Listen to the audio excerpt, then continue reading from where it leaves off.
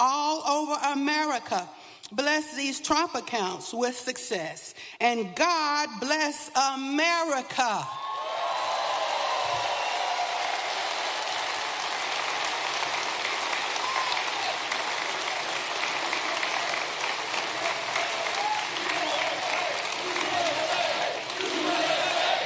Ladies and gentlemen, please welcome to the stage Mia DiMartino to sing our national anthem.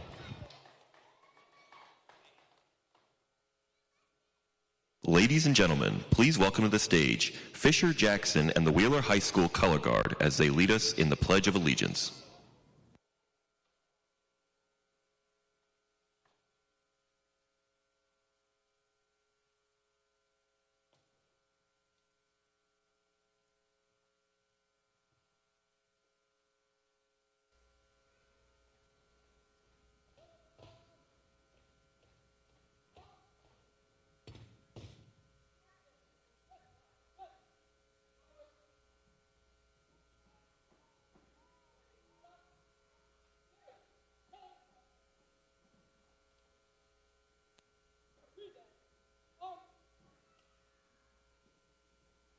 I pledge allegiance to the flag of the United States of America and to the republic for which it stands, one nation, under God, indivisible, and liberty and justice for all.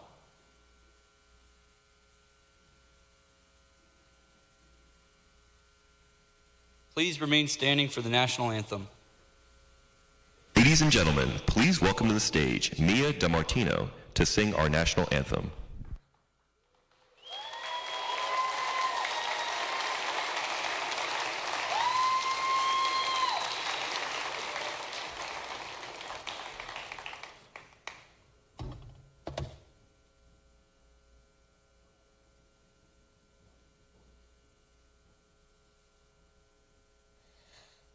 Oh, say, can you see by the dawn's early light what so proudly we hailed at the twilight's last gleaming, whose broad stripes and bright stars through the perilous fight o'er the ramparts we watched, we're so gallantly streaming. Rockets red glare, the bombs bursting in air gave proof through the night that our flag was still there. Oh, say does that star-spangled banner yet wave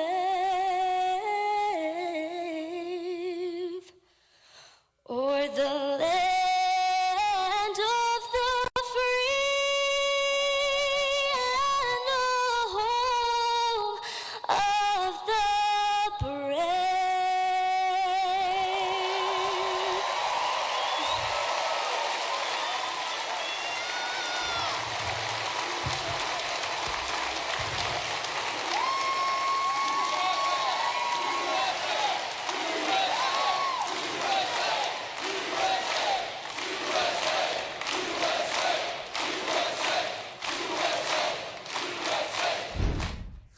We were just listening in there ahead of President Trump speaking at Wheeler High School in Marietta, Georgia. We are going to just step away for another break as we anticipate President Trump to arrive and speak in just a little over 1 hour time. However, we have been seeing additional speakers speaking ahead. We're going to head right back to this live event in just a moment. We'll be right back.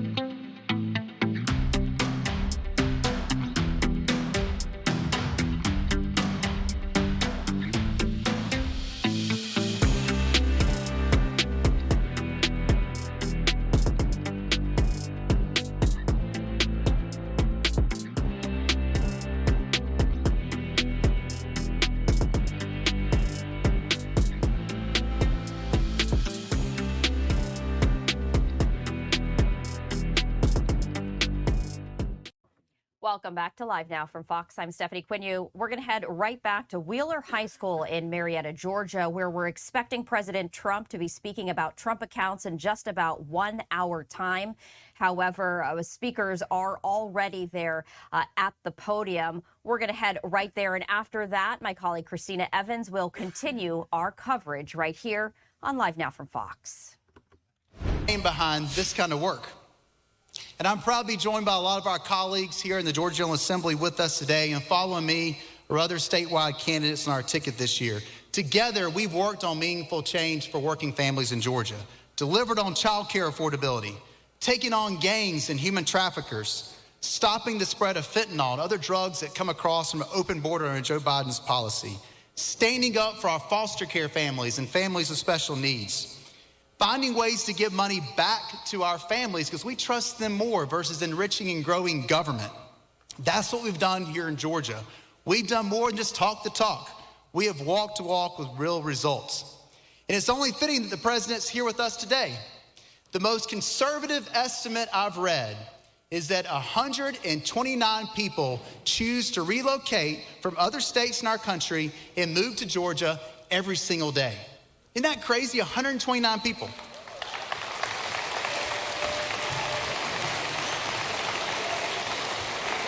And most of them are coming from blue states like New York and California, states where the governments have priced them out with their wacko, crazy policies.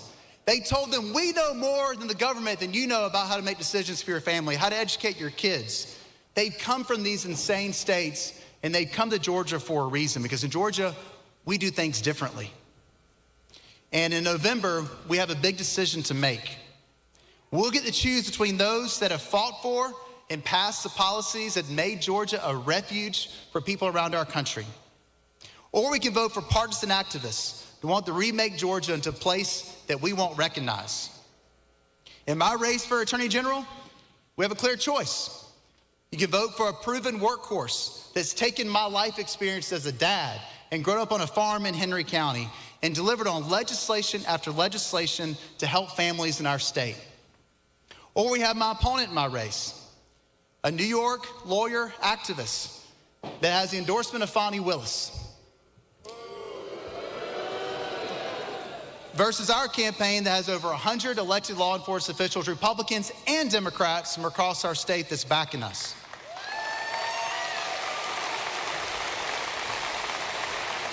So I look forward to seeing you all on the campaign trail soon, because we have to get this right. The problem we have is so many of these folks that are coming from these blue states aren't checking their politics at the door when they get here. And I look forward to going out there making the case as to why Georgia is doing things right and why we should not bring those policies to our state.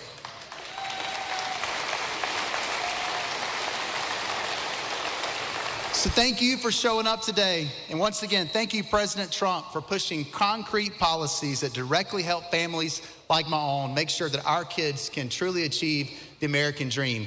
I look forward to being an Attorney General that's going to fight for your family just as hard as I fight for my own. Thank you all very much.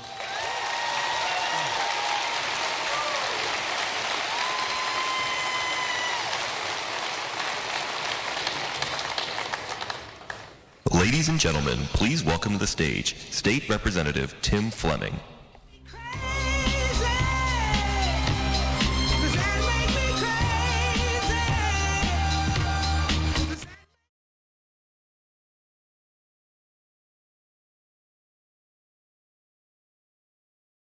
Good afternoon, everybody. And first, I want to thank Wheeler High School for hosting this event today. And I also want to thank Superintendent Ragsdale for his strong leadership. Thank you, Mr. Superintendent.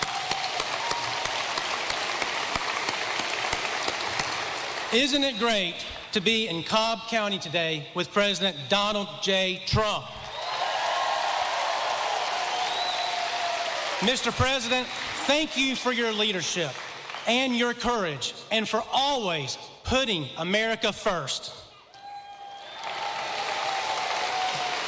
Just a few weeks ago, President Trump announced the Trump Accounts program, a bold investment into America's future. Every child born between 2025 and 2028 will receive a $1,000 investment to help jumpstart their financial future. That's conservative leadership. It's about creating opportunity, not dependence. It's about giving every child a chance to succeed, because when America families succeed, America succeeds. Thank you. And that's exactly the kind of leadership I want to bring to Georgia as your next Secretary of State. Now, most people think of the Secretary of State's office only oversees elections. That is certainly one of the most important responsibilities that the Secretary of State holds. But this office also serves millions of Georgians through professional licensing, business services, and customer support. The people of Georgia deserve someone who understands every part of that job. And that's why in this race for Secretary of State, experience matters. The Secretary of State's office isn't a place for on-the-job training. On day one, the next Secretary of State will oversee our elections, protect the integrity of every legal vote, serve millions of Georgians, and lead one of the largest constitutional offices in the state of Georgia. I've already done the job. See, I served as Deputy Secretary of State for almost 8 years under then Secretary of State Brian Kemp. I have helped lead the 250-person agency. We strengthened election security, protected voter ID, modernized professional licensing, and improved customer service for the people of Georgia. Today, I continue that fight in the Georgia House of Representatives. I've been tested. I've delivered results. And on day one, I will be ready to lead, not learn like my opponent will have to. I also appreciate President Trump's leadership in championing the Save America Act. The principle could not be simpler. Only America's citizens should vote in American elections. Now, can we all agree that's just common sense?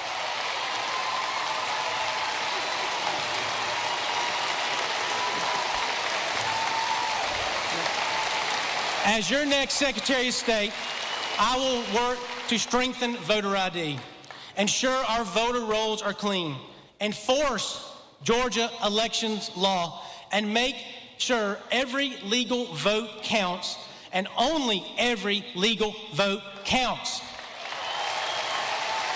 Because if people do not trust our elections, they will not trust their government.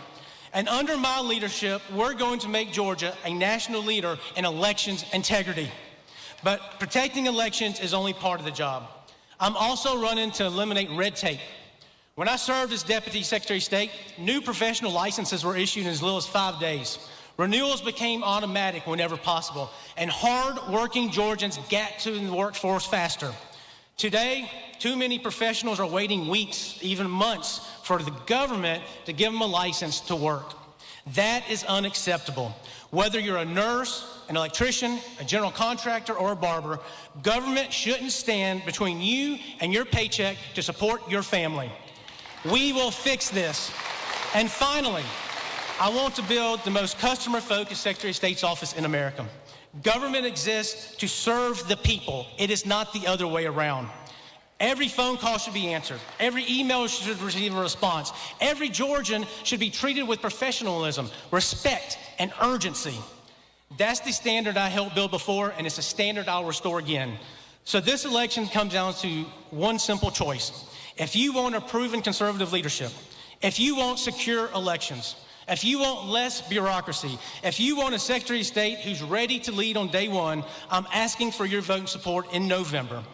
President Trump is fighting every day to keep America strong. I'm ready to fight every day to make sure Georgia is the gold standard for election integrity, economic opportunity, and customer service. Together, we will protect our elections. We will get government working for the people again. We'll keep Georgia leading the nation. Thank you. God bless President Trump. God bless the great state of Georgia, and may God continue to bless the United States of America. Thank you all, and God bless.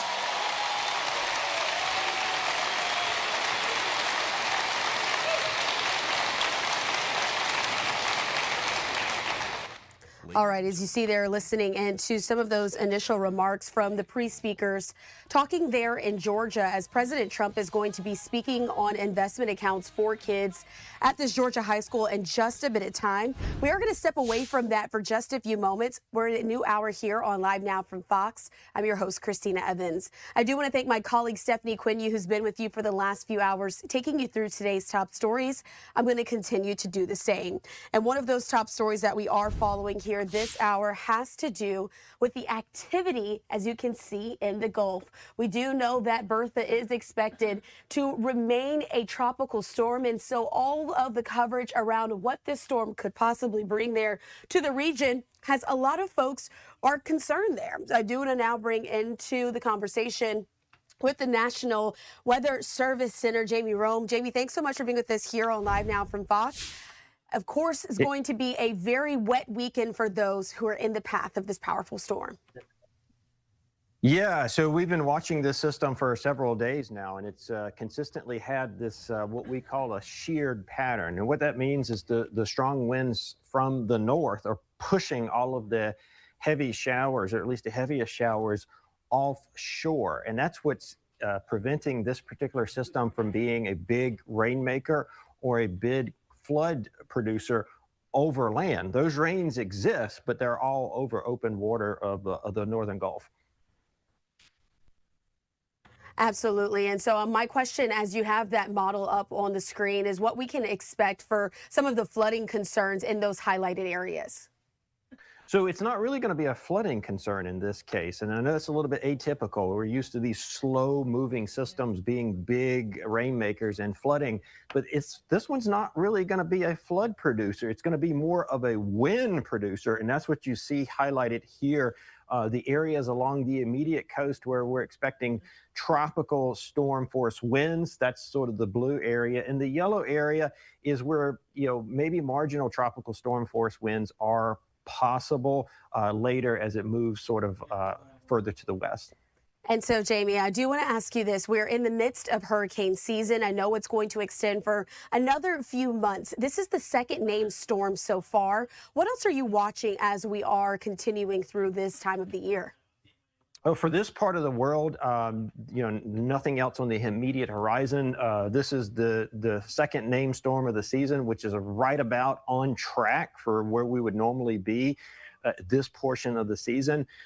So I think my message for people watching in the Gulf or Caribbean or Atlantic Basin is, some of the takeaway messages regarding El Nino, that the season is just not going to produce any storms. That's just not accurate. Clearly, we've already had two, both of which impacted land. So if you're a coastal resident watching, you really have to sort of push through that El Nino rhetoric and stay prepared for hurricane season. Absolutely. So, Jamie, we appreciate you for joining us here on Live Now from Fox to give us the very latest. We're going to also keep our eyes there on this named storm and watch as it unfolds in the next few days. Thanks so much. All right. Thank you. All right, I wanted to bring that to you here on Live Now from Fox. I also want to put this up on the screen as we were able to check in there with the National Weather Service. This here saying Bertha watch, the center of Tropical Storm Bertha is now moving in over Louisiana with a large burst of thunderstorms is trailing just south of it. Stick with Fox Weather for all of the latest. They'll continue to have you covered just like we will here on Live Now from Fox. Let's slide away for a quick 2-minute commercial break. Stay right here with us.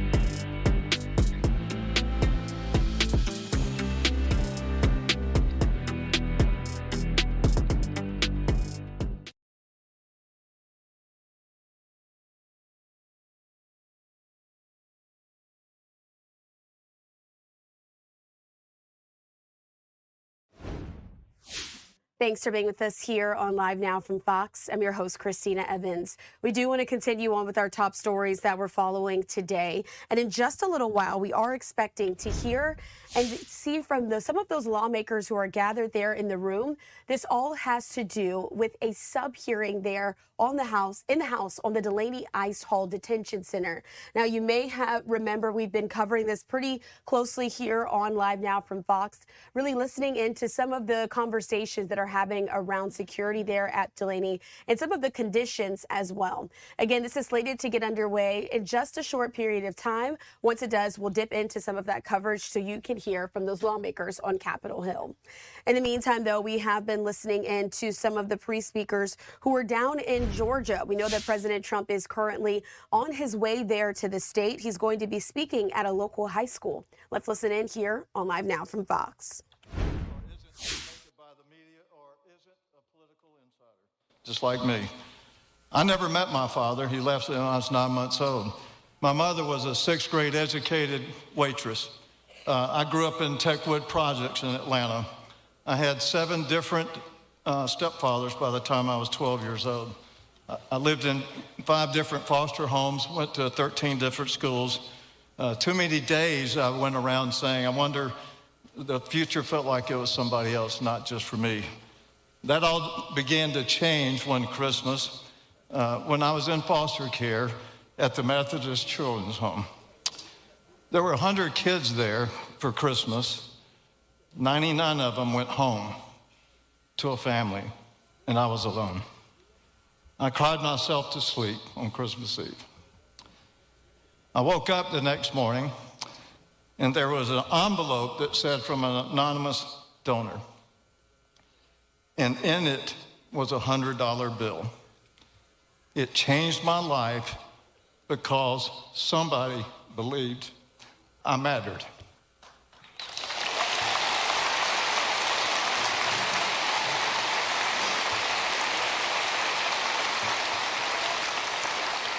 That gift planted a promise in my heart.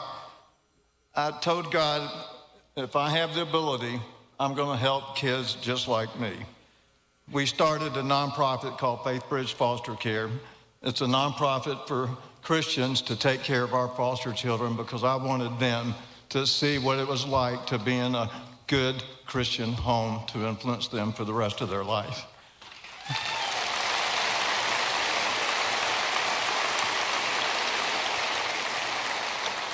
Through our nonprofit Fostering Success Act, we're helping people that age out of foster care that have no options. They now have an option. We provide room and board and transportation and food and all the essentials they need to go to college or go to a vocational school or to get a trade, mainly to have a job so they have an opportunity of a future that no one had before. That's what we do.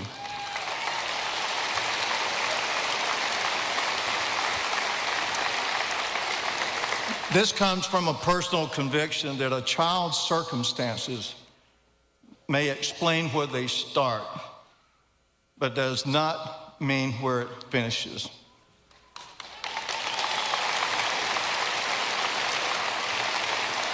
That's why the Trump accounts and the First Lady's Fostering the Future accounts matter so much to me and to children in Georgia.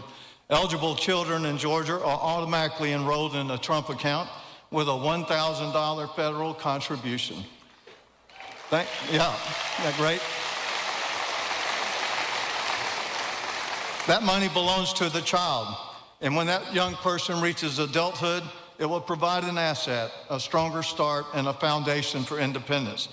But this is more than an account. It's more than just an account. It's a message. You are seen and you are valued. That's what these Trump accounts do.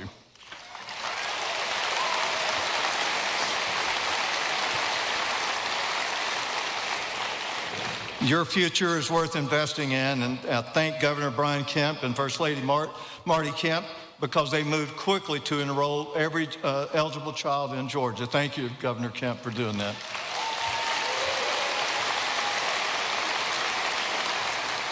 And most of all, thank you, President Trump and First Lady Melania Trump, for giving foster care the same opportunity for our foster youth and a long-term financial security for other children. President Trump and Melania Trump have done more for foster care than any president in the United States, and I personally thank him for that.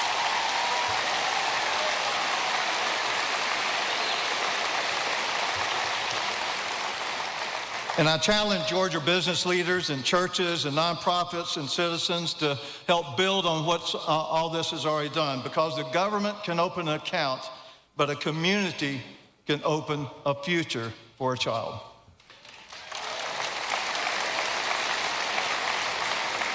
Imagine the message we can send together. Here in Georgia, your beginning does not have to define your ending, period. You're worthy, you're somebody, you can make it. Thank you. More than 50 years ago, an anonymous stranger put $100 under the door of a lonely boy. That stranger could not have imagined where my life would lead because of that.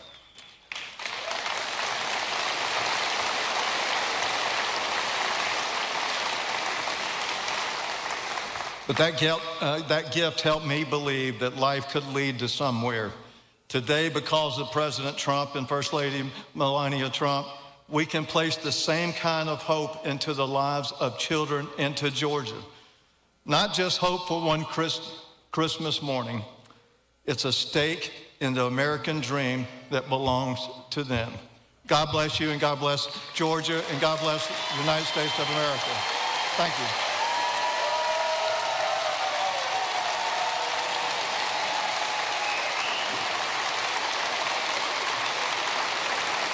Ladies and gentlemen, please welcome to the stage the Treasurer of the United States, Brandon Beach. Serving USA. All right, as you see there, still listening in to some of these speakers, really a lot of lawmakers there in Georgia taking to the microphone. Let's continue to listen in. To be back in Georgia. But more importantly, it's great to be back in Trump country. Folks, I got to tell you, it was a great honor to serve as your state senator for 7 terms in the Georgia Senate. But it's a real honor now to serve you, the greatest president in the greatest country, as your 46th Treasurer of the United States. Thank you very much. You know, when you look, on day one, President Trump hit the ground running. He signed 16 executive orders. He and Secretary Scott Bessent implemented tariffs to even the playing field and to create manufacturing jobs back in the U.S., and we're seeing that now. Then President Trump and Speaker Johnson passed the big, beautiful bill. And I want y'all to think about this. They had a 2-person majority. How they pulled that off, I don't know, but it was because of President Trump's leadership.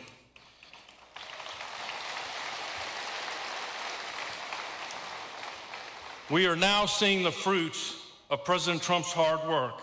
And that's why I'm so bullish and optimistic about our future.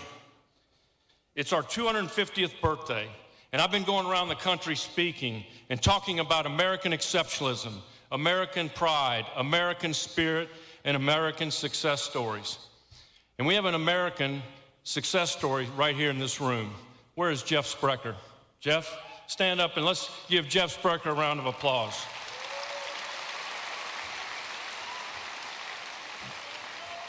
Jeff moved to Atlanta 35 years ago with $1,000, and he had a dream to start a company called Intercontinental Exchange. Now he owns 13 exchanges, very successful, very community-minded, and by the way, he's got a great wife, Kelly Leffler, who you'll hear from now, who's running our SBA.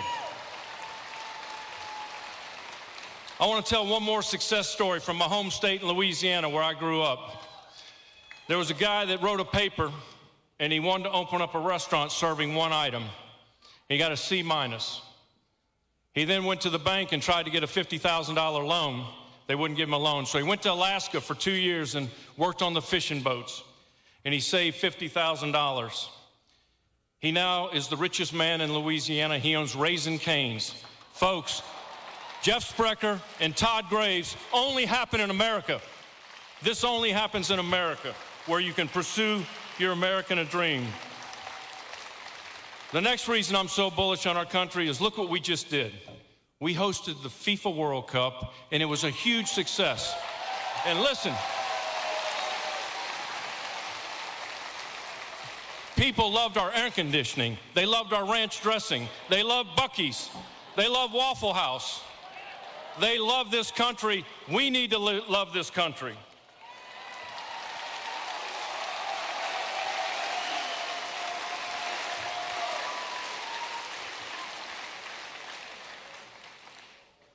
Now the one big beautiful bill's kicking in.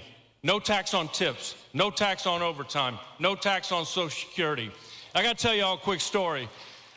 I would go to restaurants and I would write on my receipt, no tax on tips, explanation, explanation. And the waiters would say, what is that all about? Well, after April 15th, I had a waiter come up to me and say, Mr. Treasurer, I get it now. I got $7,100 back on my taxes. Thank you.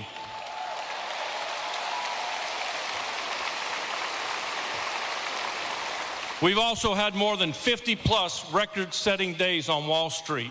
That's because of President Trump's policies. And for the first time in history, the Dow hit 50,000 points. Listen, we're going to have a booming economy. This will be a stark contrast between capitalism and communism. And you need to look no further than New York City. And I want to tell you something. If you don't remember anything I said up here today, I want you to remember this. Leadership matters, elections matter, and elections have consequences.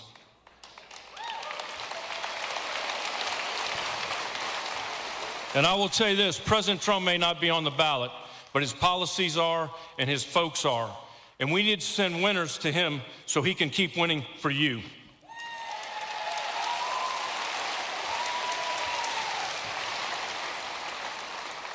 I want to close with this. I was really fortunate to be on the campaign trail with President Trump, and now I've worked for him for a year and a half. And it didn't take me long to figure out this. One, he works 24/7 for you. President Trump loves our country. He wants to beat China and Russia and everything. He wants to win, and he wants us all to win. President Trump loves his family, and he's very personable.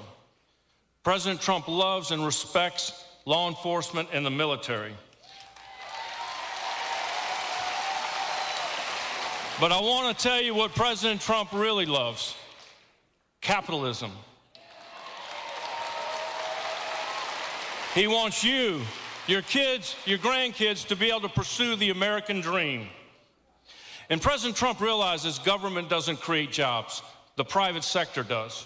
But what we can do as government is create a conducive environment through tariffs, low taxes, less regulation, provide an educated workforce, infrastructure investment, both roads and bridges, and 21st century infrastructure like AI, satellites, cable. And if we do those things and get the heck out of the way, we will have a great economy.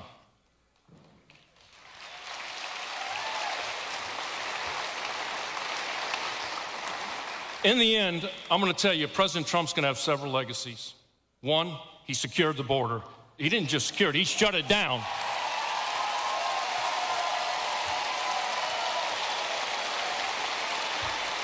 He also is going to make sure Iran never has a nuclear weapon to keep you safe.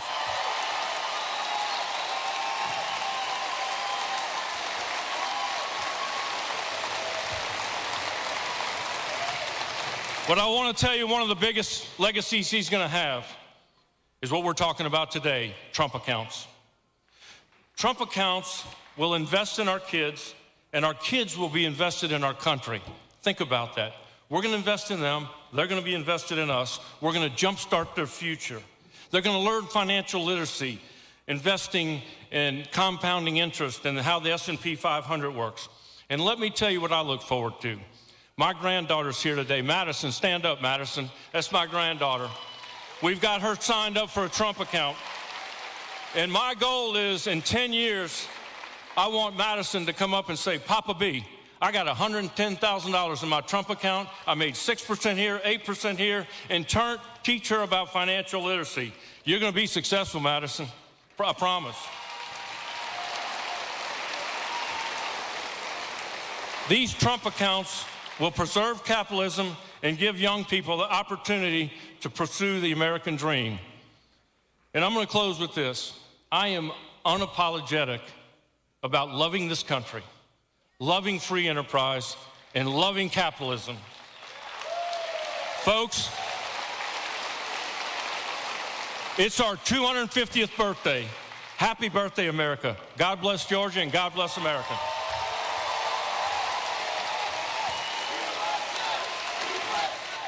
All right, as you see there, listening from Brandon Beach, he's a former state representative for the state of Georgia. Also there in the room, as so many folks are gathered there speaking before President Trump will eventually come to the stage. And so in the meantime, let's take this opportunity to slide away for a quick 2-minute commercial break. Stay right here with us.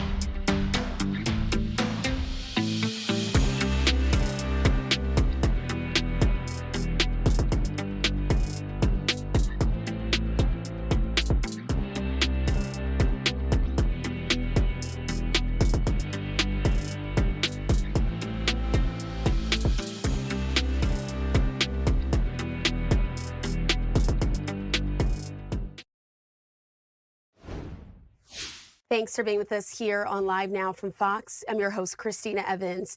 We do want to continue on with our top stories that we're following for today. And this one continues to take us out there to Georgia, as right now speaking live at Wheeler High School is Education Secretary Linda McMahon. Let's listen in.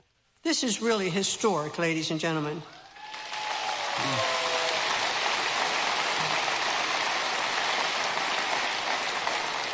For too long, many have felt the American dream slipping into the past. Well, not anymore, because under President Trump's leadership, we're opening every possible pathway for Americans to pursue that dream again, bringing back American jobs, helping small businesses get off the ground, making college more affordable, and strengthening our talent pipelines to high-wage, in-demand careers for our much-needed skilled workforce.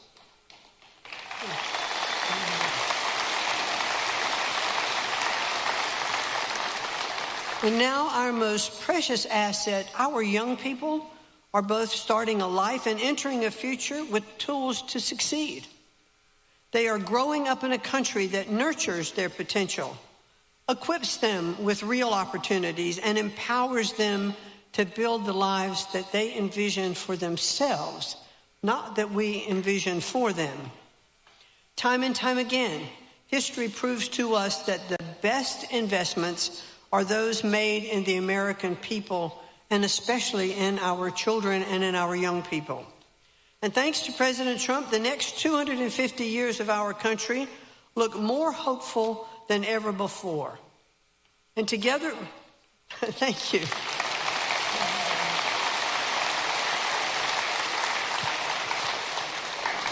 Together, we are fortifying the foundations and expanding the freedom and flexibility that allow the next generation to dream boldly, to build confidently, and achieve the extraordinary, just as Americans always have.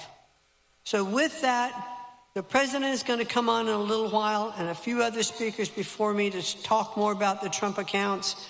But again, let me say this is an historic measure in our country, and we thank the vision of the President of the United States. Thank you all, and God bless the United States of America.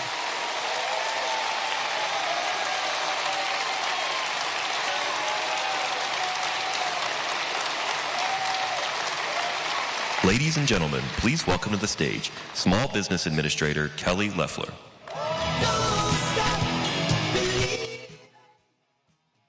All right, as you see there, just finishing some of those comments, it's Education Secretary Linda McMahon, as expected. Now coming up to the microphone, Kelly Loeffler. Hello, Georgia. What a blessing to be back home in the greatest state in the nation, right here in Georgia.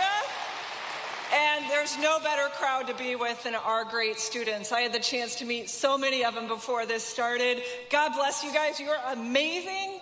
I am so glad to know you. Well, let me tell you, today we're experiencing something remarkable.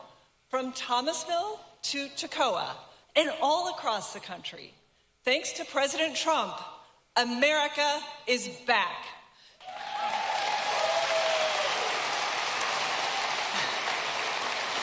And you know who's leading the way?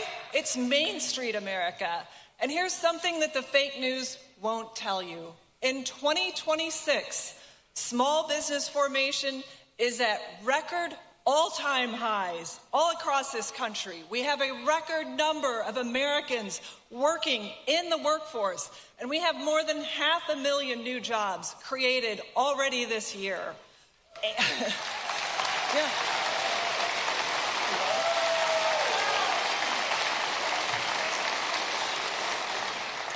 Now, here's another thing the fake news won't tell you. We have launched a massive, historic crackdown on billions of dollars of fraud to...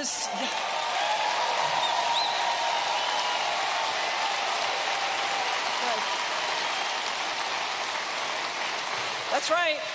We are going to stop the corruption and the abuse of your hard-earned tax dollars. Now, you know President Trump is fighting every day to bring back the factories and the jobs that prior administrations sent overseas. They said, I'm sorry, your job's going to be in China. Your job's going to be in Mexico. Well, he's fighting for us because that's made in America. That's common sense, and that is America first.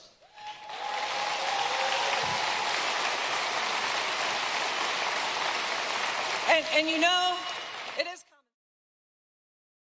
American citizens, and it lets you keep more of what you earn. And that's all thanks to President Trump's working family tax cuts. They delivered over $3,000 in annual tax savings to Georgia families. They doubled the child tax credit, doubled, and ended taxes on tips, overtime, and Social Security.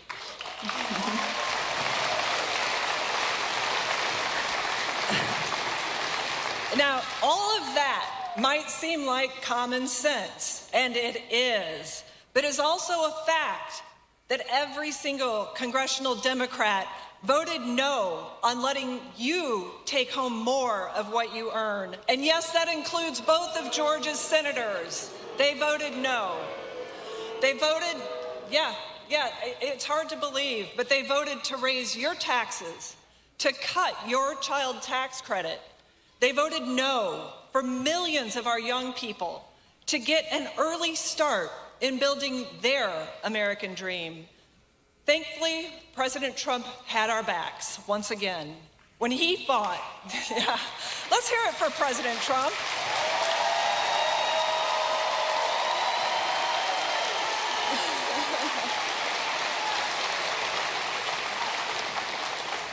You know, he fought for America's most precious treasure, our children.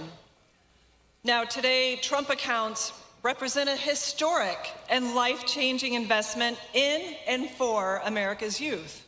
They offer a foundational stake for young people in their future, and they give them a stake in America right now.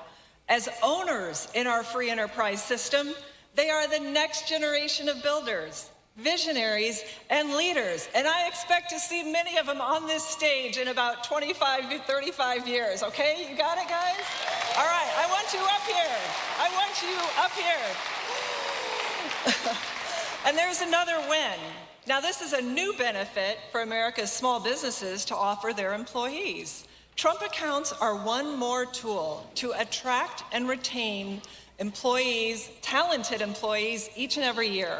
A small business can contribute up to $2,500 annually for each employee to their family's Trump account on a tax-free basis.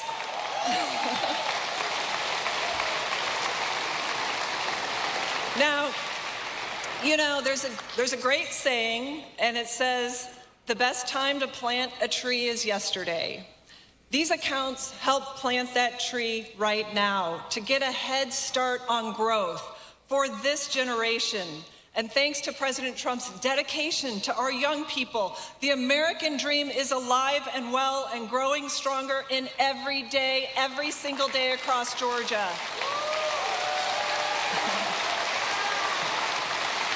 Now, we are harnessing the power of free enterprise proudly and unapologetically to secure our nation's future by investing in you, hardworking families, and rewarding your contribution to making America great again. Thank you. God bless our military. God bless America. Thank you all. God bless you. Thank you, guys. Thank you.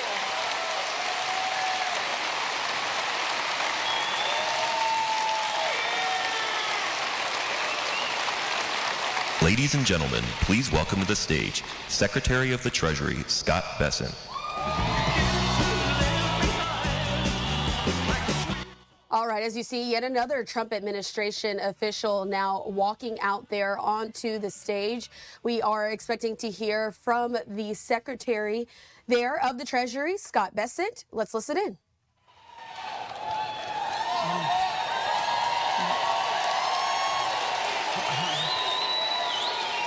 Good afternoon, and what a great day to be here in Georgia. And what a welcome we are about to give President Donald J. Trump, who has never stopped fighting for the people of this great state.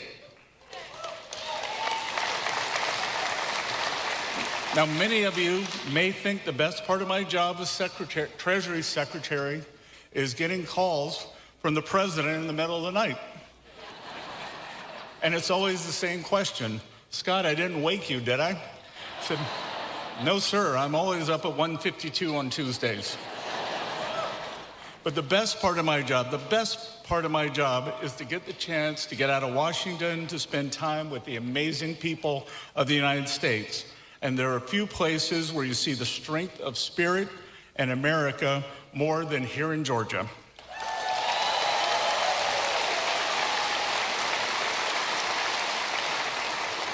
You great Georgians don't believe the government creates jobs so much as clears the way for the people who do. You believe that prosperity is built from the ground up, not imposed from the top down.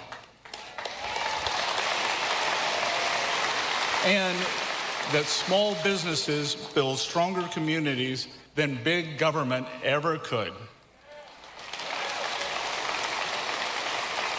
Cobb County, in short, is Trump country.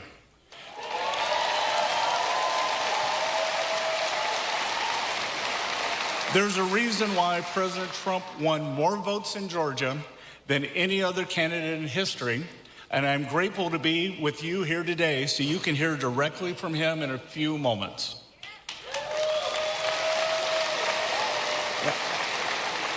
Serving President Trump is the honor of my lifetime, and from my view at Treasury, I can tell you that no one fights harder, no one works longer at 1:52 at night, and no president has asked more of his team and of himself so that we can restore American strength and reclaim American sovereignty.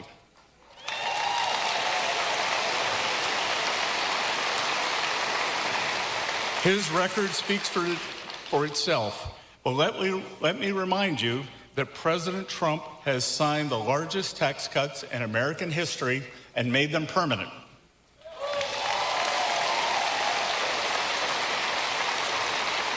Rebalanced global trade in favor of our working families, reclaimed our position as the world's energy superpower, and saved this country by securing its borders.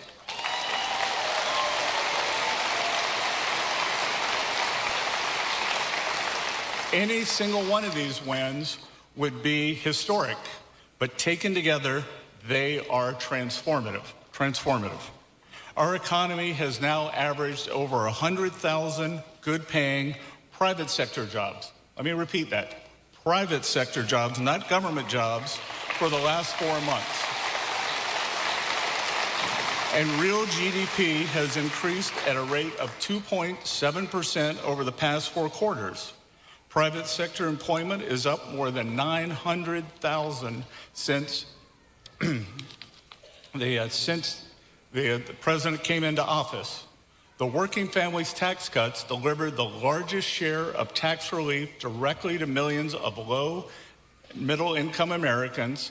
And as Administrator Loeffler said, every Democrat in the Senate and House voted against it. Here in Georgia, the tax cuts saved the average family more than $3,100 on their taxes this year, and protected over 200,000 jobs. Meanwhile,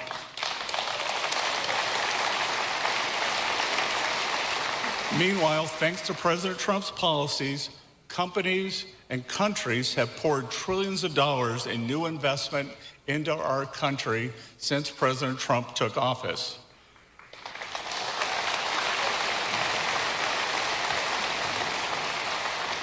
More Americans are working than any time in our nation's history.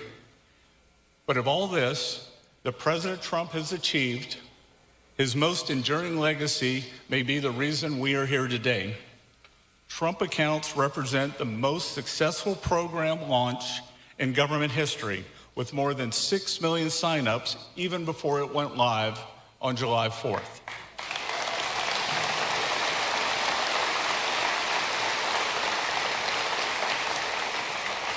Every child born during the president's term can get a stake in the American dream from day one with a $1,000 seed investment from the U.S. Treasury. And do not listen to the Democrats when they claim that this is a program for the rich. 86% of enrolled children are from families earning less than $200,000. Trump accounts are reaching the very people they were designed to serve.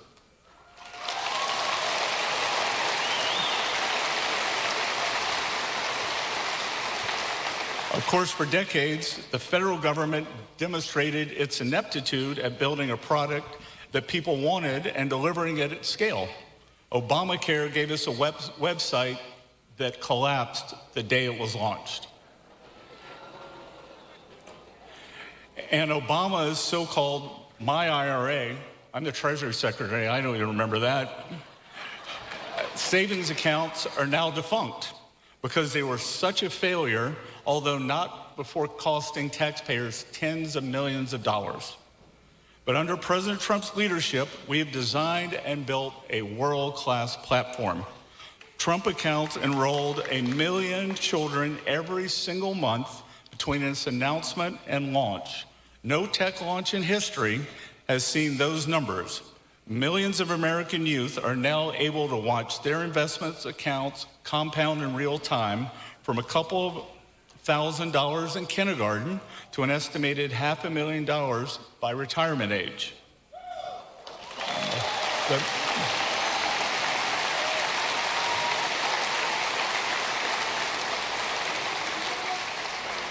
It turns out that the federal government was capable of implementing a great program, but all we needed was a new president.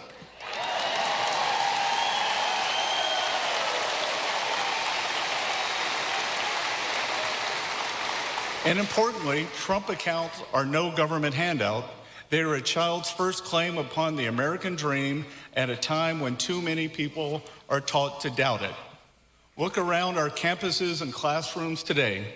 Apart from those here at Wheeler, of course, you will find that our students are being sold the seductive lie that government can solve every problem, redistribute every dollar, and supplant its judgment for our own.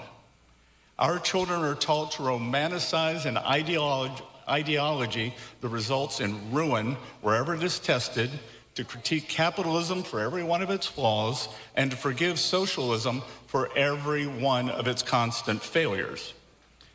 In New York, the current mayor rose to power by repackaging failed ideals of the past as a moral cause of the future. But in Georgia, you know that beneath that youthful veneer lies the oldest impulse in politics, which is to concentrate power and then call it compassion. Show me some place where this has ever worked. Moscow, Caracas, Havana. These workers' paradises have all ended up as deprivation hellscapes. So at their core, Trump accounts represent the triumph of capitalism over socialism. And now our answer to the next big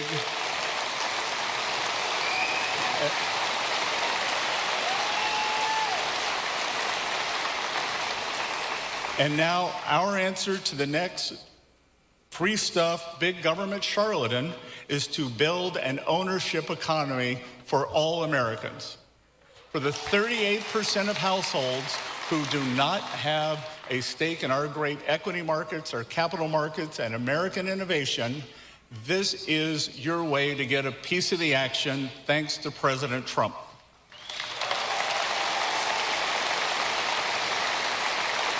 It is to counter the rising tide of freedom-strangling socialism by creating a new generation of shareholders.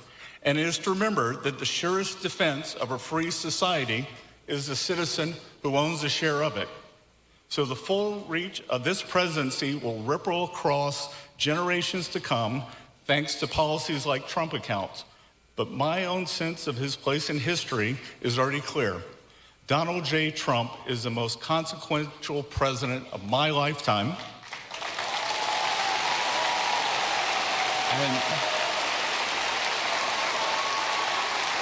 And I can tell you all share my excitement and welcome him here to Georgia today. So for everyone in this audience, especially the young people, know that President Trump is creating assets for the American people, not more debt and broken promises. He's creating assets. So I want to thank the families of Wheeler High School for receiving us all so warmly, to the great people of Cobb County for being here, to President Trump for affirming that the American dream belongs to every child, and for equipping the next generation to claim its rightful share of it with Trump accounts. Thank you all very much. It's an honor to be with you here today.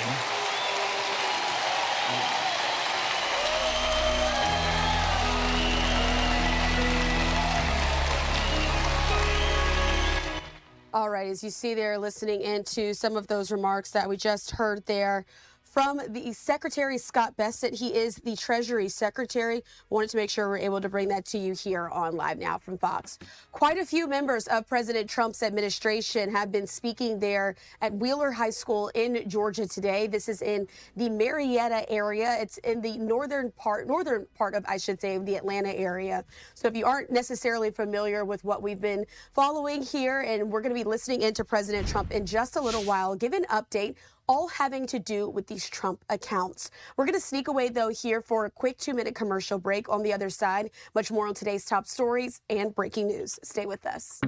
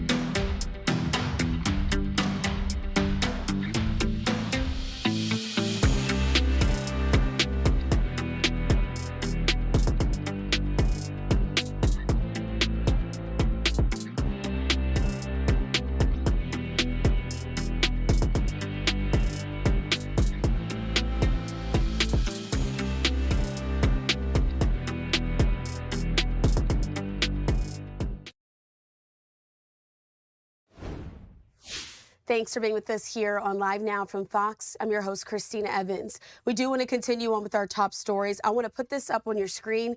This is an update that we have from our partners there at Fox 11 in Los Angeles, saying this: public safety officials are advising to avoid the area around UCI Medical Center during an active police response involving the Los Altos and Long Beach agencies. I want to put this up on your screen because we do actually have a live look there of the scene. This is thanks to our partners there at Fox 11 and Sky Fox that is flying over this following this deep police response. Now, this is coming to us from Orange County, California, where we do know that the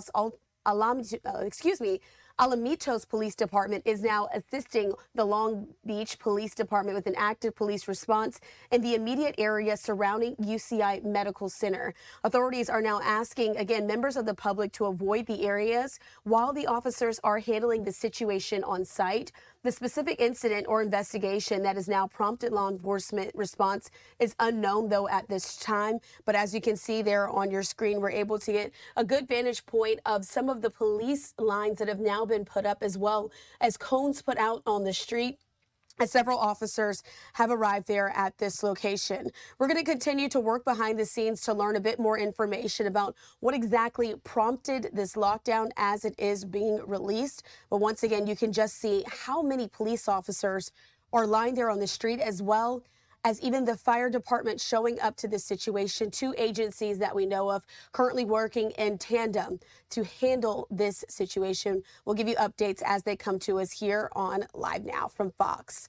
In the meantime, though, do want to continue with our top stories. Want to take you back out here. This is in Georgia, where we're any moment now to be able to hear from President Trump. As you can see, the seal has just been placed there as those folks are getting ready to hear from President Trump, having those remarks in Marietta, Georgia, where he's expected to talk about Trump accounts. and what can be done for those who are growing up there in the state. President Trump is also bringing several members of his administration who we've heard from there as well. Again, those in the state have been talking about the need for these big moments ahead of the midterm elections. We're going to slide away, though, for a quick 2-minute commercial break. Stay right here with us on Live Now from Fox.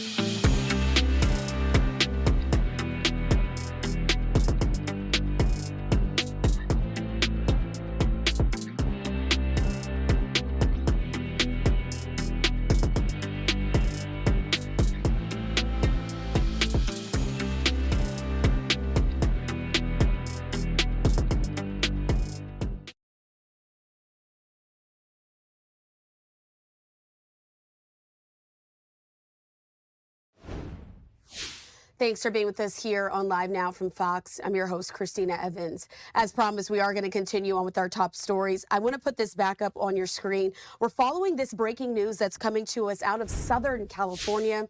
My thanks to my producers behind the scenes here, making sure that we have all the up-to-date information. But right now, we do know that public safety officials are advising avoiding the area around UCI Medical Center.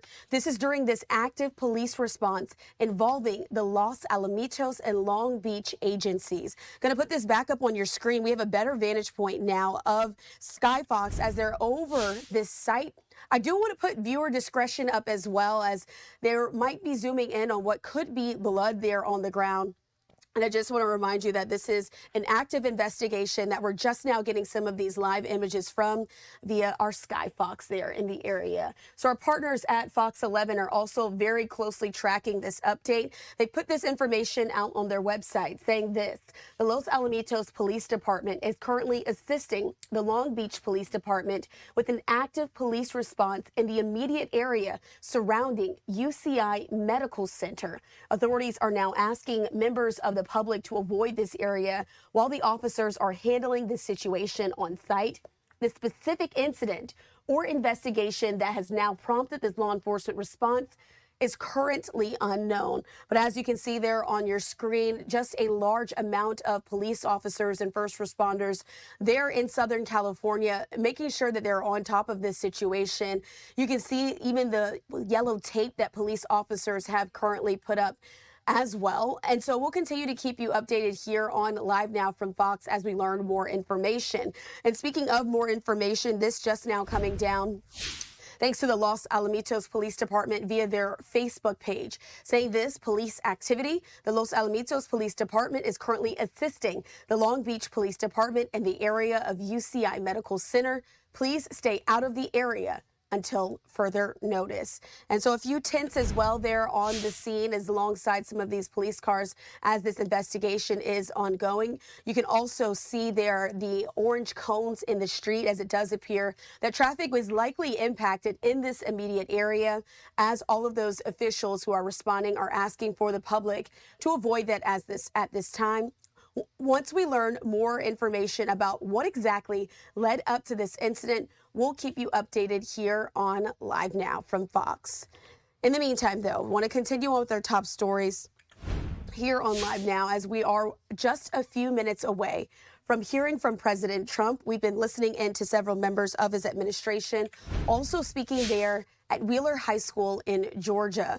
Once we're able to get an update and President Trump does walk into the room, we do know that he is next to speak for a few reasons. We were able to hear from some of the reporters in the room that he was expected to speak after Treasury Secretary Scott Bessent, who had just wrapped up his remarks about 10 or so minutes ago. But also you see that the seal has been placed there on the podium. It's important to note that that seal only appears at the time when we are going to hear from the president or the vice president with his specific seal when he's speaking at some of these events. So President Trump is expected to come out at any moment now.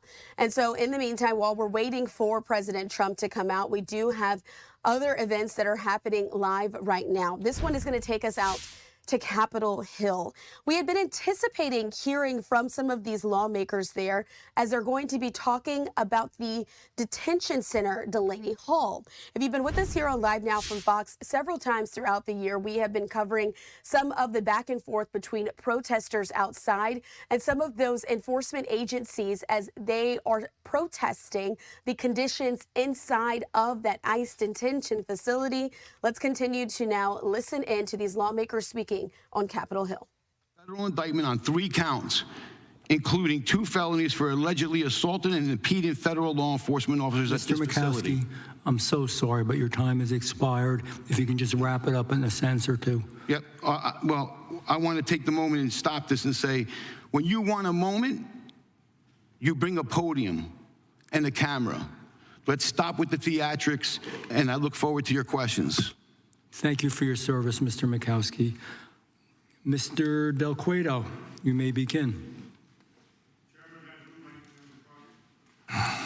Chairman Van Drew, Ranking Member Crockett, and members of the subcommittee, thank you for the opportunity to testify today. It is a privilege to be here. My name is Art Del Cueto. I spent my career on the front lines of immigration enforcement and also served as a corrections officer in the state of Arizona. I now am a Border Security Advisor for the Federation for American Immigration Reform, and I'm here today because what is happening at Delaney Hall is part of something much larger and far more sinister than any facility in Newark. For 4 years, the Biden administration operated a deliberate anti-border policy, enabling millions of illegal aliens to enter our country. Between fiscal year 2021 and 2024, CBP encountered more than 170,000 illegal aliens with criminal warrants or convictions at our borders. On top of that, nearly 2,000 suspected terrorists and over 1.7 million special interest aliens from countries posing potential national risks were encountered. Illegal aliens who should have been detained in facilities like Delaney Hall and removed were instead released into the American communities. The consequences were devastating and could have been avoided. Sheridan Gorman, Jocelyn Nungaray, and Lake and Riley, among others, were killed by illegal aliens that should have been in detention facilities instead of roaming the streets. And while violent crime is the most visible consequence of illegal immigration, it is far from the only one. Illegal immigrants impose considerable costs on every American taxpayer, every American renter, and every American worker competing for employment in the sectors most affected by illegal alien labor, not to mention the enormous strain on our public benefits. The Trump administration is now working to reverse that damage by strengthening and expanding detention capacity. And these efforts are working, which is exactly why these anti-border radicals are increasingly desperate. The allegations against Delaney Hall simply do not hold up to the facts. During the period when a hunger strike was claimed to be going on, commissary sales at that facility surged 161%. White House border czar Tom Homan visited unannounced and ate the same food as detainees and reported they were ordering from the commissary in their cells. The facts are that ICE provides 3 dietitian-approved meals a day, on-site medical care, and access to family and counseling. It's not only activists spreading these lies, it's elected officials and members of Congress.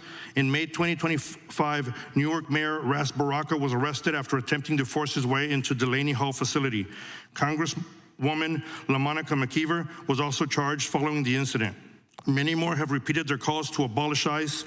New Jersey Governor Mike Sherrill was forced to acknowledge that the extreme elements in these protests and that many of the so-called protesters were not even from New Jersey. In response to her call for demonstrators to bring the temperature down, the Democratic Socialists of America New Jersey chapter and the Climate Revolution Action Network of New Jersey responded by declaring, "We're going to turn up the noise." The goal of this movement are clear.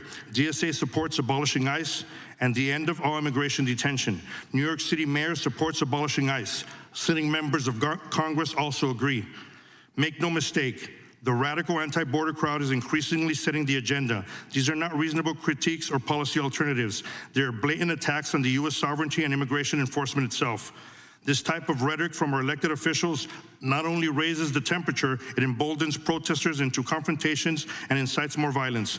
Continuing to liken ICE officers to Nazis will continue to lead to the radical taking matters into their own hands.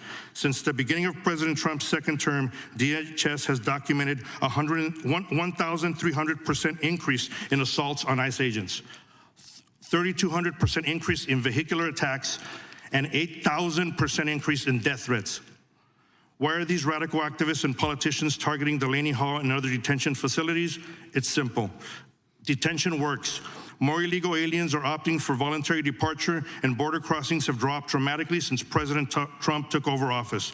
Without detention, the message to every would-be border crosser is that there are no consequences. The smear campaign against Delaney Hall is part of a broader assault on immigration enforcement and on the men and women in uniform, like those who I proudly served with in the United States Border Patrol. They are tasked with carrying out the job that Congress gave them through their immigration laws. I encourage Congress to stand with the men and women of ICE and the men and women of Border Patrol and support them in doing their jobs, not incite more violence. Thank you again for this opportunity. I look forward to your questions. Thank you for your service, and we will now move to Mr. Arthur. Chairman Van Drew, Ranking Member Crockett, Ranking Member Raskin, Mr. Johnson, thank you for inviting me here today. First, a confession. I've never been to Delaney Hall, and I've never toured the facility to assess any of the allegations that have been made about it.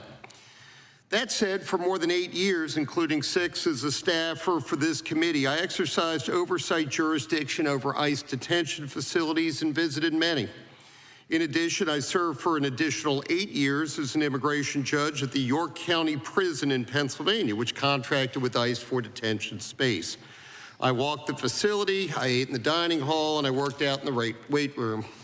Consequently, I am intimately familiar with how ICE detains aliens and the national detention standards under which it operates.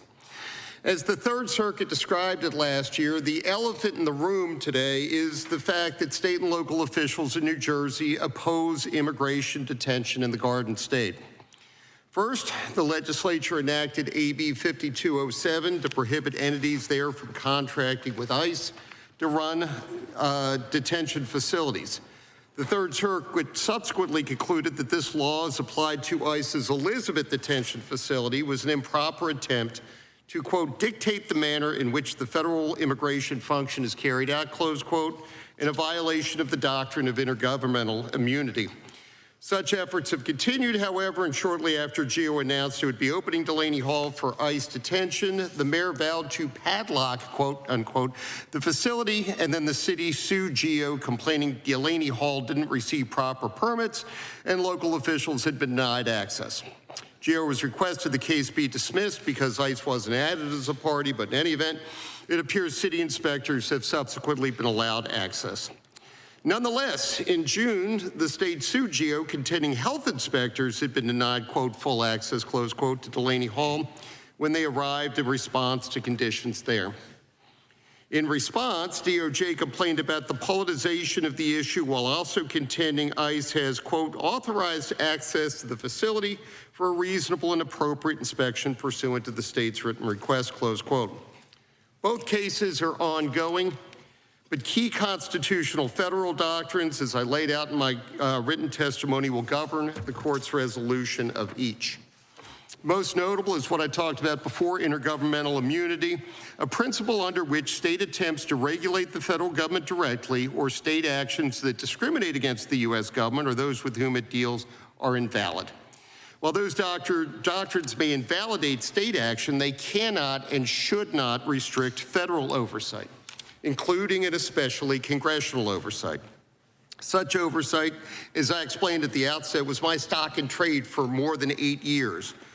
But both my bosses and I were, some of whom are surrounding us today, were always conscious of performing it in such a way so as not to impede the very functions that we were investigating. That was particularly true when it came to immigration detention. The security of facilities and the safety of the officers and detainees therein was always paramount. And I was always willing to comply with reasonable restrictions imposed on me when touring the facilities, and I continue to believe, with due respect, that is the appropriate policy. Skepticism, of course, is the best policy when conducting oversight, and there's always a danger that what Congress is being told isn't the full truth. There are, however, numerous safeguards built into the system to ensure that problems aren't hidden and the legislative branch is not deceived. By my count, 5 congressional committees oversee ICE detention, to say nothing of the DHS Inspector General, other internal watchdogs, Office of Professional Responsibility, etc., the Government Accountability Office, the media, and internal whistleblowers. Moreover, ICE's detention standards are contractual and as enforceable as any contract, and the agency expects performance. I understand that many oppose immigration detention, but I'll also note that the... All right, as you see there, listening into this House hearing on conditions at the Delaney Hall ICE facility, we've been hearing from folks on both sides, some talking about some of the concerns that they have of those living conditions, others speaking out about the protesters who have been outside of Delaney Hall, saying that they are impeding the way that ICE officers are able to do their jobs. Wanted to do that, bring that to you here on Live Now from Fox, but right now we're going to go out to this. There is an update that we're now getting on Tropical Storm Bertha as Louisiana's Governor Landry is providing an update on the storm. Let's listen into it here on Live Now from Fox. Meteorologist Jay Grimes, who will kind of go over the latest on Bertha. And so, again, the good news is that the storm is likely not to produce the type of rainfall or wind event that it could have. But I want to remind everyone of something important, that forecasts can change, and even a weaker storm can produce dangerous rainfall, localized flooding, and hazardous travel conditions. You know, we saw that just a month ago when Tropical Storm Bertha visited us and devastated Avals Parish. We had all thought that we were out of the woods, and then Avals Parish received 30 inches of rain in a 5-hour period, I think it was, which was a record for the state. And that parish is still reeling from the effects of that event. Families have been devastated, homes were flooded, businesses were damaged, first responders were working around the clock to rescue people from a very dangerous situation. The recovery in Avals Parish is still underway. And I want the people of Avals Parish to know that we have not forgotten them. We continue to support their recovery effort, even as we monitor Tropical Storm Bertha. In fact, I believe the First Lady's Foundation has distributed another $150,000 to charitable events, to charitable organizations in the Avals Parish area who are working to help families recover from that event. And again, that storm reminds us that it doesn't take a major hurricane to do major damage in communities in Louisiana. So today's forecast is encouraging, but it doesn't mean that we should be complacent. And that means that, remember, if you live in an area that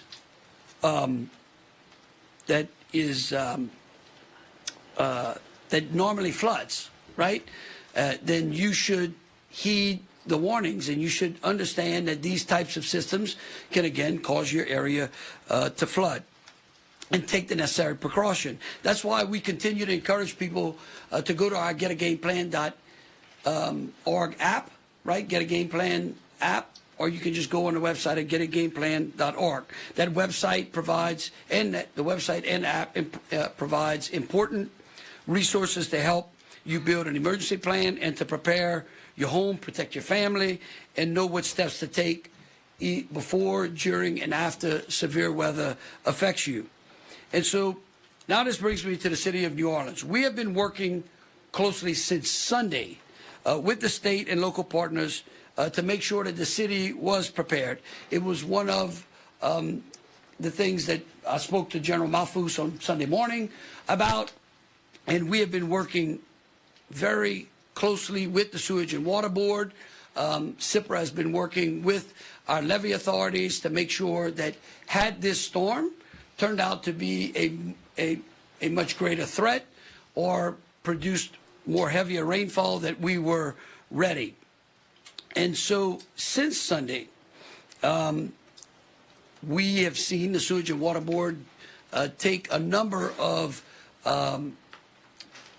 steps in order to prepare for what could have been a worst-case scenario. As of today, GOSEP has supplied 30,000 sandbags to Orleans Parish.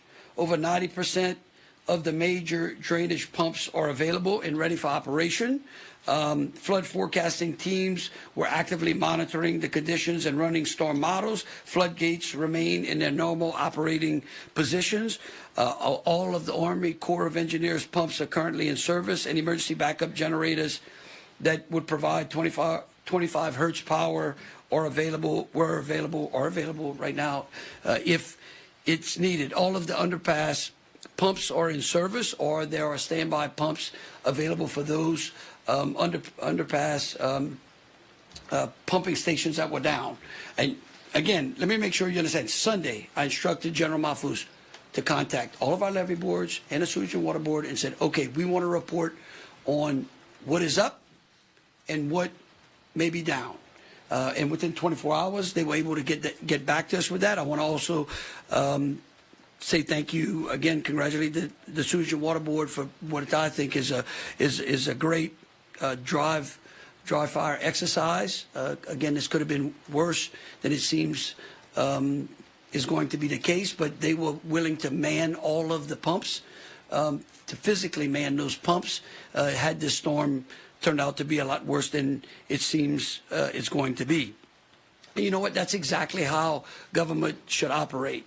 Preparing for a storm before the storm gets there and not having to react once danger basically is upon us, or the worst case scenario comes to pass. And, you know, this is something that I expect every level of government to stay focused on, and that's its core responsibility of protecting people and maintaining the critical infrastructure that protects our communities, and to be ready to respond if conditions change. As Bertha moves through Louisiana, our commitment remains the same and simple, that we will continue working alongside our local leaders, emergency responders, and communities across the state to keep Louisiana safe. Again, remember that being prepared for a storm first starts with you, the citizen. And so again, we want to remind you, we continually urge you to go to our website at getagameplan.org or download the app on your smartphone, so that, again, you can go through that checklist, because we're, I don't know, what are we, Jay, about a quarter of a way through hurricane season, right? Yes. Huh? Not 50%, huh? No, not even close. No, not even close, right? So this is a good time for people to recognize that what could have been the worst case scenario, just because it's the best case scenario, that you should be prepared. So again, if you hadn't downloaded the app, we again encourage you to download the getagameplan.org app. And with that, I will pass it on to Jay to give us the latest on the storm. Well, thank you, Governor. Thank you, General, as well. And Governor, I would say that We've had 2 preseason games. We're still not into the heart of the season here. So with Bertha, good news, as the governor pointed out. By the way, for those of you who may not be aware, Bertha did make landfall just a few minutes ago, a little bit further north than we expected, up into St. Bernard Parish rather than Plaquemines Parish. But the good news here is that the shear, the dry air continue to do their work. Bertha will weaken steadily as it moves inland. The dry air, that wind shear, and the interaction with land is going to take most of the punch out of the storm. So you really don't expect to see tropical storm force winds to extend very far into the state before those begin to subside. Yes, it is going to get breezy, even downright windy in metro New Orleans, but it's not going to be very problematic. Rains, pockets of heavy rain certainly going to be possible, not only today, but through Thursday on the backside of the system as it pushes to the west. But again, not anticipating anything too problematic. Pockets of flooding will be possible, particularly in those places that routinely flood. And we're going to keep our eyes on the potential for some coastal flooding, a little bit of storm surge there. But in most cases, the surge is going to be 3 feet or less. That's manageable for those coastal communities. They see that on a not frequent basis, but frequently enough to be prepared for it.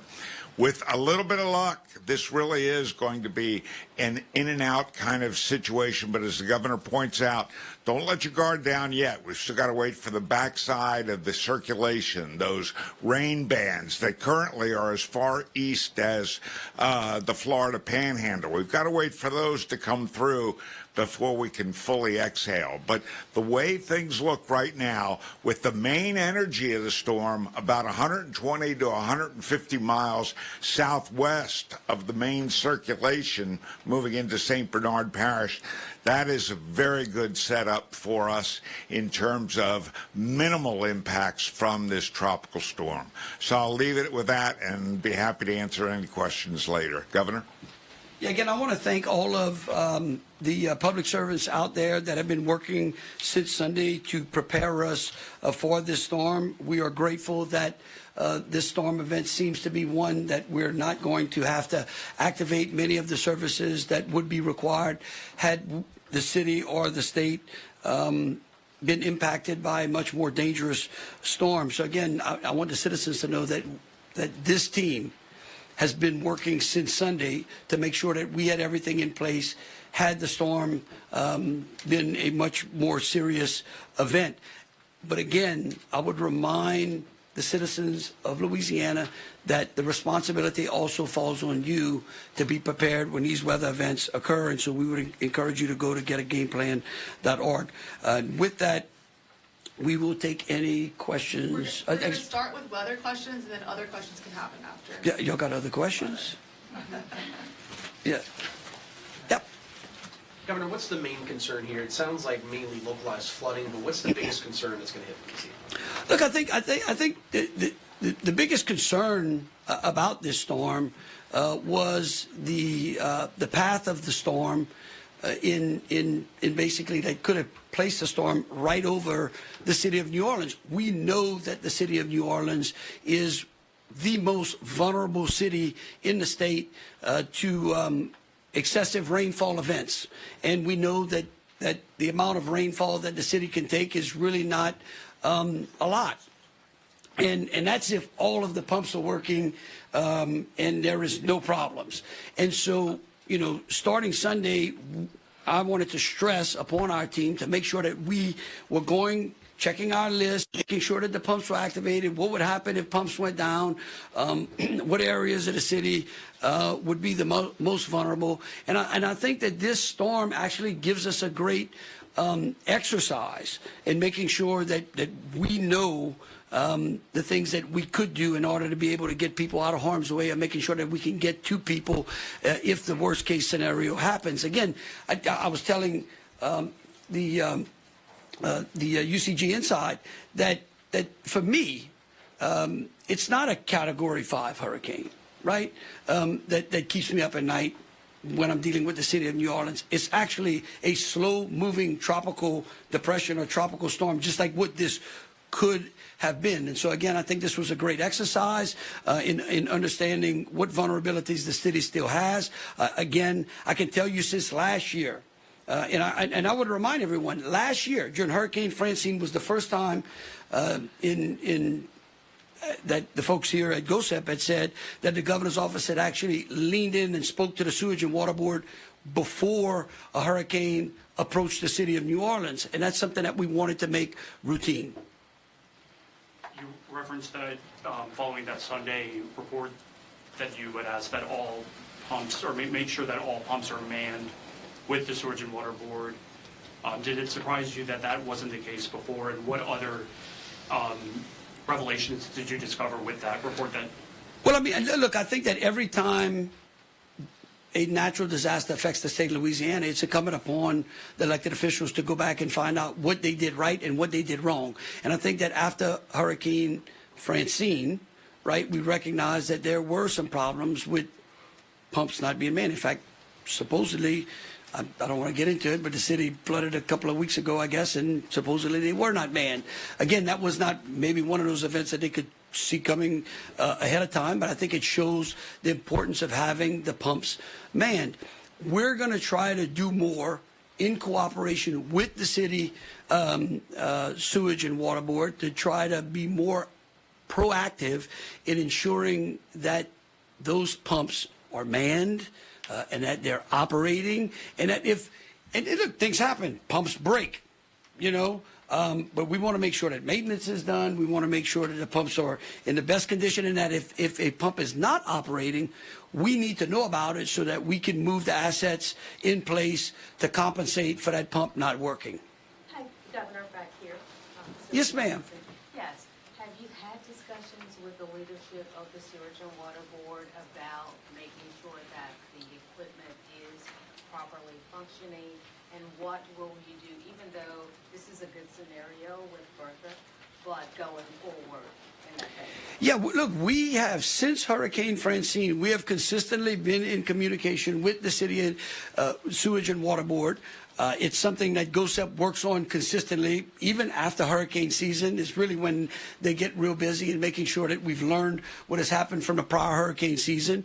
I think that the things that you're seeing the Sewage and Water Board do in response to this storm are a product of the communications from Hurricane Francine and that are continuing. And look, it's not perfect right now. It's not where I would like it. I would like to see more modeling and more information readily available to GOSEP. Again, it's not a criticism of the Sewage and Water Board, but it's some things that I think that we can work on together. Have you talked to him? Have we? Yeah, we talked to him. You talked to him today? Yeah, we between us and the Corps of Engineers, yes, sir. Yeah, and the Corps is here as well. Look, I will say, I think that the good news for the citizens of the state is that our agencies are working great together. The sheriff's departments, our levee boards, CIPRA, the Corps of Engineers, everybody is really working to make sure that we're focused on protecting life and property. Any more weather questions? Yes.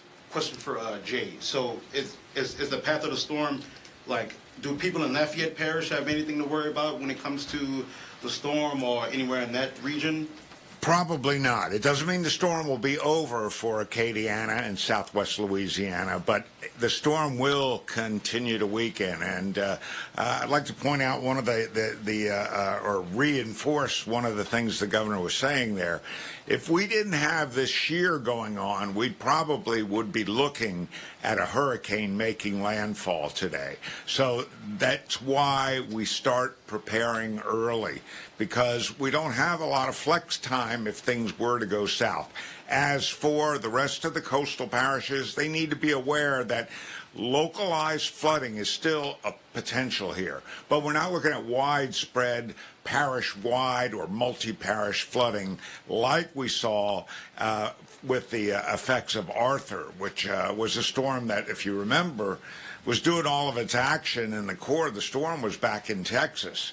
The heat of the energy was 160, 170 miles east here in central Louisiana. So all of these storms are unique, and that's why we want people to just stay aware, stay weather aware over the next couple of days.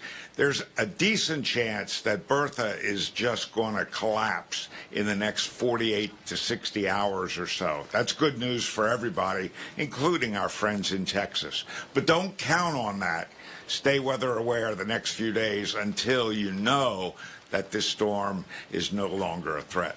Now, is that the same story for the southern region of Acadiana, like Vermilion Parish, Sure. St. Mary? Any of the coastal parishes, that if there's going to be All right, as you see there, listening into those Louisiana officials, including the governor of Louisiana, Jeff Landry, speaking about Tropical Storm Bertha officially making landfall just a short time ago. I want to put this up on your screen from the National Hurricane Center, saying that this officially came down at 2 p.m. Central Time. That Tropical Storm Bertha made landfall in St. Bernard Parish, Louisiana, with an estimated maximum sustained winds of 45 miles per hour. 3 p.m. Eastern Time, it is official that that storm has made landfall. Let's slide away for a quick 2-minute commercial break. Much more when we return.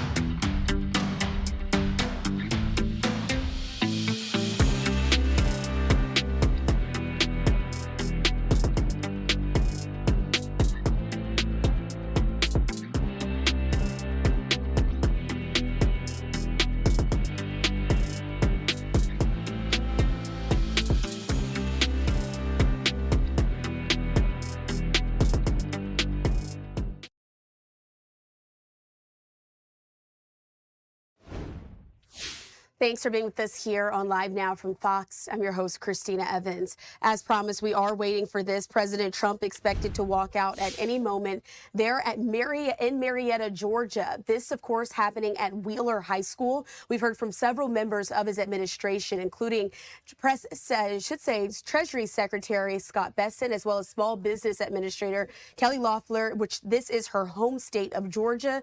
President Trump expected to walk out at any moment as he's going to be discussing Trump accounts for kids. I want to put this on your screen there from Press Secretary Caroline Leavitt. Thanks to my producer Ryan for getting this for us. This is an update on where the president has been and what's happening behind the scenes ahead of him walking out to discuss. We do know that Caroline Leavitt said that we are on the ground in Georgia, where President Trump is taking time to do a local interview to talk about Trump accounts and the Save America Act, as well as Mike Collins for Georgia. We do know, of course, that the midterm elections are getting closer and closer. And so some of these conversations that the president is having are also going to be about the candidates in these various states that he sees fit to take the job. And so once again, we are expecting the president to walk out at any moment. Once he does, we'll bring you out to his remarks in full here on Live Now from Fox without any commercial interruption. But we have been following another big bit of breaking news just at the top of the hour, 3 p.m. Eastern time, it was made official that the tropical storm Bertha had officially made landfall in St. Bernard Parish. As you can see there from our XRAD system, you can see just how large this storm is currently. But what you're really watching for is where you see the small red dot that is circulating near the New Orleans area. That is considered to be the center part of the storm and the path that it was expected to take. But as you can see, it does appear that it has moved away from that and is in the Gulf. We do know that it's also going to be impacting the areas in Texas. We'll continue to keep you updated as we learn more and watch for how things look as the storm has officially made landfall. I want to take you out to this live vantage point that we have there in Louisiana off the coast of how the water is looking at this hour. Speaking of that, let's continue to listen in to those officials there in Louisiana giving an update since the storm made landfall about 30 or so minutes ago. Something that is not a crime. And I want to reiterate that. What I did in sending those letters is a very ordinary thing. Lawyers do it. Attorney generals do it. If anybody in law enforcement might do it, whether it's verbally or by a letter or by a written statement. I sent a letter that advised them what the law was and that they had broken the law. In our view, they had already broken the law, and that there are consequences for that. And those consequences are written in the law. I didn't write that law. The legislature wrote that law. I just explained it to them. And the consequences for breaking the law are threatening to people sometimes. I'm sure it is. You know, I mean, when you face jail time for doing something wrong, I'm sure you feel very threatened by that. But that's not what the law criminalizes. And so what I did was not a crime. It was never a crime. And I just want to thank all of the people, all of my friends and the sheriffs, the district attorneys, my colleagues and everyone around me who showed huge support for me over this and expressed their outrage over what was happening in New Orleans, because it won't just happen to me. What they have done is open the door to something that could happen to anybody. And that's why it's not over. It's not over. And it's not because I'm angry. It's not because any of us want to retaliate against anybody. It's because what they did, it can now be weaponized and used against other people. All right, as you see there listening into those remarks from Louisiana Attorney General Liz Murrill. But as you can see there on the screen in the box on the lower hand side, President Trump has officially walked out there in Georgia. But we do want to remind you that we'll continue to keep you updated here on Live Now from Fox as we're tracking the latest information as it pertains to Tropical Storm Bertha that has just made landfall at the top of the hour, 3 p.m. Eastern time. And so this is from the National Hurricane Center saying Tropical Storm Bertha makes landfall in St. Bernard Parish, Louisiana. Estimated maximum sustained winds of 45 miles an hour. I do want to also note that as we heard from Louisiana's governor there, Jeff Landry, he said that they are not out of the water, as even though this storm has officially made landfall, they're going to continue to track some of those updates and see how the storm is impacting their state, and also saying that if it impacts Texas negatively as well, they'll provide assistance to their neighbors. But let's go ahead and turn our attention to this. President Trump now officially getting ready to walk up to the microphone to speak at Wheeler High School in Marietta, Georgia. We do know that, of course, President Trump has made it a really important part of his decision heading into the midterm elections to show up in different states and endorse the candidates that he sees fit for the job in order to work alongside his administration. He's been very outspoken about Senator Jon Ossoff, who's there on the Democratic side. Ossoff is currently holding the Senate seat, but there are others running for that seat on the Republican side that President Trump has thrown his support behind. But again, wanted to bring this to you here on Live Now from Fox as we're anticipating that President Trump will be speaking about Trump accounts, which is why you see all of those signs in the background. We do have this as well from Rick Jackson. He put out a statement on his X account. If you've been with us here on Live Now, we aired his remarks live as well. He said this: President Trump has done more for foster children than any president in history. But President Trump speaking up, let's listen.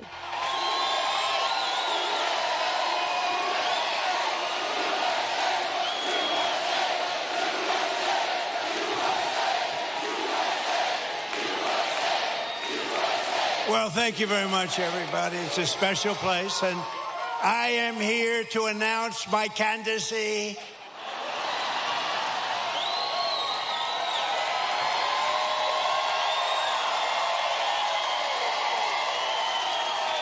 I'm only kidding.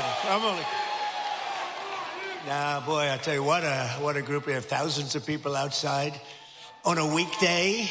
The weather's nice. But we're in Marietta. We're in Atlanta, right by it. And I just want to thank everybody. Those are places, we had a tremendous victory here. And it was a big, beautiful victory. We won by a lot.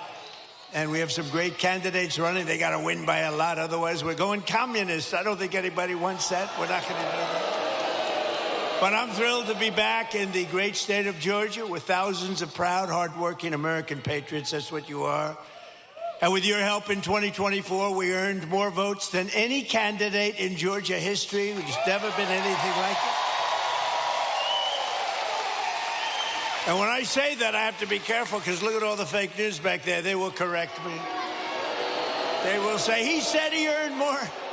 If I was 2 votes short, they would say, he's lying. They are sick individuals. They're the fake news.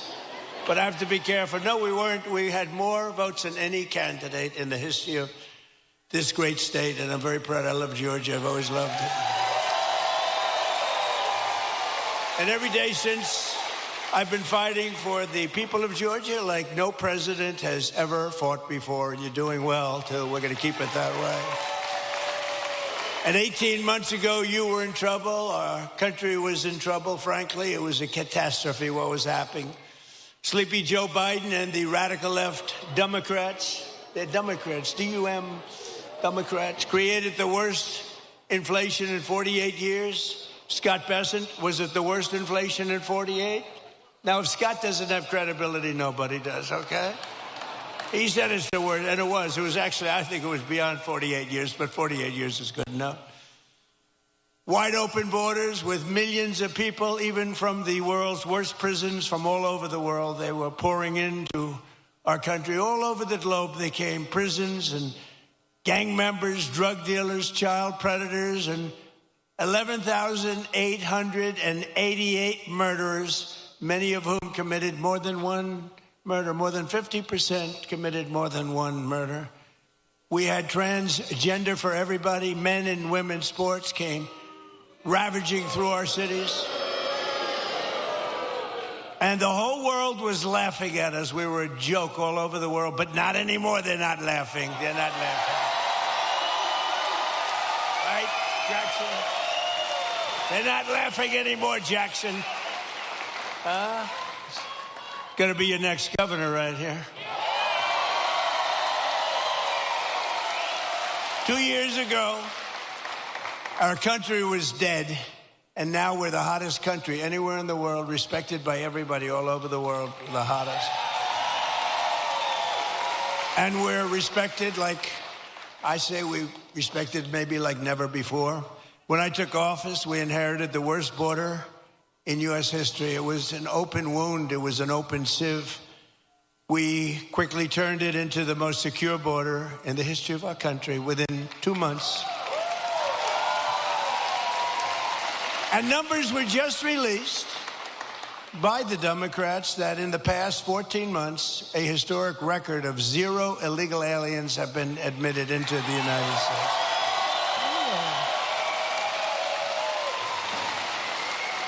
And now our crime numbers are among the lowest they've ever been. It's plummeting downward, and nobody's ever seen anything like it. Nationwide crime has been the lowest numbers that we've had in many, many decades.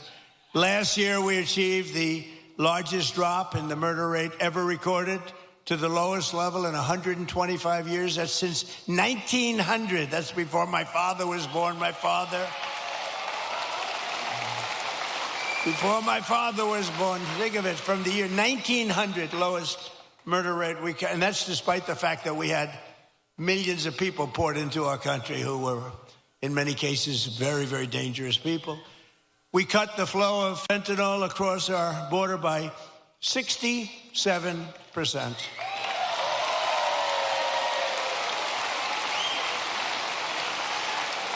And drugs coming in by ocean, sea, by water was cut 97%. We're trying to figure out who the 3% are because they are among the bravest people anywhere in the world. You've seen that. They are the bravest people in history, I believe. We're making the largest ever investment in the United States Armed Forces, and we've got the strongest and most powerful military anywhere in the world by far. There's nobody close. And I built it during my first term. I built our military. And as you know, they stupidly gave a lot of it away, but actually it was a lot, but it was small compared to what we built. But they gave a lot of it away to the Taliban, to Afghanistan. They gave it away. They just take it. We're leaving. Let's leave brand new machines behind. Let's leave airplanes behind. I said to him, well, why don't you just fly it out and we'll take it back, or we can even fly it back to the United States if you'd like. Sir, I think it's cheaper to leave it. Brand new planes. It was so sad. I saw what was happening. What a disgusting thing took place. But we then, as you know, we won Venezuela, which is now working with us to produce millions and millions of barrels of oil. We're getting along great with them. One day. And we've already paid for that operation many, many times over. We're taking tremendous amounts of oil, and they're taking tremendous amounts of oil. It's a partnership, in a sense. They're doing a great job. We're working together. And millions of barrels of oil is going to Houston and Louisiana, coming to you indirectly after it's refined. They're refining it there. But millions and millions of barrels of oil. And also Venezuela is doing better than they've ever done before, too. The big oil companies are going in, and they're signing up. We have Chris Wright working on it, Doug Burgum working on it, Scott is working on them, and it's been incredible, actually. It's got serious oil. In fact, if you combine us and Venezuela, we have about 62% of the world's oil market. So we don't need straits. We don't need anything. We don't need the Hormuz Strait, but we do it because we have to do it, because we cannot let Iran have a nuclear weapon. It's very simple.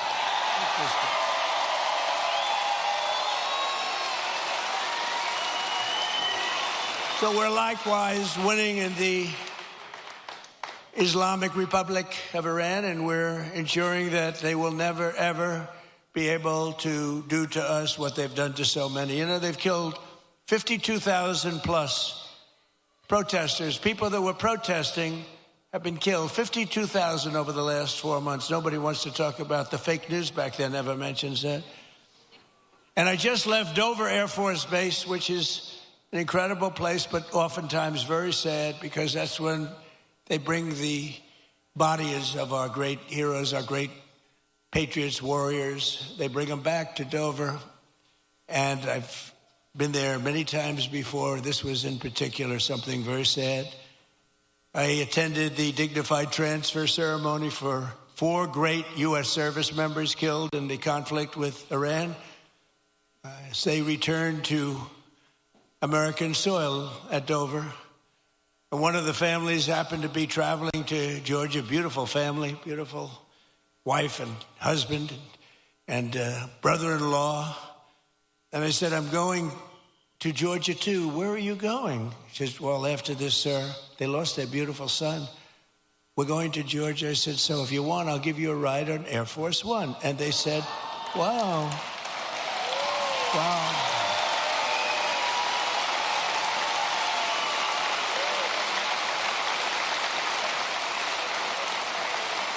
So today, I then said they're on Air Force One, and it's quite nice, I must say. And they said, wow, this is something, thank you so much. But they're heartbroken, you know, they're heartbroken. But they couldn't believe it. And they live very close to here. They live minutes away.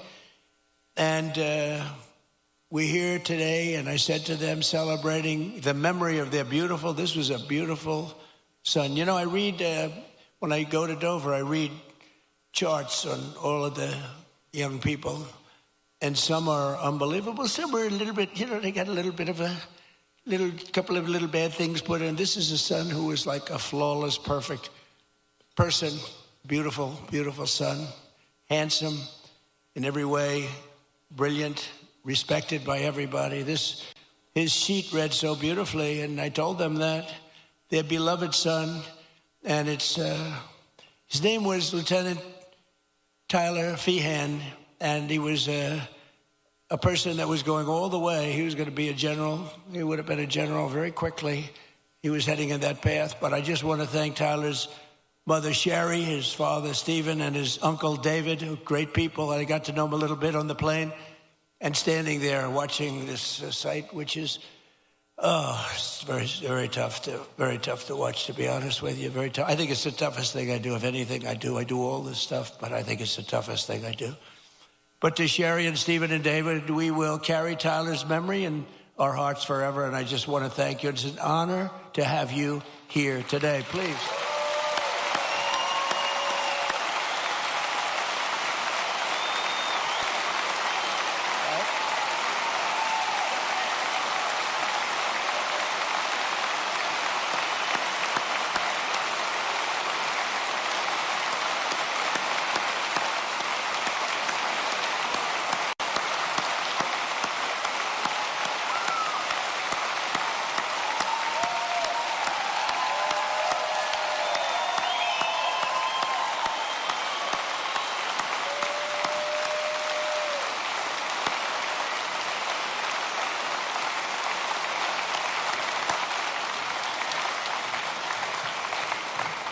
Thank you very much. You see the way everybody feels. Your neighborhood, this is your neighborhood. Can you believe it? You see the way they feel. Thank you. Thank you, Sherry. He's looking down right here. He's so proud right now. So together we're making our country safer and stronger and far more successful than it's ever been before. And that's happening before your very eyes. That's why I call it the golden age. This is the golden age of America. We're building more plants than at any time in the history of our country. And not just AI and all of the different things you read about. Things like auto plants, you know, the old-fashioned way. Toyota just announced they're leaving Mexico and they're coming in. They're going to be building the largest plant anywhere in the world. They're all coming back. They're all leaving Canada. They're leaving Mexico. They're coming in from Germany and Japan and South Korea. They're coming in from all over. And people that have been doing this, people like Scott and others that have been doing this for a long time, they've never seen anything like it. I don't think you've ever seen anything like it. McGee, have you? You haven't seen anything. He's doing such a great job. In 4 long years of the sleepy Joe Biden administration, they got less than $1 trillion of new investment in our country. In 4 years, much less than $1 trillion. In less than 2 years, much less than 2 years, actually. In fact, at the end of the first year, but less than 2 years, in my administration, we've secured more than $19.2 trillion in new investment from all over the world.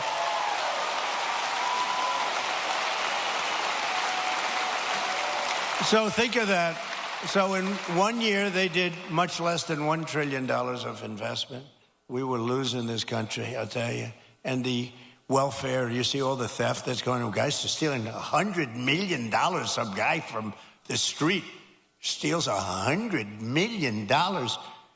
It's horrible. The welfare was going through the roof. The costs were going through the roof. It was a disaster taking place. But think of it. So they did less than $1 trillion in 1 full year. In 4 years, they did less. Think of this.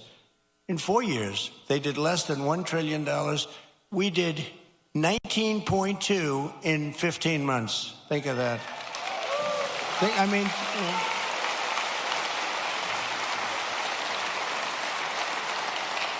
The pharmaceutical company, we're bringing our we learned that through COVID. We're bringing the pharmaceuticals back. But the big pharmaceutical company, UCB, is investing $2 billion to build its first ever American manufacturing plant right here in Gwinnett, Georgia. Gwinnett.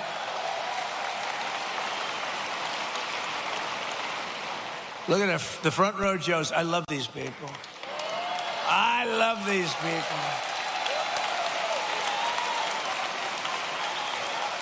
I think there are about 283. I don't know what the hell they do. I think they make a lot of money, too. I'm hearing they're very rich. They follow us. It's a rock concert, right? You have a good time, right? Thank you. They've been with me right from the beginning. How many have you done so far, do you think? 4, 5, 6, close to 1,000. It might be. You think he's kidding? It might be. Well, we love you. Thank you very much. We love you guys. Thank you.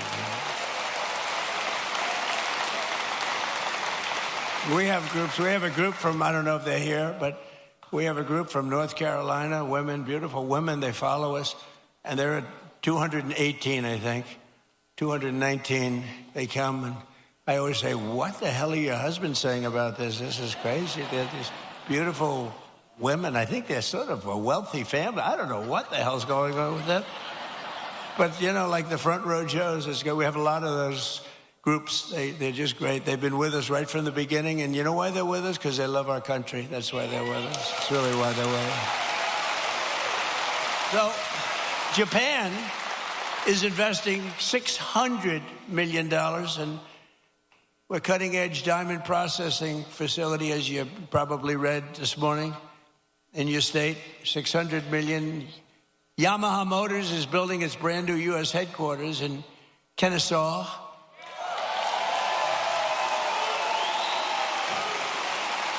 And more money is being invested in the United States right now than at any time in the history of our country.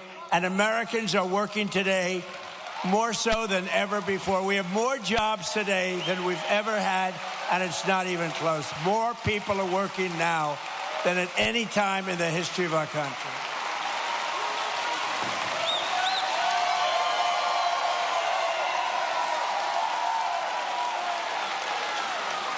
And the stock market has set, and that's with this skirmish we have going on. I call it a skirmish. This is with this skirmish we have with the Islamic Republic of Iran, and I call it that because let me tell you, they're getting hit so hard, and they want to make a deal. But I say they're not ready to make a deal because every time they make a deal, they want to change it and everything. They're not ready. They'll be ready very soon. And this is despite this. It's going on. The stock market has hit 73 all-time highs since the election. Think of that. And the typical American's 401k is up by $34,000, setting records day after day. It's up by numbers that have never been seen before. So your 401ks, they always say, oh, the stock market. Stock market's very important.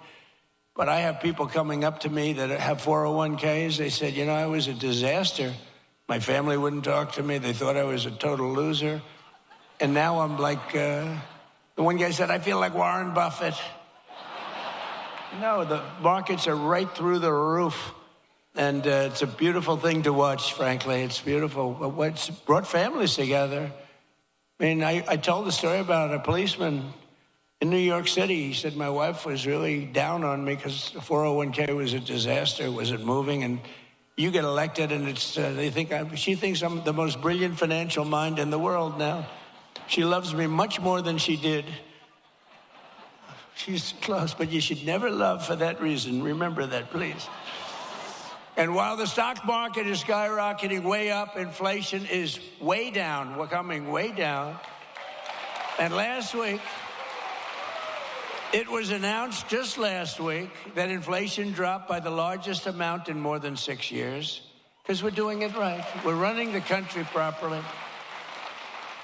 And they tried to blame high prices on me. So think of it. When I inherited this thing on January 20th, we had the highest inflation in many, many years, 48 years, they say. I say maybe ever. This is what I inherited. And when I had nothing to do with it, I walk into office, I have a press conference first or second day, and they're screaming at me, what are you going to do about high prices? Right? What are you going to do? I said, I just got here. What are we talking about? Tell me. Eggs have gone up 4 times. 4 times. I said, I just got here. Give me a break.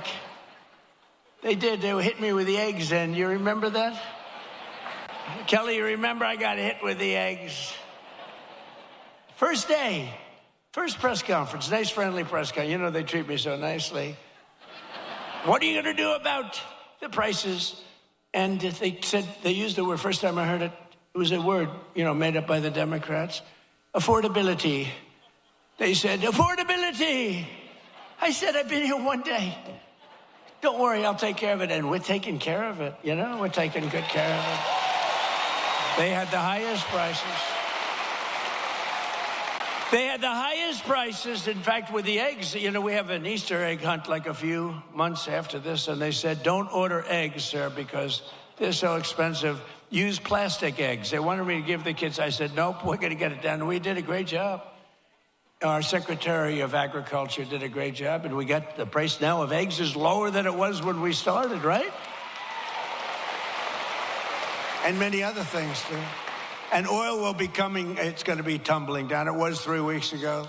They thought we had a deal. I said, I don't think we have a deal with these guys. They break every deal they make. But I said, you know, but people thought the geniuses on Wall Street, they came down, really down, and goes back up a little bit.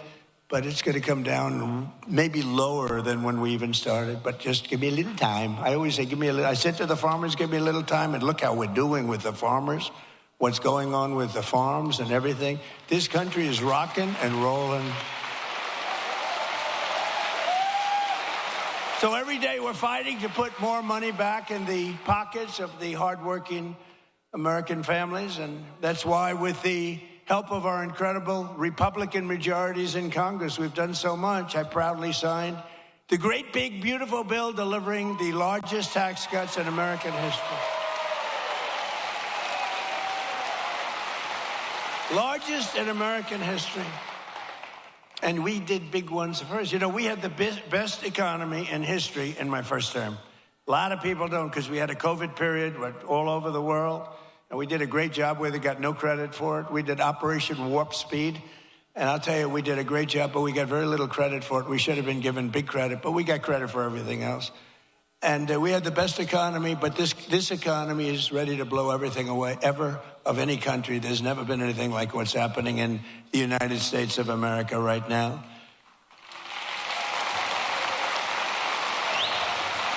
So I just want you to remember that if you're paying a little bit more, a lot of it's come down now. We got it coming down very rapidly, actually. Look at the number just released. But it really would, you know, we inherited something from Biden, and we're giving it back to you, thousands and thousands of dollars each family. We gave it to you also. Remember, forgetting about prices, and I don't want to forget about it. I would never leave a sentence like that, because they'll say, he said forget about prices. I said, despite anything you see, we gave you no tax on tips, no tax on overtime, no tax on Social Security for our great seniors.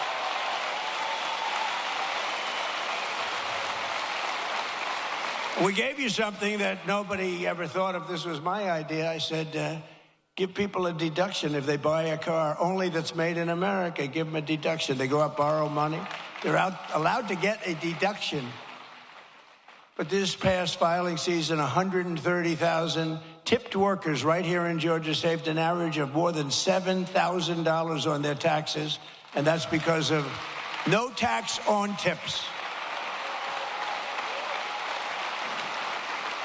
You know, we're building a tremendous military facility at the White House. It's a ballroom, but it's also a big military facility, a drone port on top, and tremendous things underneath. And they've been working hard, a lot of overtime. They work till 11 o'clock in the evening, almost every evening, 11:30.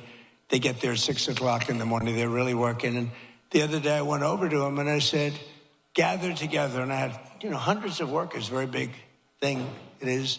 Beautiful. It's going to be incredible. It's an incredible project. It's a contribution to the United States of America by very wealthy people and very wealthy companies that cost this country. But what happened is I said to all the workers, it was a Sunday and they were working on a Sunday. Maybe they shouldn't. Maybe they should be in church. I don't know. I'll get them in trouble. But they were working on Sunday, and I said, remember this, no tax on overtime, all the overtime they're making. And they gave me a big cheer. No tax on overtime. As an example, 700,000 Georgia workers saved an average of over $3,000 thanks to no tax on overtime. And 500,000 Georgia seniors paid $0 on their Social Security benefits thanks to no tax on Social Security. But perhaps most consequential of all is the provision that the great, big, beautiful bill that we're celebrating today. It's something that's beautiful. It's beautiful because it takes care of our youth. It's called the Trump accounts, and it's hot as a pistol. It's hot as a pistol. And under this groundbreaking new policy, every American child gets a tax-free investment savings account that can grow over the course of their childhood and be used for them when they reach 18 or 21. Their parents, grandparents, employers, and loved ones can contribute up to $5,000 a year.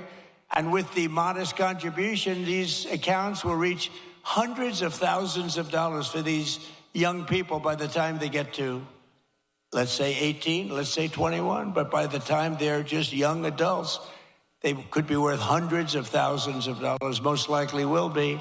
And for decades, Washington politicians gave our children absolutely nothing but debt. But the Trump accounts, we're finally seeing and ensuring that every young American gets a great start in life and a really fair shot at the American dream, which is what we all want. They all aspire to that.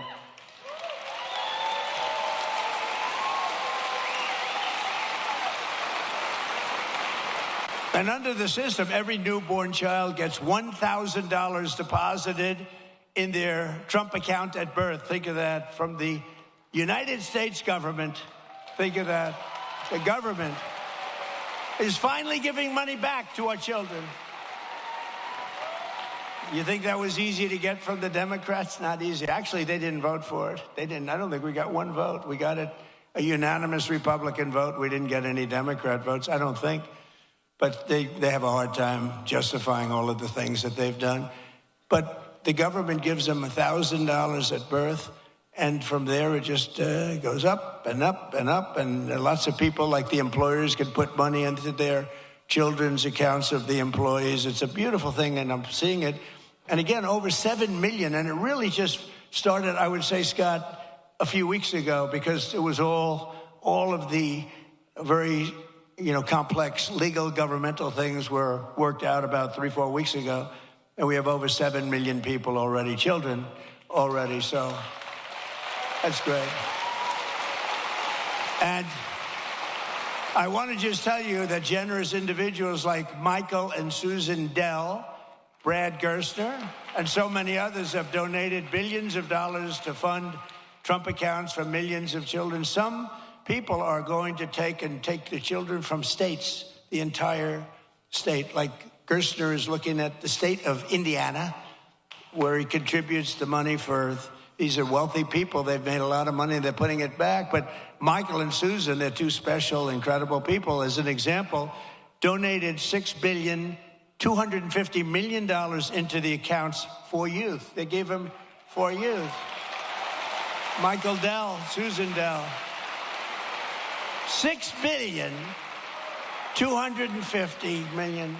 I have a friend, he gave $50 million. I said, that's peanuts. That's not even close to the $250 million that Michael Dell gave. I said, what are you doing? You can do better than that. But people are loving it. And you know what I say? Go out and buy a Dell computer, okay? Because as far as I'm concerned, that's great stuff. And the Trump Accounts app, for those that want, is now the #1 app in all of America. Isn't that nice for our youth? People are doing it. It's just caught on.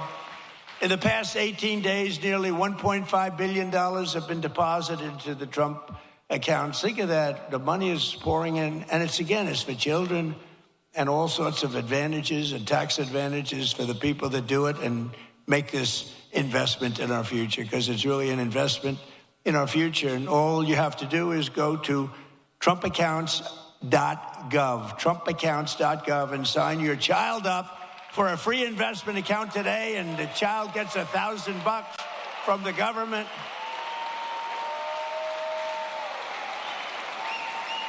You think that was easy to do? That wasn't easy to do.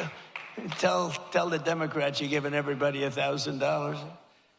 But we're pleased to be joined by some of those incredible Georgia families benefiting from the Trump accounts, including Cole and Allison Loden and their 3-year-old beautiful child Ray, their 2-year-old Rex, and 3-month-old daughter Ren. And Cole and Allison met at Kennesaw State University, where he played football, and he was a cheerleader and a respected guy, good student. Now Cole is a project manager helping build data centers, and just this past April, they became the first home buyers, Cole and Allison bought their first home. So I just want to come up here for a second, Cole and Allison. Come up, say a few words, wherever you may be. Where are you? Come on up. Come on. Don't worry about Secret Service.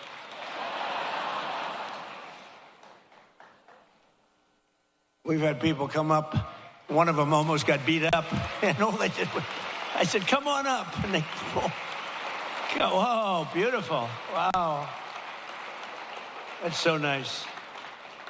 Be careful. You can't fall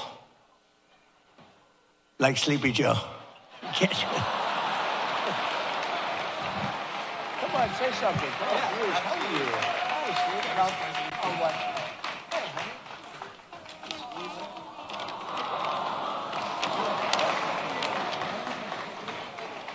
Thank you, Mr. President, and the White House staff for allowing my family to be a part of this special event. It is truly an honor. Thank you, Mr. President, and your administration for the hard work and commitment that that made the Trump account possible. As a father, it's encouraging to know that our children's future can begin with an investment from day one. To every eligible new parent, I encourage you to take advantage of this opportunity by opening a Trump account for your child and continuing to invest in it each and every year. Mr. President, thank you for your continued commitment to investing in American families. And on behalf of my wife and me, thank you for providing our children with a greater opportunity to pursue and achieve their American dream. Thank you, and God bless America.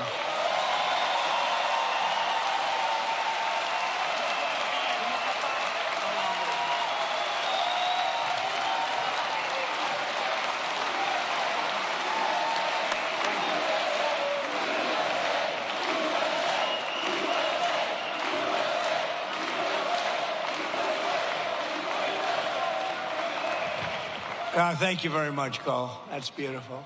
Also with us are Dean and Gabrielle Fungawing and their 4 children, Elise, Jude, Isaiah, and Talia, who also have been very proudly members of the Trump accounts. And Dean and Gabrielle are both entrepreneurs who believe in teaching their children the importance of self-reliance. And it's happening. You know, people are watching the market now. They're watching how are the stocks doing, how's it going, and they're only going up, it looks like, and we're going to keep it that way. So Dean and Gabrielle, come on up for a second, please.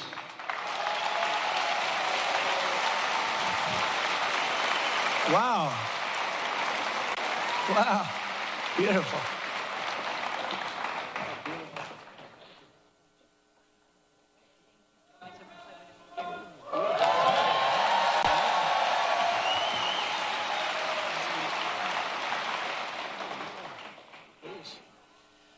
Well, Mr. President, thank you for this honor.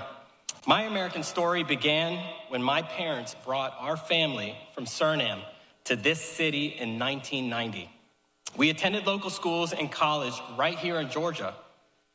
And in 2008, my wife and I lost our jobs just before learning we were expecting our first child. A friend taught me the appliance repair and service trade, and it changed our lives. Together, we built a company serving over 55,000 homes across the city. And then she fired me and made herself CEO. Later, I founded a technology startup, and that patented technology, along with our team, protects millions and millions of square feet of commercial real estate from water damage. Standing with me today are my wife and our 4 beautiful children. We opened Trump accounts for each of them, and because investing in the next generation strengthens the fabric of America. Thank you. Thank you, Mr. President, and God bless America, and God bless you.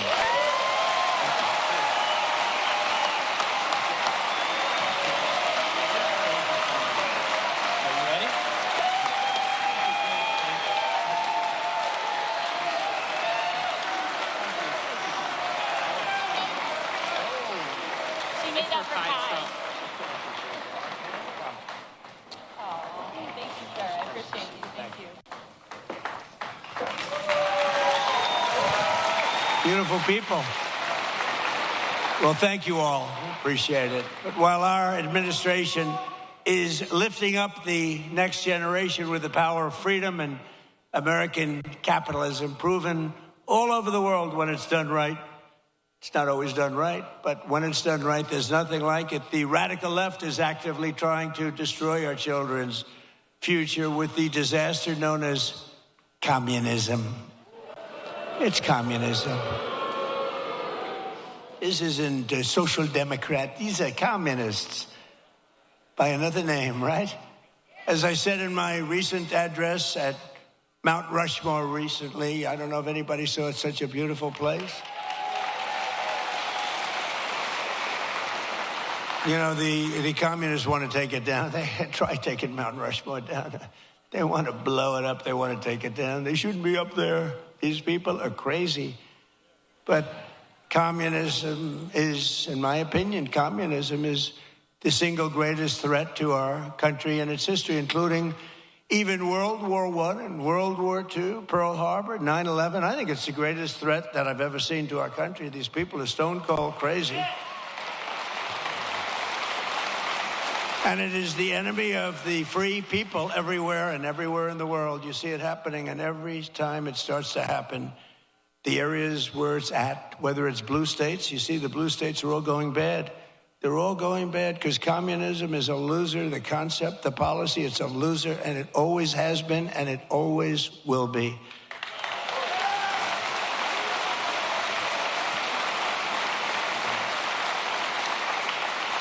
And, you know, they want to give everyone everything away. You want free rent, you want free house, you want to, what they don't say is in a year from now, there'll be absolute squalor, turmoil, and death. And that's the way it's happened all the way. It goes back thousands of years by different names. But that's the way it happens all the time. It's squalor, it's poverty, it's death, it's destruction. And that's why we declare again today that the United States of America will never be a communist country.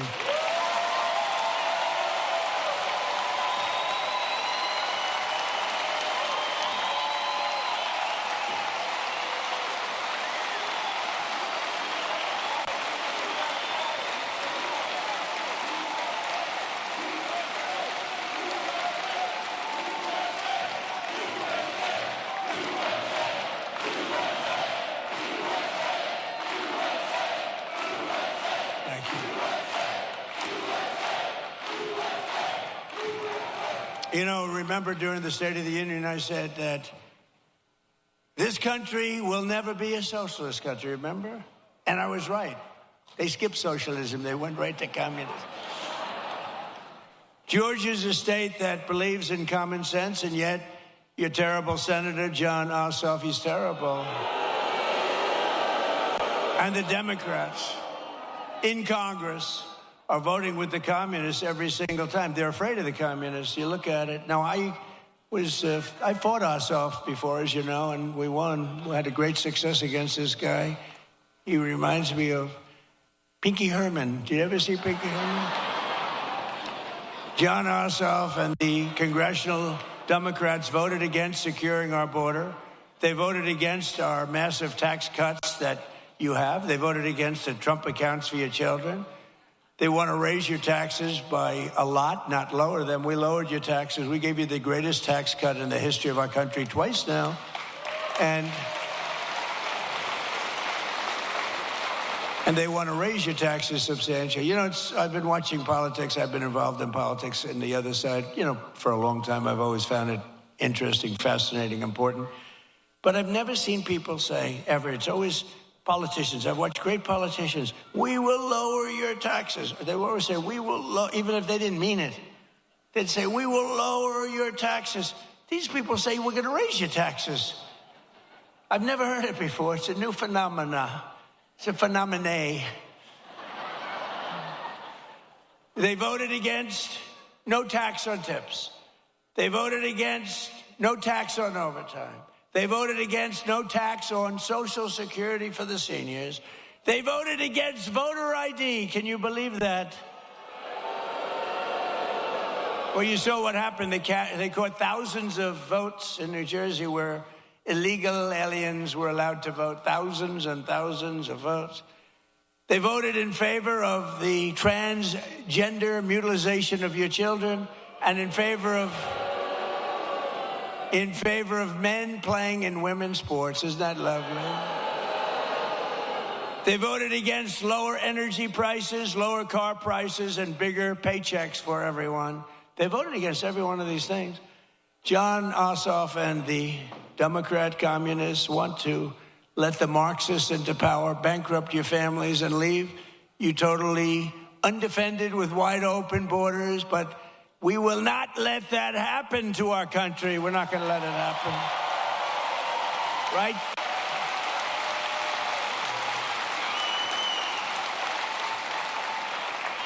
So it's a very appropriate thing because I watch this man run and he's really phenomenal, actually. Because I like the other side, too. I was a big fan of the other side, too. Two good men, frankly, but I watched him run and it was amazing what he was able to do. Very, very successful guy, and he decided he wanted to be governor because he thought he could do some really incredible things for the state, more so than have been done. And I'm very pleased to be joined today by a true champion for the people. He just won, Georgia business leader Rick Jackson, who I'm told has a big announcement to make. I don't know what this is. Come on up here, Rick.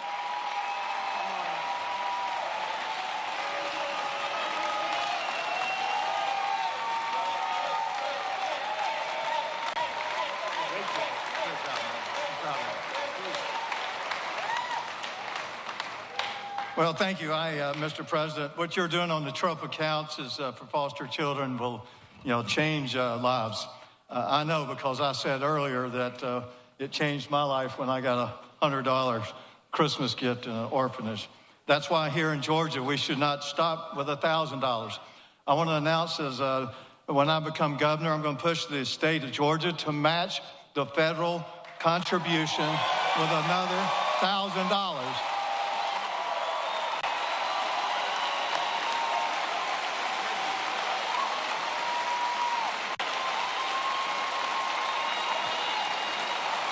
And I believe our legislature will approve that. If they don't, I will personally donate it myself.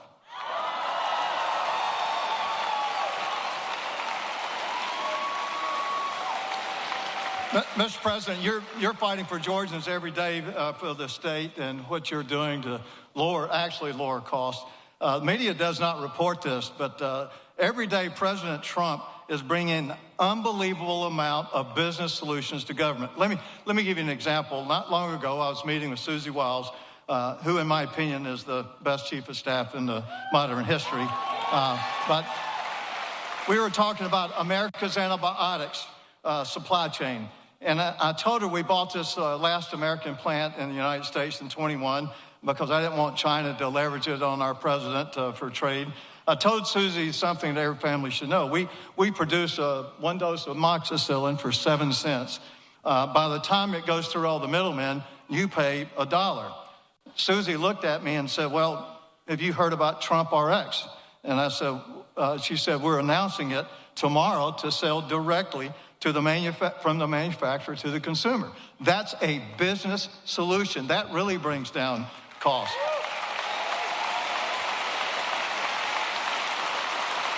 When we bought this manufacturer of antibiotics, we wanted to change the name to U.S. Antibiotics, which I thought was a good name.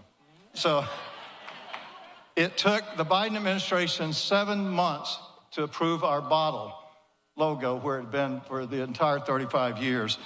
Then last summer, we wanted to bring out for our kids amoxicillin extended release. Under the Trump administration, we applied to have a new drug that hadn't been here in 25 years. Under his administration, it was approved in 60 days. 60 days.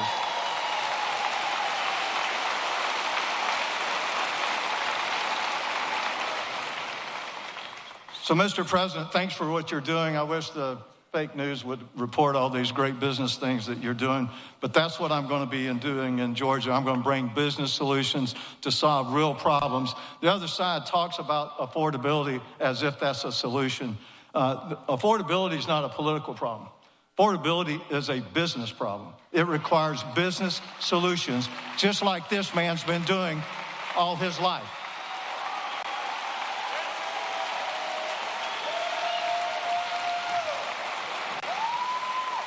My opponent wants to cut down businesses and cancel them just because I visited a restaurant.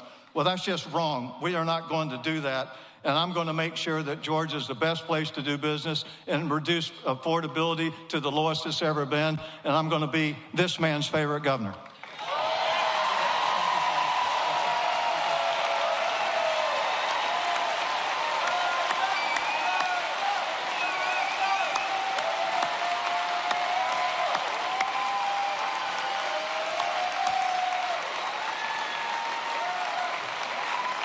Wow. He's going to be a great governor. He will be great. Thank you very much, Rick. We also have some true warriors with us, including State Senator Brian Strickland, who is running for the job of Attorney General. That's an important one. Well, get out and vote, and he's going to be fantastic. You have my complete and total endorsement, as you know, okay?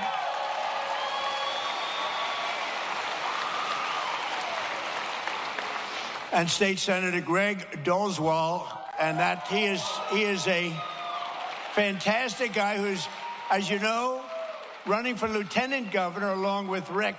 That's a pretty good. Where are you? There you are. Where are you? Oh, what a man he is. You have my complete endorsement. You know that. You had it before, but you have it now.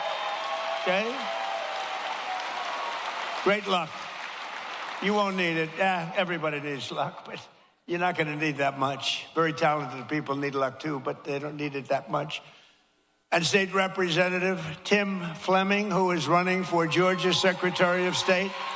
And they all have my complete and total endorsement. They're incredible people. Thank you very much. Thank you. Congratulations. I heard you had a great win.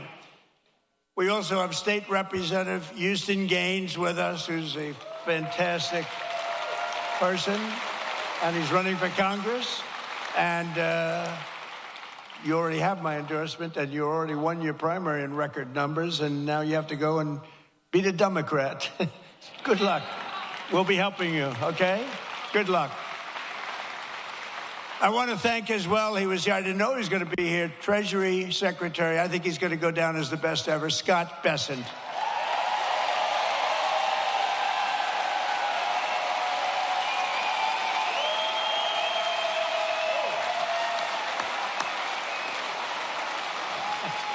That's good, Scott.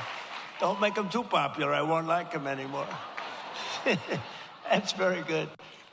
Secretary of Education, a woman who's absolutely incredible. She's moving education back to the states. Linda McMahon. And she's phenomenal.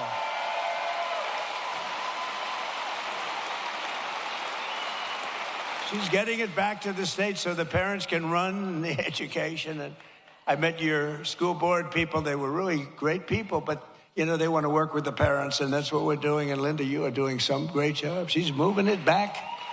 Not easy. Not easy. That's years and years of turmoil that went trying to do it. She just gets it done. This woman is incredible. Thank you very much. I appreciate it. Another great person and great administrator, a woman who's really smart. Everybody loves her. Everybody respects her. And she runs a thing called small business, but small business, when you add it all up, is probably bigger than any bank in the world, right? Kelly Loeffler, and you're here with Jeff. Jeff, stand up.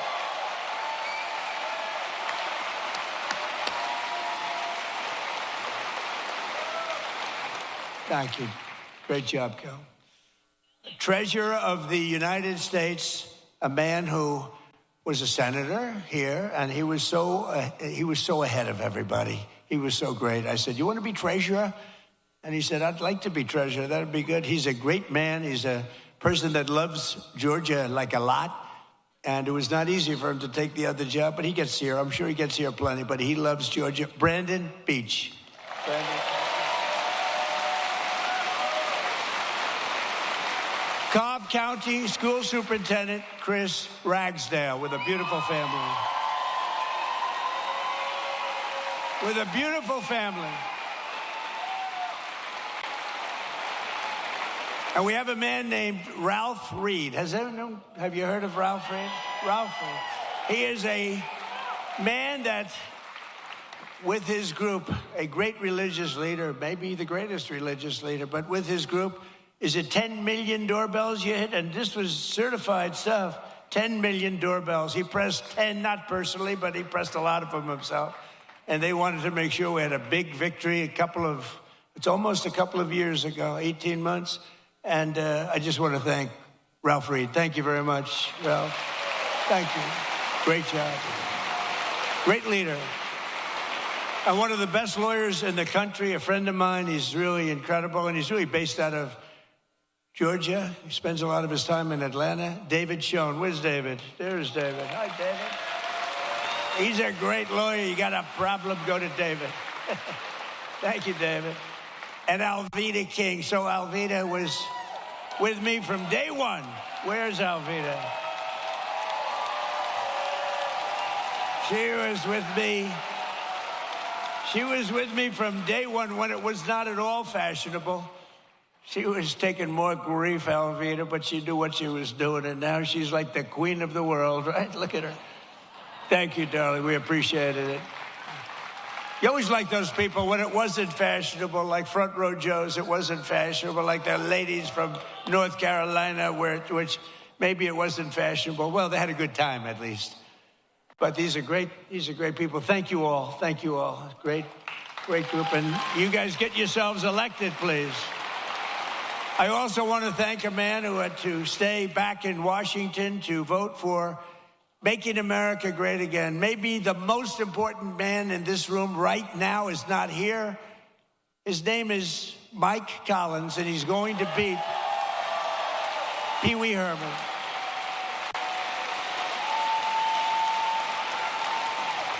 And the reason he's not here is me. He wanted to be here. They wanted to change. I said, don't change. Mike's not here. And it is my fault because we have a very big vote coming up on the military, farming, and other important things in a little while. It's going to be a little while. And I got to have Mike in Congress because he's like maybe the most, but certainly one of the most highly respected congressmen, Republican or Democrat, in Washington. Mike Collins is an amazingly respected man. He got the look. He's got the whole deal. And I said, Mike, I'm sort of here because of you. I said, Mike, if you're here, I'm going to be extremely upset with you because he has to vote. And, you know, it's razor thin. We lose all the Democrat votes on all these things. Think of it, tax cuts, biggest tax cuts in history they vote against. They vote against everything because you know why? They have Trump derangement syndrome. That's why. But I hope you're going to vote for Mike, and you've got to vote for him because he's running against, I call him Pee Wee Herman. He's Pee Wee Herman lookalike. You know, I don't know, people don't know this, but I beat him once before as a congressional candidate. Does anybody know that? He ran for Congress a number of years ago. I got involved in the race at the request of a friend of mine from Georgia because they didn't like him, and he was easily winning. He was winning by 25 points, and there were 5 people in the race, and he was way up. He was above 50. If you get above 50, you get it. And I backed a person, Karen, you probably remember. Didn't know her at all, but I thought anybody would be better than this guy. And he went from 70 to, believe it or not, 49.9. And that meant he was now in a runoff. So he thought he had it made. And he was in a runoff. And I got involved a little bit. I came here twice. I did a couple of rallies, and she ended up winning the race. He lost. But I have to hand it to him because instead of being a congressman, he later on became a senator. If he was a congressman, he probably wouldn't have run. Who knows? I gave him a little credit for that. But he was easy to beat. He wasn't. I can't believe that he's a senator and he's not respected at all in Washington. You don't even hear his name mentioned. You don't hear his name mentioned. I mean, I hear all the names. I hear all the bad ones and the good ones. I hear them all. But you don't hear his name mentioned. He's not even a factor. But you have a guy that is the most respected, just about one of the most respected people in Mike Collins, and I hope you're able to go out and really cast your vote for him. He will bring so much. They call it pork. We call it money. But he'll bring a lot of action back to your state. He's a great guy, and he loves your state, and he's worked hard. He's got the whole package. Mike Collins, vote for Mike. And he's hard at work. He's hard at work right now in Washington. And last but not least, we have the CEO of... So I like baseball. I like baseball. But this guy's done such a great job. You know, the Mets have the highest salary in baseball, and they lose all the time. And I say, maybe we could steal this guy. But the team, the way the Atlanta Braves has been managed for years, for years and years. And he's the CEO of the Atlanta Braves, Mike Plant. He's been, you know, you don't realize how good he is, you know? When you have one of these guys, there are teams like that, you know, where they never go down. Then you have other teams, we're rebuilding. They've been rebuilding for years. I don't want to mention teams because I know all the owners are all friends of mine. I get myself in trouble. But they're always rebuilding. We're rebuilding. This guy never rebuilds. He just stays at the top. He's amazing. And then he loses the best player. He loses a great first baseman. I would say great first baseman. And they keep going along. And they get things for the first baseman. And he was really good. Dodgers got him. But I watched the Braves for years, and they've done such a great job. So along with one of the best managers in baseball, Braves legend Brian Snitker, who was recently inducted into the Baseball Hall of Fame. Brian, both of you come up. Would you both come up? Come on up here. They deserve a little credit. They deserve credit. I mean, I've suffered with teams for the years I've suffered. Oh, listen.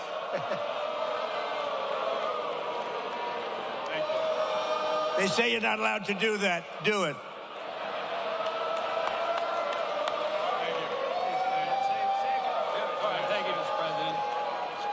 Thank you, Mr. President. Welcome to Marietta. And as you can see, Braves country is a real thing. And you got a room full of Braves country right here. Mike and I presented President Trump with one of our 4th of July 250th anniversary jerseys that the team wore over that weekend. And I just wanted to tell President Trump that we're going to be back in Washington about a year from now. We're going to give him another World Championship jersey. So thank you.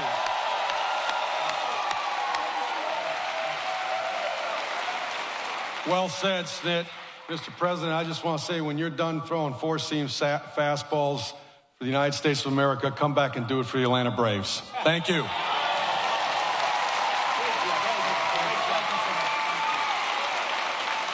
That's a great team. Those two are a great team. No, it's true. You watch you suffer with these teams for years and years. And these guys, every year, they have a great team. So that's called talent. Some people have it. Some people don't. Most people don't. But under the Trump administration, Georgia is prospering again and America is winning again because we finally have a president who puts America first. We put America first. And I'm so proud of it, under my most favored nation, if you look at our policy on drugs, we have a most favored nation policy, meaning of all the nations in the world, we have to get the most favored price. And it wasn't easy, and I'm not going to bore you by saying I had to get other nations to approve it. And I did threaten them with tariffs if they didn't approve it. And I threatened the drug companies. I threatened everybody to get this done. And no other president even tried because they said it was impossible to do. But we're delivering the largest prescription drug price cuts in history by a difference of 400, 500, and 600% reduction. So for decades, Americans paid the highest price for prescription drugs anywhere in the world. We were the highest price anywhere in the world. And now we're paying the lowest price anywhere in the world. And that has a huge impact on your healthcare costs, really on everything. I'm very proud of it. Everybody said it couldn't be done. No other president even tried it because you had to get the drug companies, which is tough, but then you had to get the other nations to approve it, which is even tougher. So all you have to do now is go to TrumpRx.gov and you're going to get drugs for prices that you never believed. I mean, prices where they're 80%, 70%, 60%, 90% in one case I saw, lower. So go there and just get your drugs. And at a minimum, price them out and go to your store and see if they can match it, but I don't think anybody's going to match them. It's been amazing. Think of it. We went from the highest price 1 year ago, the highest priced drugs anywhere in the world, like the fat drug. It cost, think of it. Think of it. It cost $1,400 in New York, and in London it was $87. Okay, I told you I have a friend of mine. He's fat as, you never saw a guy like this. He's a very smart guy. Scott knows him very well. He's a great businessman, but highly neurotic, always eating. Eating, he does two things. He eats and he makes deals. And the eating he's not good at, other than quantity. But the making deals, he's very good. But he called me up because, I buy this fat drug. And now he calls me Mr. President. He used to call me Donnie. Donnie, I buy this fat drug. And in New York, I pay $1,400. And in London, I just paid $87. They said, you're so rich, how do you even know? He said, I don't know. My people told me that. And so he said, I went out and I had it checked. And it was from the same exact company, the same plant. It was actually made in the United States, the same everything. He said, what the hell kind of a deal? I'm paying like almost 10 times as much. I said, that's the system. But it really awoke in me, and I said, I got to do something about it, because he's right. A pill that will sell for, or in Munich, $10 is selling for $100 or $120 for a pill in New York City or in Chicago, Los Angeles, or any other place.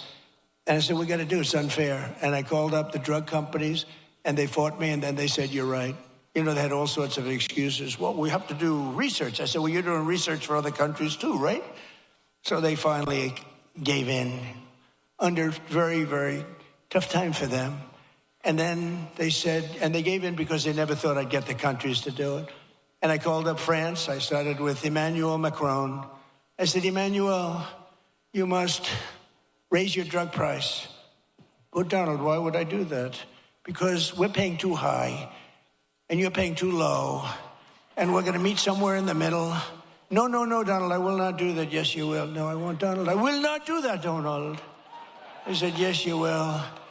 And then finally he said, no. I said, here's what I'm going to do. I'm going to put a 200% tariff on every bottle of wine and champagne coming out of France.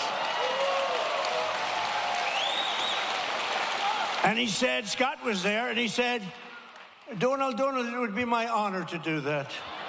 And we got France, so we got all of them the same way. That's too complicated. But we got it, and now we have favored nations, and we pay the lowest prices anywhere in the world from the highest prices. And that alone should win us the midterms, but it's not going to be that easy with the cheating and everything else that goes on. So make it too big to rig. Remember my statement, too big to rig, make it too big to rig, and watch those machines.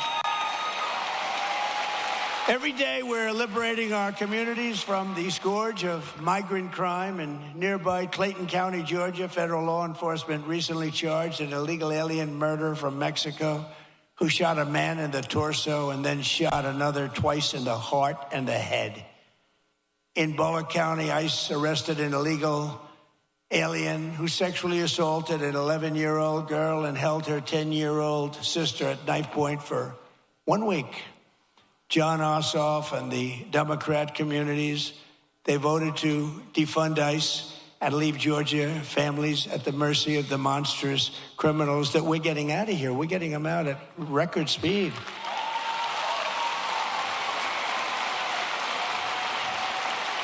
And by the way, we always stand with the heroes, the patriots of ICE and Border Patrol. Always. They take such abuse, and they do their job.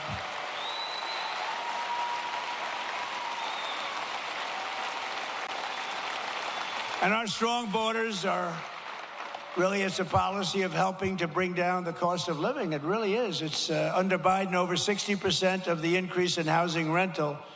The rental cost demand came from the flood of illegal aliens coming into our country. The government would pay thousands of dollars a month for apartments for illegal aliens. But for our warriors, for our ex-servicemen, for people that served in our military for 20 years and 25 years, and then they couldn't get into an apartment. They were living in the street. They didn't do anything. But they took care of illegal aliens, paying thousands of dollars a month in some of the most luxurious hotels in the country. It's crazy what they were doing. It's crazy.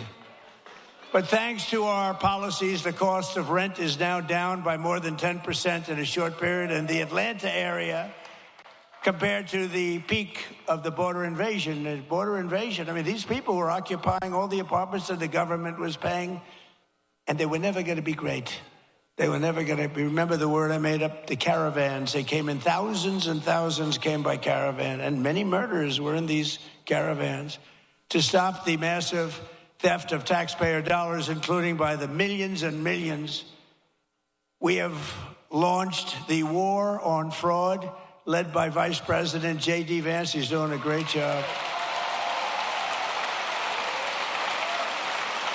We ended Medicaid for illegal immigrants, and we redirected $50 billion to make the largest investment in rural health in the history of our country. You're getting hospitals built in areas just like this that the Democrats would never do it. Number one, they say that's Trump country. We're not going to do anything. They wouldn't spend because we did. We got tremendous votes. In your whole state, we got tremendous. We won in a landslide. In just 18 months, we've turned this country around like nobody's ever seen before. Think of it. Our border is secure. Jobs are up. Inflation is way down. Factories are opening. Investment is pouring into our country.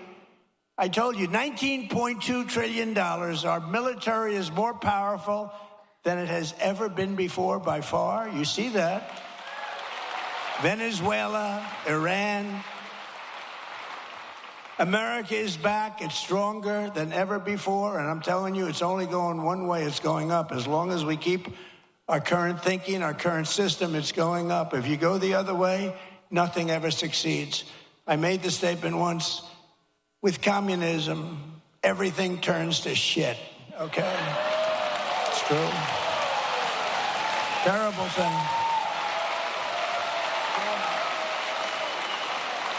It's true. My wife hates it when I do that.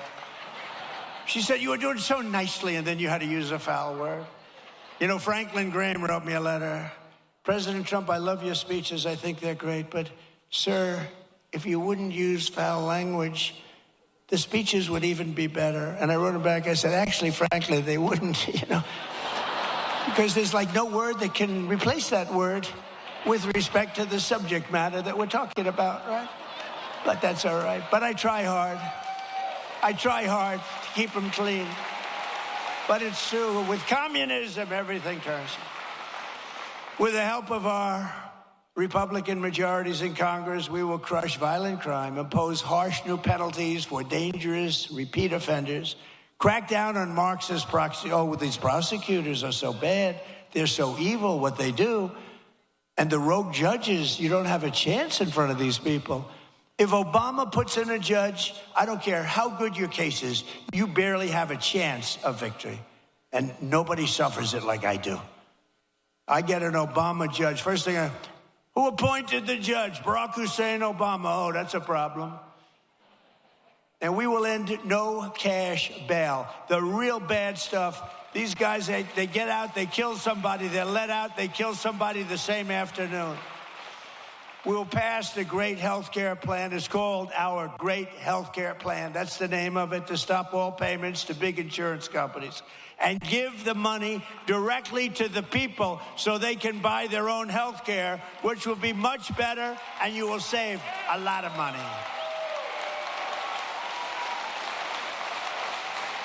Because as you see, Obamacare is a total disaster. It's been a disaster. It's gone up through the roof. It's a total disaster. We want to spend the money. We want to give you the money directly. Buy your own health care. What's happening is these insurance companies take in billions and billions of dollars, and they don't give a damn about you. And you go out and you get crummy health care at a price that's unaffordable. So we want to give you the money, and you spend the money, and you go around and negotiate. You're going to have money left over, so much better, and you're going to have much better health care.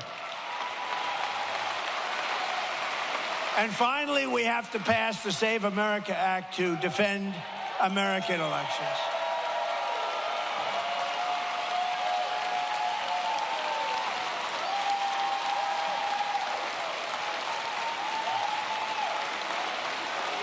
And I have to say, Mike Johnson and Congress have done a great job, but we're having a hard time in the Senate. The Senate, what they're doing is it's just not right.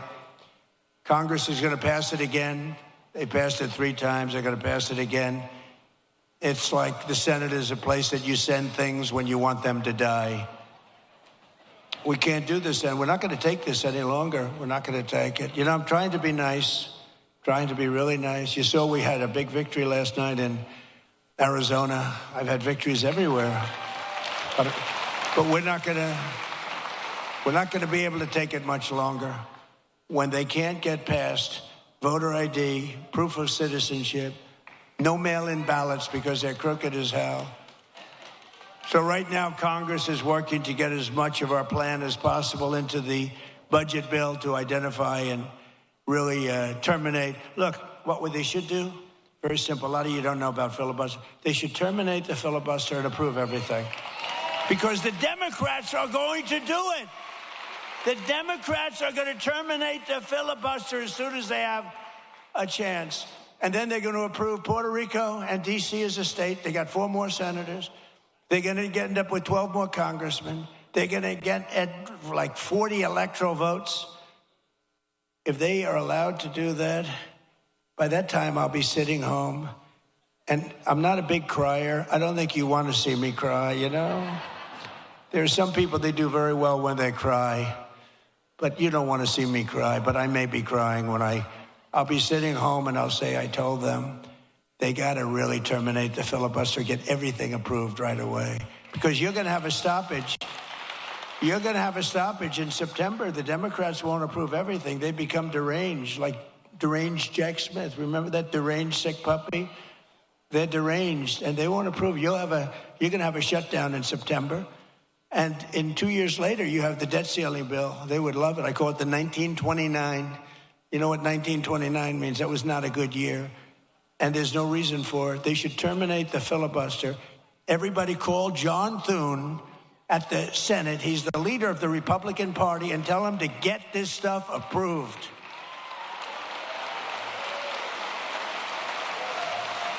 So we're fighting so that all voters must show voter ID. We're fighting so that all voters must provide proof of citizenship, okay?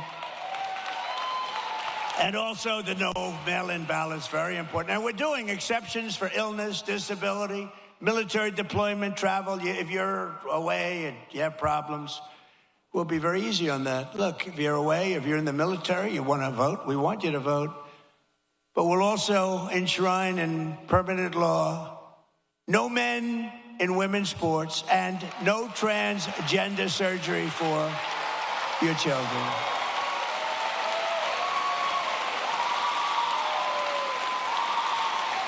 So, ladies and gentlemen, the golden age of America is upon us. We are in the golden age. This is the greatest we'll ever be.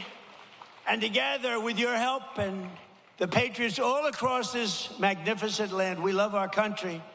We will make America powerful again. We will make America wealthy again. We will make America healthy again. We will make America strong again. We will make America proud again. We will make America safe again. And we will make America great again. Thank you very much. Thank you, Georgia. Thank you. And President Trump wrapping up in Georgia, talking, of course, about the Trump accounts, but in true President Trump fashion, talking about a lot more, including the war in Iran and talking about other economic issues as well. And, of course, the Save America Act that he is trying to push along with Republicans in both the House and the Senate there. So President Trump wrapping up in Georgia. We brought it to you live, raw, and unfiltered, just like if you were in the audience right there without any commercial interruption. All right, everyone, what we will do now is take our first break here of the hour. Stay right here with us. More to come in just moments on Live Now from Fox.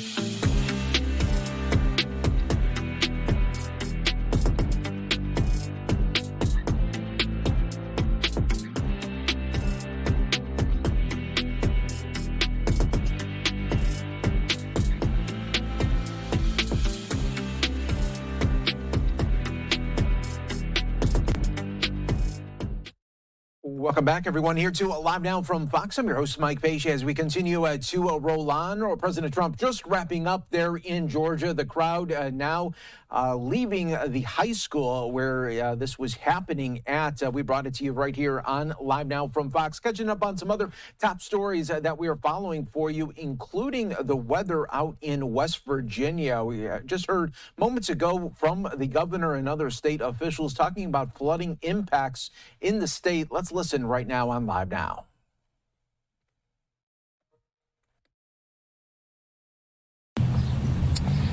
The storms that you've watched over the last day or so, they're really quite extraordinary. And some people talk about it here, but we had a significant amount of rainfall occur within a very short period of time. I'm told that in this area alone, there were 4.5 inches of rain that dropped over a 37-minute period.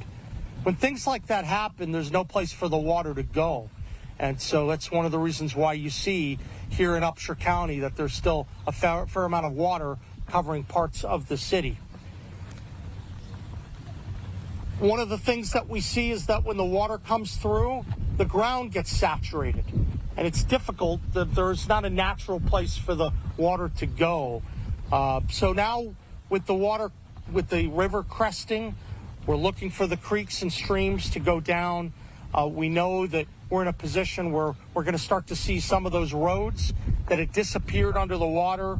And I think that we're going to soon move to a phase where we're able to better clear out a lot of the debris within the roadways and obviously make sure that we shine a path to allow more and more power to get restored. That's a critical part of the efforts right now. Piece of good news from what we're hearing is that the main line of the severe weather has moved through. We hear of something different, we will let you know. But the ground is still saturated and the rivers remain high. So we're going to continue to consult with the National Weather Service and monitor all the conditions around the clock. Over the last 24 hours, we've had a very aggressive response from many of the state agencies, DNR, working alongside with local fire departments, EMS, law enforcement, and of course, I can't say enough about all the local agencies. I was told just recently that the city of Hurricane had sent people up here. There are many people stepping up with the mutual aid agreements to make sure they're helping their brothers and sisters in need. The response, it's still unfolding, and we're obviously going to keep the public updated when we learn more information. But right now, our priorities remain straightforward. We're going to try to protect lives. We're going to find anyone who needs help. We're going to restore critical infrastructure and power and begin helping communities recover. We do know that there are still many people who are without power here in the Mountain State. I will say the utility crews are working very, very hard to get to all these places. Sometimes it takes a little bit of patience because the roads may be blocked with water. That's a real challenge. But we're working to make sure that every neighborhood, I want to thank the utilities for all the work that they're doing. Every line worker, these guys are very brave. They're working to restore power to your homes. They're putting in some pretty long hours. Many of these people haven't slept much over the last day. As I mentioned before, we have Secretary Rumbaugh here. He has dispatched over 3,100 Department of Highways employees across the state. That includes also over 300 pieces of heavy equipment, including graders, excavators, backhoes, loaders, and dump trucks. And we're going to do whatever we can to make sure that we're putting all the resources in that these counties need. Obviously, in different parts of the state, we're pumping water off of flooded highways, clearing debris, repairing washouts, inspecting bridges.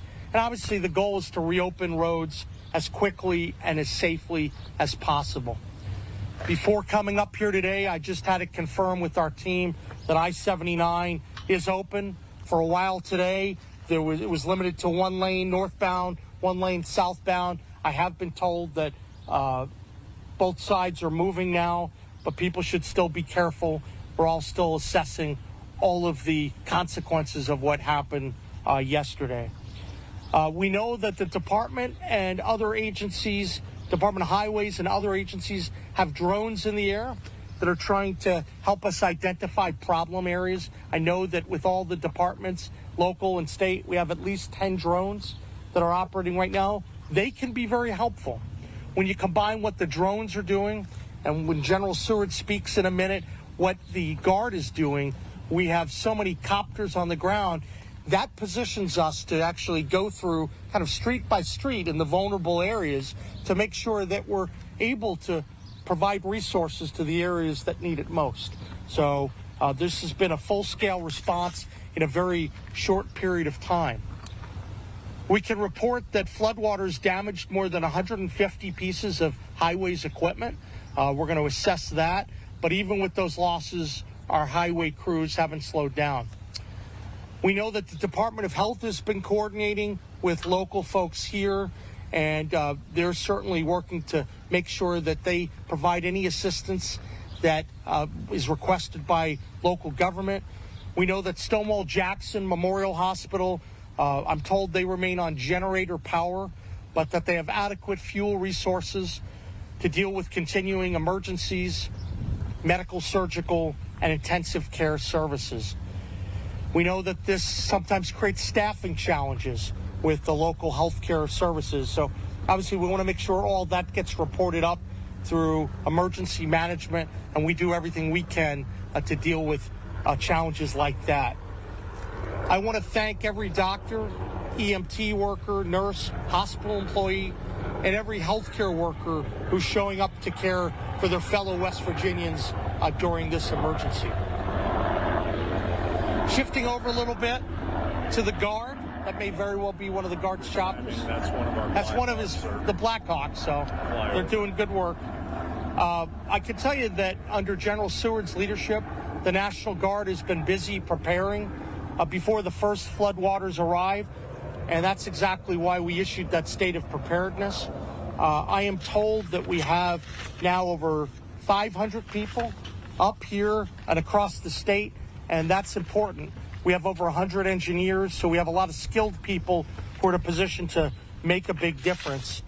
I want to also note that very soon, as the conditions improve in terms of the flooding, the National Guard and all of the highways and other efforts will shift more resources toward debris removal, infrastructure support, and recovery.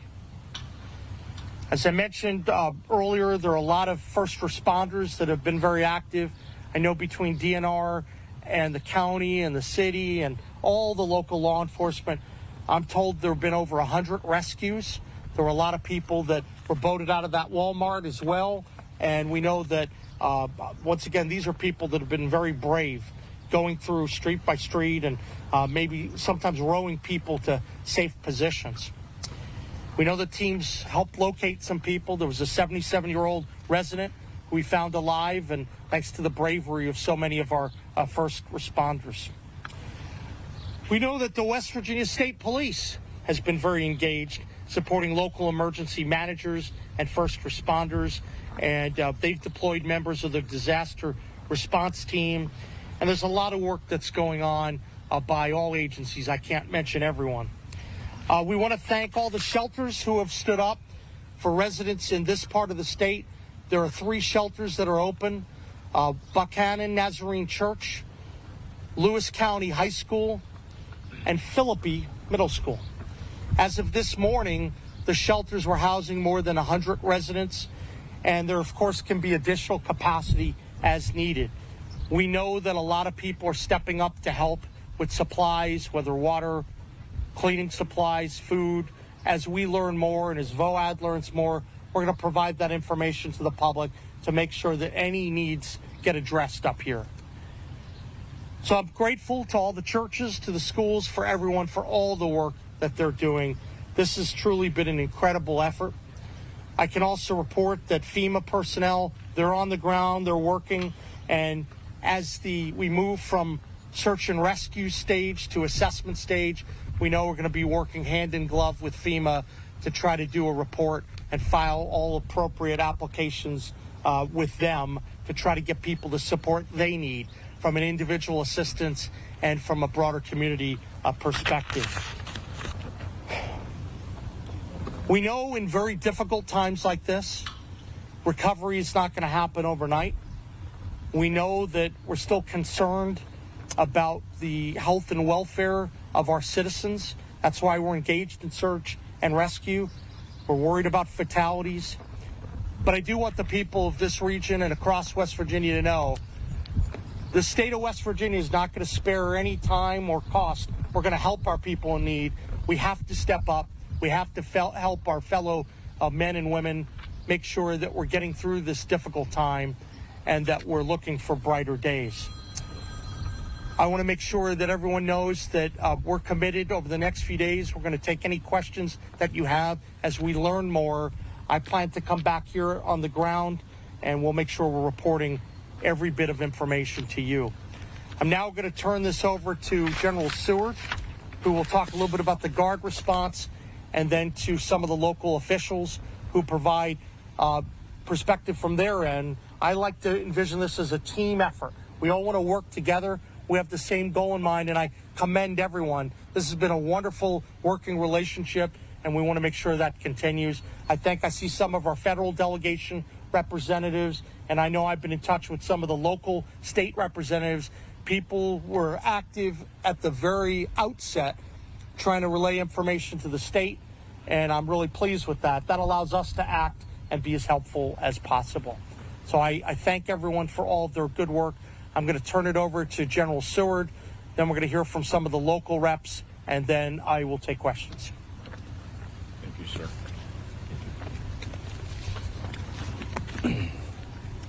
Good afternoon. Last night around 6 p.m. we started to get reports of severe weather in this region, and shortly thereafter the governor stood up the State Emergency Operations Center. We staffed that along with other state agencies, and we started to move troops to this region. As the governor said, we've got over 500 troops here now. We had swiftwater rescue teams on the ground last night working with the real local professionals that made a tremendous impact and effort to save a lot of people. Super proud of our West Virginia National Guard and the effort that they've shown to get here overnight. We had engineers working through the night last night doing route recon, just trying to figure out a way to get here. because there were so many closed roads.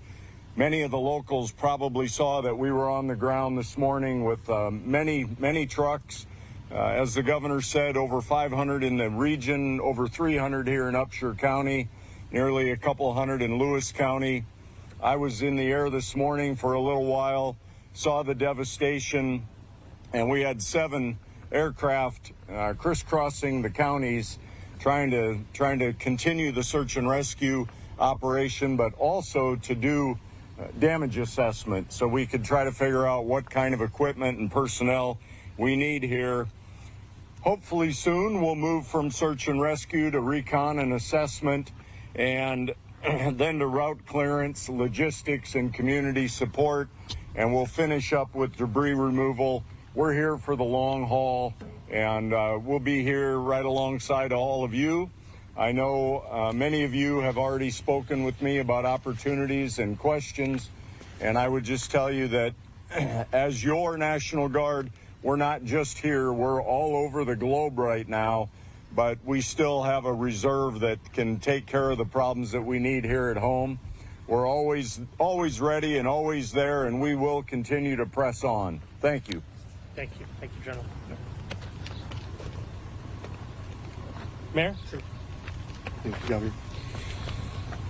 Well, good afternoon, everyone. This is something I never wanted to be a part of, a press conference about a disaster here in our community. But yet, here we are. Behind us, you can see some of what took place here yesterday evening.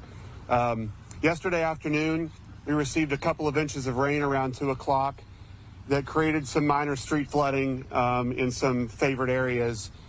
And hopefully thinking that that was going to be it, the humidity was still in the air. And so we knew another round was headed our way. And as Governor Morrissey noted, over 7 inches of rain fell in this area, and 4.5 of those inches fell within 37 minutes. It's just simply too much for anyone. All right, everyone, you are watching live now from Fox. That was the update out of West Virginia earlier, but we do want to go out live right now. Capitol Hill Speaker Mike Johnson remarks right now. Build the arsenal of freedom. And the budget resolution that unlocks our third reconciliation bill, which of course is Republicans' best shot to get as much of the Save America Act into law as possible, in addition to funding our national defense and our farmers. Republicans support our troops, our farmers, and election security. We're the only team in Washington that does.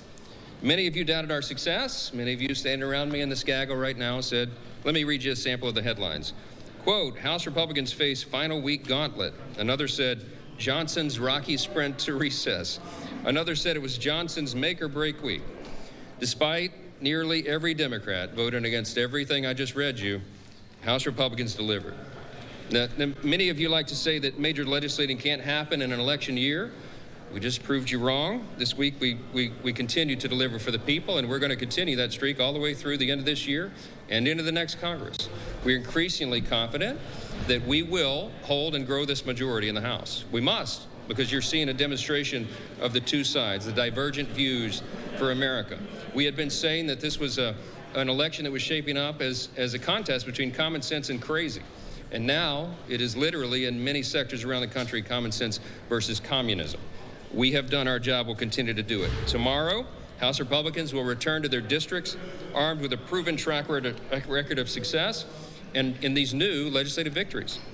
Democrats, on the other hand, have to go home. They have to answer for quite a bit. They have to answer for why they voted against funding our troops, against funding the government, against common sense policies like voter ID and proof of citizenship, and against a popular ban on members of Congress purchasing individual stocks.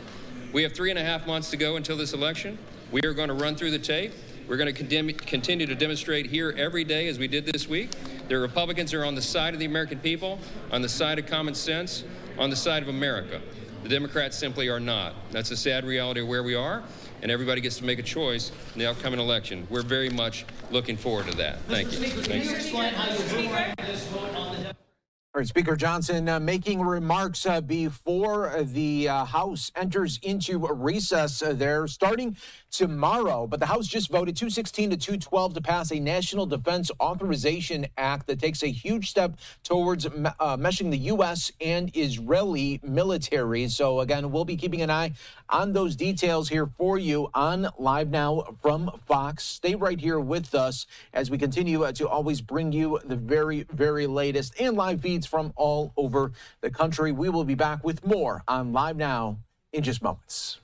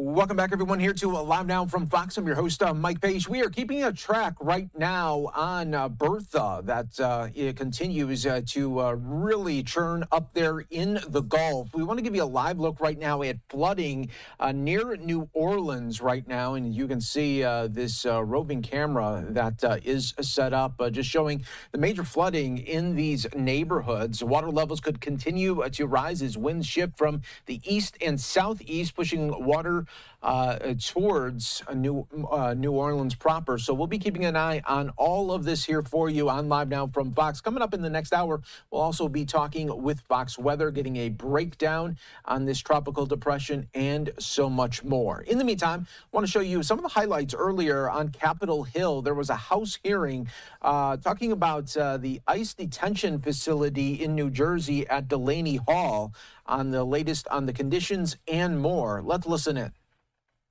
Propaganda and disinformation to mask all the corruption and cruelty which are the daily bread of the system. In Minneapolis, ICE and Border Patrol agents shot dead Renee Good and Alex Preddy in broad daylight at point-blank range and then defamed both of these innocent Americans, one a mother of three, another a VA nurse, by labeling them domestic terrorists. The new regime at DHS under Secretary Mullen, well, the jury is still out, but we haven't seen much change yet. Just weeks ago in Texas, an ICE officer killed Lorenzo Salgado Araujo, a construction worker who had lived and worked in America without any incident. No criminal convictions or charges for 35 years. Federal law enforcement tried to justify the killing by saying officers found suspicious substances in his car. The suspicious substance turned out to be salt. In Maine, just a week later, an ICE officer with a history of psychological issues and domestic violence, he threw his 13-year-old daughter through a glass table, fatally shot 26-year-old Johann Sebastian Guerrero, the father of a 3-year-old girl whom he treated like a princess, according to her mother. At what point do we say enough is enough?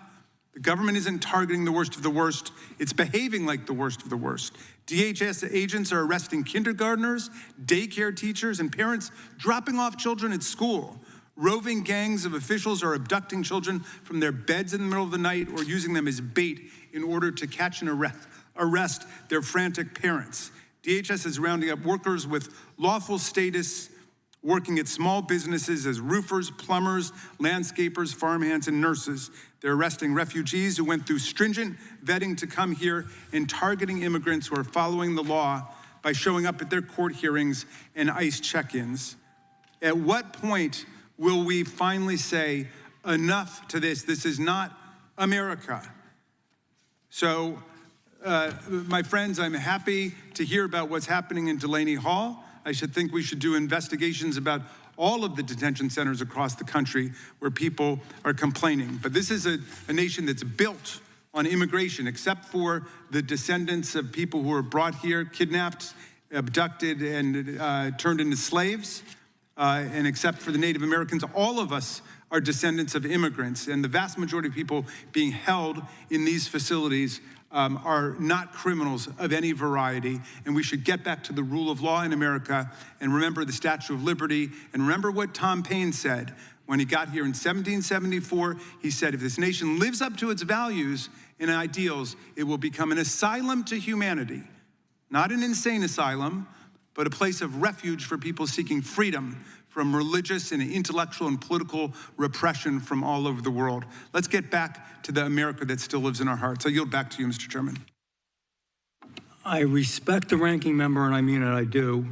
I don't have the opportunity to respond to all that right now because of the rules, but I want to say I thoroughly and robustly disagree with you, and I think there's a lot to go through there, but I just do not believe that that is accurate from what I have seen with my own eyes, and I'll still put that out there. So anybody wants to get a certified lie detector, you can put me on it, put those folks that said they saw all this on it, and we'll see what happens. With that, without objection, all their opening statements will be included in the record. We will now introduce today's witnesses. Mr. Andrew R. Arthur. Mr. Arthur is a resident fellow in law and policy at the Center for Immigration Studies. He previously served as a staffer to this committee, the Oversight Committee, and as an immigration judge with the Department of Justice. Mr. Art DeQuato. I said that correctly, right? I thought. Mr. DeQuato is a border security advisor at the Federation for American Immigration Reform. He previously served for more than 2 decades as a Border Patrol agent. Always good to hear from people on the ground who really have seen and heard it. Mr. Scott Mikowski. Mr. Mikowski is a retired law enforcement officer who served more than 24 years with what was then called the Immigration and Naturalization Service and U.S. Immigration and Customs Enforcement. When he retired, Mr. Mikowski was serving as the Deputy Director of ICE in New York City. And Mr., I want to try to say it right, Amal Sinha? Good. Mr. Sinha is the Executive Director of the ACLU, New Jersey. He previously worked at the Innocence Project and with the New York Civil Liberties Union. We will begin by swearing you all in. Please rise. Raise your right hand. Do you swear or affirm under penalty of perjury that the testimony you are about to give is true and correct to the best of your knowledge, information, and belief, so help you God? Thank you. Let the record reflect that the witnesses have answered in the affirmative. Thank you, and please be seated. Please know that your written testimony will be entered into the record in its entirety. Accordingly, we ask you summarize your testimony in 5 minutes. Mr. Mikowski, you may begin. Chairman Van Drew, Ranking Member Crockett, and members of the subcommittee, thank you for this opportunity to appear in front of you today. For more than 24 years, I served in the federal government with Immigration and Customs Enforcement, Legacy, Immigration Naturalization Service. I retired as the Deputy Director in New York City in 2018. I ran detention centers during that time in ICE. I personally managed hunger strikes, in-custody medical emergencies, and I also oversaw correctional facility inspections. I spent more than 3 decades in the U.S. Army, including as a non-commissioned officer in charge of a theater internment facility in Camp Cropper, Baghdad. I ran a detention facility in a war zone. So when I tell you how a place like Delaney Hall actually works, I'm not theorizing. I'm describing what I did for a living. The views that I offer are my own, and they are not of ICE. Let me start with what the critics have been driving this hearing will not say out loud. Detention standards are not aspirational. Delaney Hall runs under enforceable national detention standards that are inspected, audited by multiple entities and written down. When a detainee declares a hunger strike, there's nothing left for the officer's discretion. It triggers a written protocol. Medical referrals, daily monitoring, weigh-ins, a paper trail at every step. The facts are all available to you. They're written down. Congress can conduct oversight to reveal the real truth. Instead of manufacturing hoaxes for partisan gain, the record will not support that the allegations that brought us here today, and I'll start with the hunger strike. DHS reported that commissary sales at Delaney Hall nearly tripled while it was supposedly underway, from $11,500 the week before May 26 to more than $30,000 the week before January 1st. People who are starving themselves in protest do not triple commissary spending. It is not a hunger strike when the detainee refuses meals at chow time, only stuff his face with hot Cheetos and Twinkies in his dormitory at night. Taking overcrowding. When social unrest started outside Delaney Hall, the claims of overcrowding fed that false narrative and contributed to the anger. Delaney Hall's built for 1,000 beds. The population on that day was 766 on May 25th. When these claims first surfaced, it fell to 521 detainees by June 15th. That's barely half full. Take the food. New Jersey State Health Inspection, June 8th, found the kitchen sanitary, satisfactory, no evidence of rodents or vermin. The menu accommodates religious diets. The border czar showed up unannounced and ate the same meal served to detainees every day and stated it was fine. Let's take the history of Delaney Hall. This building operated as an ICE detention site from 2011 to 2017. New Jersey's leaders said nothing. The standards haven't changed. The building hasn't changed. What changed is who sits in the White House. The double standard runs deeper. Last year, 33 people died in ICE facilities nationwide. In New Jersey's own prisons, an average of 48 die every single year. From 2018 to 2024, yet no one marched outside any one of those state prisons, and this is never about conditions at Delaney Hall. And it's not about the money, because New Jersey has never minded the state taking our money. The state has collected more than $4 million fiscally in 2024 to hold criminal aliens in its own Department of Corrections, and roughly $5.8 million in state criminal aliens assistance programs. Delaney Hall also supports 300 union jobs, which brings an estimated $50 million in the local economy activity. And the owners of the facility pay property taxes to the city of Newark, and they're steep. The state cashes every single check. Then it drives to the gate for the cameras. And what gets sold to the public as a peaceful protest is really nothing else. It's a coordinated activity meant to obstruct federal law enforcement and to cease operations. Newark has told its own police not to respond to calls at Delaney Hall. The Americans working inside that facility are taxpayers. They live and work in Newark and Essex County and are being denied police protection for doing a lawful job. The men and women at Delaney Hall enforce the laws that this Congress wrote under the standards stricter than any American jail that hold American citizens. They deserve better and to be used as props. So let's do facts. This is a tell on how the critics operate.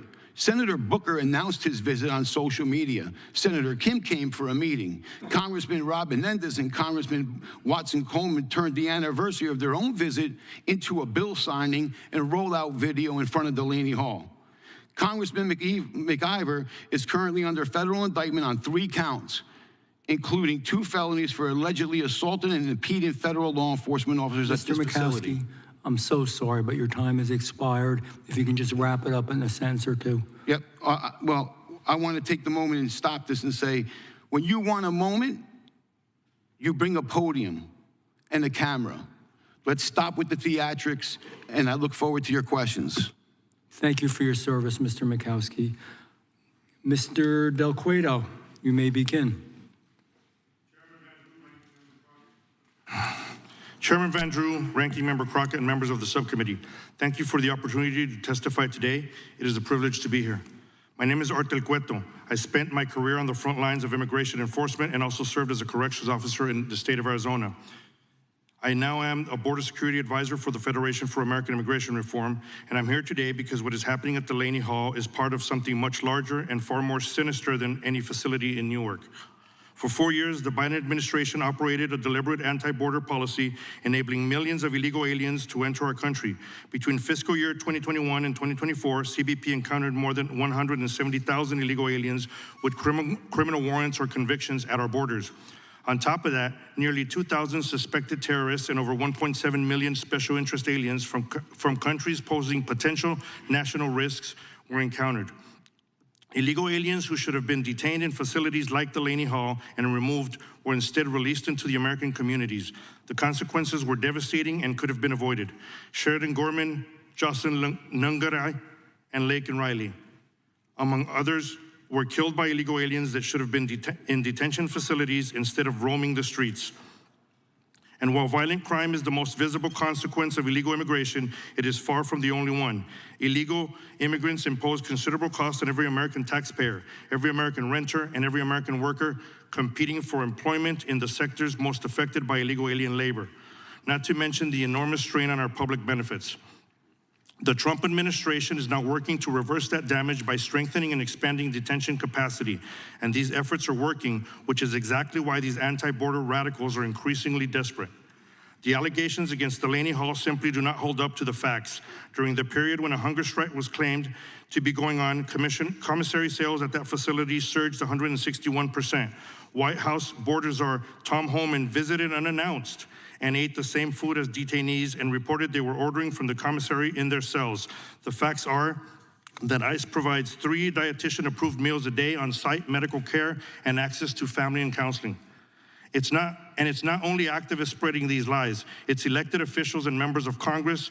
In May 2025, New York Mayor Ras Baraka was arrested after attempting to force his way into Delaney Hall facility. Congresswoman LaMonica McKeever was also charged following the incident. Many more have repeated their calls to abolish ICE. New Jersey Governor Mike Sherrill was forced to acknowledge that the extreme elements in these protests and that many of the so-called protesters were not even from New Jersey. In response to her call for demonstrators to bring the temperature down, the Democratic Socialists of America New Jersey chapter and the Climate Revolution Action Network of New Jersey responded by declaring, "We're going to turn up the noise." The goal of this movement are clear. DSA supports abolishing ICE and the end of all immigration detention. New York City Mayor supports abolishing ICE. Sitting members of Congress also agree. Make no mistake, the radical anti-border crowd is increasingly setting the agenda. These are not reasonable critiques or policy alternatives. They are blatant attacks on the U.S. sovereignty and immigration enforcement itself. This type of rhetoric from our elected officials not only raises the temperature, it emboldens protesters into confrontations and incites more violence. Continuing to liken ICE officers to Nazis will continue to lead to the radical taking matters into their own hands. Since the beginning of President Trump's second term, DHS has documented a 1,300% increase in assaults on ICE agents, 3,200% increase in vehicular attacks, and 8,000% increase in death threats. Why are these radical activists and politicians targeting Delaney Hall and other detention facilities? It's simple. Detention works. More illegal aliens are opting for voluntary departure, and border crossings have dropped dramatically since President Trump took over office. Without detention, the message to every would-be border crosser is that there are no consequences. The smear campaign against Delaney Hall is part of a broader assault on immigration enforcement and on the men and women in uniform, like those who I proudly served with in the United States Border Patrol. They are tasked with carrying out the job that Congress gave them through their immigration laws. I encourage Congress to stand with the men and women of ICE and the men and women of Border Patrol and support them in doing their jobs, not incite more violence. Thank you again for this opportunity. I look forward to your questions. Thank you for your service, and we will now move to Mr. Arthur. Chairman Van Drew, Ranking Member Crockett, Ranking Member Raskin, Mr. Johnson, thank you for inviting me here today. First, a confession. I've never been to Delaney Hall, and I've never toured the facility to assess any of the allegations that have been made about it. That said, for more than 8 years, including 6 as a staffer for this committee, I exercised oversight jurisdiction over ICE detention facilities and visited many. In addition, I served for an additional 8 years as an immigration judge at the York County Prison in Pennsylvania, which contracted with ICE for detention space. I walked the facility, I ate in the dining hall, and I worked out in the weight room. Consequently, I am intimately familiar with how ICE detains aliens and the national detention standards under which it operates. As the Third Circuit described it last year, the elephant in the room today is the fact that state and local officials in New Jersey oppose immigration detention in the Garden State. First, the legislature enacted AB 5207 to prohibit entities there from contracting with ICE to run detention facilities.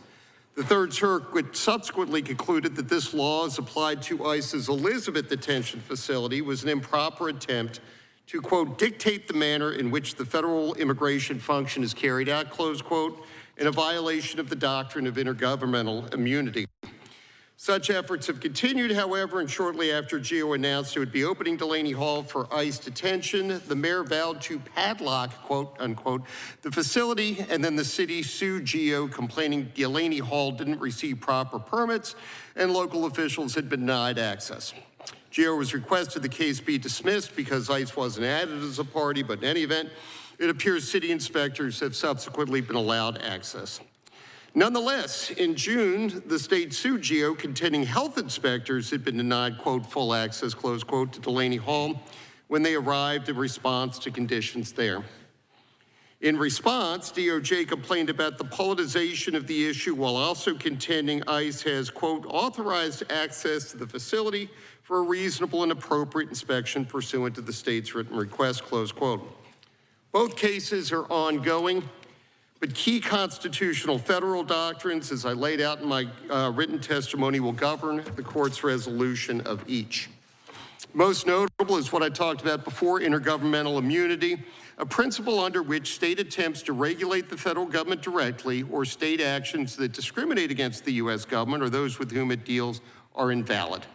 While those doctrines may invalidate state action, they cannot and should not restrict federal oversight, including and especially congressional oversight. Such oversight, as I explained at the outset, was my stock in trade for more than 8 years. But both my bosses and I were, some of whom are surrounding us today, were always conscious of performing it in such a way so as not to impede the very functions that we were investigating.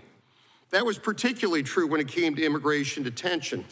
The security of facilities and the safety of the officers and detainees therein was always paramount, and I was always willing to comply with reasonable restrictions imposed on me when touring the facilities, and I continue to believe, with due respect, that is the appropriate policy. Skepticism, of course, is the best policy when conducting oversight, and there is always a danger that what Congress is being told isn't the full truth.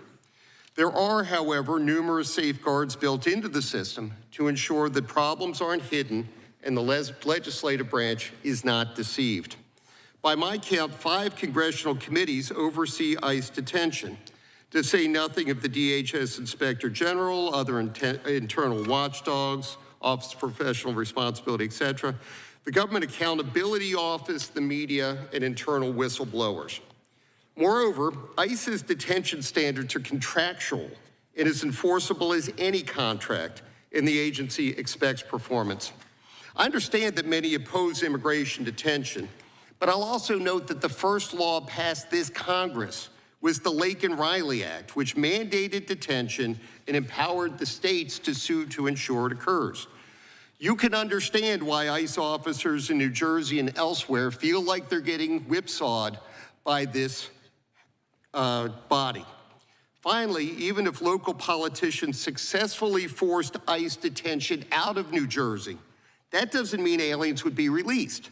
Instead, they'd be sent far away from their families and their lawyers, and that would not make their cases or their plights any easier.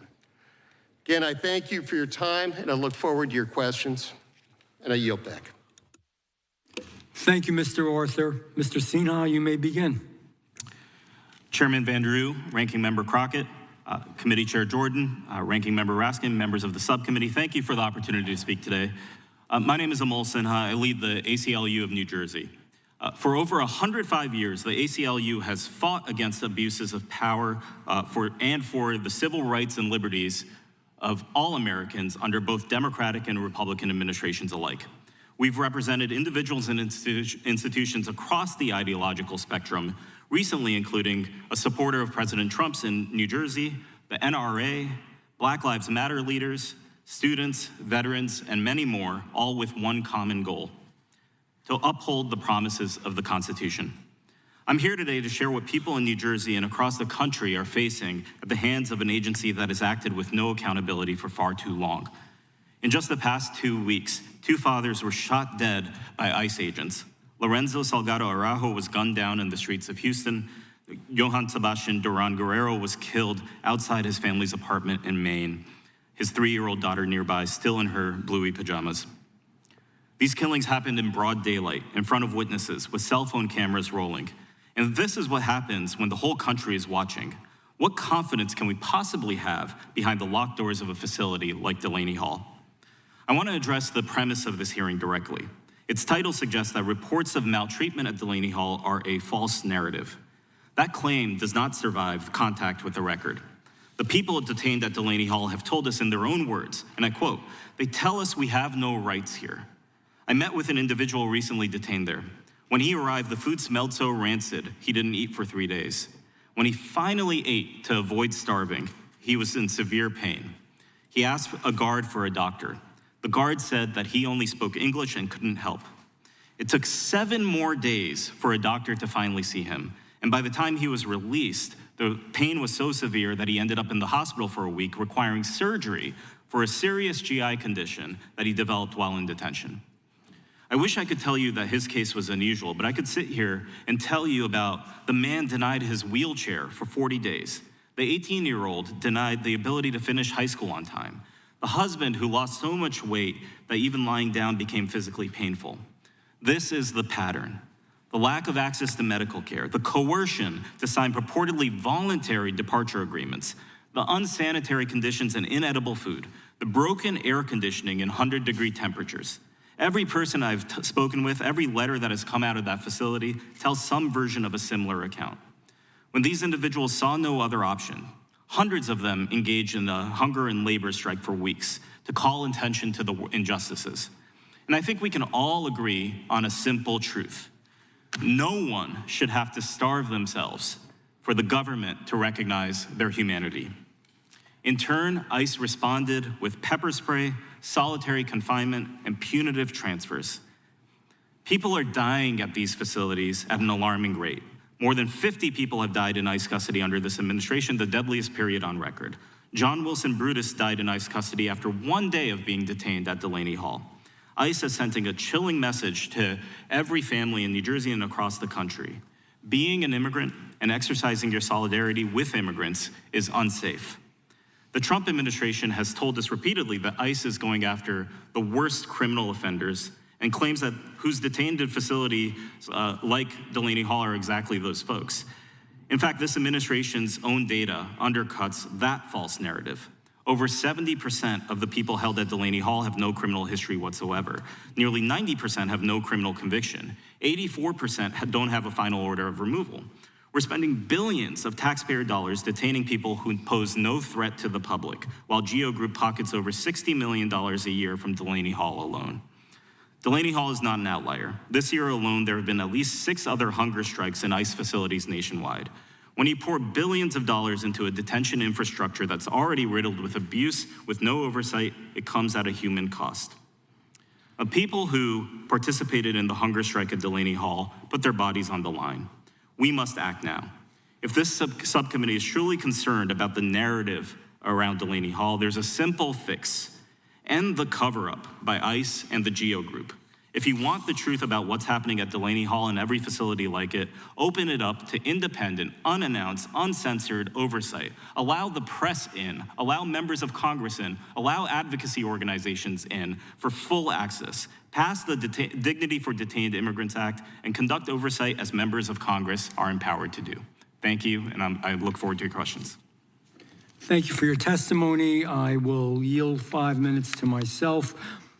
It's come to my attention, Martin Soto. Some of you should know that name. He's the gentleman who led the hunger strike. Some folks were making him out to be a hero, this self-sacrificial man who loved America so much and these poor immigrants and so forth. So we have just gotten some information about him, and everybody can check this out. It's all accurate. He's a Peruvian national. He was supposedly picked up while purchasing some diapers, according to his wife.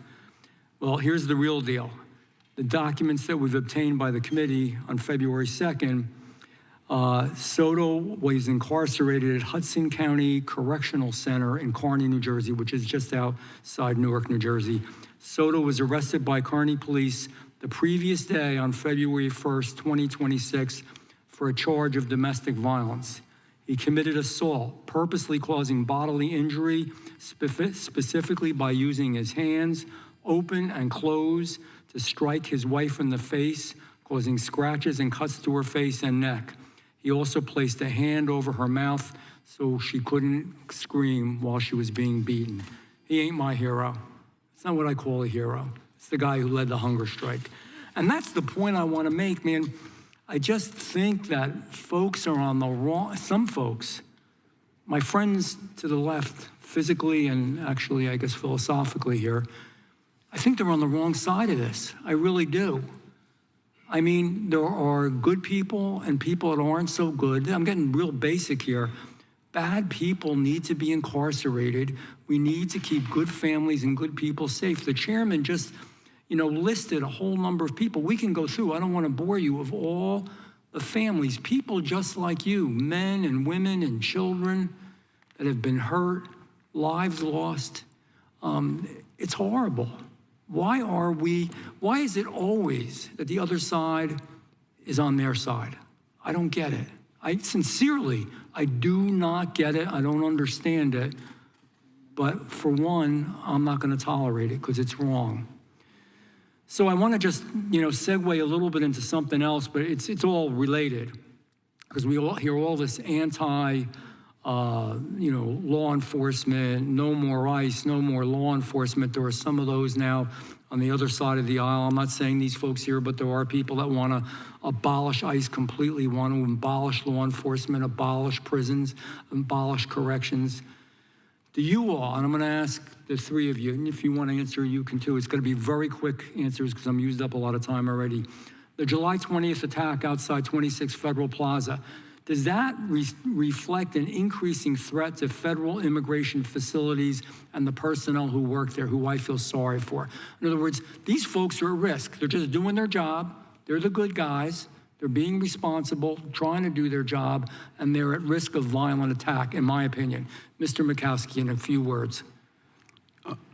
Thank you, Chairman. Yes, 100%. Everybody knows that 26 Federal Plaza houses ICE and other federal agencies, and just an example of what we dealt with every day in New York City. And we've got people in leadership that fire these people up, that go over there and cause all this havoc and hurt other people in law enforcement. I mean, it's hard to be at any level of law enforcement these days. It's even hard for I spoke to some of the state troopers, and they can't say anything on the record in New Jersey. They were doing a great job. And because the left didn't want them there anymore, they were doing a great job and everybody was working together. ICE was safe, they were safe, the people inside were safe. They were pulled away because they didn't want that, wanted chaos. Mr. Del Cueto. Yes, sir, absolutely. That and other attacks that have also happened at ICE facilities in the last several months are a direct result of that. The words we use, the inflammatory rhetoric, God help us. Mr. Arthur, quickly. Thank you, Mr. Chairman. Yeah, I will refer back to the 100-year sentence that was handed out for the mastermind of the attack at the Alvarado detention facility in Alvarado, Texas. These are serious crimes. They're a danger. When I served, I was threatened. I could talk about it in a more private setting if you'd like. But yeah, it's a real problem. It's always been a real problem. And it's getting worse. Getting worse. Yeah. Mr. Sinha, quickly, just to show I'm fair. Chairman, look, whenever somebody conducts a violent act, they are held accountable by the criminal legal system. I don't think it has to do with the words being used. I don't, forgive me, but I don't believe that. I believe politics enters into it. I don't think they're always held liable. It depends where the process takes place. And in some of these blue cities and blue localities, they're not held responsible. And they're made out to be heroes. Violence against law enforcement has become popular, and it's wrong. And I'm tired of it. I think most Americans are too. And I'm over my time. With that, I will, ranking member remind me who's not, yes, Mr. Johnson. Right, we were listening there to the House hearing on conditions at Delaney Hall, ICE Detention Center out in New Jersey. You are watching live now from Fox, everyone. We're keeping an eye on the developments from Tropical Depression Bertha. As you can see, this look right now in Louisiana as the rain continues to come down. And in the next hour, we will be getting some updates from Fox Weather, and here you can see the active radar as it is happening right now. So stay right here with us on Live Now from Fox, everyone. We will take a 2-minute break, and we will be back with much more in just moments.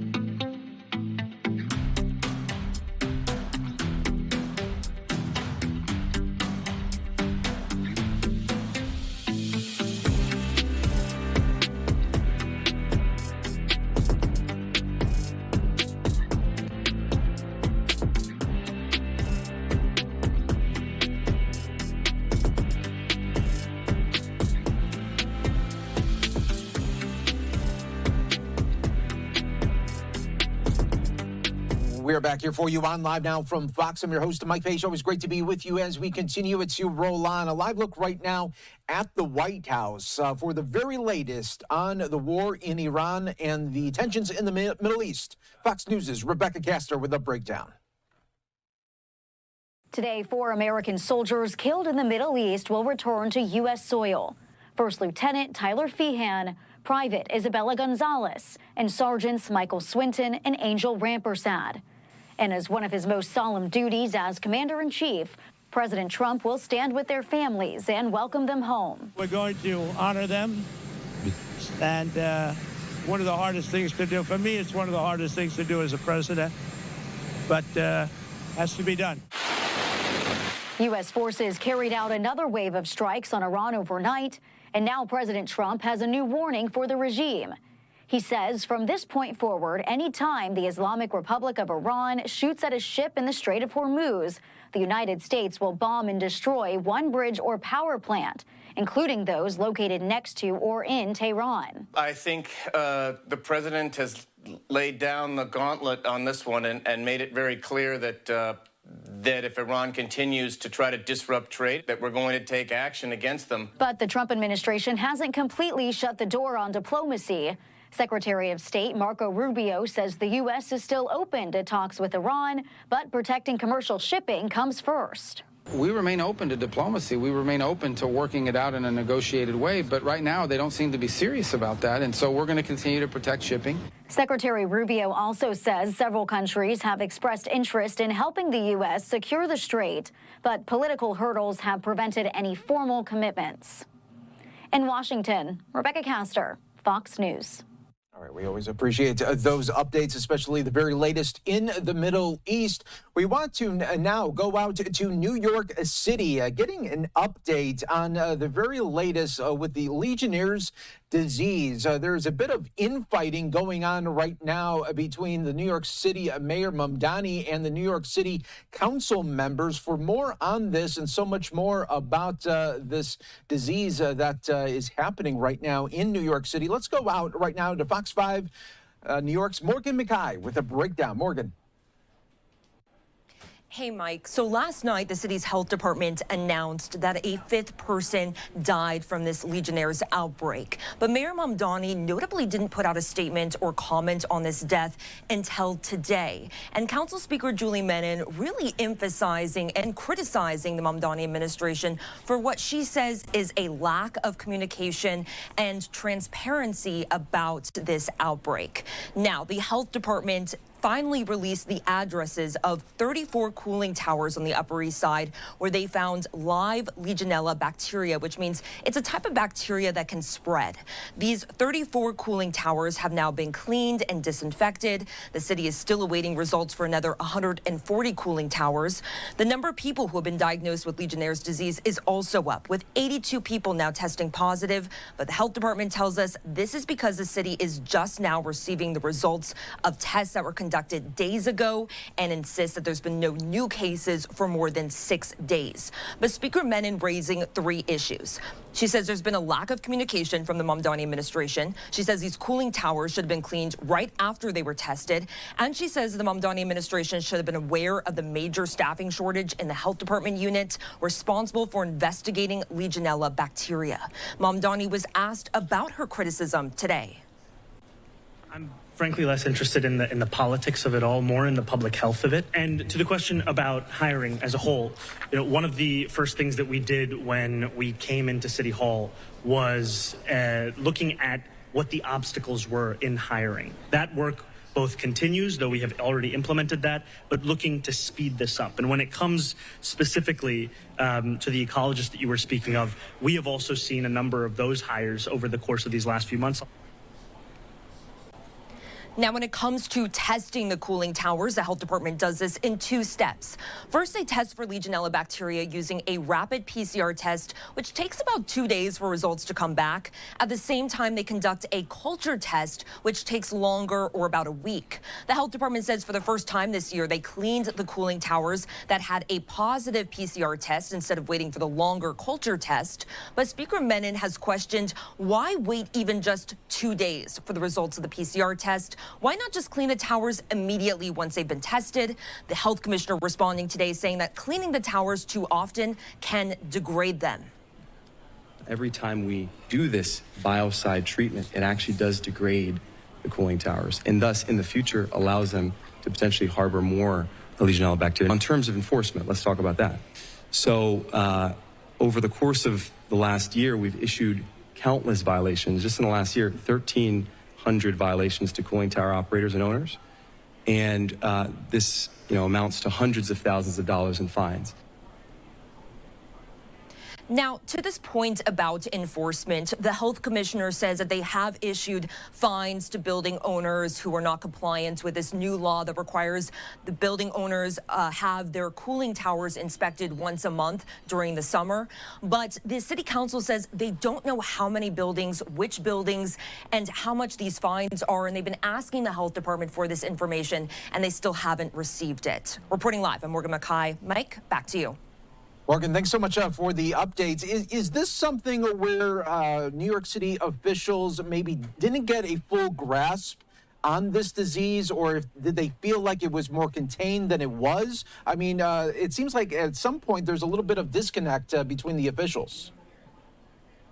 You're exactly right, Mike. 3 weeks ago was when the first case was publicized, but the council speaker says that it's been really slow walking for the council trying to get information. They point also to how many New Yorkers were really unsure of what to do during this public health emergency. She said people were concerned whether or not they should be walking around outdoors without a mask, if they should be, if people who are immunocompromised, if they should be outside, just what sort of guidelines. And she pointed to the COVID pandemic, for example, as a way for during that time when there was so much communication about what exactly people should be doing, what are the cases. She says she wants a similar sort of response when there's a Legionella outbreak, making sure people are have up-to-date information. And she said that even the council has struggled to get a lot of this information. For example, they say about 25% of the city's cooling towers were not inspected monthly like they should be, and they don't know which of these cooling towers are included in this group. And they said that this is something that the health department maybe could have gotten cleaned right away. And so they're very frustrated. They felt like this could have happened a lot faster. And as the health commissioner said earlier, they were worried as well about the cooling towers and how this cleaning system would degrade them. But to the council speaker's point, 5 people have died. Numerous others are sick and hospitalized. And so time was of essence, is what the council speakers really is saying.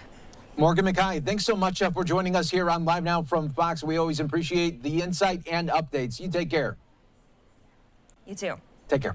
All right, everyone. We are following some breaking news right now out of Atlanta. This is a live look right now. We are learning that 4 people were shot.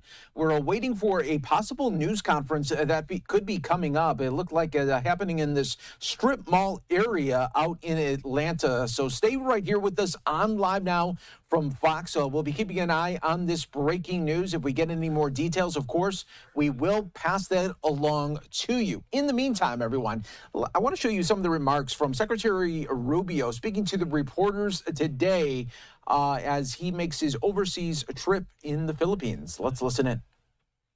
Go. Mr. Secretary, you had quite a long meeting here with your Chinese counterpart. What the hell is that? What is that? Are you a court reporter? What's wrong? That's good. No, but why don't you guys have one of those? I'm sorry. Go ahead. That's okay. It went quite long. Is that does that give the impression that the meeting was tense? And can you give us a sense of what you talked about? We got to translate. You know, translations always take longer and back and forth. Sense of what you talked about. Well, we talked a lot about the visit in September, and that was really the gist of it. It's just to create the groundwork for another positive visit. I think President Xi will have a very positive visit when he comes to Washington. Look, these are the 2 most powerful countries in the world, particularly economics. But also, I mean, we have to have a relationship, and obviously there are areas of great differences. Both sides will acknowledge that. We'll have to work through those, and I think these differences will exist for the foreseeable future. And our job is to sort of manage those so that they never get out of control. We're obviously always going to defend our national interest, and I expect they'll do the same as they define it. But I think there are some areas of potential cooperation. So the work we need to do now in September is to identify what those areas are so that we can lay the groundwork for a very positive visit to Washington and in September. And so we talked a lot about that. Was there disagreement on election interference? We didn't discuss that topic. Mr. Secretary, are China and Russia giving targeting information to Iran? These last few attacks have been very devastating to U.S. troops. Look, all I would say is that, anytime you're in a combat zone like that, there's danger associated with it. I mean, at the end, this actually proves the point that this is what Iran has been investing its money in for the last 20 years. And Russia giving targeting information? I'm not going to discuss that other than to say that nothing that's happened, nothing that China has done has in any way changed the trajectory of what you're seeing in terms of the conflicts we're having with Iran. And in fact, in some cases, they've actually been quite cooperative. With regards to what they potentially could have done but didn't do. I think the Chinese, and I'll let them tell you, but I don't think they're big fans of what Iran is trying to do in the Straits. In fact, they've said so publicly that they oppose tolling or any sort of restraint on freedom of navigation in the Straits. And, we hope they'll continue to say that. And it's important that other countries say that as well. President Secretary was asked a similar question. I'd like to pose it to you. Is the U.S. strategy to strike Iran into submission? And why do you think Iran is not giving in right now? Well, look, the United States is, Iran's in a lot of trouble. I mean, at the end of the day, they obviously don't have a free press that reports on for example, you guys will report on, the impact it's having on the U.S. economy and gas prices and this and that. They don't have that in Iran. But I can tell you they're facing hyperinflation, runaway inflation, high food costs. These are all pre-existing. They've all gotten worse. They've suffered a tremendous amount of damage to their military infrastructure, but they've also spent 20 years taking every penny they have and not spending it on their country. They spent it on sponsoring terrorist groups and building up their missiles and their drone systems. And this is what you're seeing them use now, which is greatly diminished, is exactly the conventional shield that they were going to hide behind to pursue a nuclear program and challenge the world to do anything about it or face the wrath of what they were doing. A year from now, Iran would have had so many missiles and drones that they would have been behind a conventional shield that would have given them immunity to do whatever they wanted. So right now, however, I can just say here's what's happening. It's pretty straightforward. Ships are trying to go through the Straits, and they're getting blown up. Commercial ships are going through the Straits, and they're being blown up. The United States is defending that shipping, and in addition, is targeting the places that are launching against those ships to continue to degrade Iran's ability to target and harm global shipping. So that's what's happening here.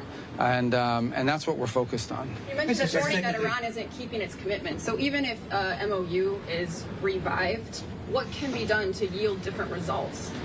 Well, look, all these things are compliance-based, right? I mean, if you make a deal, if you sign on to an agreement and then you violate the agreement's no longer valid. That doesn't mean you can't have a future agreement, but ultimately that future agreement will have to be judged on whether or not you're complying with the conditions.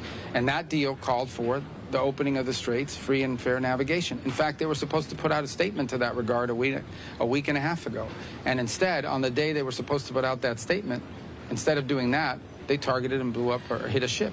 So we remain open to diplomacy. We remain open to working it out in a negotiated way. But right now, they don't seem to be serious about that. And so we're going to continue to protect shipping. We think other countries should join us in that endeavor. We don't need them to, but they should, because they're more impacted by it than we are. And at the same time, we are going to, when the opportunity presents itself, degrade their ability to target global shipping. China's been sending its Coast Guard. The what now? China's been sending its Coast Guard in toward Taiwan, doing patrols near Taiwan. I know the U.S. has said this has been destabilizing. Did you raise that with It always comes up in every one of our meetings because we obviously disagree with those actions. And we actually think that they run contrary to the spirit of what we're trying to work out with them with regards to strategic stability. But the bigger point to make in that regard is that the U.S. will continue to, we're never going to accept that international waterways are somehow under the control of other countries. We'll continue to sail through international waterways and freedom of navigation efforts of that kind, and we'll continue to live up to our commitments, for example, with the Philippines and other countries in terms of the treaty commitments that we have. Again, it speaks to areas of disagreement when it comes to our policies with China. Those need to be managed very carefully because obviously a conflict, be it economic or otherwise, between the U.S. and China would have a dramatic global impact. So the difficult job of geopolitics and foreign policy is managing your differences and not doing anything that runs contrary to our national interests, but at the same time trying to avoid conflict that could lead to something really catastrophic for the world. And I think we have an obligation to do that, which is why it's important for us to continue to talk to China, irrespective of our differences. It's important to, if you go back to the height of the Cold War, even in the height of the Cold War, in its most tense moments, the United States and the Soviet Union were communicated, at least at a military-to-military level and even at a diplomatic level. And in many ways, that prevented catastrophe. So I'm not saying we're at that stage with China, but what I am saying is it would frankly be reckless and irresponsible for the U.S. and China not to have a relationship, given the impact our countries have on the global economy and on the world. Did you discuss with China, with Minister Wang Yi, the working group, or any more details of the Board of Trade, Board of Investment? Yes, we did. We did, and we're moving towards implementation of that, and I think that's one of the potential, concrete deliverables that we can have before September, when that visit happens. And again, those are good ideas, and they come in the aftermath of the visit we took to China earlier this year, and so we did discuss that, yes. Russia's Lavrov revealed that he's going to be meeting with you tomorrow. Yeah. If that happens, are you going to press him on Ukraine, or are you simply keeping... No, we're going to, I don't know if the term is press him, we're going to talk about it. Obviously, the war in Ukraine, I think, has in many ways impeded the ability of Russia and the United States to find areas of agreement on other topics. That doesn't mean we won't seek to find other areas of potential cooperation. But by the same token, we'd like to see that war come to an end. We think it would be good for Russia if that war came to an end. So we'll raise it. And as I said, the U.S. remains open and willing to play a constructive role in bringing that war to an end if that opportunity presents itself. And it might, we're open to it, to playing that role, because we think right now, and I think the Russians would agree, we're probably the only country in the world that can play that role in trying to bring that to an end. What kind of role is the U.S. playing right now in doing that? I mean, there's still some kind of quiet talks going on, or outreach? Well, I think that you've seen kind of fall off a little bit over the last few months. Perhaps there are now new conditions in place that will allow that conversation to happen. It's one of the things we'll explore tomorrow in our conversation. I saw the Foreign Minister Lavrov last night briefly. We didn't talk about any of this, but I saw him last night when he arrived at the opening dinner, and we'll talk more tomorrow. Obviously, to be fair to you guys, I mean, a lot of the stuff I'll talk to him about, I'm not going to put in a press release because it undermines the ability to find understandings. But we'll talk about it and see if there's an opening now or an opportunity for us to play a constructive role. But there are other areas that the U.S. and Russia can cooperate on that we, again, going back to the point I made about China, this is very simple. Russia possesses we are the two largest nuclear armed countries on the planet. For us not to talk would be reckless and irresponsible. We have to have a relationship with the Russian government, even though we have areas of disagreement. And in the case of Ukraine, perhaps an opportunity to, if we can play a constructive role, to bring it to an end. So, I'm sure that'll come up tomorrow, there's no doubt. But we'll talk about some other stuff, too. The Wall Street Journal is reporting that President Trump has approved a nuclear deal with Saudi Arabia. Do you have any details on that? Yeah, I'll let the White House officials sort of put out an official statement about anything with regards to that. But I saw the same reporting this morning. But let me let that go through. And I'd prefer it be put out when there is something to say. That we'll say it through official channels. Has the U.S. asked South Korea or other Asian allies to contribute naval assets or something else? We didn't ask them that today. Look, I think it's to their benefit, right? If you look at the region, they heavily depend on oil and natural gas that comes from this part of the world. Now, one of the interesting things you've seen is that the supplies that are reaching many of the countries in the region have begun to change. They're buying more LNG from us than ever before. They're also buying more oil from us than ever before. So I think some of the changes you have seen and where people are getting their energy are going to be permanent after what you've seen here. But nonetheless, the Straits remain an important source of energy for many of the countries in this region. It's about 20% of the global oil that's purchased. So I think we think it'd be to their benefit to participate in an effort. Did you make that ask today in these conversations? We didn't ask directly today, but we've had those conversations with them in the past. Every country has different restrictions on what they need to do in order to authorize that. Some have to get legislative approval. Some can do it unilaterally. Every country is different. But we've certainly raised it with different countries. We don't need them to do it, but we think it would be beneficial if they did. And some of these countries have unique capabilities in terms of mine clearing and things of that nature. So it'd be great if they join the effort, and I think some of them may eventually do so. It's in their interest to do so, but we didn't reach any agreement on that today. Frankly, it wasn't the cornerstone of what our conversations were about. Mr. A lot of the ASEAN countries have expressed how terrible the war in Iran is for them when it comes to economically and the energy crunch. But Israel's finance minister sort of struck a tone in a different direction, said that the tit for tat is actually the best possible situation for Israel because it's weakening Iran. Does this show that there are some differences between the United States and Israel when it comes to how they view this war?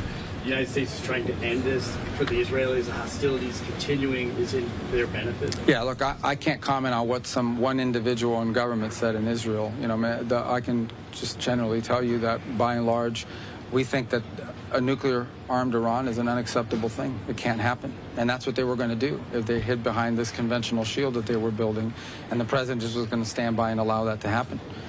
Within 2 years, Iran could say, we're breaking out to a nuclear weapon. You can't do anything about it, or we're going to overwhelm you with tens of thousands of drones and missiles, which they were on pace to build. They can't do that now. That certainly weakened them. As far as the impact it's had on the global economy, I mean, Iran is targeting global shipping and international waterway and demanding to control which ships can go and which ones cannot. That just is unacceptable. We're not going to accept that. We're not going to allow that to be the status quo. But ultimately, there are other countries that should feel just as strongly as we do, because they're actually more impacted by it than we are. Did you discuss with Minister Jaishankar, did he raise at all any concern by India about the tariffs announced by the president on generic drug makers? A lot of Americans buy their generic drugs from Indian companies that import. Is that something that came up in your discussions at all? I mean, not with me. I mean, we didn't get into depth on pharmaceuticals today. Obviously, I would expect them to be concerned about it, but they didn't raise it today. But they might have with others in our system, because we obviously deal with the Indians. We're very close to them. So. Mr. Secretary, you and the president have been very blunt in your anti-communist language. Recently, you put out that recent report on Cuba.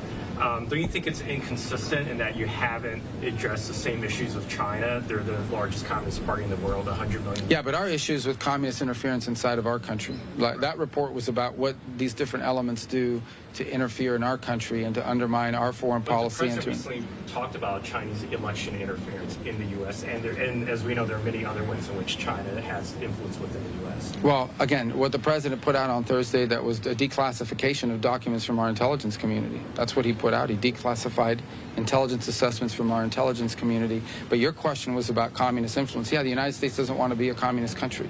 We're never going to be a communist country, and we're not going to allow communist influences to undermine our politics or our society. So I don't know what the inconsistency you're referring to is. It's very clear.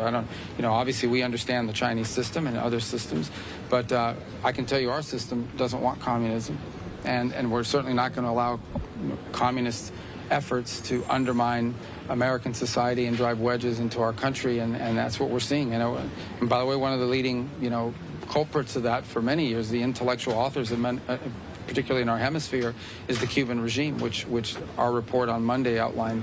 Are Cubans having a bigger impact Did you express concern regarding the clash between China and the Philippines in the South China Sea? Did we discuss it with? Clash between China and the Philippines in the South China Sea. Oh yeah, it's been a high-profile issue. We've all seen it, and it's a sort of an escalatory thing that we think is very negative, and benefits no one. And obviously, we've reiterated in every meeting we've had that the U.S. has a treaty arrangement with the Philippines. I believe we're the only treaty partner the Philippines has. We intend to live up to our treaty obligations, and I think we've done so, and we'll continue to do so. With the sense of escalation, how difficult is it to inspire confidence at these meetings, such as the ones you've had today, that the U.S. can bring a quick end to the war in Iraq?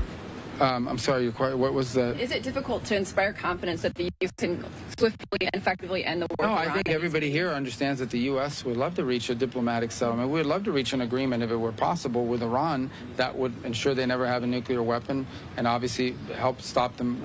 And we'd love to have an agreement where they say we'll no longer sponsor terrorism and we will not pursue a nuclear weapon or the things you need for a nuclear weapon. I think if there's a lack of confidence, is the lack of confidence that the Iranian regime will ever agree to any of those things. That would be the lack of confidence. And the bigger lack of confidence should be that they've already made commitments very recently in a memorandum of understanding, and within 2 weeks had violated it. So I think if there's any undermining of confidence, it's confidence that the Iranian system, as it currently is structured, can reach an agreement. And so you wonder whether they're serious about an agreement in the short term. But look, the president always prefers to negotiate and reach a deal on these things. And we're willing to do that. And we've tried to do that now for a year and a half, but we're also not going to sit by and let ships be blown up or Americans be attacked. Do you see any hope for a compromise? If Iran refuses to negotiate seriously. Who's this? If Iran refuses to negotiate seriously, Iran? Yeah. What is the next step? So more sanctions, more military actions? Are you prepared for long-term confrontation by Iran? Well, the president has many options available to him if they continue to insist on not being cooperative, and I won't get ahead of the president on any of those, but I think Iran knows we have many options as well. The president suggested that Iran should be added to Russia Sanctions Act. Is this kind of acknowledgement of Moscow-Tehran growing alliance? Of what now? Are you guys acknowledging this growing alliance between the two? Because you're suggesting to add Iran to Russia Sanctions Act. Oh, I just think the president views as a legislative vehicle that's going to pass in Congress and provides him more authorities to impose higher economic costs on Iran if it's necessary to do so. So I don't think it has. I think it's just the bill that's moving, and it's a sanctions bill, and so it makes sense if you're going to add additional sanctions to do it to that bill. On Cuba, is the goal still creating regime change through economic collapse, or is the military option? I think the goal is to have a Cuba where the people of Cuba can experience prosperity, safety, security, and a better life moving forward. The way Cubans are able to do all over the world when they leave Cuba, and we're prepared to be, very realistic about how you do that, and patient about how, you get in a serious process that leads to that. And we've engaged them from time to time in that regard, and they know where we stand on that issue, and hopefully that's where it arrives. The fundamental problem Cuba has right now is two things. Number one is their economic system doesn't work because that economic system doesn't exist anywhere else in the world. It's completely backwards. It just doesn't work, and that's why people have to leave that country. And number two, they're no longer getting free oil from Venezuela. That's their biggest problem. They're not getting free oil from Venezuela, which, by the way, they weren't using for their power grid. They were taking about 60% of the free oil they were getting from Venezuela and reselling it for cash. So the biggest problem Cuba has is that their regime is a disaster, their economic model doesn't work, and the people who run the country don't know what the hell they're doing. And all they're most interested in is holding on to power. They are afraid of economic prosperity because they are afraid that economic prosperity and economic liberties they will lose control over people. And that's always been the struggle they faced in recent times. But again, look, just today, we began shipping over $100 million of humanitarian assistance to Cuba, which will be distributed by non-governmental entities on the ground. So, we're willing to engage with them. We've engaged with them in the past. We'll keep talking to them about the kind of changes they can make. But this is 90 miles from our shores. This is a government that has spent, a regime that has spent the better part of 30, 40, 50 years destabilizing the region and the movements that they've supported. And they've lost, 10 to 15% of their population since 2021 because of how mismanaged the country is. We want it to have a better future, and we're prepared to do things that help them get there. But they have to decide they want to do that. The people that are in charge there right now just don't want to do it. It's unfortunate. The administration was talking about how they expected just to follow up, to see regime change or to see big changes in Cuba, economic, political, by the end of this year. That's what a lot of them were saying. Who's a lot of them? Who was saying that? People within the administration who work on this issue. Like who? Because I work on this issue more than anybody else. They weren't predicting it, but there was an expectation that Cuba was so. No, look, guys. This global affairs are not like. We're not a mini-series. Like you get in 3 episodes and it's over. I mean, global affairs are difficult. You're talking about a system that's been in place, since 1959. You're talking about a country that suffered tremendously because of poor leadership and a bad economic model. You're talking about a regime that survived all these years because they had a foreign sponsor, be it the Soviet Union or Hugo Chavez. They don't have that anymore.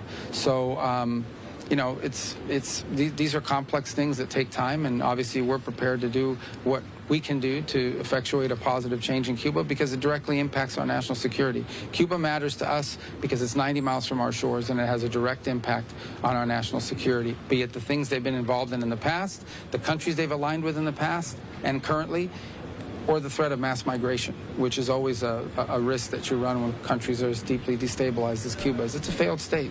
It's a failed state, but I've never laid out any timeline as to what change would look like or when it would happen. I wish it was tomorrow because they deserve it. The people of Cuba deserve a better future. Mr. Secretary, on your argument that Iran has violated the MOU, isn't the MOU inherently flawed because in paragraph 5 it explicitly acknowledges Iran has power in the Strait of Hormuz, whereas no other formal agreement before had acknowledged or recognized? No, I don't think that's what the MOU says. Certainly that's not the way we interpreted it from the very beginning.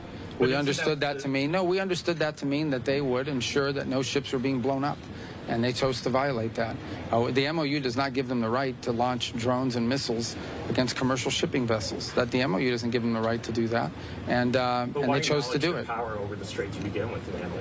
Well, we don't acknowledge their power. Well, the only thing I tell you that no, they have missiles and drones, and they're launching them against ships. The MOU doesn't say you're allowed to launch missiles and drones against commercial shipping in the Straits of Hormuz. It doesn't say that anywhere in the MOU.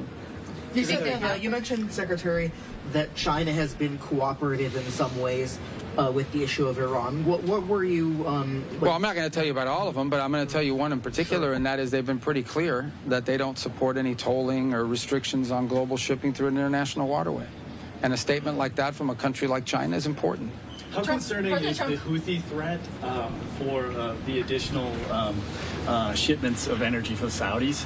Are you worried that that could have a... Well, the Houthis have done that in the past, as you know. They've threatened global shipping there in the past. And, again, anything that restricts shipping through the Red Sea would be problematic for the same reasons that the Strait of Hormuz is problematic. So we're watching that closely, that situation. We've been engaged with the Saudis on a number of times over the last week in regards to that threat. It's not a new threat. But it's one that's manifested itself in the past. But at the gist of that issue is the fact that, again, Iran is in the middle of it. Talking about the troublemaker in the region, it's Iran. They decided to send direct flights from Tehran into Yemen, carrying IRGC elements and others into the country. And the Saudis responded to it, and that's what's led to the situation we're now facing. But we hope it can be de-escalated. Obviously we're not particularly close to the Houthis, in terms of being able to influence the decisions they make. But I think it's just another example. The Houthis, Hezbollah, the militias in Iraq, Hamas, this is what Iran spends its money on. It's not on its people. It's on supporting terrorist organizations and destabilizing actors in the region. You've mentioned a couple of times that other countries should join the U.S. to protect shipping in the Strait. Yeah, because it's their shipping. Yeah, we've had conversations. There are countries that have expressed interest. Again, some of them have different ways they have to get there in terms of how it's authorized. Some need an international flag. They need to do it under the mandate of an international organization. Some need to go through the legislative process. But the reason why I mentioned it to you is because if you look at where that oil and you look at where that energy is destined, it's not to the United States. It's to other countries. And so, plus I think every country in the world has an interest in protecting the right of shipping in international waters and freedom of navigation. I know you don't want to get into the details on the Saudi civilian nuclear agreement, but just most broadly, for people who have non-proliferation concerns, for people who listen to U.S. rhetoric about how dangerous it would be for another country to get a nuclear weapon, doesn't having a less than gold standard agreement in the Middle East run a risk? Well, I'm not going to opine directly on that agreement. We're going to put out even when the moment is appropriate, we'll put out that in writing. We have to do it with Congress anyways, so we'll certainly do it publicly. But suffice it to say, the U.S. is not going to reach any agreement with any country in the world that leads to the risk of proliferation. Did you discuss non-proliferation in the meeting with the Chinese, or will you be bringing that up with Mr. Lavrov tomorrow? On nuclear? Yeah. Well, we didn't talk about it this time. We've talked about it in the past, and I think the president's point, and he's right, is in the modern era, if we're going to have a nuclear arms restriction talks and arms control talks, it has to include the Chinese side because they're rapidly building their own nuclear capabilities. I would imagine the Chinese will argue that once they catch up to the U.S. and Russia, then they'll enter these negotiations. But until then, I think that's been their historic argument in the past. But I think the president rightly points out that in the 21st century, if you're going to have true arms control, it has to be tri-party. It has to be the U.S., Russia, but also China. But we didn't discuss it today. Are you satisfied with what China's been doing on the fentanyl issue? It was the basis for a lot of tariffs that appear to be, they keep getting struck down. Well, we continue to talk to them about that issue, and obviously I think we've made some progress. Some of the commitments that they made in earlier this year, they've begun to live by. Others remain a work in progress, and I know that as recently as today, our law enforcement is visiting China, and we've had their law enforcement come to Washington earlier in the year. So we remain engaged with them, and ultimately we think in the long term this poses a threat to China as well. So I would hope that they would have an interest in being cooperative because in the end, these same elements that are shipping fentanyl precursors all over the world will eventually do the same if they're not doing it already inside of China and their neighboring countries. So it's a work in progress, but I think we've made some progress on that front, but not entirely where we need to be. You met with Japanese foreign minister. Yes. China has been its economic and military pressure on Japan. So how do you see the worsening of Japan-China relationship? How do you see how do you view the worsening? Oh, the worsening, yeah. So look, I mean, obviously, we're very close to Japan. We understand what they're facing right now. They're facing, real restrictions, export controls, and all sorts of things. And obviously, you talked about some of the aggressive measures that have been taken. It's a troubling trend. I don't think that China-Japan relations are at their high point right now. We're very close to Japan. We have treaty obligations with Japan. We have deep history of cooperation with Japan, and that's going to continue. But we see it with concern. After securing 1 Americans released from Iran last week, can Americans expect more detainees to come home, including colored? I think they should all be home. I'm not going to predict or prognosticate what others we may see released, but we would like to see them all the wrongfully detained people released, not just from Iran, but all over the world. But it'll always be a priority in our conversations, even when those restart. How's that channel working? There's so much hostilities, literally, between Iran and the United States. Yet you Which channel? The channel to get wrongfully detained people out. Obviously, just bore some success. How is that happening amidst this warfare going on? Yeah, I mean, look, I think that's a valid point. We were fortunate to see one instance in which one person who shouldn't have been there should not have been held there was released. We'd like to see more. It's a feature of our conversation with them. It would obviously be easier to have that conversation if some of these other things weren't ongoing. But I think the fact that we're even detained to begin with speaks volumes as to the nature of the regime that we're dealing with. But yeah, I mean, it's not the most productive moment for it, but we're very fortunate and blessed that lady got out because she never should have been held in the first place. Mr. Secretary, is there anything you can tell us about the pending U.S. arms sale to Taiwan? I'm sorry? Well, there was one late last year, and the other one continues to be under review. As I said, we had the largest single sale ever in December. So it's not like nothing has happened, but there's a second pending sale that's been notified to Congress, but it's still undergoing a review internally. Why is that under review? Your State Department. Well, there's a lot of reasons. I know, but there's a lot of reasons why arms are under review, and that includes, we have to look at our own stockpiles. We have to look at the availability of whatever it is we're promising to do. As you know, there's a huge effort on our part to restart our defense industrial base and restart its ability to produce. People ask this all the time. I mean, we've made very extensive sales and have continued to make sales, for example, to Ukraine. And before that, we gave them to Ukraine. So all these things have an impact. And we do have our own domestic needs that have to be balanced with whatever commitments we make to other countries. So it would be normal for a large sale to be reviewed in that context. One of the Tate Brothers lawyers mentioned you by name. I know one of the Tate Brothers lawyers mentioned you by name. Do you plan to get involved with the extradition challenge that they have been? Mention me by name? Yes. Oh. Yeah. No, look, that extraditions, I don't know the details of this particular case. I've been overseas, but I mean, I know who you're talking about. I just don't know the details of it. These cases have a process that they go through in the courts. My understanding is that they're involved in that judicial process. And so that'll play itself out at this point. And there's no role for us to play at this moment or maybe ever in that regard. But I'm not going to opine on something that's still working through a legal process. Is the U.S. trying to get Syria involved in fighting Hezbollah? Hold on. Go ahead. Is the U.S. trying to get Syria involved in fighting Hezbollah, as the president has suggested? Well, the Syrian authorities are not big fans of Hezbollah. But what we've encouraged Syria to do is to focus on its own internal challenges that it has in sort of building a nation state. They still face pretty substantial challenges and threats from within. I mean, ISIS remains a threat there. There are other areas of cooperation. As you know, we've removed them from the list of state sponsors of terrorism, which we hope will lead to the sort of economic revival that the country desperately needs. Syria is a country that has a history of different communities for many, many years living alongside one another in peace. Sunni, Shia, Christian. I mean, it's a country that Kurds. But they have a huge project on their hands in that regard, and so we've encouraged them to focus on that. But we understand the threat that Hezbollah. I mean, Hezbollah is an enemy of this new government in Syria, and they, in many ways, will seek to undermine that government over time. And one of the best things Syria can do to secure its future is to secure their border with Lebanon so that we don't have weapons and arms coming back and forth across that border in an effort to destabilize Syria. What were you asking? You know, many national security advisors have put their stamp on the NSC bureaucracy, Scowcroft model, large models in the Obama administration. How do you want to be remembered for the stamp that you're putting on this? Are you streamlining things? The NSC works for the president, and so the stamp we want to have is the stamp any NSC director should have. It's not my stamp. The NSC is there to serve the president, and each president will have different requirements for what they want the NSC's role to be. And so, to the extent I want a legacy with regards to the NSC, it is an NSC that was responsive to the needs of this particular administration and this president's style of leadership. He's very hands-on, he's very involved. And our job at the NSC is to coordinate the interagency to execute on the president's policies.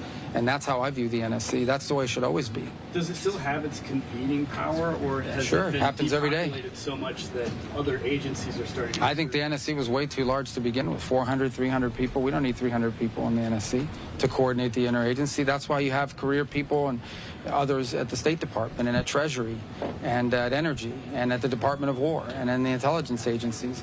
And the job of the NSC is to coordinate the interagency so that it's executing on the president's foreign policy and developing options through the interagency. So the expertise should reside in the different agencies of government. And the NSC's job is simply to be the coordinator of that effort, to deliver on the president's intent, either to present the president options or to execute on the president's directive. That's what the NSC is doing, and I think quite successfully. You don't need a large bureaucracy to do that. There are Americans in China that have been wrongfully detained, Chen Yolin and Min Zin. Did you raise those today? Well, we always raise the case of Americans, and we do so outside of these meetings as well. And we do so through the embassy. We do it through multiple engagements. Do you expect that China should release them ahead we want them to. Part of the meeting? Well, we want them to. I won't precondition the meeting in September other than to say that we raise these issues every time, and we raise it not just, we raise it all the time. We raise it through the embassy. We raise it through every engagement we have. Those are always a priority, and we've had good news in the past and hope to have some good news in the future. Secretary, all right, guys. Wrongfully detained. He mentioned Min Zin, but who? Min Zin, who was arrested right after the summit, right after the Trump. The scientist? No, not the scientist. He was a researcher. Yeah, the research on geologists? Not geologists. He was researching Myanmar. And he was arrested in Yunnan province. But has he been classified as wrongfully detained by the State Department? I don't believe so yet. Okay. But again, we have a process we go through to make those determinations. That doesn't mean he won't be. That process has to work its way through. What's the overall approach, Secretary, to Myanmar and to potentially re-engaging with the junta there or cooperating on issues like rare earths? What's the position or the approach of the Trump administration towards Myanmar and re-engagement with the government? Yeah, no. Well, I don't have any announcement for you on that today. It's a policy that we're still developing in many ways. Obviously, there's some conditions that have been shifting with regards to Myanmar or Burma over the last few months that we're keeping an eye on and see if there's opportunities to engage. Obviously, we still have many concerns about some of the things that have happened in that country historically and in the past. And there also remains a question of how receptive and open they are to a different relationship with the United States as well. So these things are still being worked on, but I don't have any announcement on that today other than, they were here and they were present today. And I'm glad they were here, and I said that in our forum. But it's not a place we have a long history of engagement in recent times. So if an opportunity presents itself to do something that serves our national interests, we'll explore it. But there's still some work to be done in that regard. Okay, guys. Can you confirm thanks. that the White House will be announcing a nuclear deal with Saudi Arabia today? I don't have any news for you on that today, but maybe later today, once Washington wakes up, or if there is an announcement, I promise you'll know about it. Okay? Thanks. We're going that way. Thank you, sir. Right, Secretary Rubio making remarks there a little bit earlier today out in the Philippines, talking about the very latest with the war in Iran as its Middle East tensions do continue.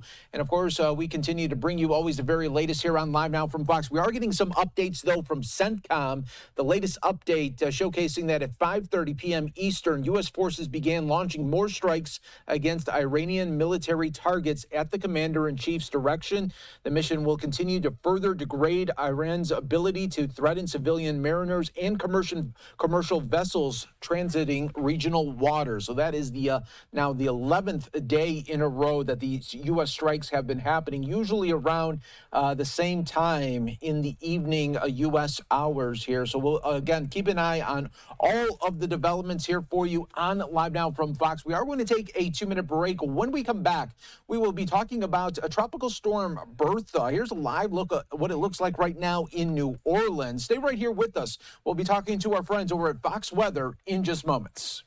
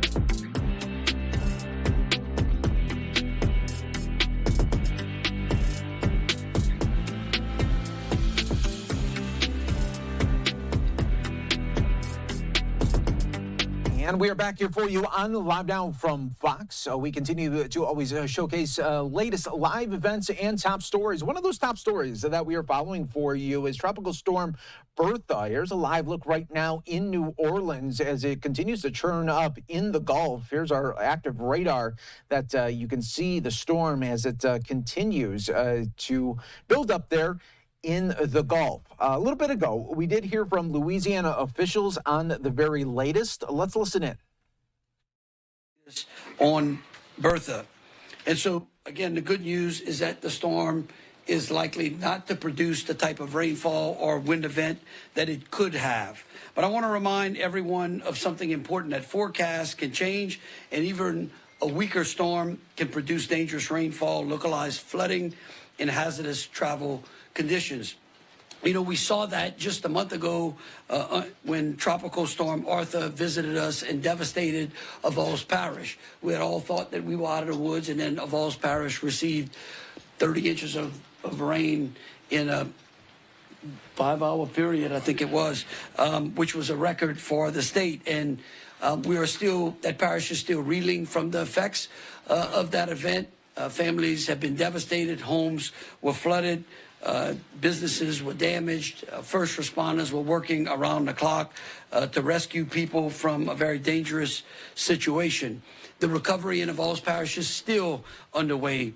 And I want the people of Avals Parish to know that we have not forgotten them. We continue to support their recovery effort, even as we monitor Tropical Storm Bertha. In fact, I believe the First Lady's Foundation has distributed another $150,000 to charitable events, to charitable organizations in the Avals Parish area who are working to help families recover from that event.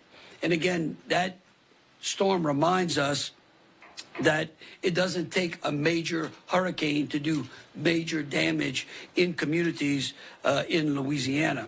So today's forecast is encouraging, but it doesn't mean that we should be complacent. And that means that, remember, if you live in an area that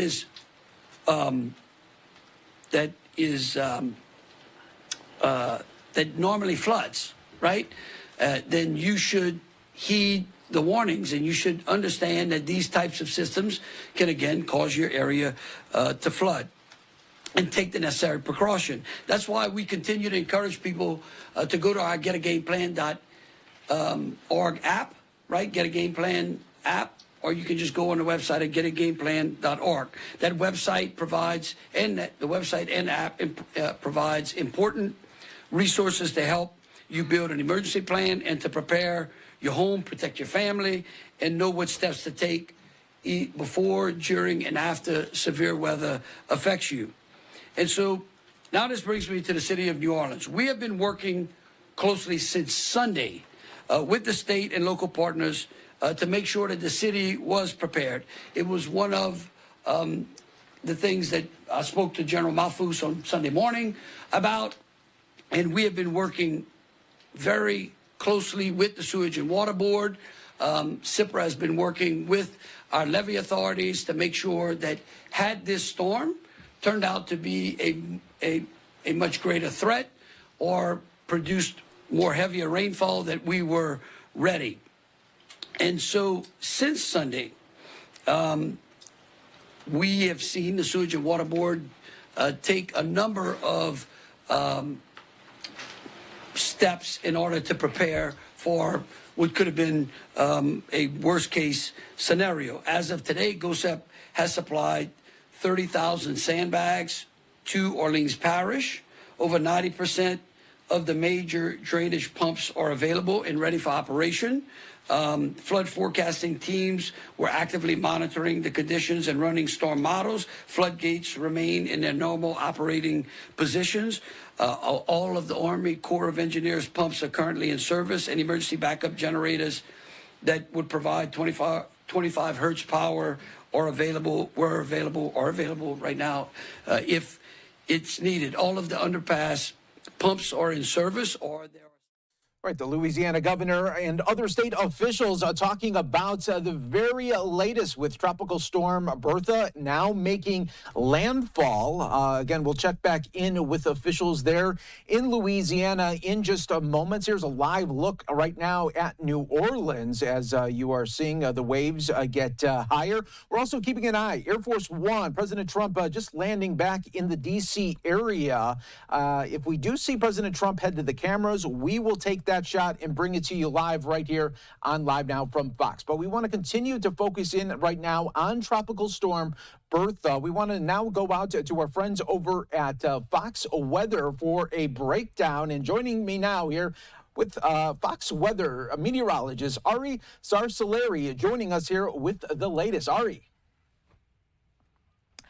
Yeah, I tell you what, if we're being completely honest here, this storm is really not that big of a deal by tropical storm standards down in this part of the country. You know, I heard the governor talking, you hear a lot of politicians talking, and it's good that they're, you know, trying to make sure that everybody's prepared, et cetera. But this is a really weird storm. I mean, it's just the type of storm that we don't see very often. I mean, most often if you have a tropical storm that's coming directly into New Orleans, it is going to be a big deal. Don't get me wrong, it's windy. But there are a lot of places along the Gulf Coast. I mean, look at this. You can see, like, in between some of these clouds where it's literally just sunny and windy. And so I was seeing a couple people tweeting about how in New Orleans, there are a lot of people that are just going on with their day as usual. There's been a little bit of storm surge on the order of like 2 to 3.5 feet in some spots, which is also not a terribly big deal. I think the biggest thing that you're going to notice from this is basically some wind. Very unique storm, though. What do I mean by that? The center of it is like completely detached from where all the thunderstorms are, right? Okay, so look at this. Visible satellite's always the best way to look at these things. These are all low clouds here. There's a little tiny bit of rain associated with some of those, but these are the big thunderstorms that are down toward the south. And why is that? Well, it's because there's a ton of wind shear in the Gulf right now.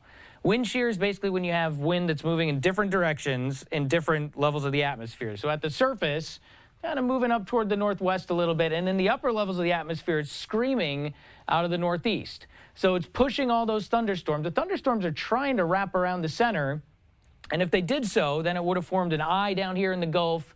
And, we might have been looking at a hurricane or a stronger tropical storm or something like that. But the wind shears pushed all those thunderstorms down on the south side of it. So this is where the lion's share of the rain is going to be. So, again, overall, you're going to know the storm is there, but I want to make sure and tell the story correctly here. By Gulf Coast standards, this is really not too bad of a storm. It's about the weakest tropical storm you'll ever see. And actually, when you look at the current winds, this is something that bothers me a little bit, if I'm being completely honest, guys, when it comes to the naming of storms. So the Hurricane Center sends the hurricane hunters into the storm. The technical definition of a tropical storm is sustained wind of 39 miles per hour or more. Sustained wind is the number that you're seeing on the left side of the screen. Now, sustained at 20, gusting up close to 40 in New Orleans, that's a really windy day. I mean, that's a really windy day. Could it be enough to cause a little bit of damage here or there? Maybe, but it's nothing that you wouldn't see in a garden variety thunderstorm around the region.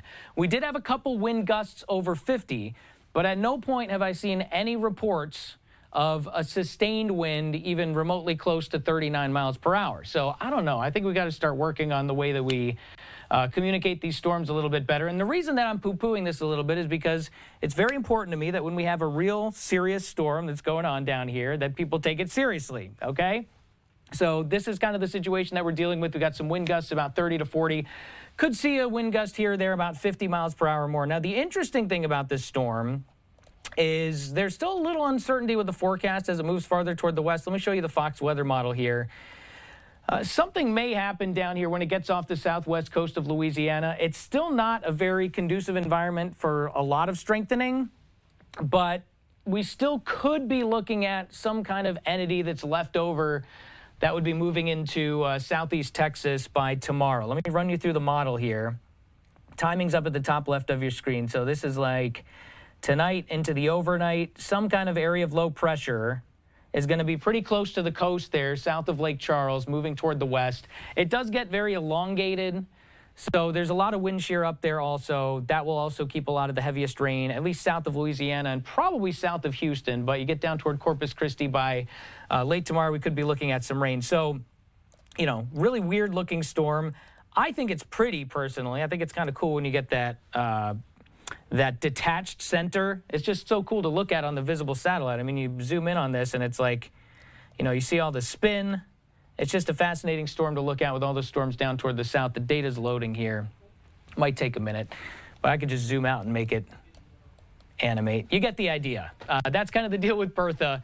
It is overall not that big of a deal. That's what I'm talking about right there. Look how cool that looks. And that was landfall. Strongest wind with a storm is usually right close to the center like this, and we're still not seeing even close to actual tropical storm force wind. So that's kind of my analysis of the storm. Any questions that you have, I'm happy to answer them. Yeah, I wonder, Ari, if this was later in the, hurricane, system here, if we're talking maybe late August into September, would this storm have been any different? I don't think so, and the reason that I say that is because the main thing that tore this storm apart was wind shear.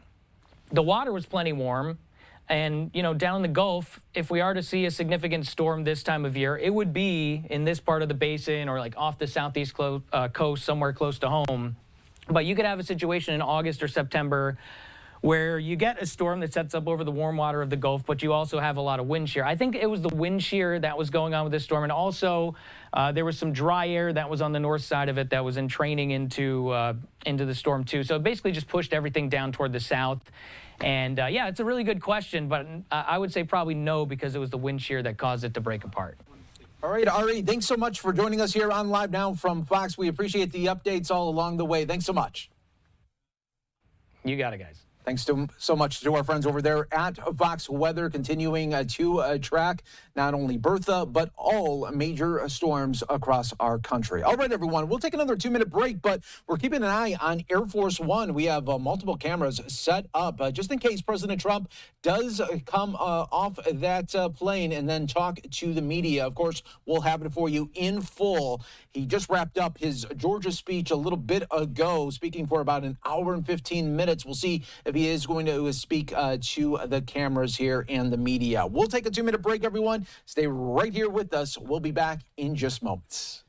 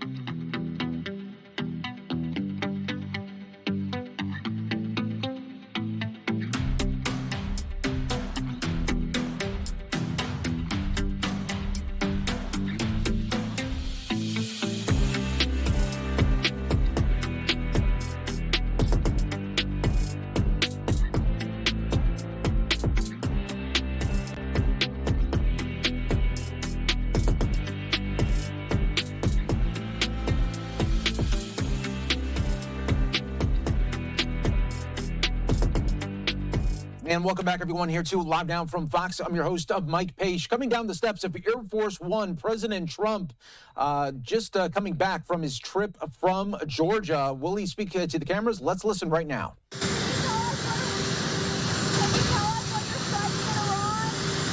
All right, so he will not be taking any questions there, but he was again, just motioning to the media a little bit there, but won't be taking any questions this evening at Joint Base Andrews after President Trump wrapping up his trip out in Georgia. Oh, and speaking of Georgia, everyone, let's go out to breaking news out of Atlanta. 4 people were shot. Now we are getting an update from officials. Let's listen in.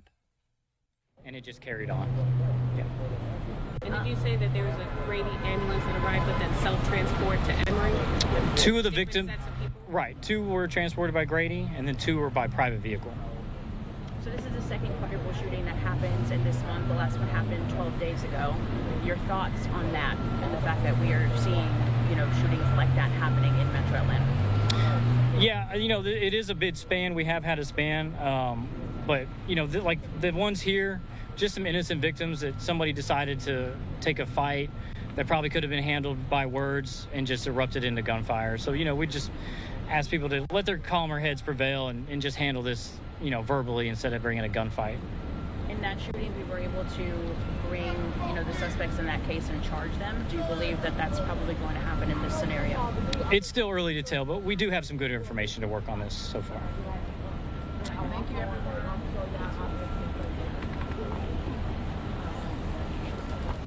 All right, just a little update there coming out of Atlanta. 4 people shot, just learning basic info right now. We'll be keeping an eye on everything. If we get any more updates, of course, we will pass that along to you right here, as always, on Live Now from Fox. We're keeping an eye on Tropical Storm Bertha right now. Live look there in New Orleans on the left, and you have Bourbon Street there on the right as we continue to track the latest with Bertha making landfall earlier out in Louisiana. So stay right here with us for always the very, very latest on Live Now from Fox.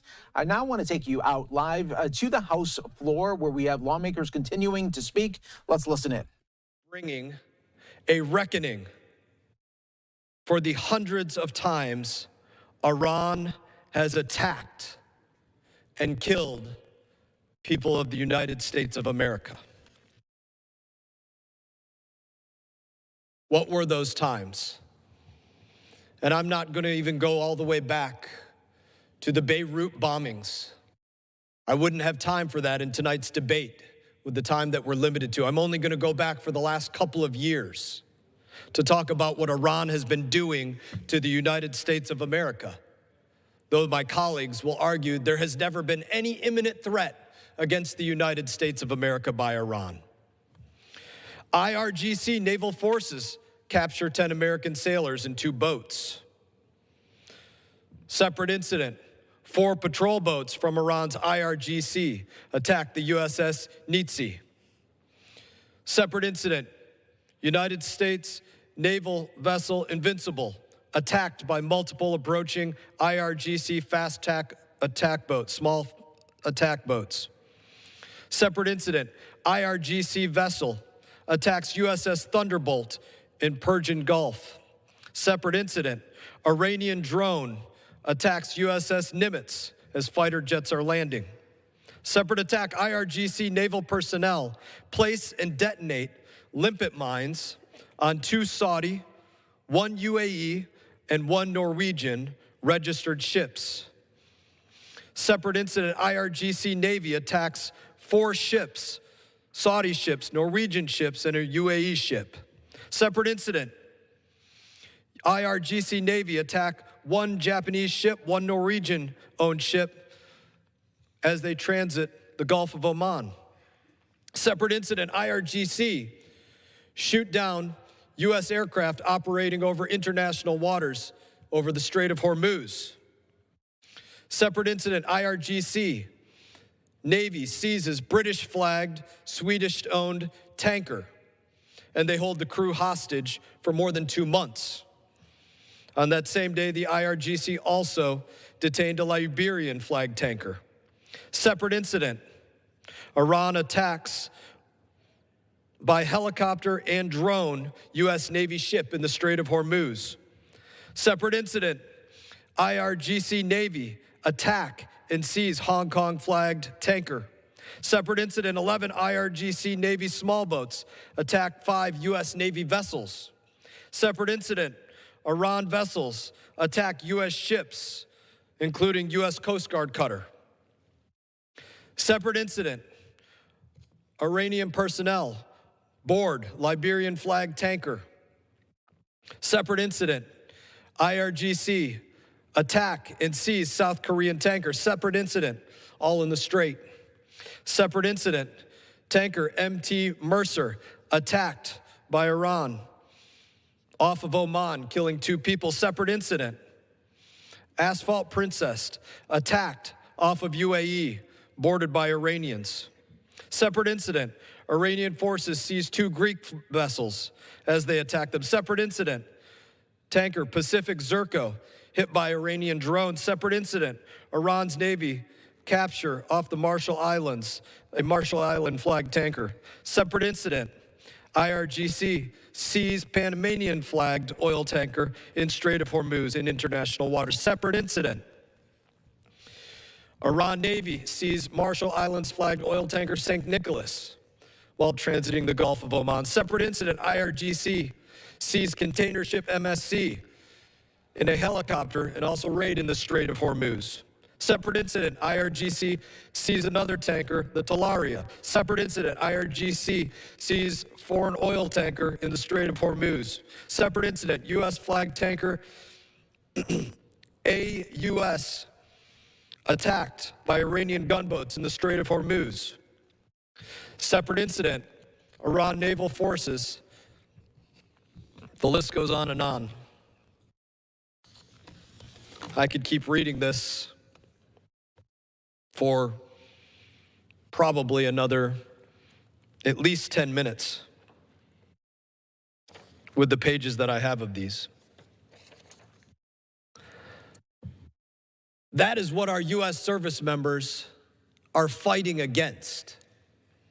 An Iran that chooses to wage war against the United States of America day in, day out, week in, week out.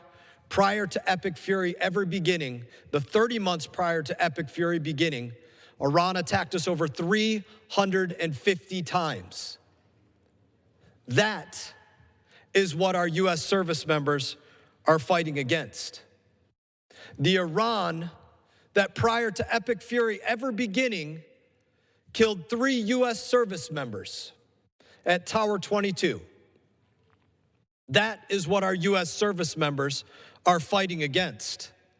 That my colleagues will say no imminent threat ever existed. The same colleagues that used to tell us we should use any and all means necessary to prevent Iran from obtaining a nuclear weapon. Why? Because they recognized back then that that is the Iran that we have been dealing with day in, day out, week in, week out, year in, year out. The Iran that has been attacking relentlessly the United States of America, tankers, container ships, United States Navy vessels, Coast Guard vessels, firing on our personnel in Iraq, in Syria, in Jordan, anywhere in the Middle East that they could fire on them. What has changed since these attacks? Because everything that I listed off happened well before Operation Epic Fury. So what has changed? The Ayatollah that ordered the attacks on our bases, on the bases of our allies, is now rotting 6 feet under. What has changed? Their Navy that carried out countless attacks on our cargo ships, all those that I listed off just now, the Navy that was attacking, seizing, holding hostage, they are sitting at the bottom of the waters that they used to float in. Their Air Force that carried out attacks on our bases and against our allies, they have been grounded and obliterated. Those are just a couple of the things that have changed. This was not a war of choice. This was not President Trump's war of choice. This is and always has been Iran's choice that they made each and every day for the last 47 years. What I gave you was just some of the incidents of the last couple years. We simply said, no more wars. Instead, we're putting a stop to the old ones. This ends here. This ends now. That country, their IRGC, their proxies that have been attacking us endlessly will no longer exist and will not obtain a nuclear weapon, whether my colleagues forgot that they voted to say that or not. So, Mr. Speaker, in regards to today's war power resolution that asks for the removal of our U.S. forces, as my colleagues have done week in, week out, forgetting about every single thing that our service members are out there fighting against, I urge a no vote on their legislation. And Mr. Speaker, I reserve. Gentleman reserves. Gentleman from New York. Thank you, Mr. Speaker.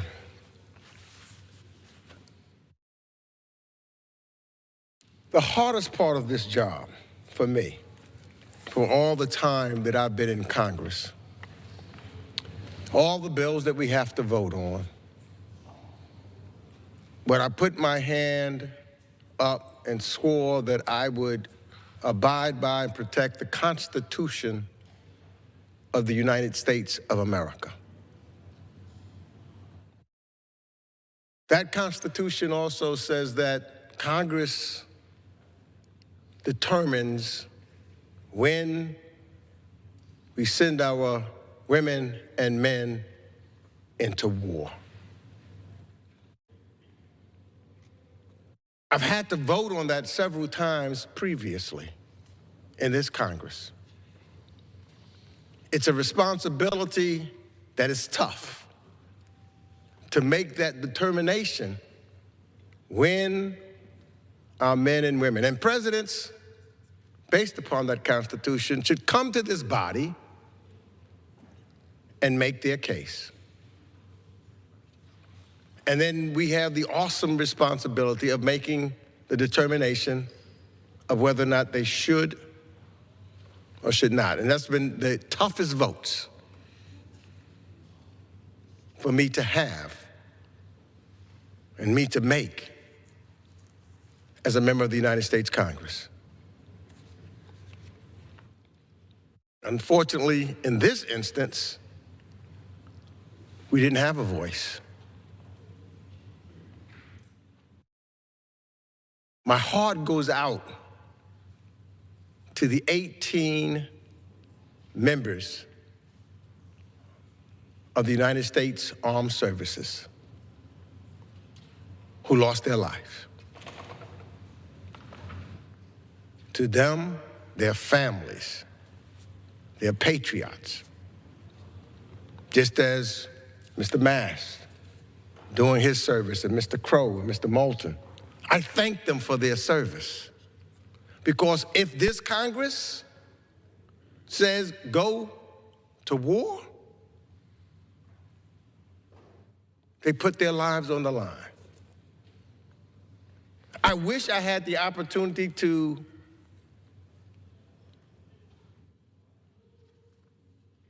talk to all 18 families who lost loved ones in this war. Fortunately, I can't do all 18. One of the 3 that lost their life over the last weekend, Sergeant Angel Rampashade, is from my district, my constituent, in Ozone Park, New York, who was killed on July 17th in Jordan. I'm going to visit that family when I get back to New York on Friday. My office has already reached out to him. I'm going to have a flag flown on top of the Capitol. Gregory Meeks speaking, the Democrat out of New York, on the House floor, as we've been listening to a number of lawmakers talking on the passing of those U.S. service members as we continue to cover the conflict in the Middle East. A live look at the Capitol where it's just past 7 p.m. Let's take a quick commercial break. We're back in about 2 minutes.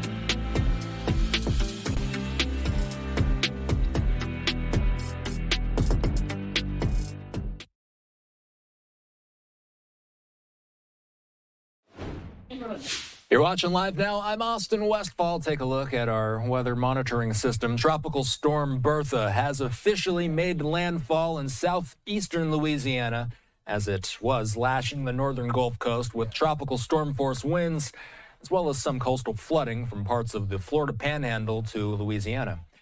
Beyond the landfall, Fox Weather earlier today was reporting that Bertha's future is more uncertain. Let's check in with Mike Boylan from Mike's weather page. He's here with me. He's in Pensacola, a little bit east of where this storm eventually made landfall. Mike, ultimately, what did this system end up looking like as it did come ashore in the U.S.? Yeah, it was a very tricky storm. Normally in the Gulf, you always watch storms really close. The water's hot. There's just a lot of other factors that kept Bertha from really organizing. And there's been a lot of wind shear, and that's where it kind of blows the storms that you see on the radar there to the south. So where the storm actually made landfall, it was almost rain-free. But you get more rain on an afternoon thunderstorm. But that big blob that's underneath Louisiana right now actually at one time looked like it was going to be maybe possibly a hurricane, and it never was able to. Now it is heading to Texas. They're going to be dealing with a tropical storm tomorrow, and some rain around the Corpus Christi area, and some of those areas need it and some don't. So they're going to be bracing for that tomorrow. It's a reminder, Mike, that we are in the midst of hurricane season. This is ending up not to be a too big of an event, I should say. What more should people be looking ahead to? Bertha, obviously, a named storm starting with the letter B. Is there anything else developing in the tropics? No, not right now. July typically is pretty slow. I've noticed every year, we do a lot of hype for leading up to the season, and then June and July usually are slow. So I always remind folks to, don't let your guards down. Usually September, October are usually the busiest months, and by then everybody's kind of tired of talking about the hurricane season. So just because it's slow now, we're in an El Nino year, and you hear a lot on the news about a quieter season, but it only takes one. We might have 8 storms instead of 12 storms, and out of those 8, it might only be 1 or 2 that affect the U.S. So, I just remind folks that, we can have a lot of storms, and none of them actually ever impact, the United States. So only takes one. Don't let your guards down. El Nino years, we've had big major hurricanes in the past. So this is a little test, to remind us the season's here and to be aware. Did you see that people in the Panhandle were preparing for something worse? I think they were just watching, the weather, and the Gulf is very tricky. The waters are so warm. We've seen storms that go from a tropical storm to a major hurricane in 3 days. So there's a lot of fear. We've had a lot of hurricanes in the last 10 years now, it seems like, in the Gulf. So people are always on edge. And, anytime the media, including, myself, we start talking about any system, people get a little panicky. And then it doesn't happen. I always worry that it's kind of like a cry of wolf.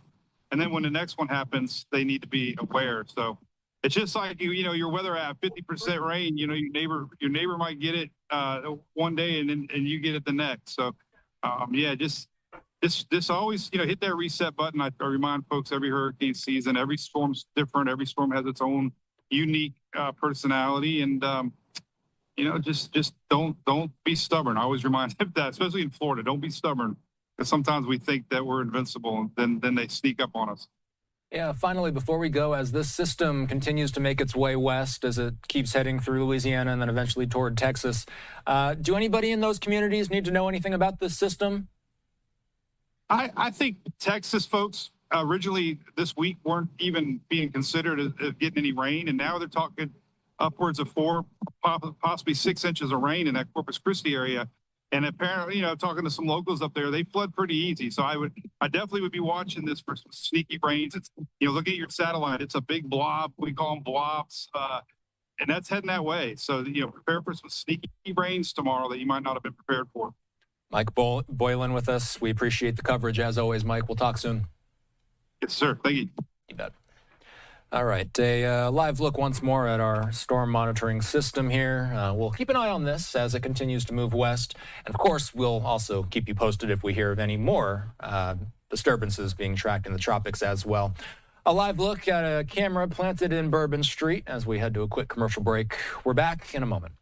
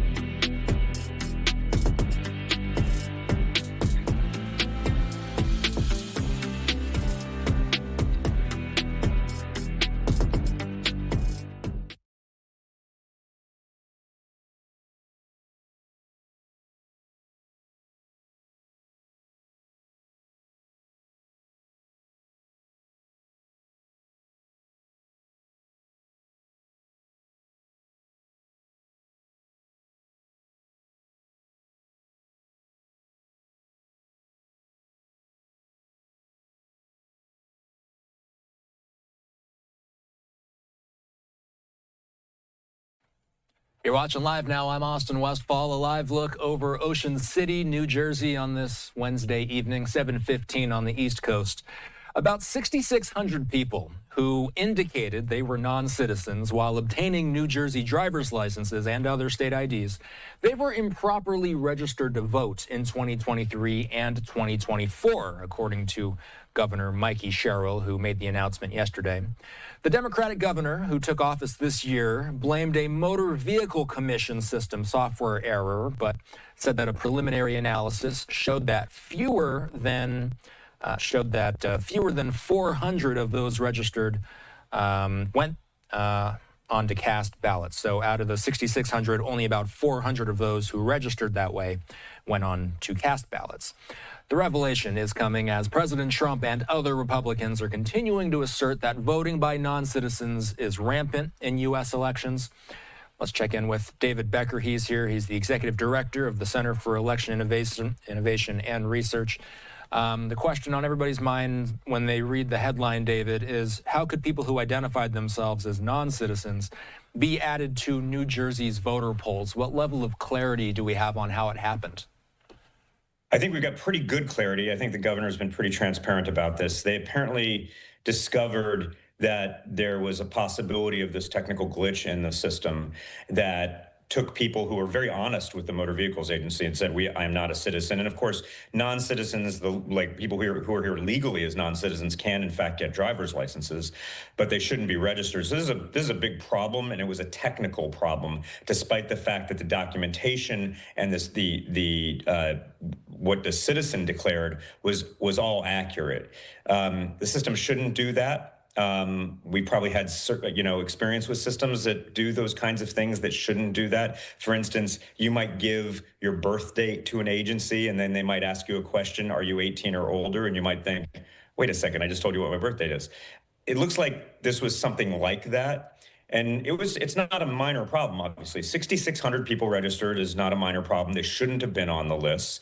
However, that's only 0.1% of the total active registered voters in New Jersey. And that 400 people voting is very, very small for New Jersey. It is 0.009% of the people who voted in the 2024 election, for instance. And that was an election that in New Jersey, President Trump lost to Vice President Harris by over 250,000 votes. You basically already answered this question, but just to put a fine point on it, so no election results were impacted by this. They have found no election results impacted. It would have to be an extraordinarily close election. We don't see any evidence of that whatsoever. This is a small number, and we know that this shouldn't have happened. Though many are claiming that non-citizen registration and voting is widespread. The president's own Department of Homeland Security has reviewed 68 million records from states and found 99.96% of them are documented citizens that Department of Homeland Security has documentation for. The remaining 0.04%, even a lot of those are citizens. It's just that DHS doesn't have the documentation, and states, when they've started looking, have discovered this. We can do better. I mean, we should get that number down to zero, no question. But the states are doing a very good job. And what New Jersey just showed, as well as many other states, is they've actually got better data than the federal government, because they've got that high quality data in their motor vehicle systems that when they go back and check it, despite this glitch, they can confirm citizenship or not. Is there a chance this is happening in other states?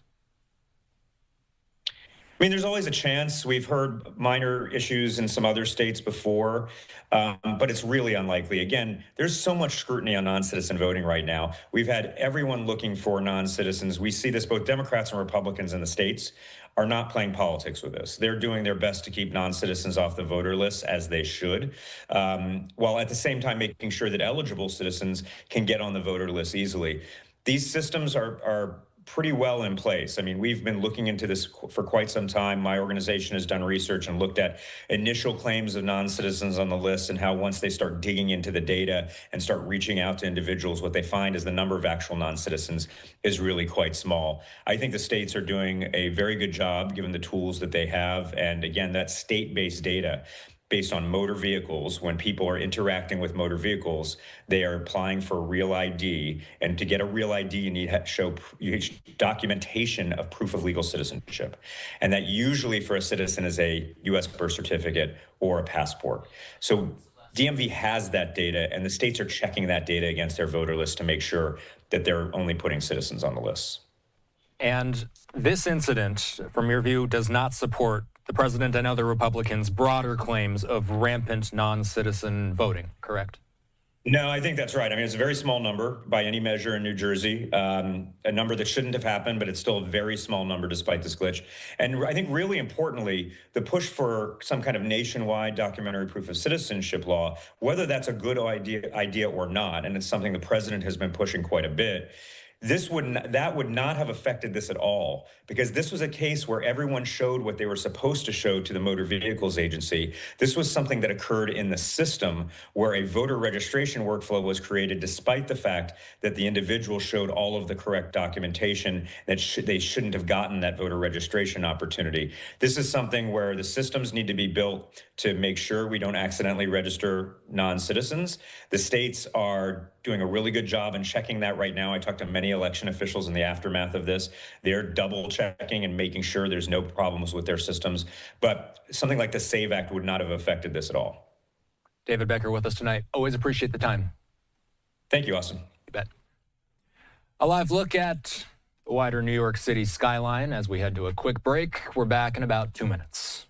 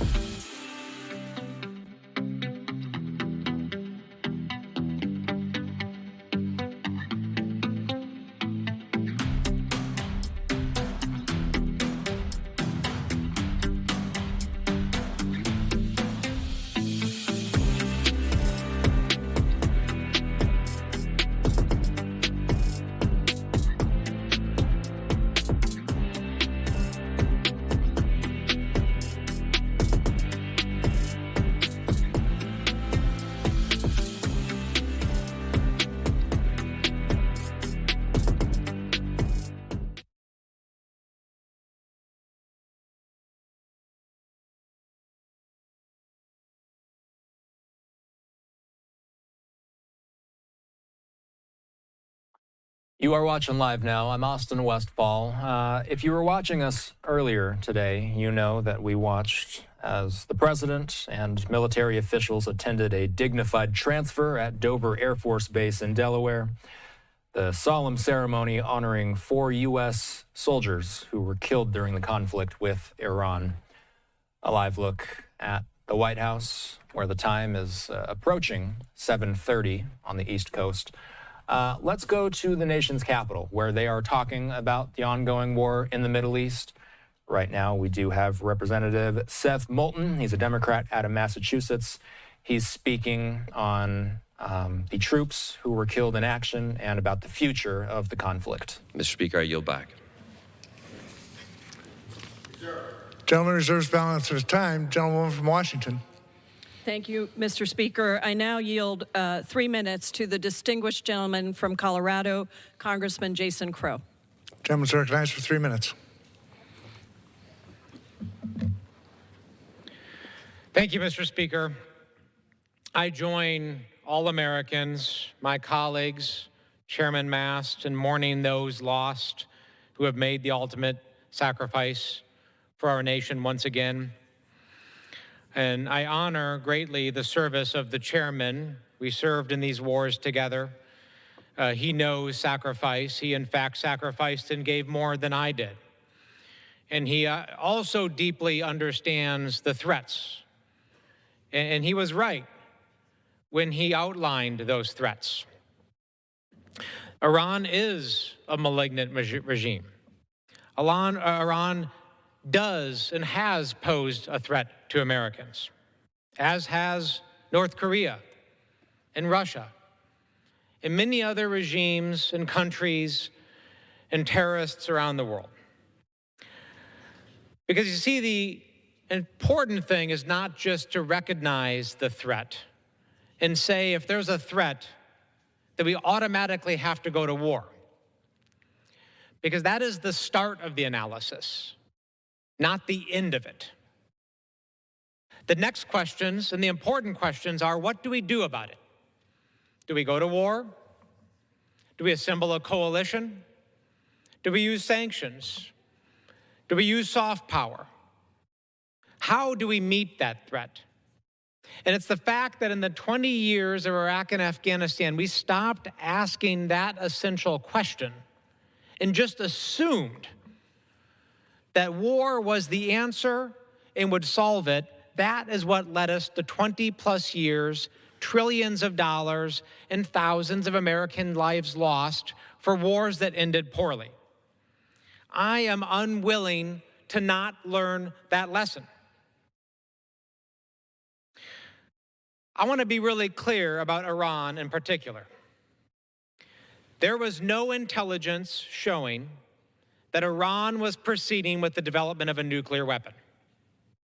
If there was intelligence, we would be having a different discussion here. There wasn't. And that fact matters. So that leads us to the second part of it. What do we do? How do we meet this threat that has been posed for 40+ years? What is clear is that Americans are done with an endless cycle of conflict in the Middle East. When I was in Afghanistan, our adversaries, the enemies that we fought, would often say, the Americans have all the clocks, but we have all the time. They simply want to wait us out, knowing that we'll just spend more money, have more combat deployments, that we'll just continue to do it year after year until we wear out. Well, when I'm sitting here and have to face my constituents who are losing homes, losing their farms, losing their health care, who can't answer the simple question, how is this making me safer? How is this improving my life? And I can't answer that. I'm unwilling to perpetuate yet another quagmire and endless cycle of conflict. It is time for us to restart the accountability loop here in Congress. All these rules, all the authorizations that we debate, why it matters is because this Congress, this body, has the duty to take a vote, to have this debate, and then go home and stand in front of those constituents who are losing their homes, losing their farms, losing their health care, and say why we should or shouldn't do it. That's what this is about. I implore my colleagues to learn this lesson from the last 20+ years, end this endless cycle of conflict. Let's bring our folks home. Let's focus on health care, housing, and meeting the needs of our constituents and serving our military families in the way that they need to be served. I yield back. Gentleman reserves the balance of her time. Gentleman from Florida. Mr. Speaker, I would say to my colleague, thank you for the recognition of my service, and I recognize him for his service as well. Proud to have brothers in arms. But I cannot let what was said that is unequivocally false stand. Number one, North Korea and Russia have not killed 4 Americans, wounded 200, and attacked over 350 times in the 30 months just prior to Epic Fury beginning. There is no comparison. That is what Iran has done. And unequivocally, Iran was working to develop a nuclear weapon in their research facilities and development facilities of Natanz, Isfahan, Fordow, and you need only listen to the words of Iranian generals, the Ayatollah, in the last couple weeks and months saying they will not cease their pursuit of a nuclear weapon. Don't take my word for it. Just listen to the words of the Iranian leadership. I reserve. Gentleman from New York. I reserve. Gentleman reserves. Gentlewoman from Washington. Mr. Speaker, I'm prepared to close. Gentlelady is recognized. Mr. Speaker, this vote is a vote of conscience, and we are begging our colleagues here in Congress to stand up for our fellow Americans, for the Constitution, for our Article I powers that our founders thought so carefully about when they wrote the Constitution. This war is remarkably unpopular. It is so unpopular that it is America's least popular war since polls began. And that's been true since the first bombs were dropped. This war is unpopular even amongst President Donald Trump's own supporters. Back in May, only half of self-proclaimed MAGA Republicans thought that the war was worth the cost. Now, 2 months later, only about a third do. That is a 13-point drop in just 2 months. And amongst all Americans, a staggering 70% disapprove of this president's handling of the war, and almost 2/3 of all Americans, including over half of MAGA supporters, blame Trump's war on Iran for their rising prices. I think it is important for us to understand that these moments of conscience in our country require a strength of conviction and courage that our constituents expect us to have. When they elect us, they expect us to honor the oath of office that we took. They expect us to understand the implications of the responsibilities that are conferred on us by that United States Constitution. They expect us to vote regardless of party for the thing that will keep Americans safe. And they expect us to take care of the needs that they have right here at home. And what we have seen over and over again is a refusal of this administration to do that. The lack of clarity about the reasons for this war are quite remarkable. The administration has continued to flip-flop between claiming that we've won the war and then later that more bombs are needed. After Operation Midnight Hammer in June of 2025, the Trump administration told us that U.S. strikes on Iran had destroyed their military and obliterated nuclear programs. After the initial strikes on Iran, Secretary Hegseth said that the Iranian military was, quote, destroyed and, quote, made combat ineffective. In April, he declared Operation Epic Fury was a, quote, historic and overwhelming victory, end quote, and that the United States achieved, quote, every single objective, end quote. But this is plainly false, and the American people know it. Months after Hegseth claimed victory, Iran continued to strike American assets in the Middle East, kill American service members, and close the Straits of Hormuz. The administration has clearly gotten us into a war that they have no clue how to get us out of. Americans deserve a clear strategy, not shifting explanations that change by the day. They deserve thoughtful diplomacy, not tweets like the one that the president just released today, quoting, From this point forward, anytime the Islamic Republic of Iran shoots at a ship in the Strait of Hormuz, whether it be by missile, rocket, drone, or any other device or weapon, the United States will bomb and destroy, capital letters, one bridge or power plant, including those located next to or in the capital city of Tehran. Thank you for your attention to this matter, President Donald J. Trump. This is irresponsible behavior from the President of the United States. It is irresponsible behavior on the backs of war powers resolutions that passed in a bipartisan way in both the House and the Senate, telling the President to end this illegal and unconstitutional war. It is irresponsible behavior that is going to lead to more deaths of United States service members and civilians around the world. It does not de-escalate. It does not create coalitions of allies. It does not do anything to address the issues that Americans are facing right here at home. So I close where I started. This is a vote of conscience.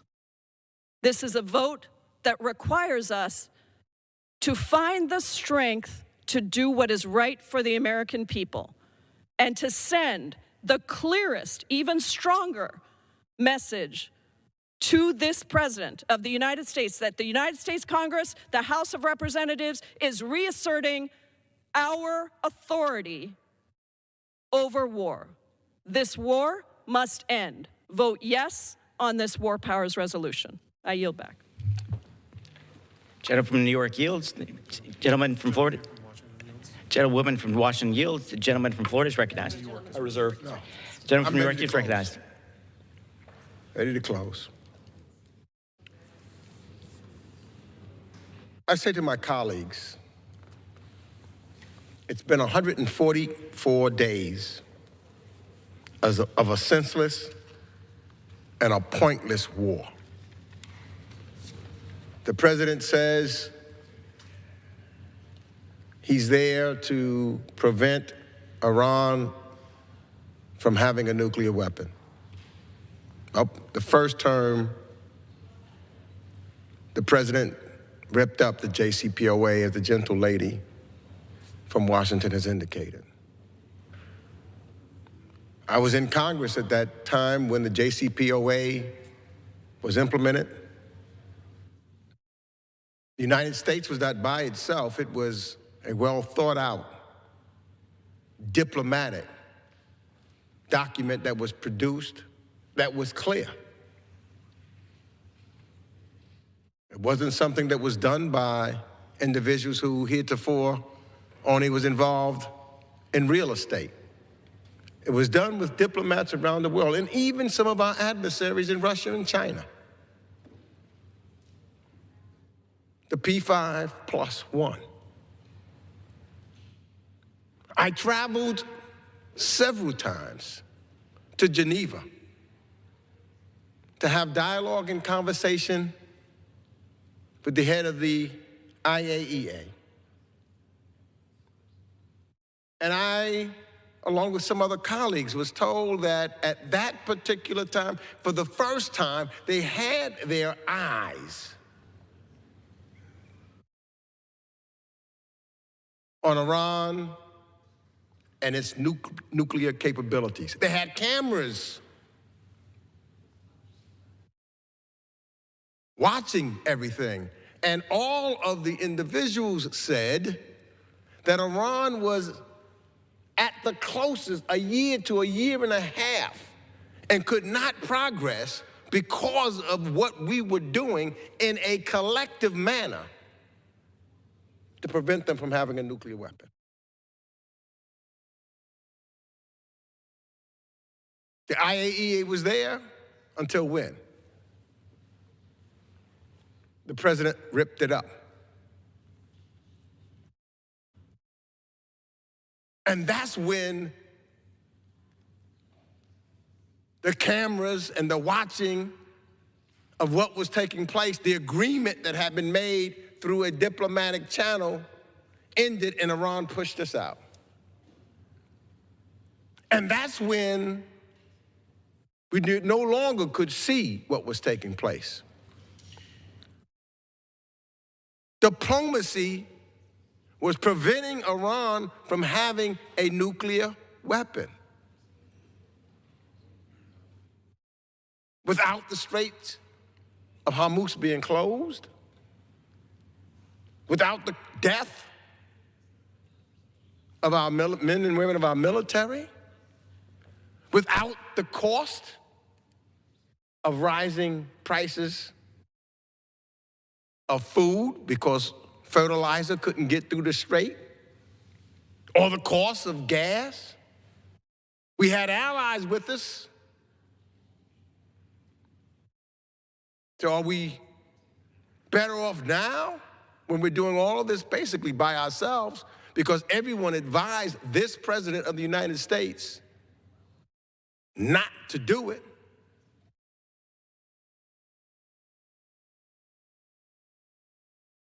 $18 lives of service members, too many Iranian civilians, including more than 100 schoolgirls, and injured countless more. Tens of billions of taxpayer dollars spent, and the administration still refuses to give us a full accounting of where that money went.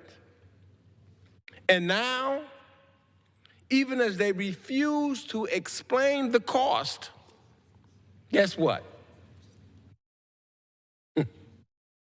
They're asking for billions more for a war that they never asked the United States Congress to authorize. A war that the people of the United States of America never asked for. As indicated by the gentle lady from Washington, 70% of Americans are against this war. But you know what, Mr. Speaker? The House and the Senate has spoken. They have already voted in a bipartisan way to end this war. Today, let's vote again. And I believe we will get even a greater margin in this House. Let's not give this president another blank check to wage an illegal war. This is not what the Constitutions demand of us. This is not what our constituents expect of us. They expect us to do our jobs. They expect us to abide by the Constitution of the United States of America. They expect us to stand up and tell this president that this illegal war must come to an end once and for all. Vote yes on this World Powers resolution and let the American people know that we will not be altered from doing our job. And I yield back. Gentleman from the balance of my time. Gentleman from New York yields. Gentleman from Florida is recognized. Speaking on the House floor there as we step away here at Live Now for a quick commercial break. A live look at the White House on this Wednesday evening. Look at the Capitol. A couple looks in the tri-state area, including the wider New York City skyline.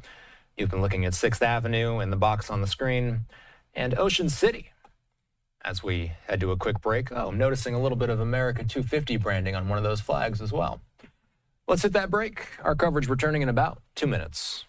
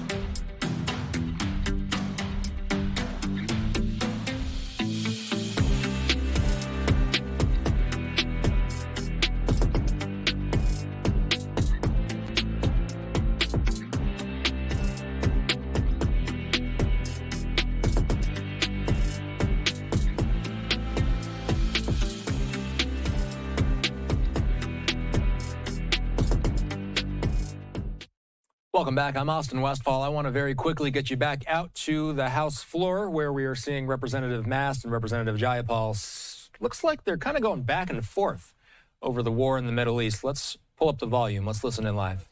Bring it to the floor. Demand something with the weight of this issue. Nuclear-armed Iran that has been attacking us, killing our people for years, 350 attacks, 4 dead, 200 wounded just before the 30 months before Epic Fury began. She says, remove all forces, that's the legislation before us, and has no clue what forces she wants to remove. There's a lot of adjectives I could use, but my words will be taken down if I start to use them. So I am going to close. My colleagues keep saying that this is a war of choice. The Islamic Republic has made their choice. They chose to attack Americans every day. I read it off for 15 minutes, the attacks that have been coming against us. They chose to support terrorist proxies, killing of Americans and our allies, to develop weapons of mass destruction and missiles to reach out and touch our homeland and our allies. They also chose to scrap the MOU that President Trump put in place when he ended Epic Fury, and to again engage in hostilities and attempt to extort the world for shipping through the Strait of Hormuz. We do have a choice, Mr. Speaker, and sometimes the only choice is whether you're going to hit back when you yourself are getting hit. We have been hit day in, day out. I read it off, and for the first time, we are finally responding. Mr. Speaker, I yield back.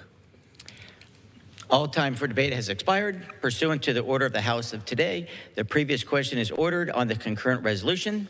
The question is on the adoption of the concurrent resolution. All those in favor say aye. All those opposed say no. The noes have it. The concurrent resolution is not agreed to. Mr. Speaker, I ask for the yeas and nays. For what purpose is the gentlewoman from Washington seeking recognition? I ask for the yeas and nays. The yeas and nays are requested. Those in favor of a vote by the yeas and nays will rise. A sufficient number having risen, the yeas and nays are ordered. Pursuant to Clause 8 of Rule 20, further proceedings on this question will be postponed.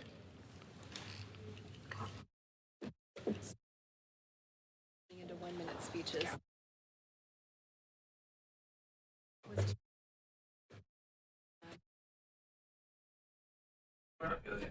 All right. We might be seeing some of the activity on the House winding down.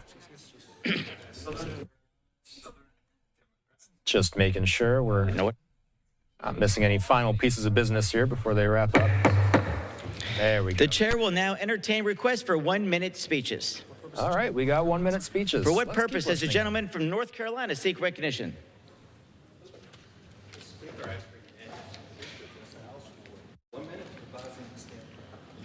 Without objection, the gentleman from North Carolina is recognized for 1 minute.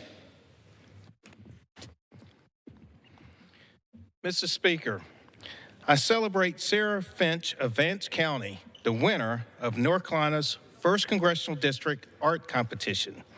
Her remarkable painting, Bloom After Abandonment, portrays a Ford Ranger left. Okay, wanted to make sure we listened to the House floor as they were going back and forth on the future of the war in Iran. You heard a Democrat and a Republican there sparring over the merits of the war itself and the trajectory that the White House is on in the Middle East.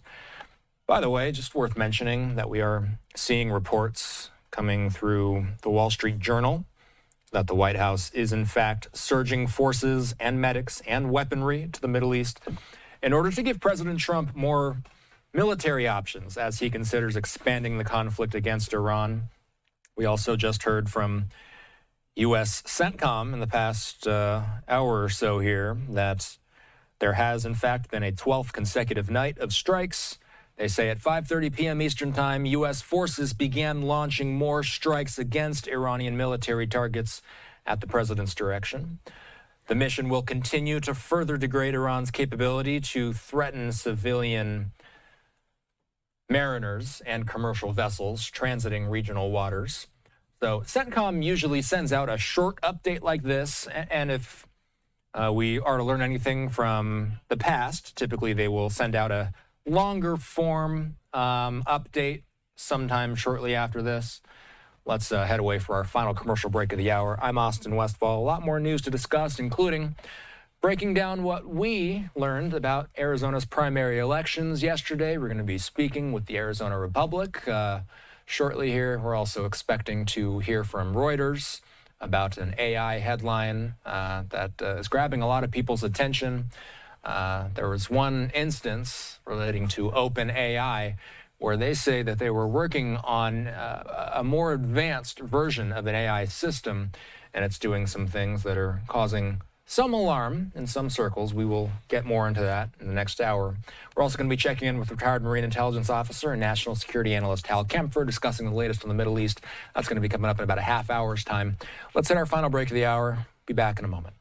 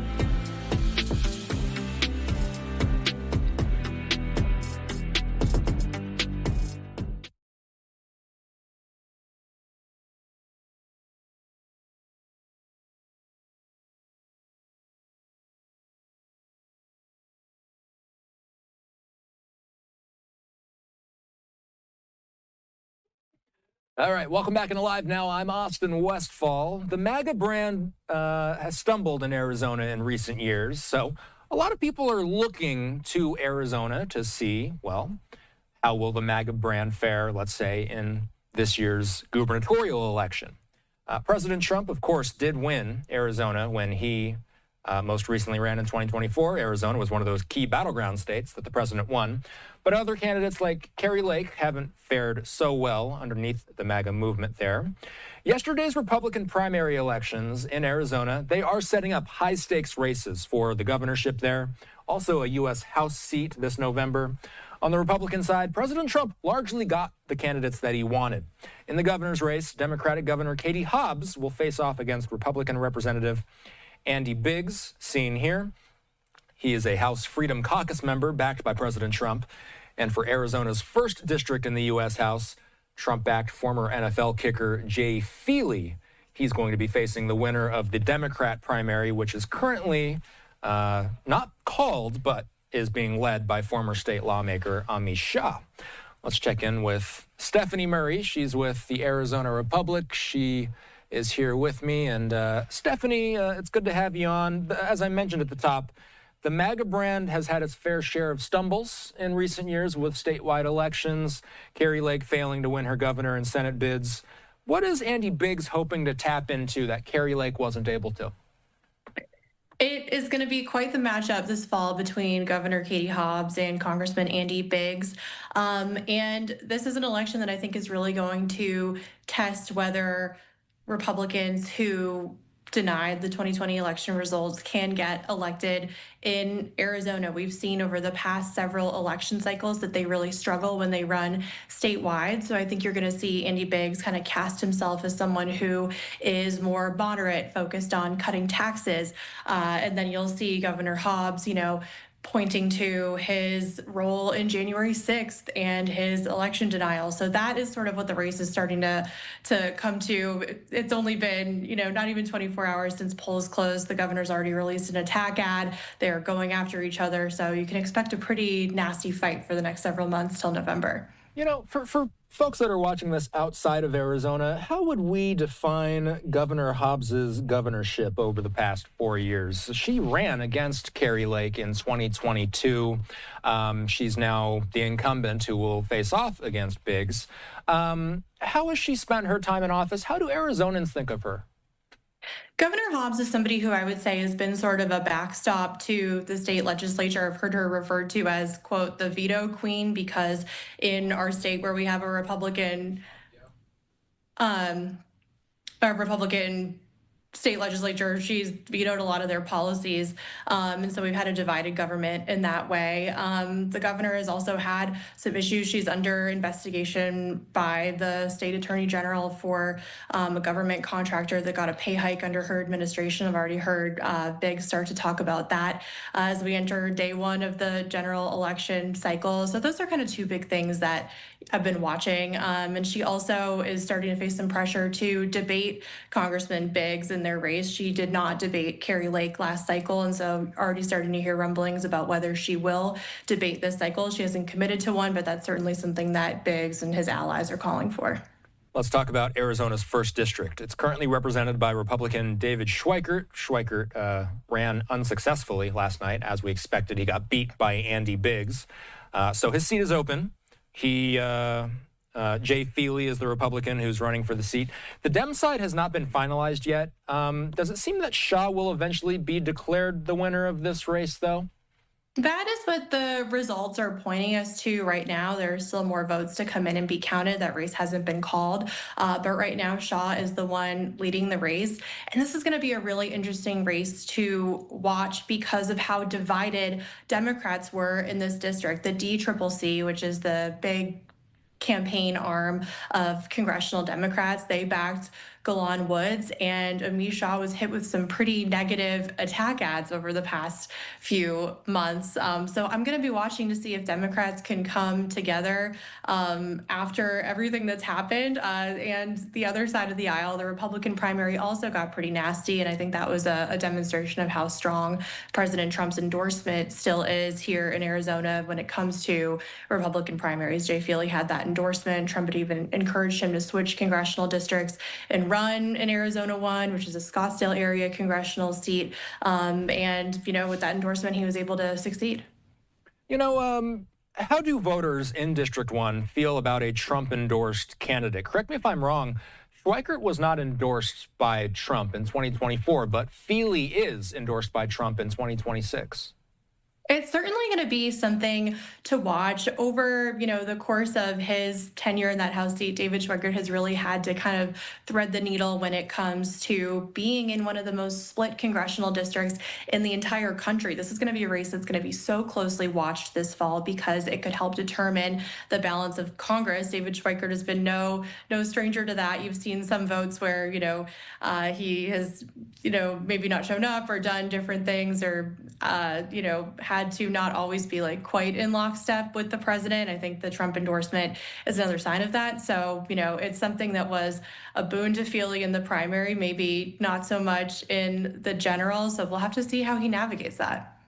So finally here, 3 Republicans who questioned or attempted to overturn the results of the 2020 presidential election advanced last night.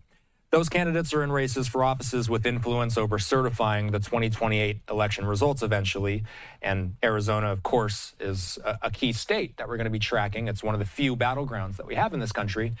What's worth tracking as far as the election process in Arizona and the people that are running to work within those systems?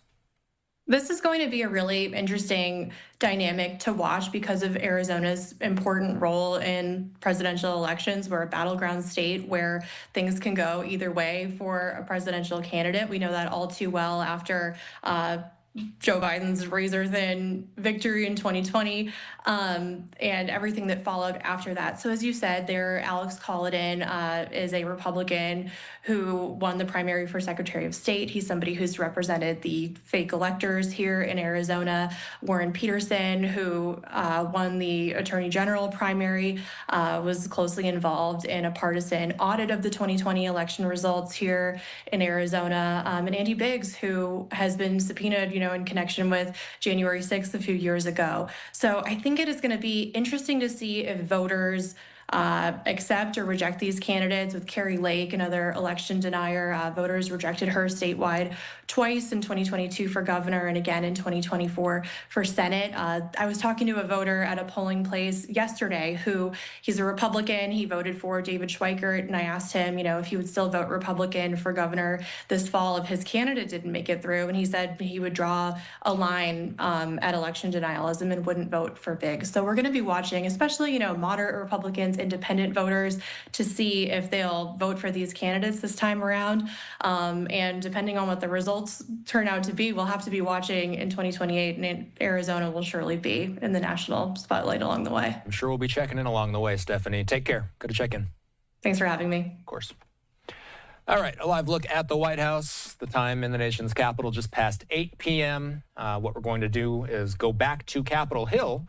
They are still up and at 'em at this late hour. Let's listen in as they're still going through, I believe, short speeches from a variety of members of the House. Let's pull the audio up. This is happening right now. For over 9 years, we have toiled together to serve we the people. I have great sorrow in my heart that Andrew is leaving the office. He has accepted a beautiful and meaningful position in our home state of Louisiana. But I have an odd mixture of tremendous joy that Andrew is embracing the illuminated path before him, and that he and his beautiful, amazing wife, Holly, who is seated in the gallery, also a native of our beloved Louisiana, they're returning home, having served their country with honor here in the people's house. And I rise, Mr. Speaker, unscripted, with only the words that the Lord has etched upon my heart,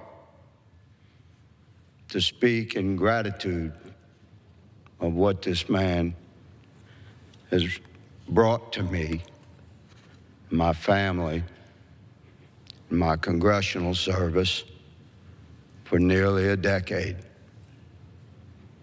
Andrew has been an unwavering counselor for me through some very difficult and challenging times and decisions.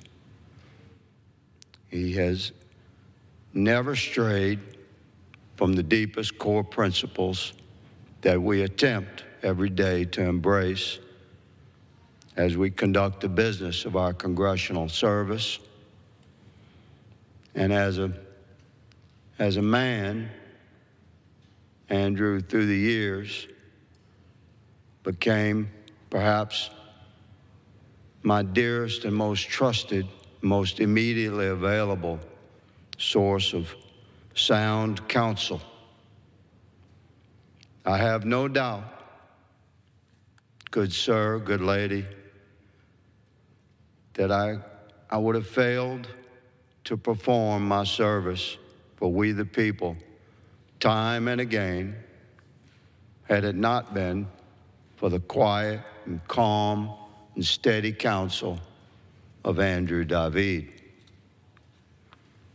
I'm reminded, Mr. Speaker, as I see the words that we who are honored to serve in this chamber gaze upon every day, and the stone above your podium, in God we trust, and we effort to be worthy of what it is to be his child and to serve in this his anointed house.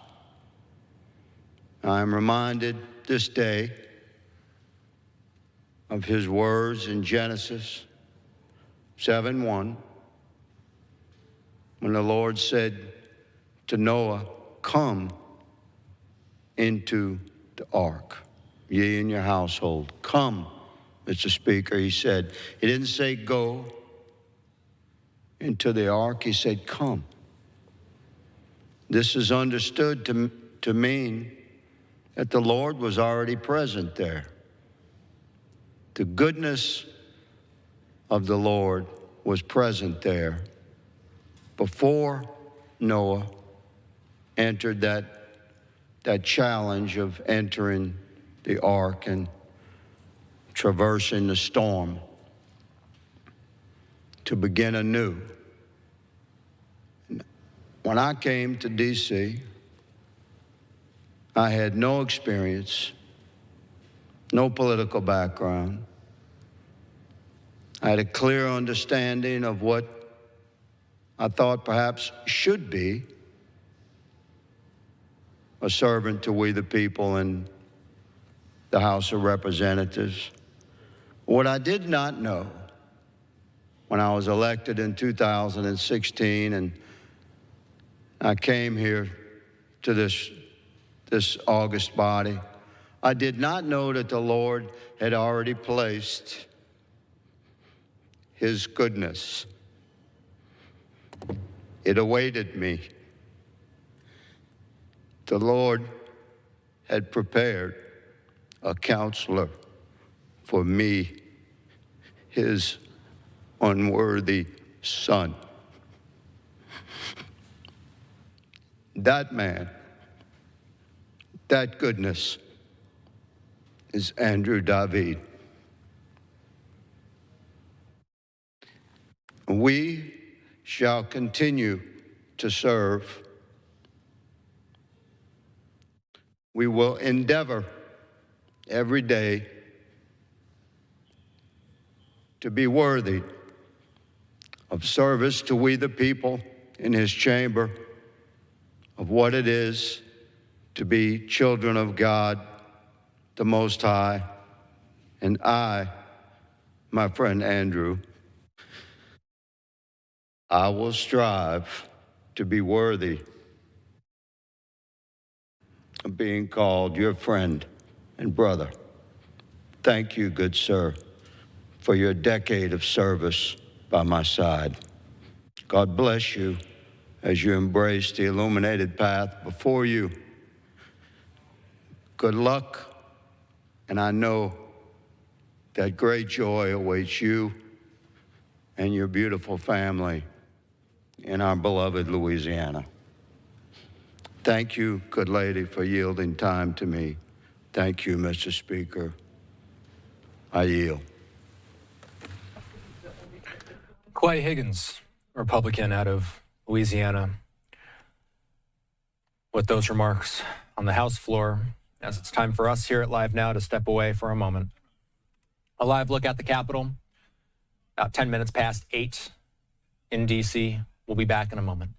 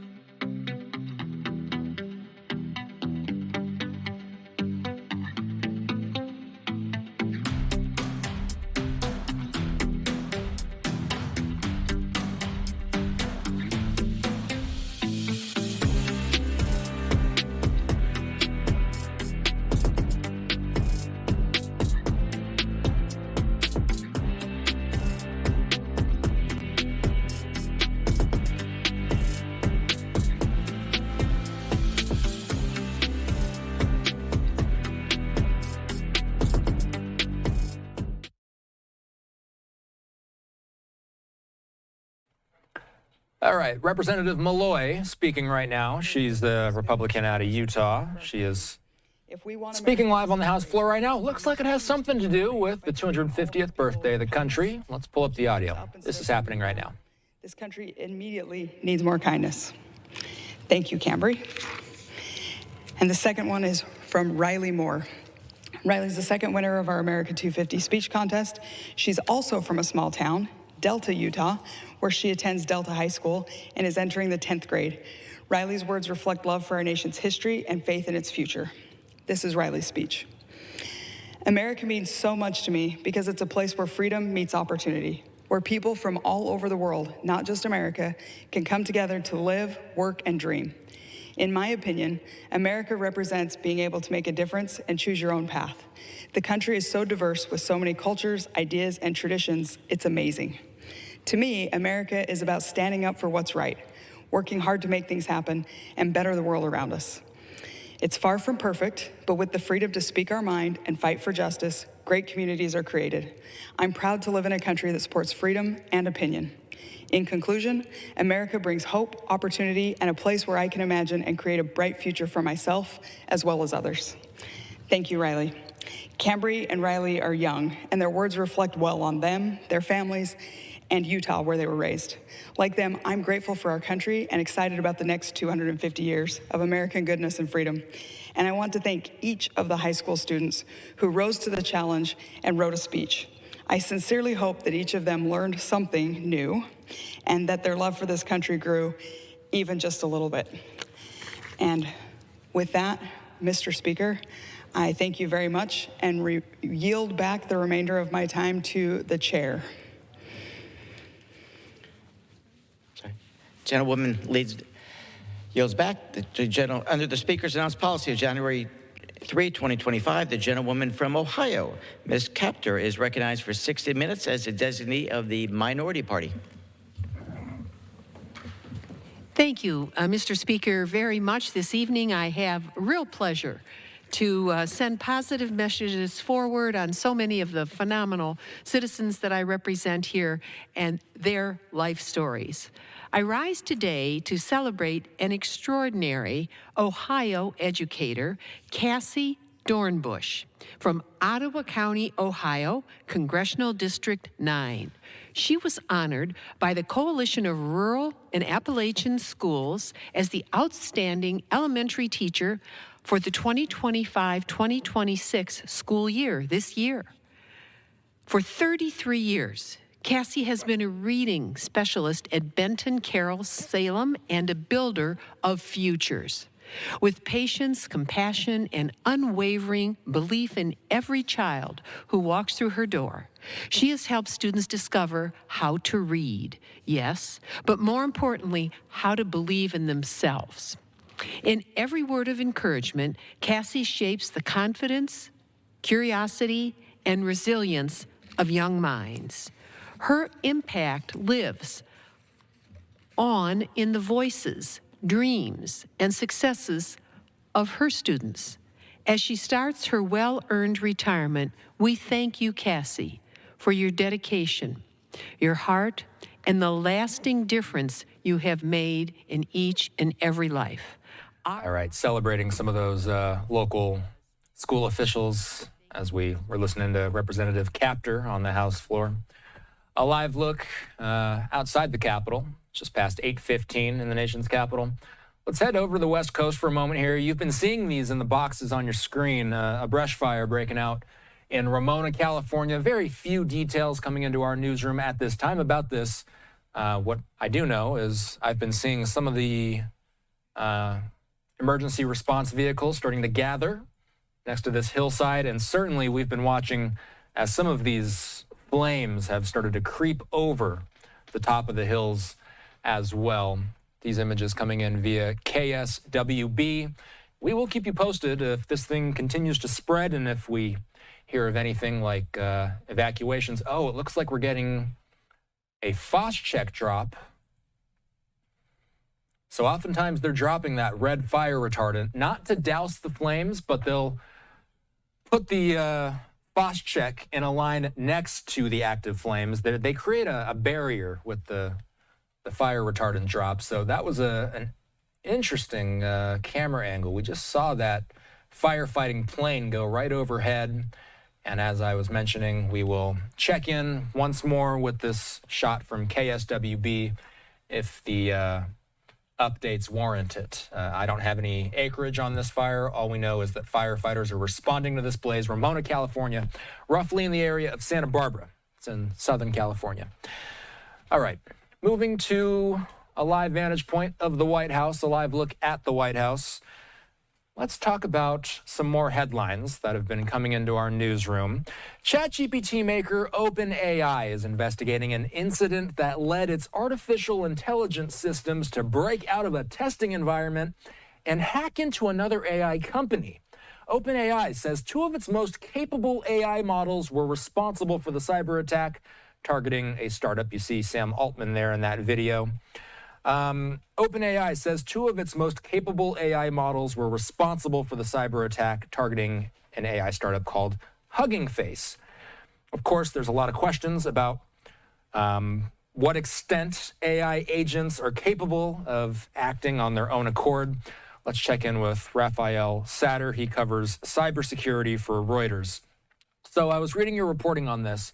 I was reading that OpenAI was testing capabilities of some of its most advanced AI models. This was a controlled environment, but the agent escaped containment, Raphael. What does it mean to escape containment? So it sounds pretty scary, right, Austin? You've got an AI agent that is meant to be operating inside what cybersecurity experts call a sandbox. That is, to me, effectively like a clean room that the agent is not supposed to be able to get out of. And yet it did. It was able to find what's called a zero-day vulnerability within OpenAI's systems and get out onto the open internet. And then from there, attack a startup called Hugging Face, which is a kind of a key company in the AI space. This is something that OpenAI has called unprecedented. And while people have been warning about this for a while, this is probably the most real example that we've ever had of an AI agent getting out of control and doing things that its creator did not intend. Do we know why the models might target Hugging Face instead of completing the cybersecurity test that they had been given? Yeah, so these models were being given tests effectively, right? And that's not unusual. AI companies often test their models to see how what their performance is like, how well they do against a set of benchmarks. What went wrong here is that the AI agent, instead of completing the test as it was meant to, effectively cheated. It decided that it would be to its advantage to hack into Hugging Face and to extract the information that was on its networks in order to complete the test, and that would be easier than completing the test itself. So it's effectively think of it like a naughty school child who thinks that, they're better off just getting the answers from a friend than they are actually doing the test themselves. It did what it was meant to do, but it did it in a way that was unexpected, to say the least. Do we know whether data or systems were compromised once the AI agents gained access? Yeah, they very much were. Hugging Face said that a broad swath of their systems were affected, and that a lot of passwords, or what are called in the industry secrets, were compromised. And this was a hack. Had it been a human malicious intruder, the FBI would have been called. In fact, we're not entirely sure that the FBI wasn't called. It's a pretty new situation where you had a hacker, but with no human behind the keyboard. Are today's most advanced AI agents becoming difficult for their developers to control? It would seem so. OpenAI is considered one of the world's most advanced AI research companies. They produce what are called frontier models. Frontier because they operate at the frontier of what is known. And if they have trouble controlling what their models do, I don't know what that says for the rest of us. Should people be concerned by a headline like this? A lot of people see something like this, like the word rogue especially. I mean, people already have a fear of AI growing into something that cannot be controlled, and then they see this headline that says the word rogue. Should people be concerned about this news? So I don't think it's our place to tell people, should you be concerned, should you not be concerned. It's definitely true that a lot of lawmakers have expressed concern. Some of them have called for increased testing, mandatory testing, independent oversight of AI companies. That's going to be a hard ask given the global nature of this industry, obviously. To put it a little bit in context, this is the kind of thing that people have been worried about and actually working for solutions to for quite a while. So this isn't coming out of left field, and this isn't that unexpected in that respect. That said, I think it's fair to say that in the cybersecurity industry, there is a fair bit of concern. All right, we appreciate the insight. Something worth checking on moving down the line. Raphael Satter is with Reuters. Thanks for the time. Thanks, Austin. You bet. By the way, OpenAI responding with this, saying, we're partnering with Hugging Face to investigate an unprecedented security incident. Cyber-capable OpenAI models compromised Hugging Face production during a benchmark evaluation, sharing preliminary findings to help defenders understand emerging risks. And I believe they must have posted something further there to pretty much outline where the company stands on this matter. As I've been saying, though, certainly a story that we're going to have to keep tabs on as we continue to move forward here. A live look at the Capitol, where regulators and lawmakers have been hard at work trying to work on the AI issue. Let's head a quick commercial break. We're back in a moment.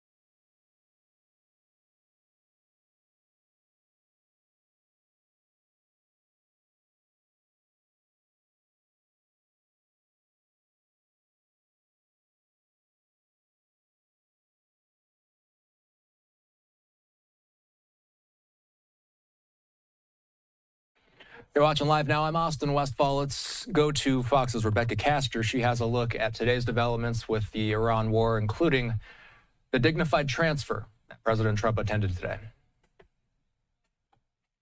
It's the most solemn ritual carried out at Dover Air Force Base in Delaware.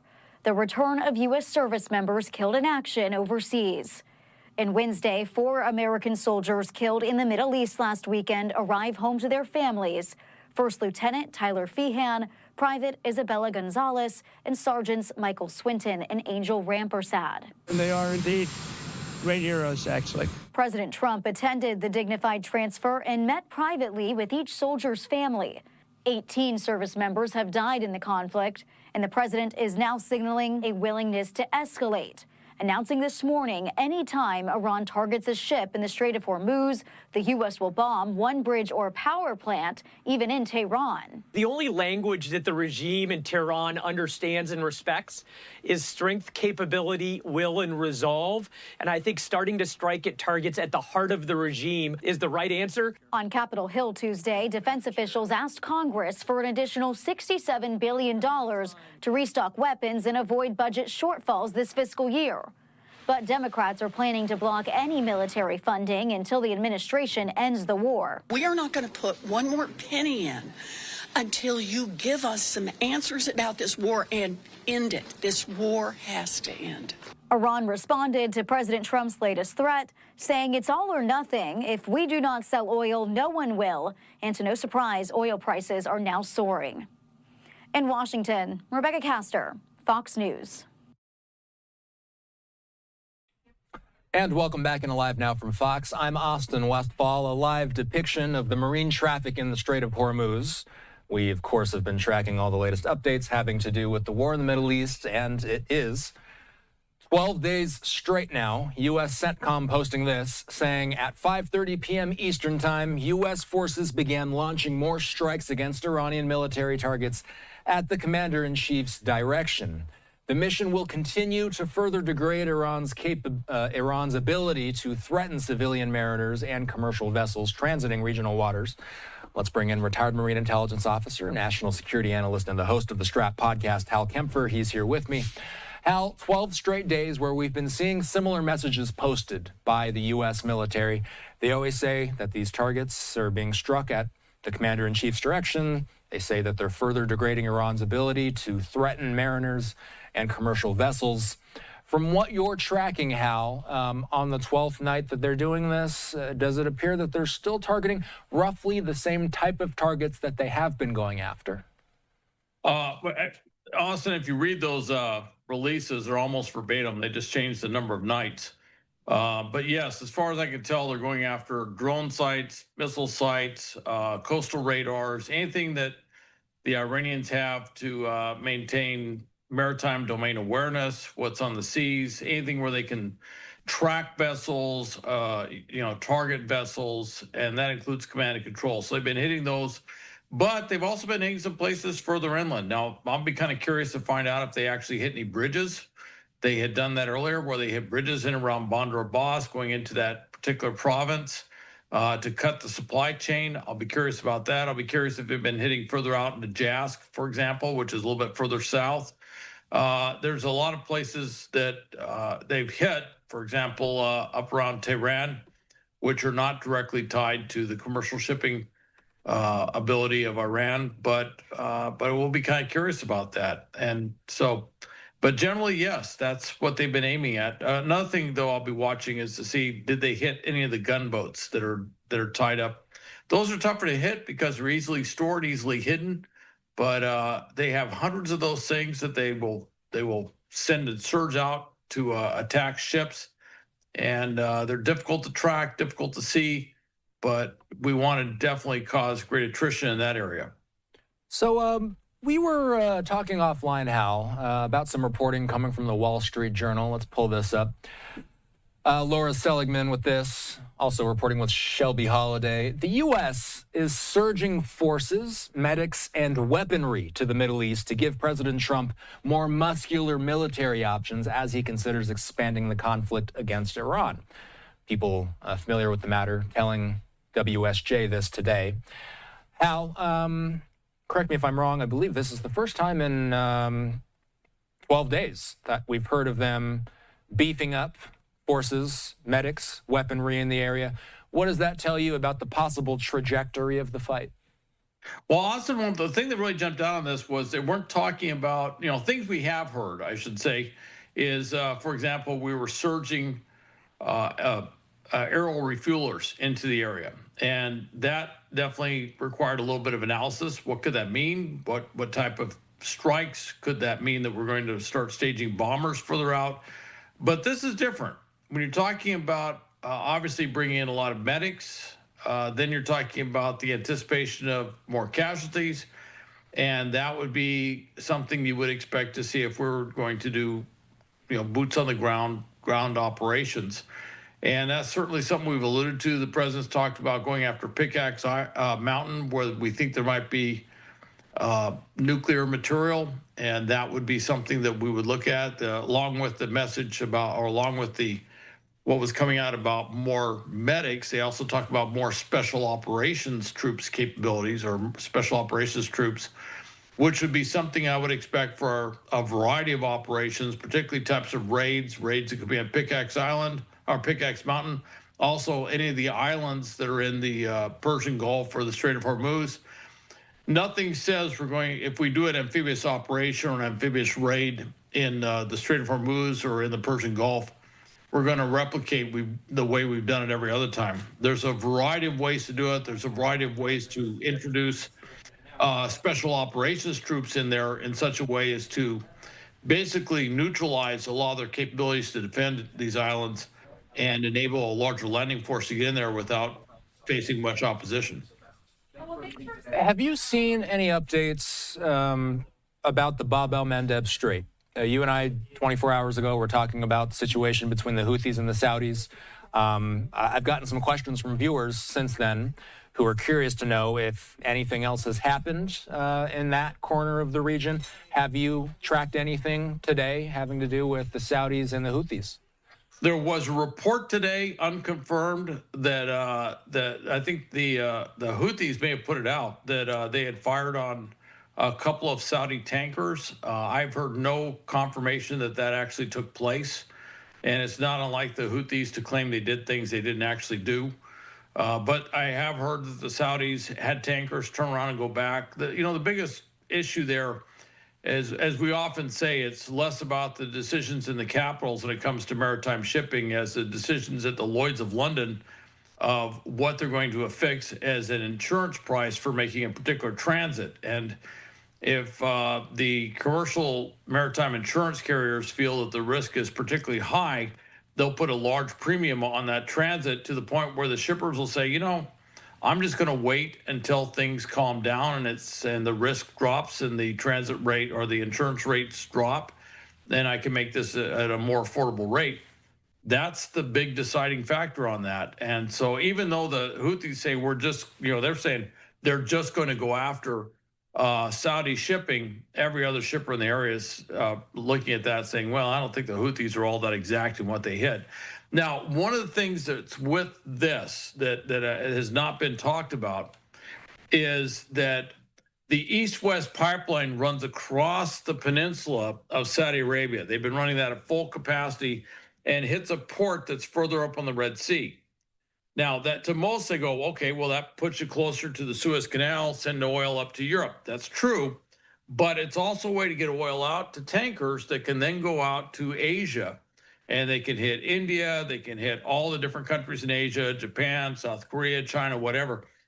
They can hit those, but they got to go through the Bab el-Mandeb Strait. So when the Iranians are imploring the Houthis to put this blockade on Saudi shipping, what they're doing is they're trying to undercut the use of that East-West pipeline to put more pressure on Saudi Arabia. Coincidentally, we just finalized the agreement with Saudi Arabia on on developing their civil nuclear capability to include uranium enrichment. I don't think the timing on that is purely coincidence. I think that was a clear signal to Tehran about our displeasure and also about Saudi displeasure. There's also a lot more talk today that the Saudis may uncork a lot of their military capability they've been reticent to use to go in and deal with the Houthis. So you might see some very concerted Saudi strikes, and maybe even more than that, going into that area of Yemen where the Houthis are as they try to deal with this. Hal Kempfer with us tonight. We appreciate the time. Hal is the host of the Strat podcast. You can listen to Strat anywhere podcasts are available. See you soon. All right. Thanks, Austin. You bet. All right. I'm hearing from our producing team that David Schweikert is talking right now. Schweikert coming off of a loss in the primary in Arizona last night. He's running for governor in the Grand Canyon state. He's speaking live right now. I'm curious if he'll talk about last night's results. Let's listen in to the House floor. They require changing things in what we call entitlements, but they're moral, they're necessary, and I hope I'm not a fool. Because 1 year ago, when we actually did part of the big, beautiful bill, the family, tax cuts, yes, we had an obligation to extend the tax policy and do some of the pro-growth things. But when we came back, many of us thought we had negotiated an agreement that when we did the second reconciliation bill, we were going to start to save the future of this country, to save the future of the economy, convince the bond markets we weren't going to continue to borrow ourselves into oblivion. And it turns out, and this isn't solely the Speaker's fault, it was really hard to convince a lot of our members how difficult it is to go home and tell the truth about math. So, Speaker's staff, if you're out there listening, I expect you in this institution to keep your promise to our team that we're going to take these bills seriously. We're going to bring in the leadership from the committees, and we're going to pound it out how we move them forward. Because there's a reason. I'm sorry, I don't mean to sound me a melodramatic jerk. How many of you get our daily debt? So the Joint Economic Committee, we actually built a system where every single day, every workday, we reach into the Treasury's management system, and they have these charts and charts and charts and graphs and charts, and we capture what was borrowed today, what was brought to market today, what was sold today. Who in this room, the handful of us who are here, and hopefully the 1,000 televisions we're on, understand over the last 12 months, if I do the last 12 months average, $93,763 is what we're borrowing every second. Every second over $93,000. Now, I understand some of these numbers bounce up and down because we also had some refunding issues after the last debt ceiling issue a year ago. But in the last 12 months, we as a government have borrowed $2,948 billion. If you just want to do this fiscal year, so the fiscal year we're in, congratulations. If you do, here's the publicly sold debt, and over here's the money we borrow from the trust funds, which we do pay interest back, so we have to intellectually be honest, it's borrowing. So often we quote what we borrowed from the public because that's in the public bond market, but when we borrow from the trust funds, Social Security, Medicare, railroad retirement, everything else, we pay it interest. We owe it back. We are now at $2,022 billion in borrowing this fiscal year. This total year, the original projections were like $1.6, $1.7 trillion. We're heading to borrowing $2.3 trillion. I know it's hard to see 12 zeros. I know no one cares, but just understand, this is really crappy. Maybe we all understand this number. At the current rate of total borrowing, remember, net borrowing is borrowing from the public, gross borrowing is borrowing from the public and from the trust funds. Anyone want to take a guess? How many days it takes us to borrow another $1 trillion? 123 days. Every 123 days, we're ticking off another $1 trillion. Total U.S. debt as of today, $39,660 billion.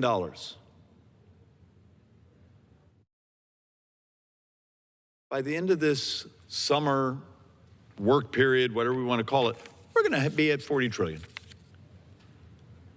Doesn't this make anyone pucker up, or is it is the joke that's often said here, never near a microphone, because we'd be an idiot to say in front of a microphone. No one ever gets unelected by spending too much money because the public wants it. In 6 years, when you're on Social Security and you're getting a 22 to 24% cut in your check, and we double poverty of seniors, 7 years from now, when we double the number of baby boomers who live on the street, maybe some of this will make sense, that we should have done something much sooner. But math is math. Mr. Speaker, one of the reasons I'm a little exercised this week, and you've been in conference and those things, and I accept I've been a bit of a jerk. I'm just trying to find some way to be heard. I've been doing the same damn thing behind this microphone for 15 years, and it's only gotten worse. You know, something's wrong when, I'm number 4 in Ways and Means. I chair oversight in Ways and Means. I chair the Joint Economic Committee. We have a handful of PhD economists that are just smart. And yet I walk into a room of my brothers and sisters, Democrats, even Republicans, with my charts, and I almost get booed because we don't want to hear it. We're going to bring down this republic, and it's not going to be some mob coming over the border. It's going to be our own fiscal insanity. Remember, in about 25, 26 months, the majority of our spending, not tax collection, spending, will go to our brothers and sisters who are 65 and up. We are functionally an insurance company with an army. Last year, for every dollar we took in taxes, we spent $1.43. If you do the basic math, and forgive me, I did this one on the top of my head, so if I make a mistake, send me an angry text like everyone else. I think right now, so far this fiscal year, for every dollar we're taking in, we're spending $1.47.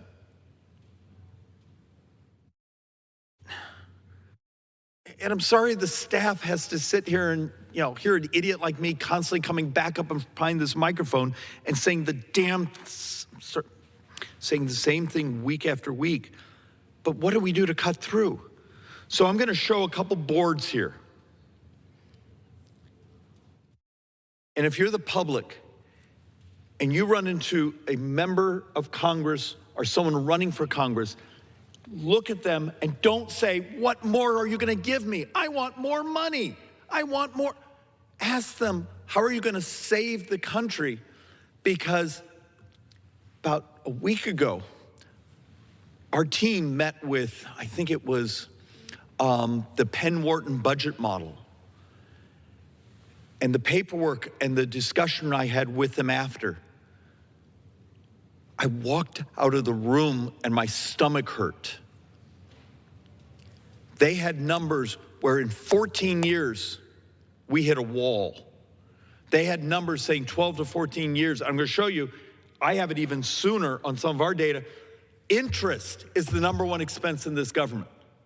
It surpasses Social Security. But there was a discussion, if we go with current policy, and we're going to talk about that, current policy, not current law, because this is the scam we keep doing here. We keep extending our spending and extending these things. Current policy, in 14 years, the United States actually can't sell any more bonds. We've hit the wall. We hit a debt spiral. I've been here 16 years.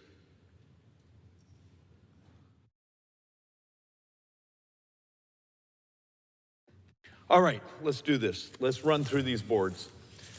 Everyone has seen this over and over and over because traditionally I start. All right, Representative Schweiker, about to run through some boards. That's what I, as a member of Congress, Representative Schweiker will be finishing out his term. He'll be leaving office in January. He left Congress in order to run for governor.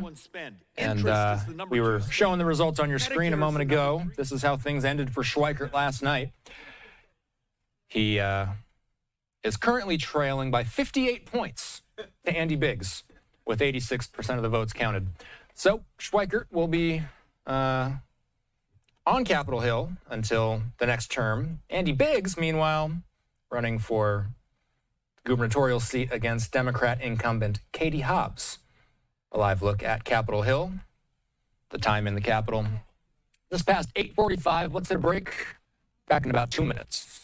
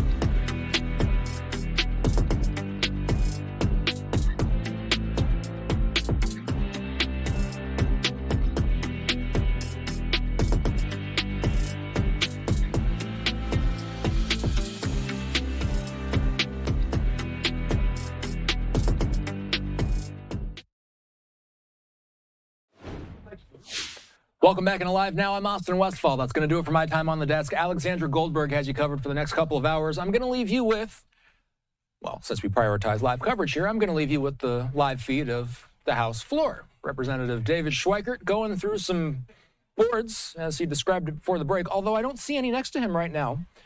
Let's listen into Schweikert's remarks. Live, about 10 minutes to 9 p.m. in the nation's capital. Alexandra has you covered on the other side. Substantially responsible for affordability in America. But when we go home and do a town hall or meetings, it's person after person after person after person wants more money from us. Maybe Congress is just basically representing the interests of the public. They don't care about the bankruptcy, the stress, those things. It's technically governments don't go bankrupt, but basically what we're going to have to do to monetize this debt. Don't laugh at me. My wife and I are the same age. We have a 4-year-old boy. He was here a couple of weeks ago, cute as can be, just turned 4. For his 4th birthday, he wanted to go to work with Daddy. We need 104% of his lifetime earnings. Every dime he will ever make in his life, plus another 4% just to pay for federal government pensions. Social Security, Medicare, military. 104%. This is what we've done to our kids. Now, part of it's because we have so few children. And so many of us that are gray hairs. It's called baby boomers. It's just math. So trying to explain a simple concept. We do more borrowing and spending, but we also have this thing called leakage. That's where we've misdesigned programs, and outsiders, businesses, insurance companies, bureaucracies have figured out how to bleed those programs because we screwed up on our design and haven't been willing to go back and turn around and fix them. We end up having to borrow more money because when we borrow more money, we push up interest rates. When we push up interest rates, we've just made everything less affordable. We've created this doom loop. And the only way to break it is to convince those markets we're not just going to keep borrowing like crazy. And then we have these charts, and I keep trying to explain this. There's this concept, it's a big word, interest fragility. Interest goes up, and it beats the ever-living crap out of us. So think about what's happened today. Today, I believe the 10-year bond closed was it hitting 4.65, 67? So it's functionally the highest it's been pretty close to the highest it's been in a year, and some of the highest it's been in many years. So let's play a game here. Let's assume that's, 60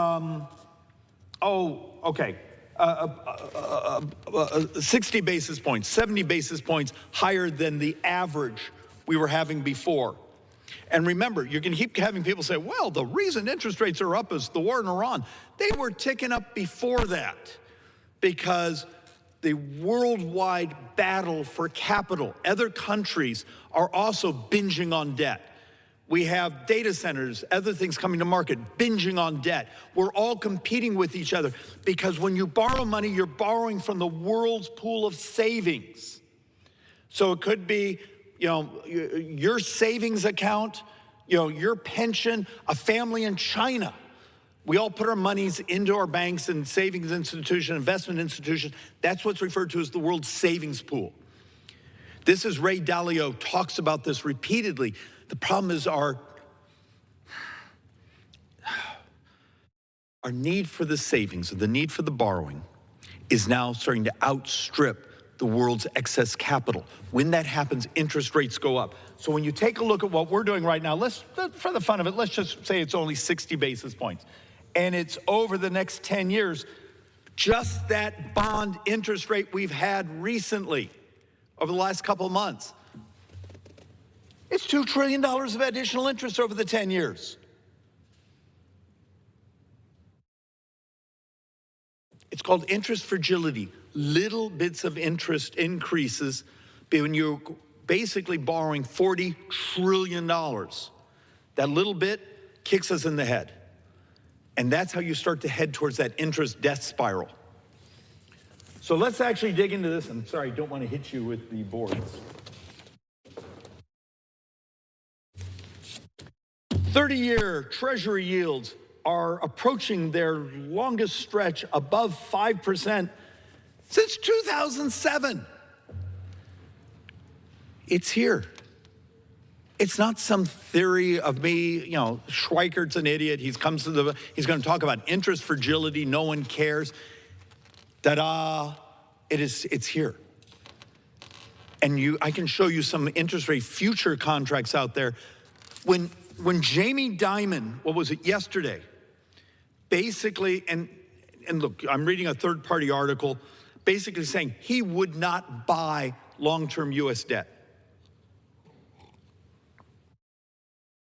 10s, 20s, 30s. Should that tell us something? Because expectation interest rates are going to go up, which actually, when interest rates go up, the existing bond crashes in value. You got to understand, it's here, it's begun. If we as a body don't start to convince the bond market that we're starting to get control of our ravenous borrowing, that bond market is going to run this country. Because, what was it, Carville basically said in the 90s, talked about how the bond market basically shaped policy. Our debt is dramatically bigger today. And our competition for borrowing. And how do I put this in?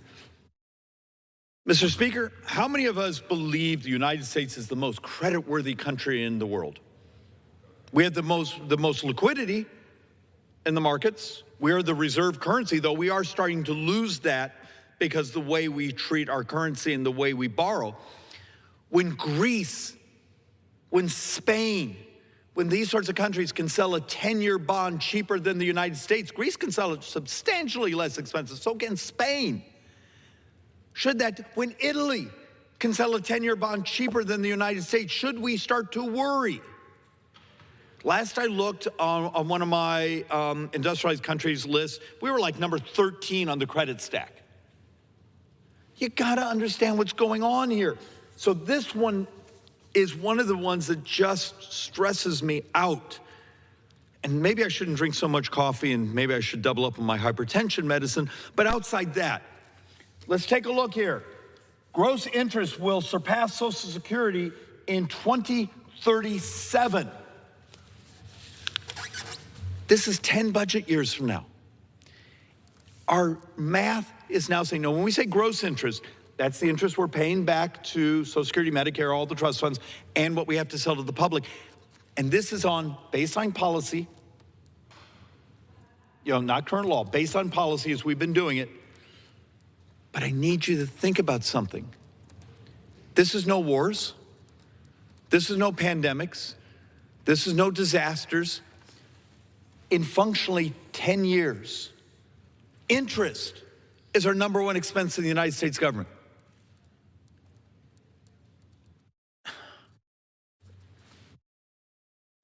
Someone out there help me have the language to move people's hearts and their intellects.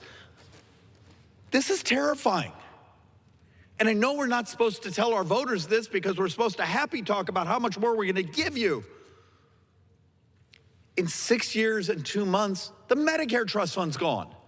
And if you're in healthcare, your hospital is getting a 12% cut. How many are you going to get to see your doctor at that hospital? These numbers, and during that time, the spend on Medicare goes from $1 trillion to $2 trillion. It's demographics. So let's 1 or 2 more boards, and then you'll be rid of me. More than 30% of the federal revenues will go towards interest in 9 budget years. And we've actually done a stressor on this. So the math right now, and this is sort of baseline policy, in 9 budget years, you pay $1 of taxes, 31 cents of that tax. So this is all taxes. This isn't just income tax. It's not just tariffs. It's all taxes. 31 cents of that $1. And in my model, because I had a couple other stressors and slightly higher interest rates built in, but this was using CBO baseline interest rates, which were already above, it was 33%. Are you ready in 9 budget years to have 30 to 33 cents out of every dollar just paying interest? This isn't crazy. This is actually already in our numbers. It's just no one dives into them and digs through and goes, oh, dear heaven, how could this be our country? And we're going to avoid actually having the conversation until we get back, and the Speaker will keep his promise to our team that have been working on this for a couple of years now of optionality. And yes, it will drive the lobbyists insane. It will drive some of the groups insane, some of the bureaucracies insane, because they don't give a damn about the future of this country. What they care about is their current paycheck.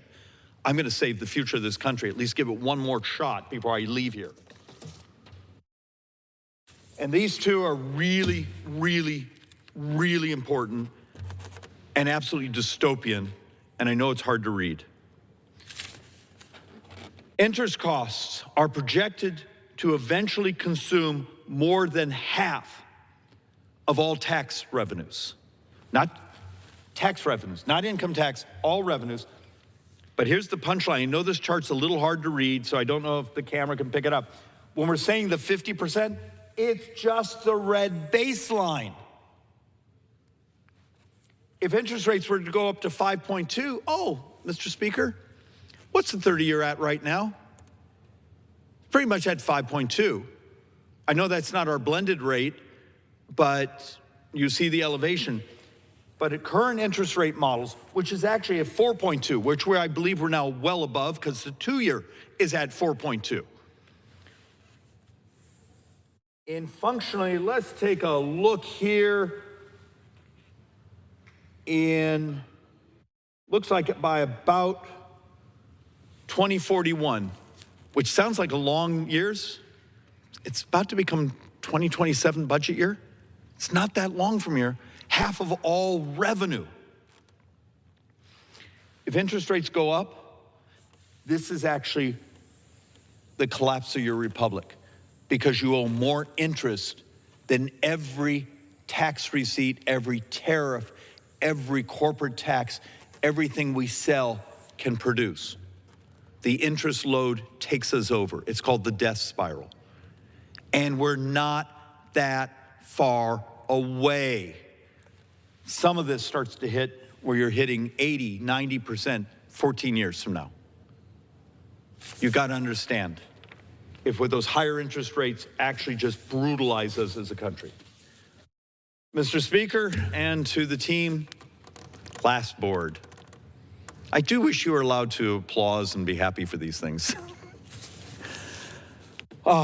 Federal interest costs under various interest rate scenarios. So look, this is a little more the way, if you and I were playing economists, we actually don't do dollar amounts, we do percentages of GDP because the GDP can grow, but often it's inflation. So when we actually start to look at the actual numbers, we actually right now estimate this year's borrowing. Now think of this, the Treasury Secretary, the budget director, our own budget team, we all said, actually, hundreds of us, I think, actually co-sponsored a piece of legislation. We're gonna only borrow 3% of GDP because we're gonna grow at 3% of GDP, except we have a problem. As of today, interest is at 3.1 to 3.2% of GDP. Not borrowing, interest is already over that target.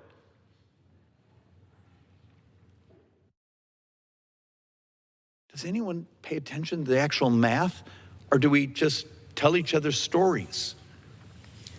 But when you start to see the gradual interest rates, we're actually starting to hit a world where I'm believing a model where a decade from now, we could be having 11% of the entire economy just be interest.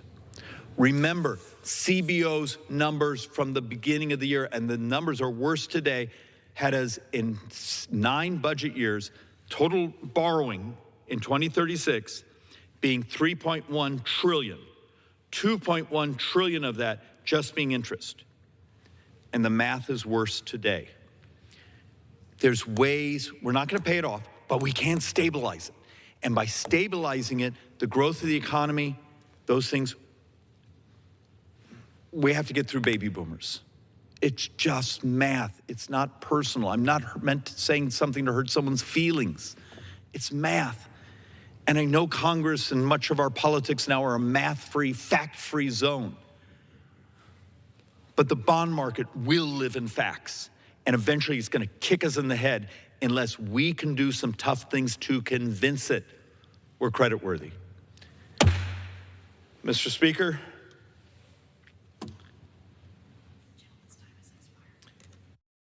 I am yielding back because I think I used my half an hour.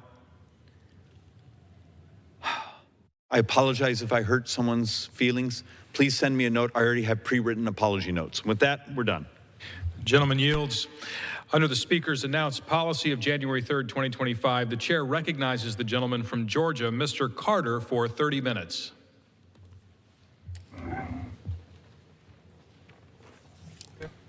All right, you were just listening in there to Representative Schweikert speaking on the House floor.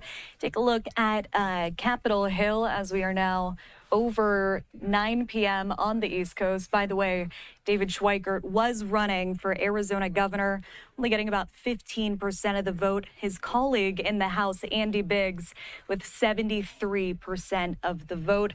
Taking another live look here at Capitol Hill, some other top headlines. Congressional Republicans are trying to make good on their legislative agenda by passing a batch of measures before their annual summer recess. This includes the Save America Act and even a plan to avoid a fall government shutdown. Fox News Chief Congressional Correspondent Chad Pergram explains. Cure the legislative summertime blues. Save America Act. Stock Trading Act. The Republican Reconciliation 3.0. The NDAA. The House approved a stopgap bill to avoid a government shutdown this fall. Let's just take this off the table. Let's get this through the election. The House sending the Senate a budget framework to pay for the conflict in Iran, tacking on the Save America Act. But there's GOP skepticism. I'm not 100% convinced that the save language is going to be held solid through the Senate. Senate Majority Leader John Thune may not even tackle the budget blueprint until September. We could pull that budget resolution passed by the House and use it to fund government. That package is immune to filibusters. Republicans could then cut Democrats out of the funding process. It's very ominous. The reconciliation process is an indication of failure on the part of the institution. Republicans hope the threat compels Democrats to help avoid a fall government shutdown. I think Leader Thune believes he'll have some reasonable Democrats in the Senate that will assist. The House also approving a plan barring members from trading stocks. If you want to day trade, there's a place for that. It's called Wall Street. But banning stock trades isn't in the mix in the Senate. That frustrates voters. They're not going to feel confident in this institution if they think that there's members of Congress can actively trade stocks. It's totally insane to me. But the legislative flurry doesn't solve much. The House and Senate are not aligned on voting security or government funding. The fall chill of a shutdown could reveal that it wasn't a productive summer, but a cruel summer. On Capitol Hill, Chad Pergram, Fox News. All right, that Fox News report on top of some of the latest headlines out of Capitol Hill. Thank you so much for watching Live Now from Fox. It's good to be with you on this Wednesday. My name is Alexandra Goldberg. I'll be with you for about the next 3 hours or so. We have a lot to cover. Before that, let's take a 2-minute commercial break. We'll be right back.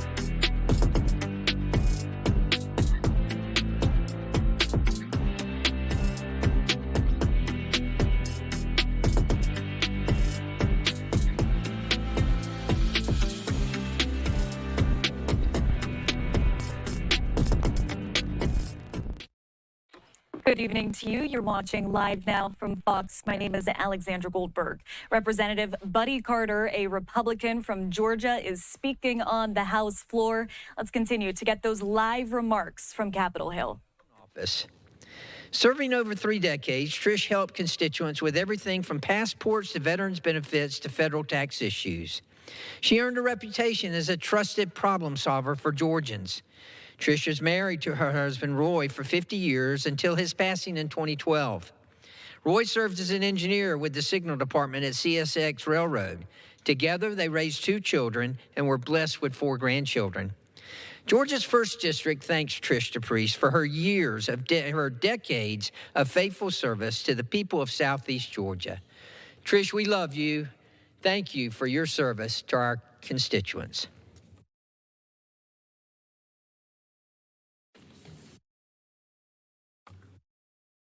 Mr. Speaker, I rise today to honor the life and the legacy of Commissioner Scott Sweeney, a devoted public servant who spent decades strengthening public education across Georgia. Scott served 8 years on the Cobb County Board of Education, including a term as board chairman. He went on to chair the Georgia State Board of Education, improving education policy for the entire state.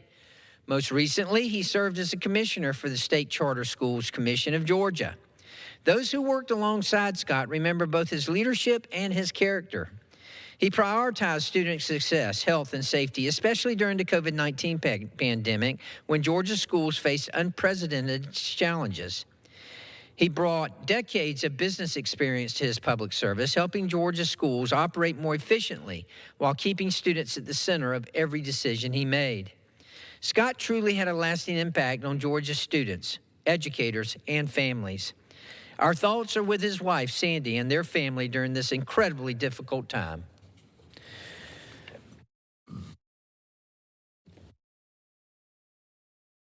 Mr. Speaker, I rise today to recognize Parker's Kitchen, which was recently named the Wounded Warrior Project's 2025 Corporate Partner of the Year. Headquartered in Savannah, Parker's Kitchen has long demonstrated its commitment to supporting the men and women who have served our nation. This year, the company contributed $375,000 to the Wounded Warrior Project, helping provide life-changing programs and services to wounded veterans and their families across the country. Parker's Kitchen founder, Greg Parker, continues to emphasize veterans as an essential part of the company's team, acknowledging that their sacrifices made possible the freedom we enjoy each day. Wounded Warrior Project CEO Walt Piet praised Parker's Kitchen's unwavering support, noting that partnerships like this make it possible to help veterans not only return from service, but truly come home. Thank you, Greg Parker, and the entire team for your continued commitment to Georgia's 1st District's strong military community.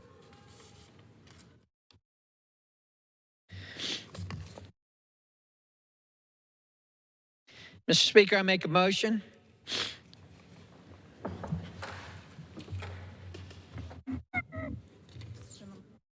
Does the gentleman have a motion? I have a motion. I move that the House now adjourn.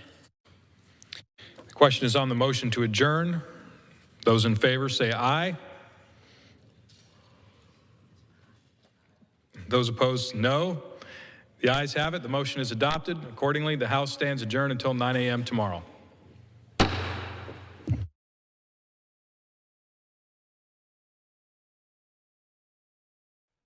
All right, the House is adjourned, as you just heard, taking another live look here at Capitol Hill on this Wednesday night. It's about 9:15 in the nation's capital. As you heard, House of Representatives lawmakers will reconvene at 9 a.m. tomorrow.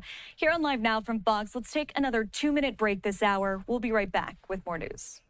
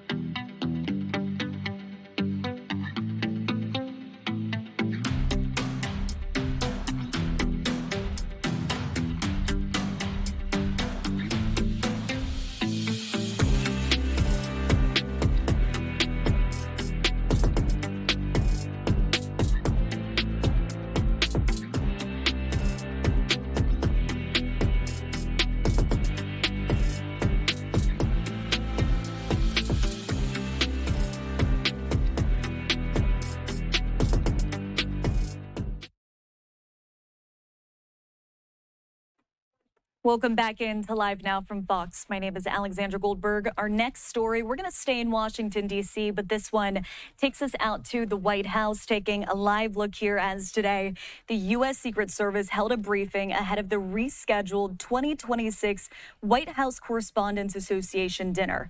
After the first dinner in April abruptly ended due to an alleged assassination attempt on President Donald Trump and other officials. Let's hear the U.S. Secret Service briefing on this earlier today. Take a listen. Then it's been. Dave, go ahead. I would just say, I don't think it's any secret that it's been in the media that Iran has publicly said they want to kill President Trump. That is broadly. So just take that as media professionals and know there's also other information that we can't discuss. So that takes into account everything we do all the time. And just on the dinner, understanding that what's happening on Friday is a totally separate event. What was the most consequential finding in the after-action review of the April dinner? And how did that sort of inform preparations moving forward? I'm also curious, understanding that many within the Secret Service viewed that as a success, that the threat was stopped before he ever reached the door. Was the fundamental problem that the outer perimeter was too close to the protectees, or that an armed person was able to reach even the edge of it without being detected? No, I'll say it again. I think people don't understand the distance. We have to start and end our perimeter somewhere. If it were up to me, I'd love to end it at the bridge, but that's going to inconvenience a lot of people. So we have to take into account what the environment is. We do blast analysis. I won't get into that, but we look at the site in very many different ways. We're not going to advertise how we do it, but when you talk about that one site, it's almost two sites. So how we set up that perimeter and where we ended it is where we felt comfortable with our special teams as to where we needed to put it. Again, I'll repeat myself, we're talking almost 120 yards from magnetometers to podium. That's over a football field. If you look at some of the other government buildings around town, I won't name them, some of their magnetometers are actually inside the building. We don't do that. We have standoff distance, and that's where our team, which we have on the ground, felt comfortable doing it, and that's where it happened. We do expect things to happen at the magnetometers, unfortunately, but that's why they are there, and that's where it happened, and that's where it ended. So it did work. The system worked. We can't shut down an entire community when we have an event. It's our job to understand that site and to mitigate the threat, and to also allow the best we can business to also run. And as a very last question, can you speak to the fencing around the White House and potential plans to make that permanent, what benefit that would have for the Secret Service, and who would determine whether to keep the doors open or closed, so to speak? We're still in talks about it. If it were up to me, I would put 30-foot fences up everywhere. So, but yeah. I like fences. We've got about 3 more minutes, guys. Sorry. Hi, thank you. Hi, guys. Thanks for doing this. Appreciate it. It is fascinating to listen to.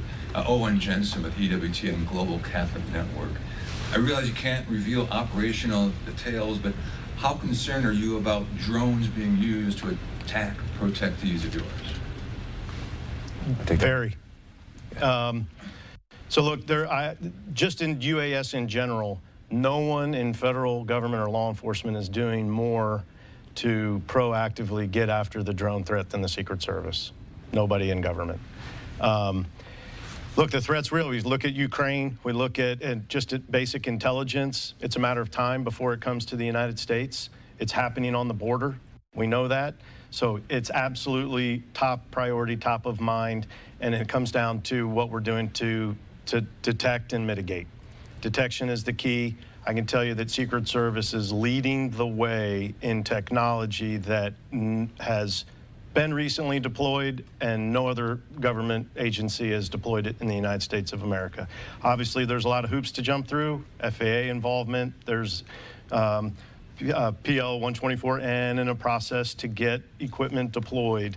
But in terms of detection capability and mitigation capabilities, we're leading the way. We're not there yet, but we are leading the way. Just to follow up, I, as others here do, we work at the White House on the North Lawn in those tents there. I'm not going to lie, sometimes you think there's one of these things coming in at any moment. And how safe is the White House from a drone attack? I'll tell you, it's right now, it's very safe from attack. The technology we're deploying, and not just the White House, at all protected sites is, it's cutting edge right now for us in all of government. So it's coming. Detection is the key, but you've got to be able to mitigate. And the mitigation technology is what the overall defense industry is really working hard to keep up with new threats. The threat continues to get tougher and tougher. You know, you're talking fiber optic controlled drones now, dark drones. So it's a constant chase to keep up with it, but we're doing a tremendous job to stay ahead of the threat, especially at the White House. And I'll tell you, we're also moving these assets around with the president, some of which first time used on American soil ever. So we will use anything and everything, and that's what I keep telling my agents and officers. Like, there's nothing that we aren't willing to do. I want them to feel empowered when we do these advances, to use what we have at our disposal. Following up on the drone issue, one of the issues that happened with Crooks is one of those detective systems went down. There was an officer who had to call the help service of the company. As their efforts to make sure that when there are those systems, there are backup systems, but also that your officers are trained to the point where those calls aren't even required to do system resets, but that, you know, you're working with assets that they know backwards and forwards. Yeah, so directors made Airspace Security Division a priority. So we are light years ahead of where we were 2 years ago in terms of detection-only equipment, all the issues that you've identified. We're putting significant dollars behind robust, they're full teams that go out now. The training, I was at our training center yesterday, training every day, very good technology going everywhere he goes. That particular issue, I'm confident it's not going to happen again with this directive. Why was it an issue before? Why was it an issue? I don't think, there's a variety of reasons, and some of it was just deploying the right resources at the right levels, right? At that time, a former president wasn't getting the resources that they potentially should have been getting. I just own it for the Secret Service. That's not happening anymore. Well, and I could also tell you, having been there and knowing and hearing it firsthand, communication, it's critical.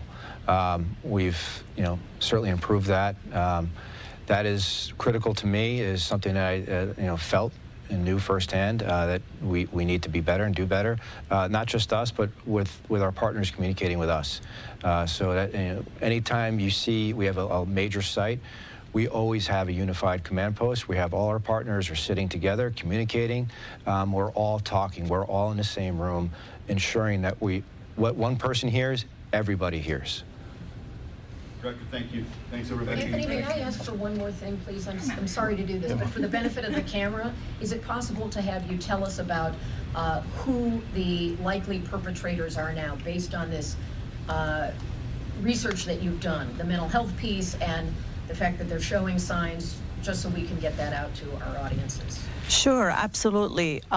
Our work over the last 25 years in the National Threat Assessment Center of researching attacks targeting government officials, facilities, schools, workplaces, basically all the places that we would be concerned about as an agency, has shown that there is no one specific profile, but we do see common themes in the backgrounds of those attackers. That includes contextual things that are stressors, history of possible mental health issues, maybe paranoia, delusions, hallucination, depression, suicidality, behavior changes, as well as common motives, meaning that by far in all of our research, we see that the most common motive why someone carries out an attack is typically related to a grievance, and that grievance could be focused on a person or an idea or an ideology that becomes a fixation and negatively impacts every aspect of their life, to the point where they want to take revenge, whether they feel they're being persecuted or they feel that they've been wronged, and that is, engaging in violence is the way that they use to solve their issues. And how are you learning about these threats that is different than what you learned before? No longer their handwritten note, but different. I can tell you that when I first started with the agency, I won't say how long ago that was, but at one point we created an internet threat desk, and it probably had like 7 people on it. But now with the advent of technology, we do that. For us as an agency, our model is how do we identify individuals so that we can assess and appropriately intervene. And the way that we identify them is typically they either self-identify, you know, they bring themselves to attention, we notice it online, or they show up at the White House, we call them gate callers, and they self-identify. But the majority of the information that comes to us is through federal, state, local law enforcement, other government agencies, the VA, as well as a bulk of the internet concerning behavior and threats that we get comes from concerned citizens. They see it before others do. Yes, they often see that online, whether it's a comment on an article, a social media post.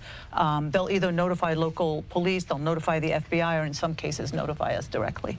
And how do you decide which online threats are over the top and which ones are just simply free speech? You've got to go. Investigate them all. Yeah. They all get investigated. If I could just take a moment just to thank everybody here. This is a rare opportunity for us. As I explained earlier, I'm a pretty private person and quiet, but to be in a room of true professionals, it's great to get our story out there, and for you to report that. I think it's great. It's a good partnership. Just ask to be fair, because we often don't toot our own horn.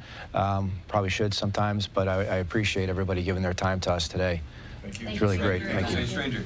Thank you. Yeah. Don't be a stranger. Yeah. Thank you very much. Good to see you, sir.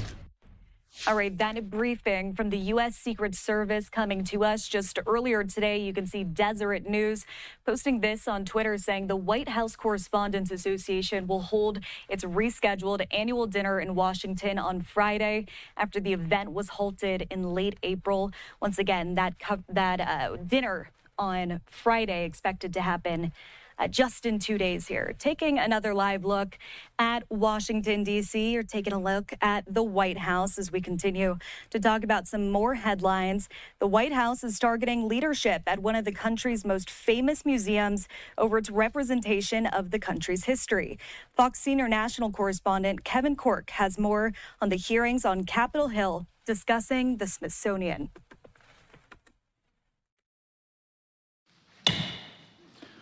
The House Administration Committee held a hearing on the Smithsonian History Museum's oversight on Wednesday. The hearing was linked to alleged biases on how certain parts of American history are being represented. Smithsonian Museum of American History Director Anthea Hardig testified on Capitol Hill for a second straight day, following a report from the White House Domestic Policy Council, which claims the museum does not tell history in an inspiring and unifying way. It does not fairly or accurately characterize the full body of work at the museum. Republican lawmakers grilled Hardig on the direction of the museum, claiming Smithsonian leadership is undermining the true American experience. It's time the American History Museum returned to its core founding mission when it was created, fostering patriotism and telling our story of achievement.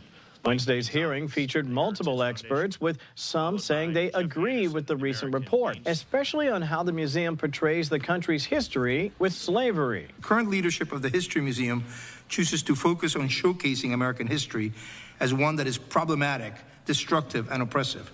Meanwhile, Democratic committee members shifted the blame to President Trump and his broader initiative to reshape how American museums represent the country's history. When Orwell wrote, "Whoever controls the past controls the future," he meant it as a warning. The president took it as a mission statement. The museum was created by Congress back in 1864 and is operated by an independent trust. In Washington, I'm Kevin Corke, Fox News. All right, Kevin Corke with that report from Fox News. We're going to keep talking about the White House, but switch gears a little bit. We're talking about TikTok. It's one of the most popular social media apps, and now the president's cabinet is getting in on it. Take a look here. The White House posting this tweet: the Trump administration cabinet just hit TikTok. Don't miss a second of the hype. See you there. Well, this move follows a July 16th opinion from the Justice Department saying that federal employees may use TikTok because the app is now operated by a U.S.-approved owner. Now, Fox Business writes that the decision marked a significant shift in the federal government's posture towards TikTok after years of bipartisan concerns over the app's ties to China and data security risks. Adam Kavakovich, founder and CEO of Chamber of Progress, joins us now to discuss. Hello and good evening to you. Good to see you. So, Adam, what is the administration signaling with this? Well, I think it's a sign that you don't win voters by refusing to show up where they spend their time. And look, I think, President Trump directing cabinet officials to get on TikTok is a pretty direct acknowledgement of the platform's power, particularly for political reach. And, it's interesting because I think when Washington, D.C. was debating banning TikTok, or at least forcing it to be sold to U.S. owners in 2020 and 2021, the app had about 100 million monthly U.S. users, and now it's closer to 170 or even 200 million by some estimates. So the platform got dramatically bigger while Washington was arguing about it. And, so it went from about 1 in 5 adults using TikTok to now basically 1 in 3. So it's part of the mainstream, communications. And I think Republicans realized that reality first. Democrats have increasingly recognized it too. I don't think either party wants to cede one of America's largest communications platforms to the other. Well, I want to get more into the platform and messaging in just a minute, but who owns TikTok now? That is a great question. So look, the ownership changed, but we still are left with a lot of hard questions. I think the reality is that this January, the company restructured. It created a majority American-owned entity for TikTok US. The Trump administration actually recently concluded then at the time that the restructured company no longer fell under the federal restrictions that previously barred TikTok from government devices because the statutory ownership trigger had changed. But I think, frankly, the most important national security questions are all still there. TikTok US, it still licenses its recommendation technology from ByteDance, which is a Chinese-owned company. The Chinese government continues to treat the TikTok recommendation algorithm as a key strategic technology. And so, look, if you've got Beijing considering the TikTok algorithm to be strategically sensitive, that still ought to be a warning light for American policymakers. And I think, that there's a reason you referenced this. That's the reason why TikTok US's chief security officer is headed to testify before Congress in September. I think Congress wants to know whether this new governance structure actually prevents Chinese influence or was just a change of paperwork. All right, let me pop this up here on our screen. Fox Business putting this up. Trump cabinet joins TikTok after DOJ clears platform for federal use, majority owned by American investors. Some of those points that we were just talking about. But I wanted to ask you, is the No TikTok on Government Devices Act no longer on play? We saw that come out in 2022. Well, I think it's no longer in play because the Trump administration just recently declared that it's a moot point because by their assessment, TikTok is now majority owned by Americans. This was a deal that was brokered by the Trump administration. But as I said, there's real questions about what that really means. And I think, that they still license the recommendation algorithm from ByteDance, which is under the control of the Chinese government. And so I think there are some big questions there. But look, I think the politics of this changed. Frankly, if you take a step back from this, it's remarkable to me how quickly TikTok disappeared as one of Washington's sort of hottest political fights, right? I think you once had a lot of Republicans really concerned about its Chinese ownership. They basically stepped down, stood aside when President Trump pivoted on TikTok. There were a lot of Democrats who were concerned too, but I think some of them concluded that trying to crack down on, one of the most popular apps among younger voters was just a kind of a political mistake. So I think there's frankly far more energy around using TikTok to reach voters than there is about whether Americans should have TikTok. Reading my notes here for an interesting study I read, a Pew Research study from March says just over half of U.S. adults who use TikTok say they regularly get their news from the app. Young adults being the largest demographic in this study to do so. Is this a reach out to Gen Z voters? Oh, it clearly is. And I don't think there's any denying that. And look, you know, I'm concerned that the very thing that is this important news source for younger voters is still under the control. The recommendation engine is still ultimately under the control, I think, of the Chinese government. That concerns me greatly. But you know, I think you just can't deny. If you're in the business of politics, you can't deny and you can't argue with kind of where people are spending their time. And if you want to reach them, you know, you have to go to where they are. And so I think we're in this sort of strange middle ground where I think, you know, most experts would agree China hasn't completely disappeared from the TikTok picture, but neither party seems especially eager to look under the hood. Yeah, Congress is holding some oversight hearings, but I think politically TikTok's become the app that people would rather use than fight about. And that's understandable politics. Well, what does this mean for midterm campaigns coming up? Well, I think that, you know, midterm campaigns is interesting because, you know, I think you're talking about reaching mostly pretty engaged voters. And so, you know, I think one of the things we know about midterms and off-cycle elections is that they're less about trying to get people to vote and more about reaching the people who are very highly motivated to vote.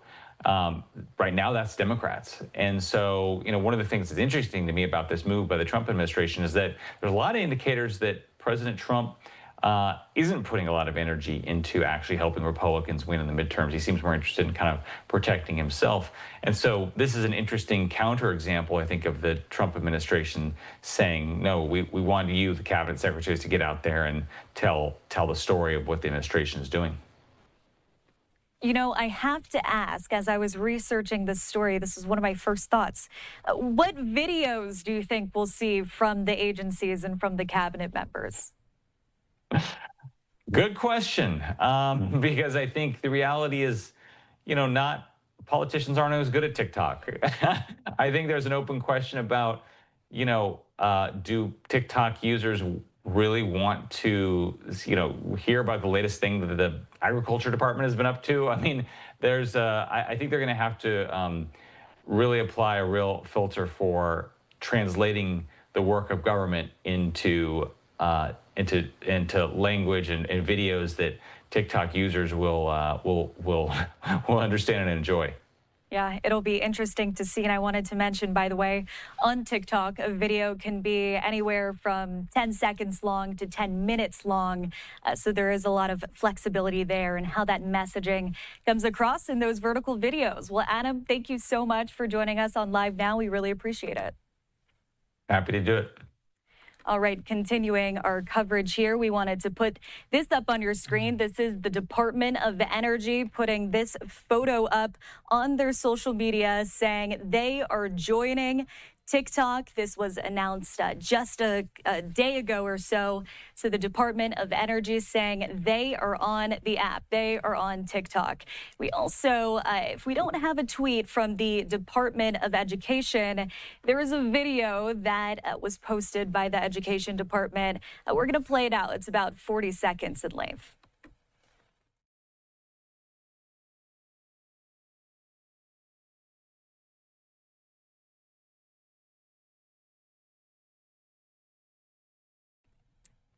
All right, and you can see some of those visuals. This was posted online by the U.S. Department of Education, announcing that they are joining TikTok. This move follows that opinion from the Justice Department saying that federal employees may use TikTok because the app is now operated by a U.S.-approved owner. And Fox Business, as I mentioned earlier, writing that this decision marks a significant shift in the government's posture towards TikTok after years of bipartisan concerns over ties to China and data security risks. All right, here on Live Now from Fox, this is a story that we'll continue to cover. We are going to take a quick 2-minute commercial break. My name's Alexandra Goldberg. We'll be right back.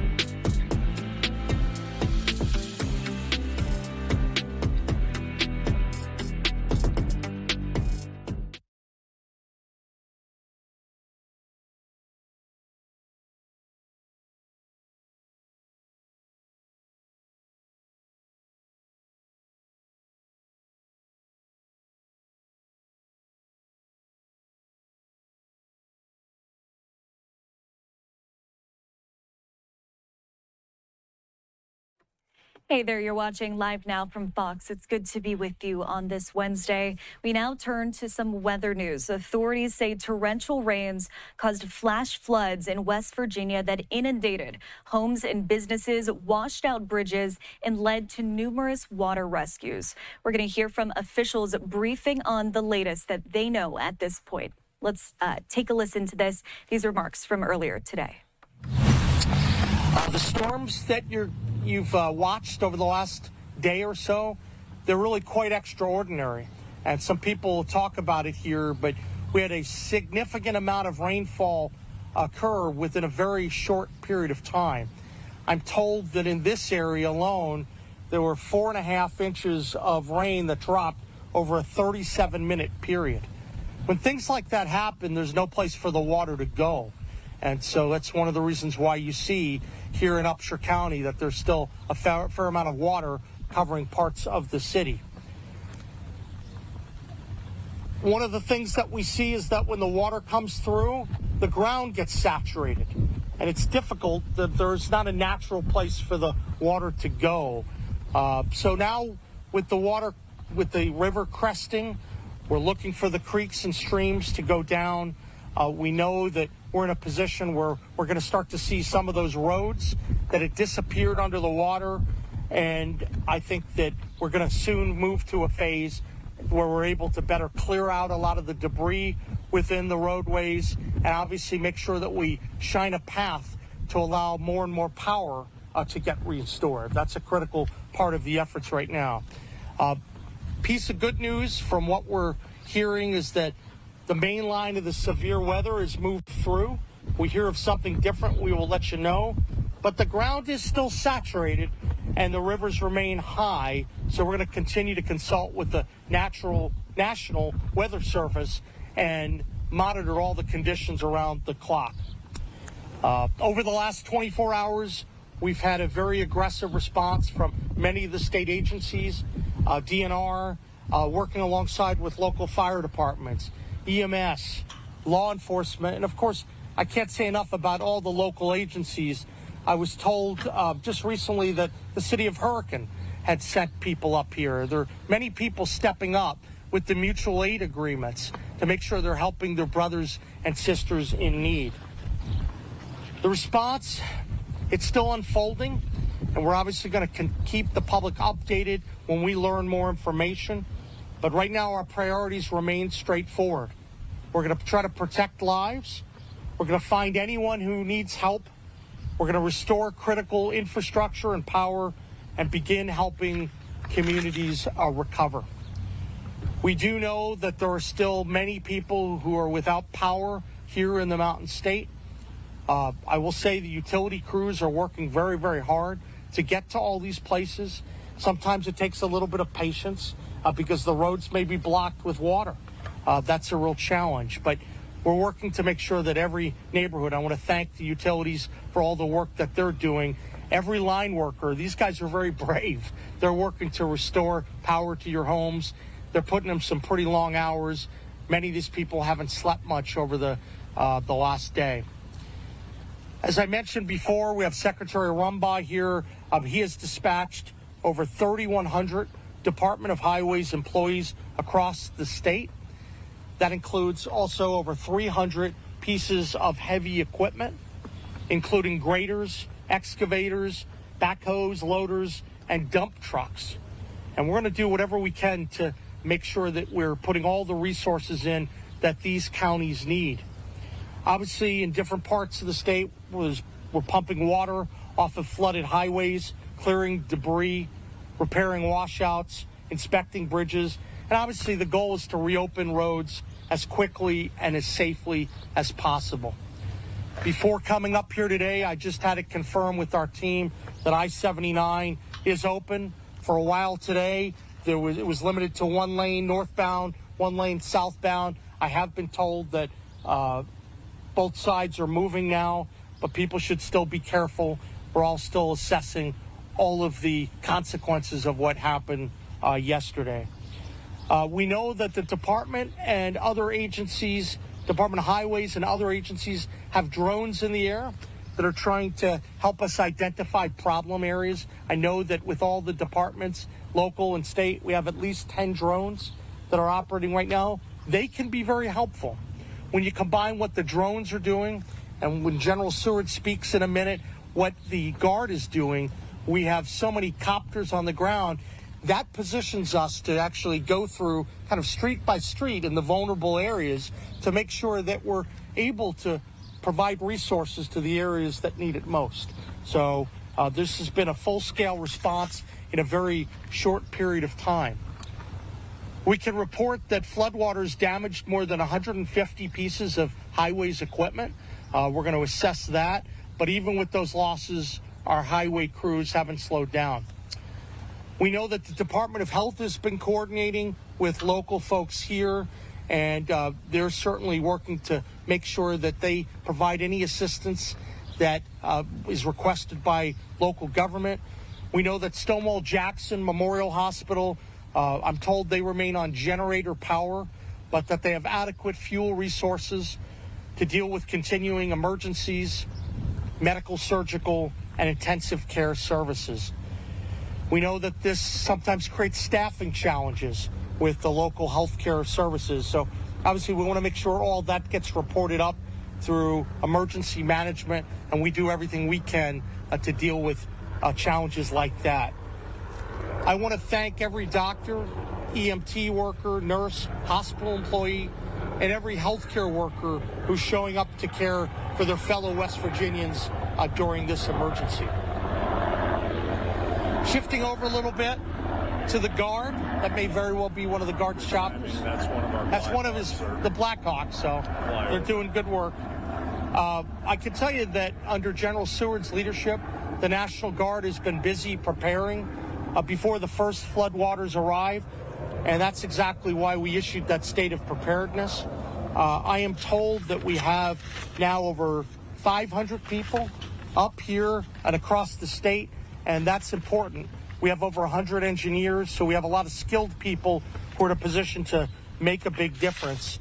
I want to also note that very soon, as the conditions improve in terms of the flooding, the National Guard and all of the highways and other efforts will shift more resources toward debris removal, infrastructure support, and recovery.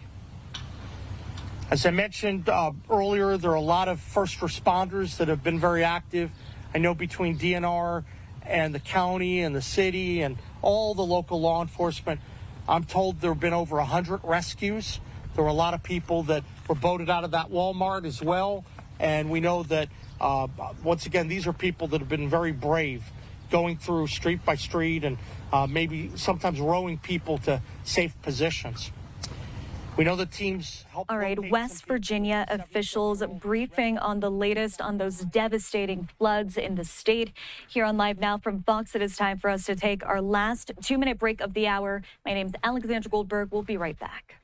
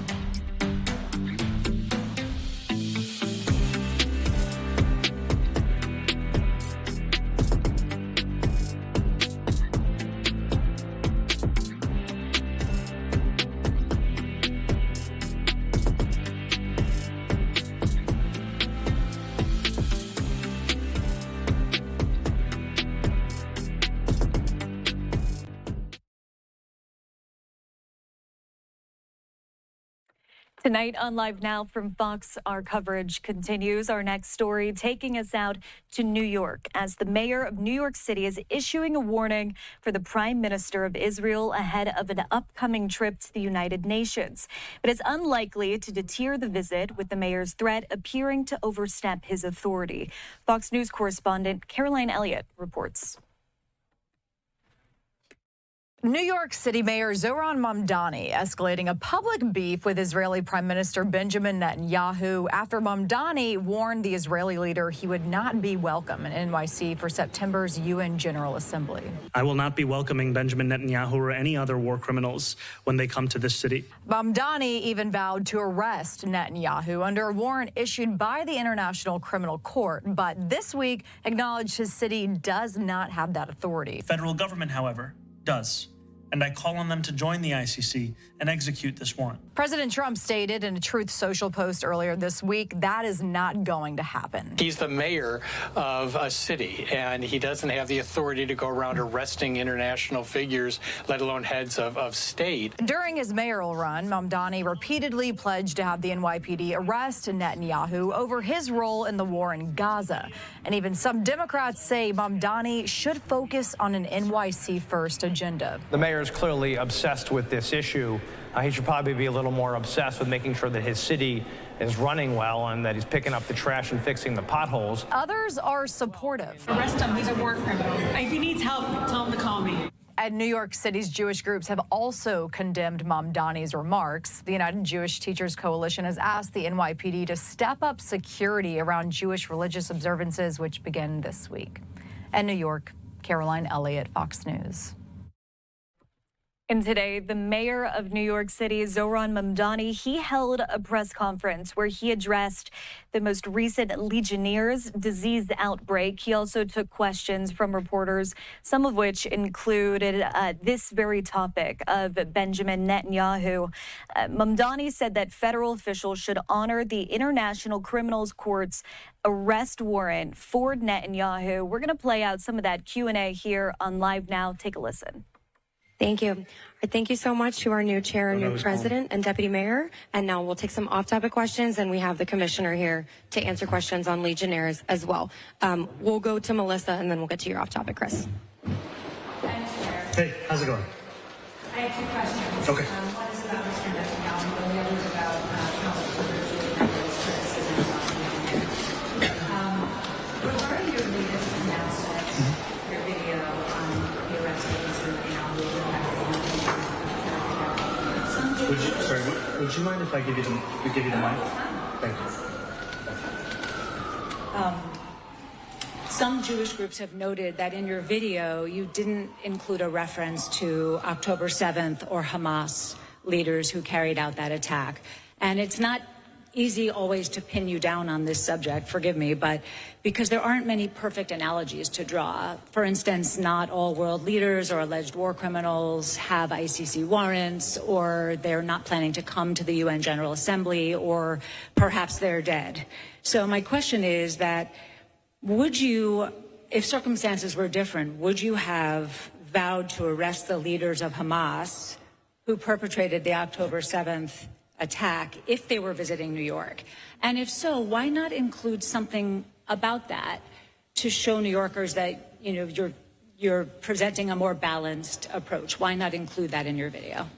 Didn't the ICC put forward a warrant for Yahya Sinwar? I mean, I know he's dead.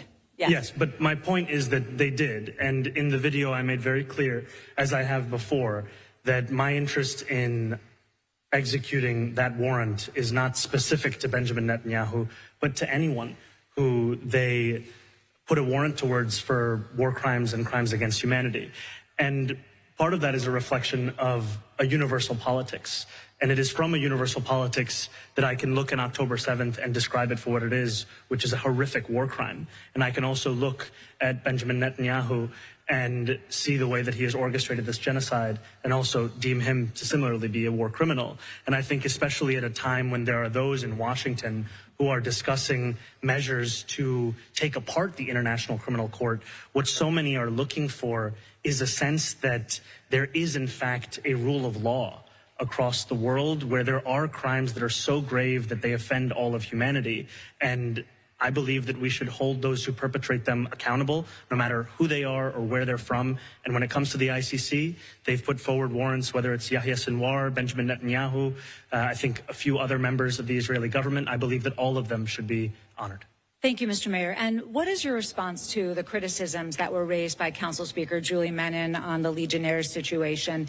And specifically, given the fact that so many cooling towers turned out to have had live Legionella bacteria in them, maybe more than we expected, came back positive for live Legionella. With the benefit now of hindsight, does that suggest in any way that blanket disinfecting might have made sense in retrospect? So I'm frankly less interested in the politics of it all, more in the public health of it. And what I will say is that previous administration procedure had been that we would wait for the results of culture, and that would mean 2 weeks. We made the decision to do both culture tests and PCR tests. So that meant that we could actually test immediately, disinfect any of the cooling towers that came back, and then additionally wait for the culture results. As you've mentioned, there are 4 additional culture results that came back positive beyond the PCRs. And the other point here is that we know that Legionnaires is something that has affected our city over many, many years. And we are both trying to stop this cluster in the moment and ensure that we are not weakening our ability to stop it in the future. And when I sat with public health experts, what I was told time and again is that if we were to do a blanket disinfectant of every single cooling tower across the Upper East Side, that would weaken those cooling towers' ability to protect against Legionnaires in the years to come. And so we want to make sure that everything we're doing gives people both the safety and the public health they deserve and the confidence that this isn't going to be something that returns. I'm going to pass it over to our commissioner to add some details. Thanks, Mr. Mayor. So we'll talk about Speaker Menon and the investigation, but first let's talk about the people. 5 New Yorkers have lost their lives because of this disease, and our hearts are with their families and their loved ones. Every single one of those deaths for us underscores the importance of identifying the source and eliminating the source that caused this investigation in the first place. So now turning to the investigation, the good news is we are in a very reassuring position. We feel confident that we've eliminated that source. You know, when we look at the data demonstrates that the last new diagnosis of Legionnaire's disease was on July 15th, so about a week ago, as you heard the mayor say.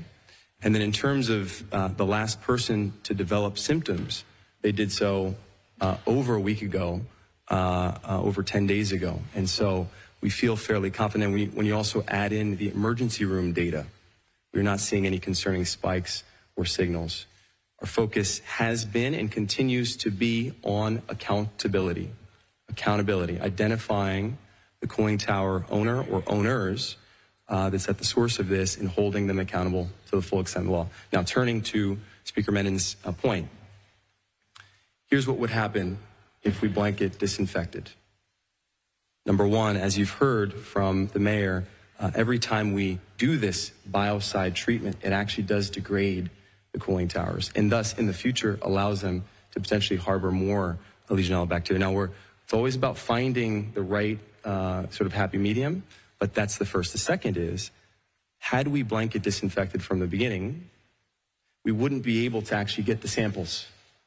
And we need the samples to know what caused this, and then that will give us an opportunity to learn. So thank you for the question. Given the fact that more, Please.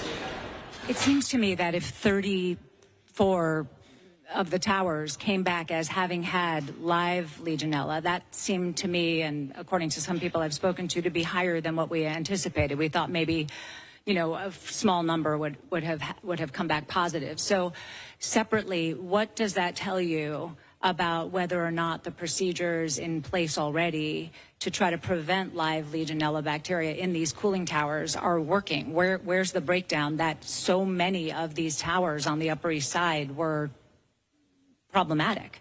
Thank you for that question. So first of all, this bacteria is ubiquitous. It is everywhere. It is found in nature commonly. And to give you a sense of how common it is, when we looked at the data for last year's Harlem cluster, we had 12 of the 47 towers, right, in that case that had live Legionella bacteria. So that's the first piece. These numbers are not out of what we've seen in the past. And in fact, the overall rate of Legionella bacteria in these cooling towers has decreased over time because the enforcement is working. Now, in terms of enforcement, let's talk about that. So over the course of the last year, we've issued countless violations. Just in the last year, 1,300 violations to cooling tower operators and owners. And this amounts to hundreds of thousands of dollars in fines. And the reality is that our job is to enforce this law and to make sure that we hold cooling tower operators who are not following the law accountable to the full extent of the law. And that's what we're going to do here once we identify which tower or towers are responsible. I'll just add one thing to what the commissioner said, and I also want to acknowledge the deputy mayor who's here, who's been overseeing a lot of this work. We will not rest until each and every New Yorker is living the public health that they deserve. And that means not only continuing to address this cluster, but doing the work after this point to ensure that what has become an annual event in New York City is one that we are developing far enhanced processes for. Because what we found over the course of this process itself is that there are so many more procedures that the city had been taking years prior that in fact could be expedited. And I want to credit our health department and the leaders that are here on the stage for having taken that decision time and again. And we also know that while we are able to stand here and tell New Yorkers of the fact that no new symptoms have been developed for anyone in the last 10 days, that we are confident we have found the source, we know that there are still New Yorkers who are in hospital as a result of this cluster. And so we will continue to do this work and also continue to monitor this outbreak. Thank you. Thank you. I know, Chris, you had an off-topic. Yeah, thank you. Just one quick point of clarity on the fines for building owners. Have there been any sort of Legionella-related fines since the new council laws went into effect in May, or were you talking about fines prior? So the 2025 cooling tower fines and violations totaled over 600,000 in terms of all of the cooling tower operators that were not compliant with the law. So that was a 2025 number. And so we have just begun the implementation and the promulgation of this new law in May. And what we see from the data is actually the vast majority of cooling tower operators have been compliant, giving us the information that we need, which is good. And we expect that, by the way. Now, for the groups that have not been, there's a couple reasons. Some of them have not gotten a cooling tower operational yet, so their cooling tower has not been operational. And for the ones that have a cooling tower that is operational and have not given us the required information, of course, there are consequences and there are fines. Thank you. We are working on making sure that every single one of those cooling tower operators complies with our laws, and if they don't, there are consequences. All right, thank you. We're going to go to... Keep it.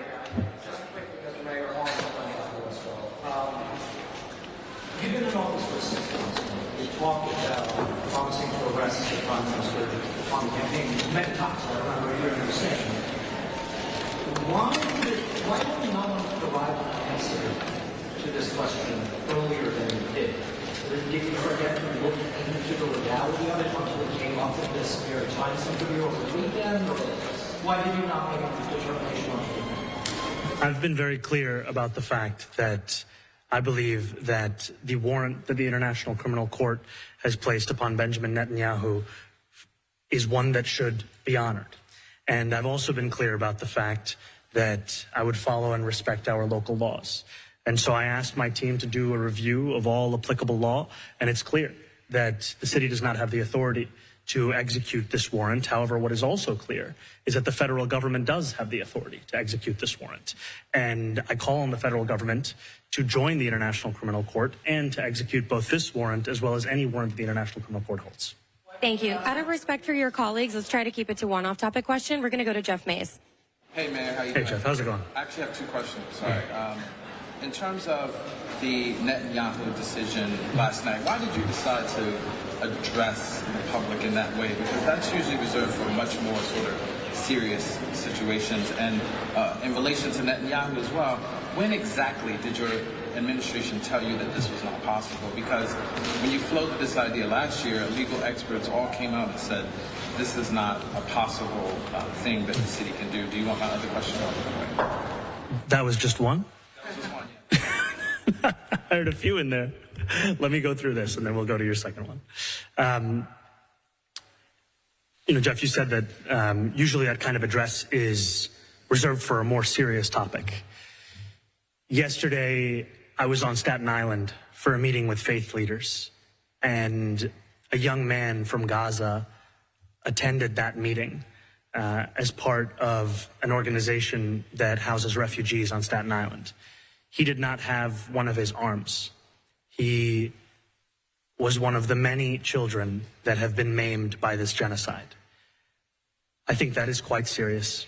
I think there are tens of thousands, I do not think, I know, there are tens of thousands of children who have been maimed, who have been forced to undergo anesthesia, forced to undergo operation without anesthesia. And when we speak about the more than 70,000 Palestinians that have been killed, we know that likely that number is even higher, and yet we do not even know what it reaches. And also, we know that it is not a faraway issue. I have met Palestinian New Yorkers who have told me how they've spent decades in this city, building their lives, saving money to send it back home, to build a home in the village they grew up in, only to see it obliterated in an instant with an Israeli airstrike. And then that same older New Yorker tells me of how his son called him and begged him to send him money for food, that his grandchild was starving, and that he couldn't do anything about it. And so I say that this is something that has not only offended the conscience, the morals, the mere humanity of so many New Yorkers, but it has also ripped apart the lives of many who've been personally affected by it as well. And I view that as a very serious issue. And I think that it is incredibly important that we ensure that we have done all of our due diligence when conducting a review. And so I wanted to ensure that no matter what we heard from anyone on the topic, that I actually asked my team to do that. I'm appreciative of their work. Specifically tell you this was not possible? That's a review that I asked them to do. They made it clear that this is not possible through applicable law. And that is something that I now believe it is clear that the federal government has the authority to do and that they can execute. And you had a second question? All right, New York City Mayor Zohran Mamdani taking questions from reporters here on Live Now from Fox. We are going to take our first break of the hour. We'll be back in 2 minutes.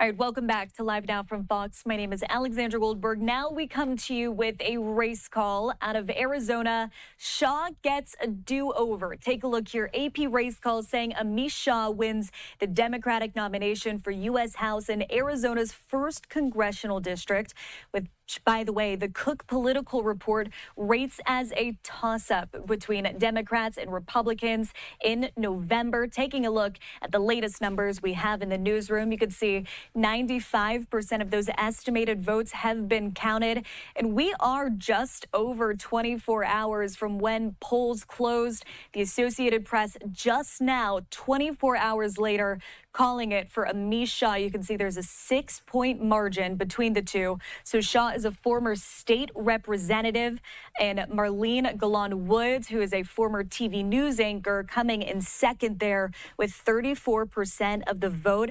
I wanted to mention, by the way, these two have already run for Arizona's 1st congressional district. They both ran in 2024, and it was Shah who moved on to the general election. He won 48% of the vote against U.S. Representative David Schweikert, who ultimately ended up winning the seat in 2024. So as I said, it's a do-over for Shah. I also wanted to mention, just for your understanding here, Ghislaine Woods, she was endorsed by the DCCC, which is the official arm of the House Democrats, the official campaign arm. But Shah coming through with that 6% lead over Galan Woods. Shah now moves on to the general election in November, fighting for that seat in Arizona's 1st congressional district. All right, now we know the stage is set for that race. Wanted to mention the Republican that he will be facing is former NFL player Jay Feely, and he won the nomination yesterday. We got that race call pretty quickly after polls closed. He got about 49.8% of that vote. That's the latest number we have on that Republican ticket.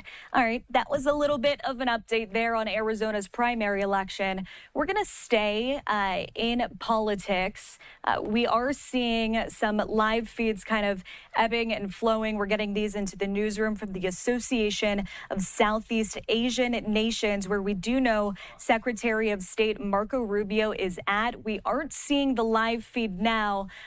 In a moment, we're going to potentially see this come up on our feeds again. So in the meantime, let's take another 2-minute break. We'll be back with more news.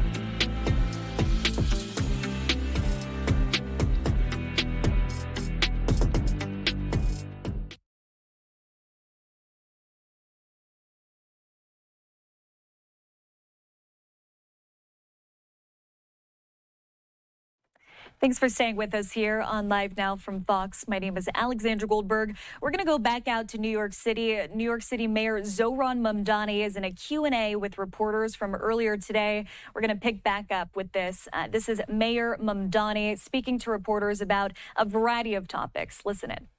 All right. Implying that Palestinian conflict was not serious, so I just, No, when you said not a serious topic, I just wanted to address that directly. Thank you, Jeff. Marcia, go ahead. Mr. Mayor, I'd like to approach the Netanyahu issue from a different direction. Please. I wonder what you would say to your Palestinian supporters and others who voted for you because of your vow to arrest Benjamin Netanyahu and are disappointed with the fact that you can't do it. Some of them have taken to social media saying, arrest him anyway because ICE doesn't ask for permission, that you should just do it. And also, the second part of the question is, what do you think that these people who are frustrated with Netanyahu should do when he arrives in New York City for the United Nations meeting? I think one of the bedrocks of our city is protest. It is something that has been a part of what makes our city so special, that New Yorkers can express themselves, whether they are in support or in opposition, no matter on whatever topic. And I've always said that when we respect our Constitution, we also respect our First Amendment. And here in New York City, it'll always be a place where you can exercise that.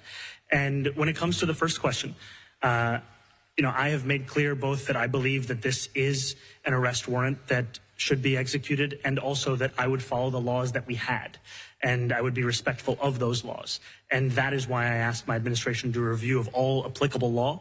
And I believe, however, in that same finding, that the United States government does have the ability to both joining the International Criminal Court and executing that warrant. And that is something that I want to see happen. I just want to follow up. I want to two questions, really.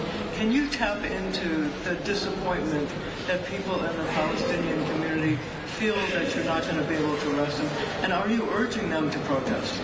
I'm simply saying that this is a city where if anyone feels a level of frustration or opposition, protest is something that we will always respect. I leave it to New Yorkers themselves to make that decision. And when it comes to Palestinian New Yorkers who are disappointed, I understand it. Because we are talking about someone who has been charged with crimes against humanity, someone who has visited the city on many an occasion and who has been welcomed by previous mayors.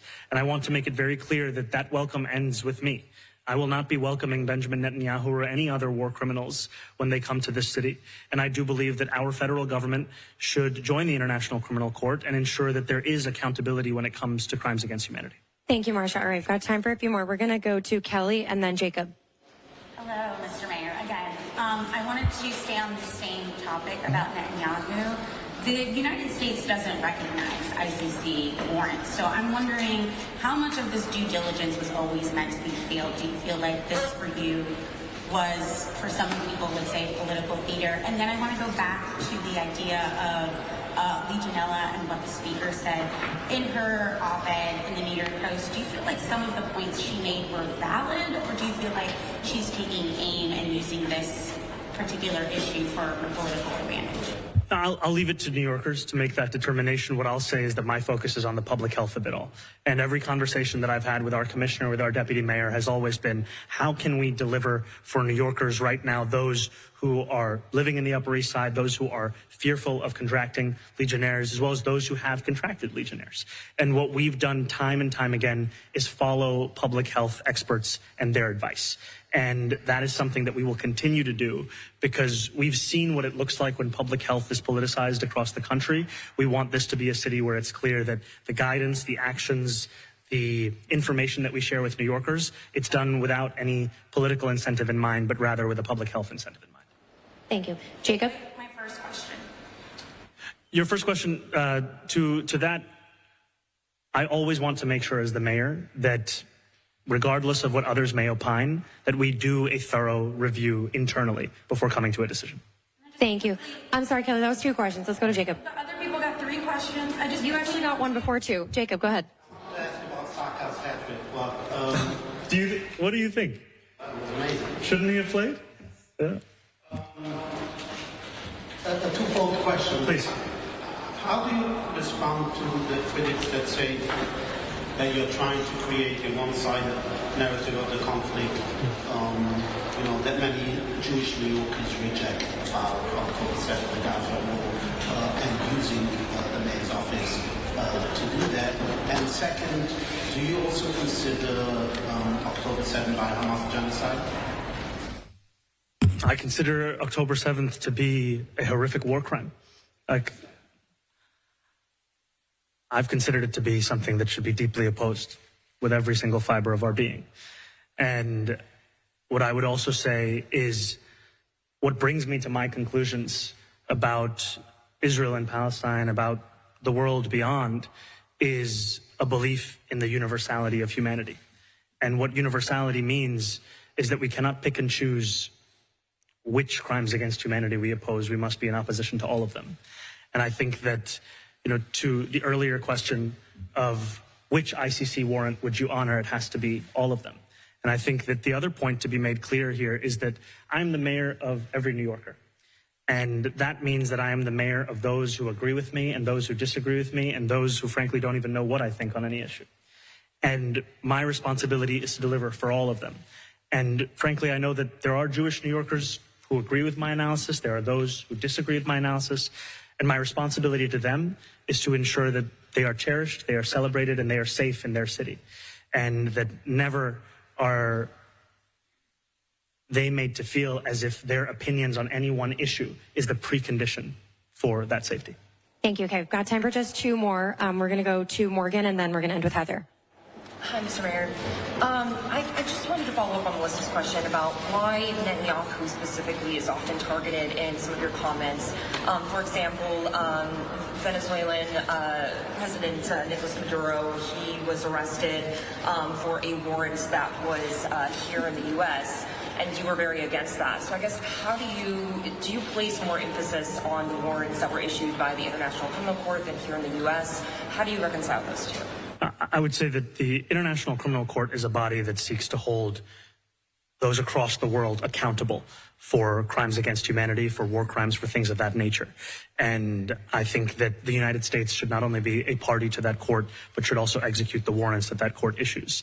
And what I have spoken up about Nicolas Maduro, who I've also described appropriately as a dictator, is that the violation of international law is one that has to also be taken very seriously. It stems from the same belief in the International Criminal Court. And now he is here in New York City.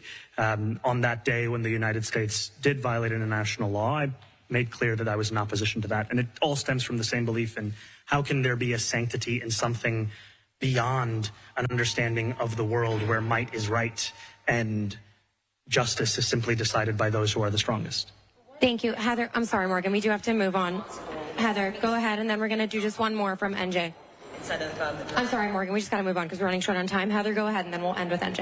Okay, really quick, back to Legionnaires. On the NYC Gov website, it says there's a 6-month delay in posting inspection results to the public. Is there any way that 6-month lag could be updated so people can see when their buildings are being inspected on a faster timeline? And secondly, during the speaker's press conference yesterday, she called for there to be a dedicated hotline during peak Legionella season just to notify the public and inform them of, can they walk past this building outside? Is it safe to do so? Do they need to be wearing masks, etc.? Is that something that the health department would consider doing, especially in the summer months when we're seeing it more rampant? I think we will consider any proposal that we believe to be helpful to both public health and awareness of public health.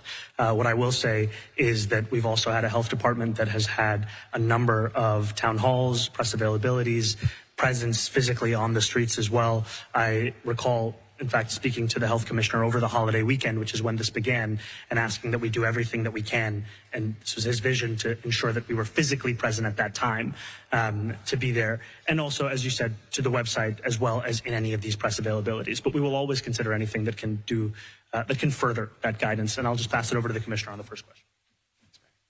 So thank you for the question. So transparency has been a key focus throughout this whole investigation. And you've seen our administration be more transparent than any other administration with regard to handling this cluster. Let me explain that. So in the past, we would only release the names of the cooling towers that were bacterial culture positive.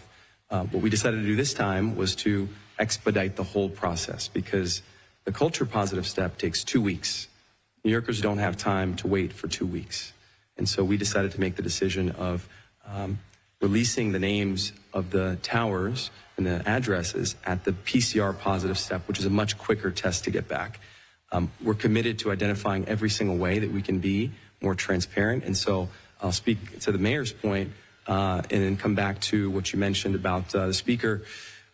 We are eager to identify ways to push our nation-leading Legionella laws even further to keep New Yorkers safe.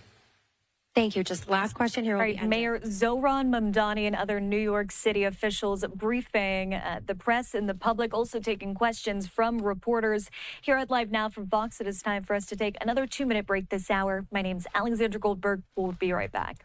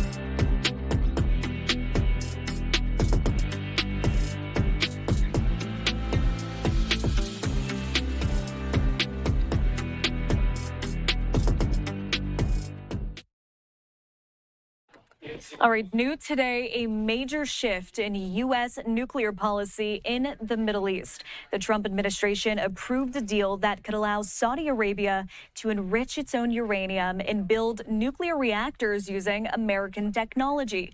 It's a capability the U.S. has long fought to keep out of Iran's hands, now reaching a deal with one of its neighbors. Fox News correspondent Caroline Elliott has more. As the White House remains steadfast in its objection to Iran's nuclear program, it's reaching a new deal with one of its neighbors.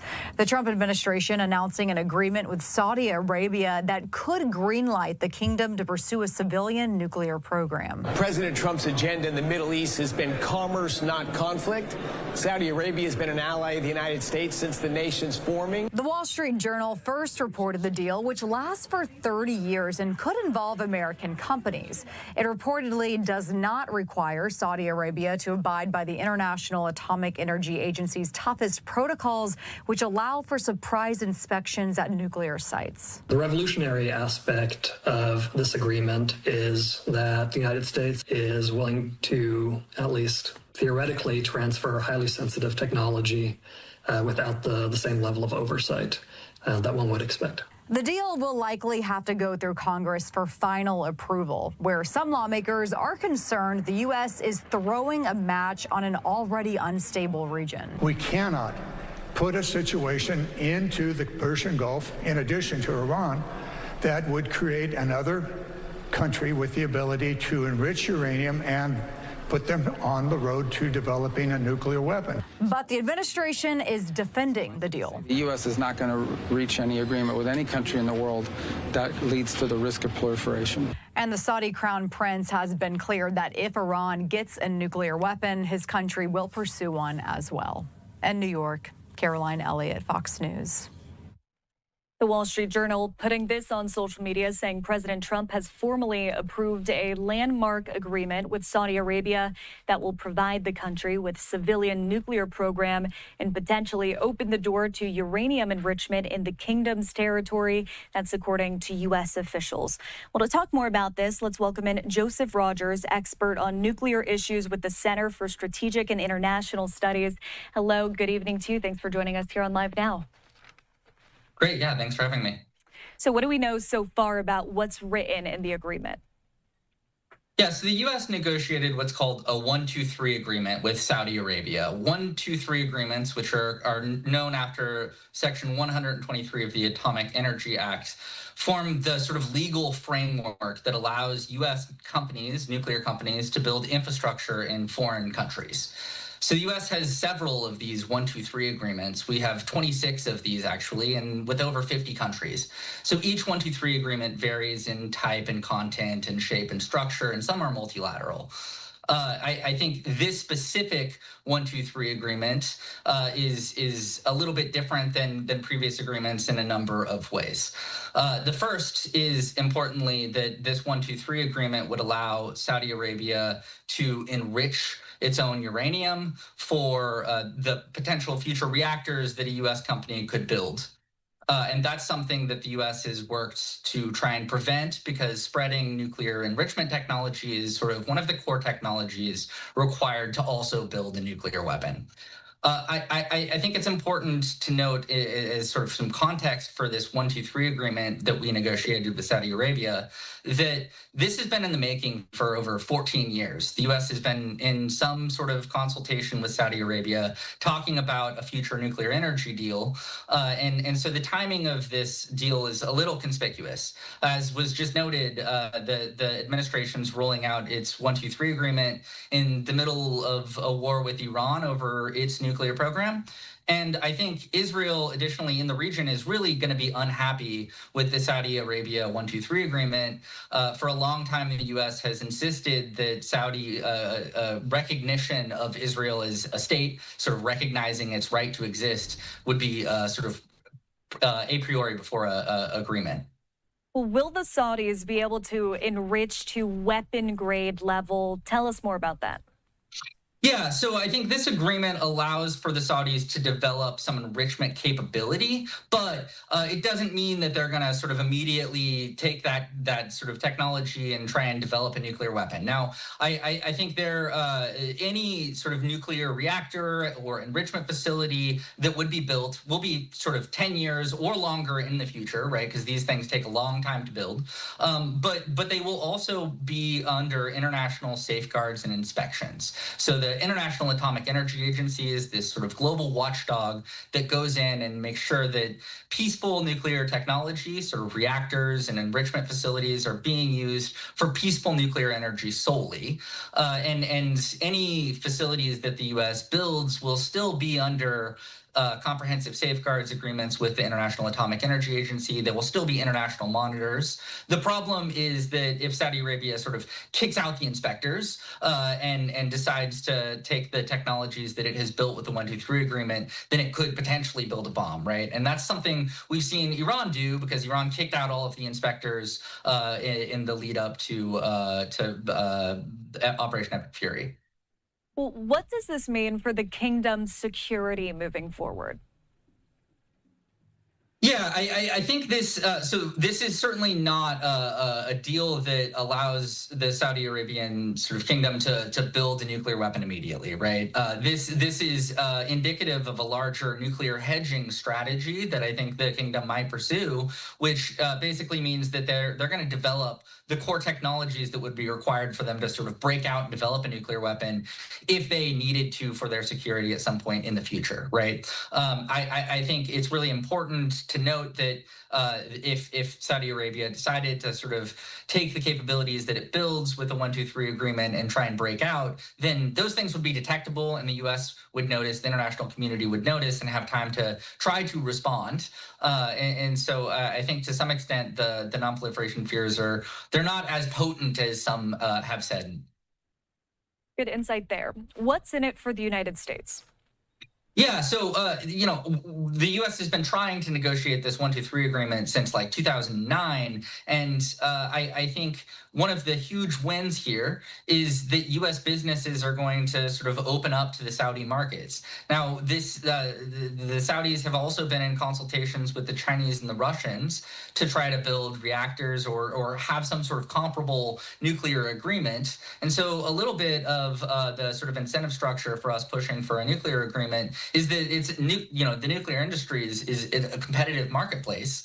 And so this is a huge win for U.S. companies that are seeking to invest in and sort of build nuclear energy infrastructure abroad. There's a lot of money in it for U.S. companies. So I think there are some non-proliferation sort of losses by not by allowing the Saudis to build enrichment facilities. I sort of think from the non-proliferation side of the analysis, it's a loss that we didn't get that. From the business side of the analysis, this is a big win for U.S. companies. I wanted to ask you, does the U.S. have a deal like this with any other countries? Yeah, so the U.S. has, so this is a 1-2-3 agreement. The U.S. has 26 1-2-3 agreements. So this is pretty common practice, and we have them with more than 26 countries because some of them are multilateral. And so this is pretty common. Now, one of the more recent 1-2-3 negotiated with the United Arab Emirates had some really high requirements, right? So it required that the UAE foregoes developing enrichment and reprocessing capabilities, and also signed up to additional inspections from the International Atomic Energy Agency, which are called the additional protocol, right? So I think for a long time, the sort of big nuclear policy debate has been that the 1-2-3 agreement that we had with the UAE was the sort of gold standard. It was the sort of most non-proliferation safe agreement that we could have. And so for a while now, we've been trying to get the Saudis to agree to no enrichment, no reprocessing, and to sign the additional protocol, just like we got with the UAE. But we weren't getting anywhere with that. And so I think the administration decided to move forward with this type of agreement for a U.S. business win, even though it came with some non-proliferation losses. And we know that Congress has 90 days to respond to this. How do you think Congress will proceed? Yeah, so Congress will have 90 days to decide whether or not to move forward with this, but I think it's important that the midterms are over 100 days away. So the timing of this is also politically pretty relevant. I think that it's likely that Congress will allow this to pass with a sort of Republican control. So I do think that to some extent, the timing of announcing this deal today might have been driven by some thinking about the sort of congressional deadlines. But I think there might be some congressional debate about this for the next few weeks. I don't anticipate this sort of resulting in Congress saying no to the deal. All right, Joseph Rogers, we appreciate you coming on live now from Fox. Of course, thank you. Of course. All right, continuing our coverage here, wanted to read out this social media post from Bloomberg in full saying the U.S. and Saudi Arabia finalized a long-sought nuclear technology sharing deal that could allow American companies to build reactors in the kingdom, but cracks the door open for the country to enrich its own nuclear reactor fuel. That conversation we just had there with Joseph. We're going to continue our coverage here on Live Now from Fox. Let's take a quick 2-minute commercial break. We'll be right back.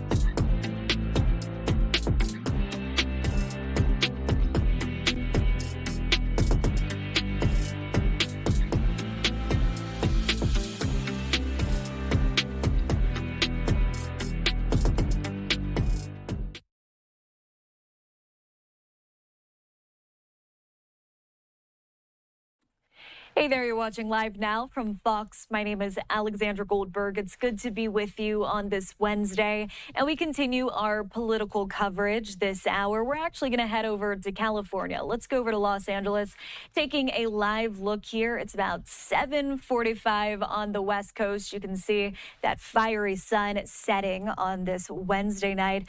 Well, today we know that Republican candidate for California Governor Steve Hilton and former state senator Gloria Romero running for lieutenant governor. They both launched their campaign for the general election in Los Angeles. So Steve Hilton, a Republican, will face Democrat Javier Becerra in November.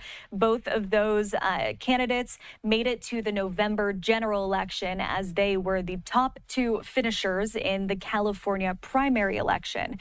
Well, let's talk a little bit more about this campaign event. The two spoke in front of the warehouse destroyed by fire in the Boyle Heights neighborhood, where cleanup efforts continue while residents and workers complain of the foul odors coming from rotting meat. Let's hear from Hilton and Romero speaking earlier today, launching their general election bid. Take a listen. This is in Los Angeles. And contribute to something larger than ourselves. So we ask the people of California to join us. Together, we are the change that we've been looking for. Algunas palabras en español también. El futuro de California es el mismo que el futuro de los latinos. Pero el Partido Demócrata ha destruido el sueño de California. Latinos son los más afectados. Trabajamos, pero seguimos siendo trabajadores pobres. Impulsamos la economía, pero no podemos permitirnos vivir el sueño de California. Después de 16 años de gobierno del Partido Demócrata, las familias trabajadoras están pagando más, pero recibiendo menos. El gobierno no está trabajando para el pueblo, la gente trabaja para el gobierno. Sus políticas han aumentado nuestro costo de vida, comida, gas, la vivienda, energía. El gran maestro Jaime Escalante demostró que los alumnos latinos eran capaces de dominar el cálculo. Su mensaje fue sencillo. La excelencia no debería tener un código postal, no debería tener color. Se levantó, él entregó. Sin embargo, hoy en día, demasiados estudiantes latinos no saben leer ni hacer matemáticas a nivel básicos. ¿Qué pasó? Esta comunidad ha sido abandonada tras un incendio que devastó familias, moscas y ratas. Qué simbólico, ¿no? Y el mismo partido que nos impuso el uso de mascarillas durante el COVID nos dijo que aquí no había riesgos para la salud. Mentiras. La gente les dio las llaves del sueño California y nos fallaron. Pero el cambio se acerca. Steve Hilton para gobernador, yo, Gloria Romero, para vicegobernador. Hoy es una declaración de que ya hemos tenido suficiente. Comienza aquí con nosotros, en esta comunidad.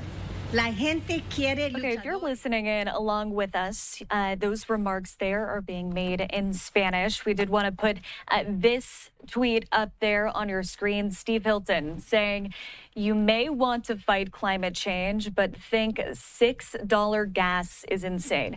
You may want the government funded, but agree our taxes are too high. If you think California needs change, you do have a choice this November. Together, let's fix California." We're going to play the rest of that press conference. Here is Steve Hilton speaking in Los Angeles. Hear the beginning of his remarks. Thank you. Thank you, Gloria. Thank you again for being here in these circumstances that none of us would want to be in, but we are here just for a small time today. Think about the people who live here, who've had to put up with this. Weeks of the fire burning out of control, now weeks of what we see behind us. We are here because this is the symbol of Democrat failure. 85 million pounds of rotting meat, the symbol of a rotten regime that has abandoned the working class, that has abandoned small businesses, a Democratic Party that is now controlled by an elite, corrupt machine that is crushing working people, crushing small businesses like this one where we are today. And we are here to say, enough is enough. Enough is enough. We are done with this. We are done with the highest gas prices in the country. Enough. We are done with electric bills that have doubled in the last 10 years. Enough. We are done with the highest taxes in the country for the worst results. Enough.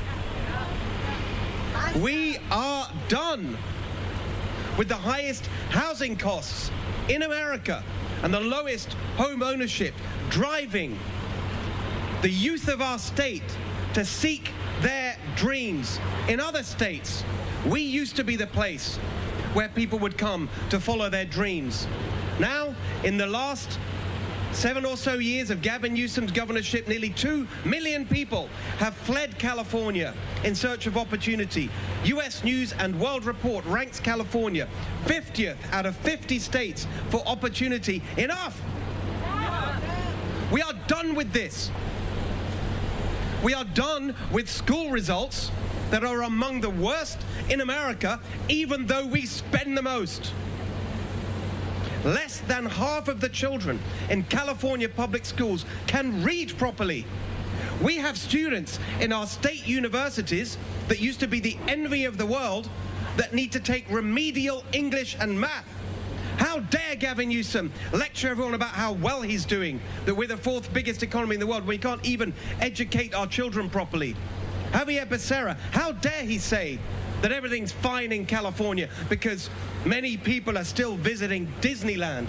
What an insult to every working family in California. These people have failed, and we are here to say enough. Enough. We have had enough of the highest unemployment rate of all 50 states because we don't have the skills training that our young people need to follow the opportunities, and the jobs are leaving as well. We are saying enough with the bloat and the bureaucracy, this massive, bloated, bureaucratic, nanny state government that's strangling, crushing the soul and spirit of our state. Enough! Enough! Every small business in California crushed by taxes, fees, regulations, lawsuits, endless nonsense. It is enough. And we are here to say there is a better way. There is a choice now for California. I don't know whether you think President Trump is a positive or not. You can hate Trump, hate MAGA, whatever. It doesn't matter. It doesn't matter. This election is not about who you hate in Washington. It's about what we love about California and what we can do to make California, once again, the best place anywhere in the country to start and raise a family, to start and run a business. That's what this election is about. Yes, people may look at the choice on offer today and say, Republicans can't win in California. We're saying, yes, we will win in California because people have had enough. 66% of Californians say that this state needs a total overhaul. We are leading that majority to victory in November with a clear, positive, practical, pragmatic plan to make our state Cal-affordable. $3 gas, cut utility bills in half, your first 150 grand tax-free. Starter homes for young families. Let's fix California. We are laying out a plan for a bright new Cali future for our young people, so they stay here in our state instead of moving to other states. Every student reading by 3rd grade. Let's fix our education system. Skills training in every school so that we can find the jobs coming back because we have the trained workforce to take them. End the $745 billion bloat that's strangling our businesses. We cut that out, we'll be the 3rd biggest economy in the world. Let's fix California. And we are going to help every small business. It's a simple thing, but a very practical one. $800 every year, every small business has to pay to the government just for existing. What is that all about? How dare they strangle small businesses in this way? That is going to end when I'm governor and Gloria Romero is lieutenant governor. We are going to be the champions for small business, for working people, for the working class of California that's been abandoned by these Democrats. I want every Californian to know I'm not an ideologue. I'm a positive, practical problem solver with business experience, government reform experience. I don't want to tell anyone how to live their lives. I want you to live the life that you want in a way that is affordable and achievable here in California.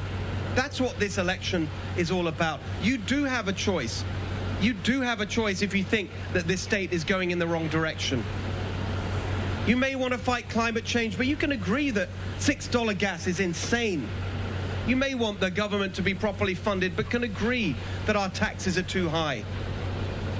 It doesn't matter what you think about politicians in the rest of the country. Let's focus on our state and say together, enough is enough. Let's fix California. The fight to fix California starts today. Thank you very much, everybody. Any questions?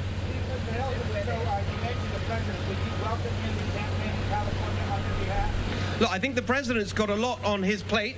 I'm not expecting that. As I've said, I'm proud to be endorsed by the president, and I think it's a very good thing to have a governor who has a good relationship with the federal administration. It means we're going to get good results for California. I'm focused on what I'm doing to campaign in California. We got right here. We're going to be taking this on the road. We want to know what you are fed up with in California when you say enough is enough. And I hear it all the time.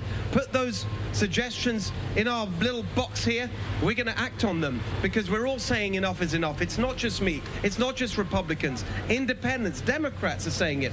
As to the president, I'd be honored to have his support anyway, but we haven't had that conversation. And so we're focusing on the most high energy, positive, practical campaign we've seen from a Republican team in at least 20 years in California. Mr. Hilding, what would you...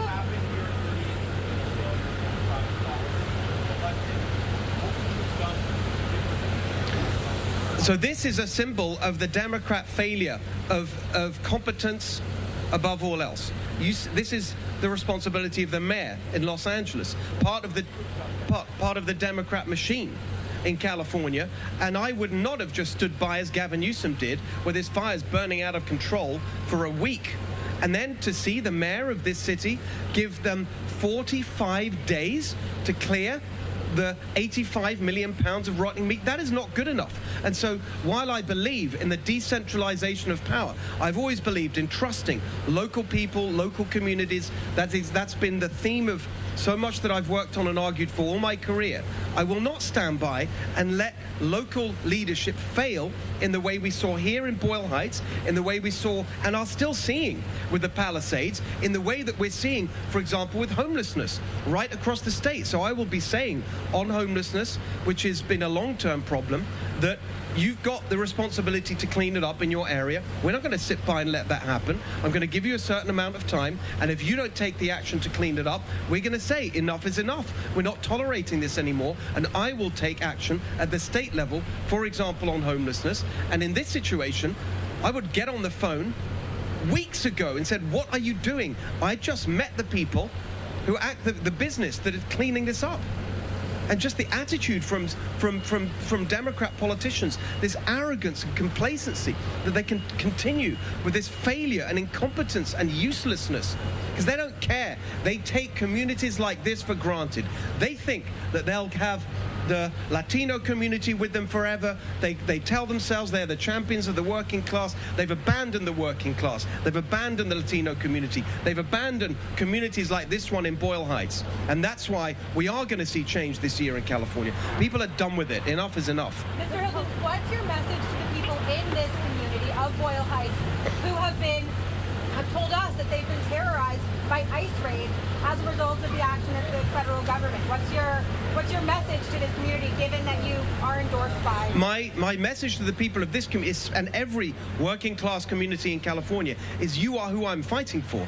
I am a legal immigrant. I'm a candidate of the legal immigrant community for the legal immigrant community. I want to see every legal immigrant in California have that opportunity to climb the ladder towards owning their own home, a good job where you make enough to raise your family in a home of your own, in a safe neighborhood with a good school so your kids have a better life. That's the California dream. That's been taken away by the Democrats who've been in charge for so long. I want to restore that, and the simple steps I'm going to take, especially with this kind of community in mind, is to put more money in your pocket by taking less out. Your first 150 grand tax-free, to cut your gas prices that are just making life so unaffordable, $3 gas, to cut your electric bills in half.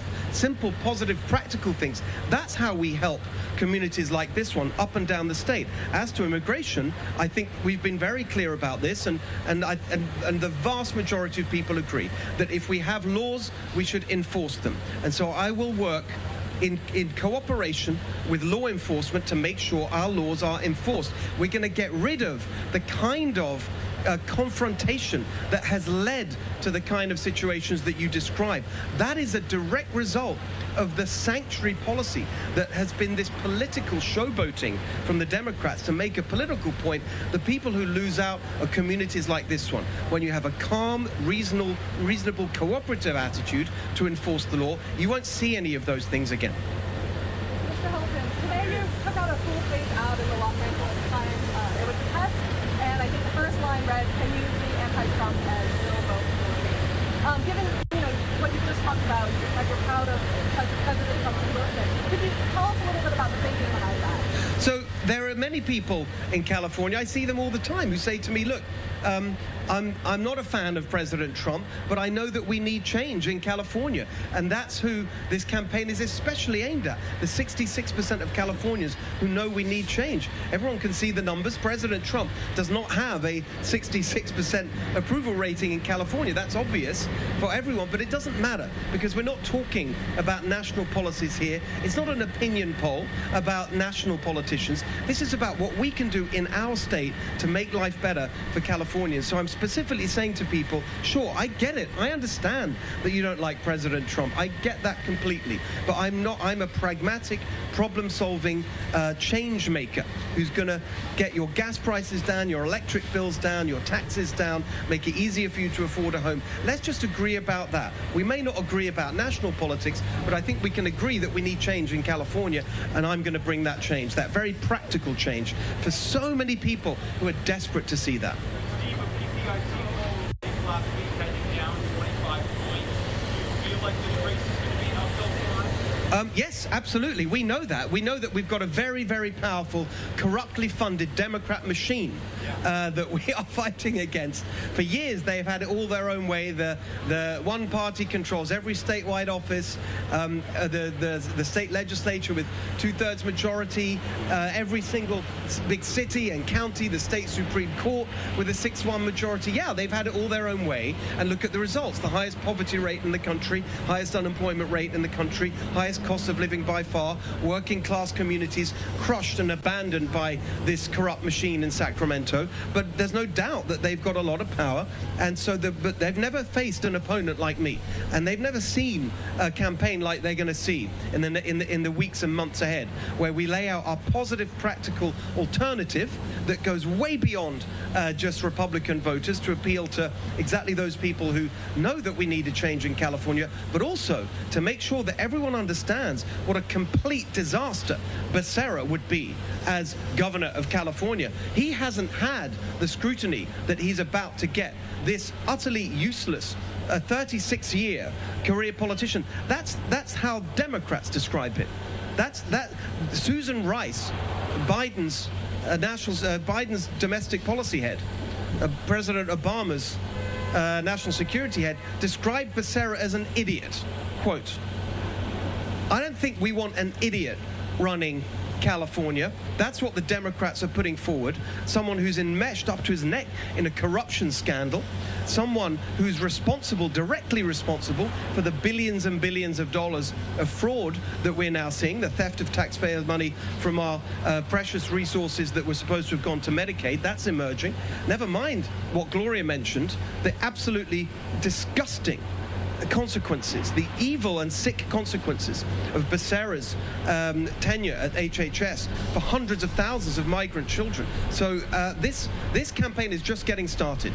We are on day one, and when we get to November, I'm very confident that that position will be reversed, that we will be leading, and we will be leading the change that we need in California, because so many Californians, a vast majority, higher than that 61%, 66%, think the state needs a total overhaul, and we are going to bring that change.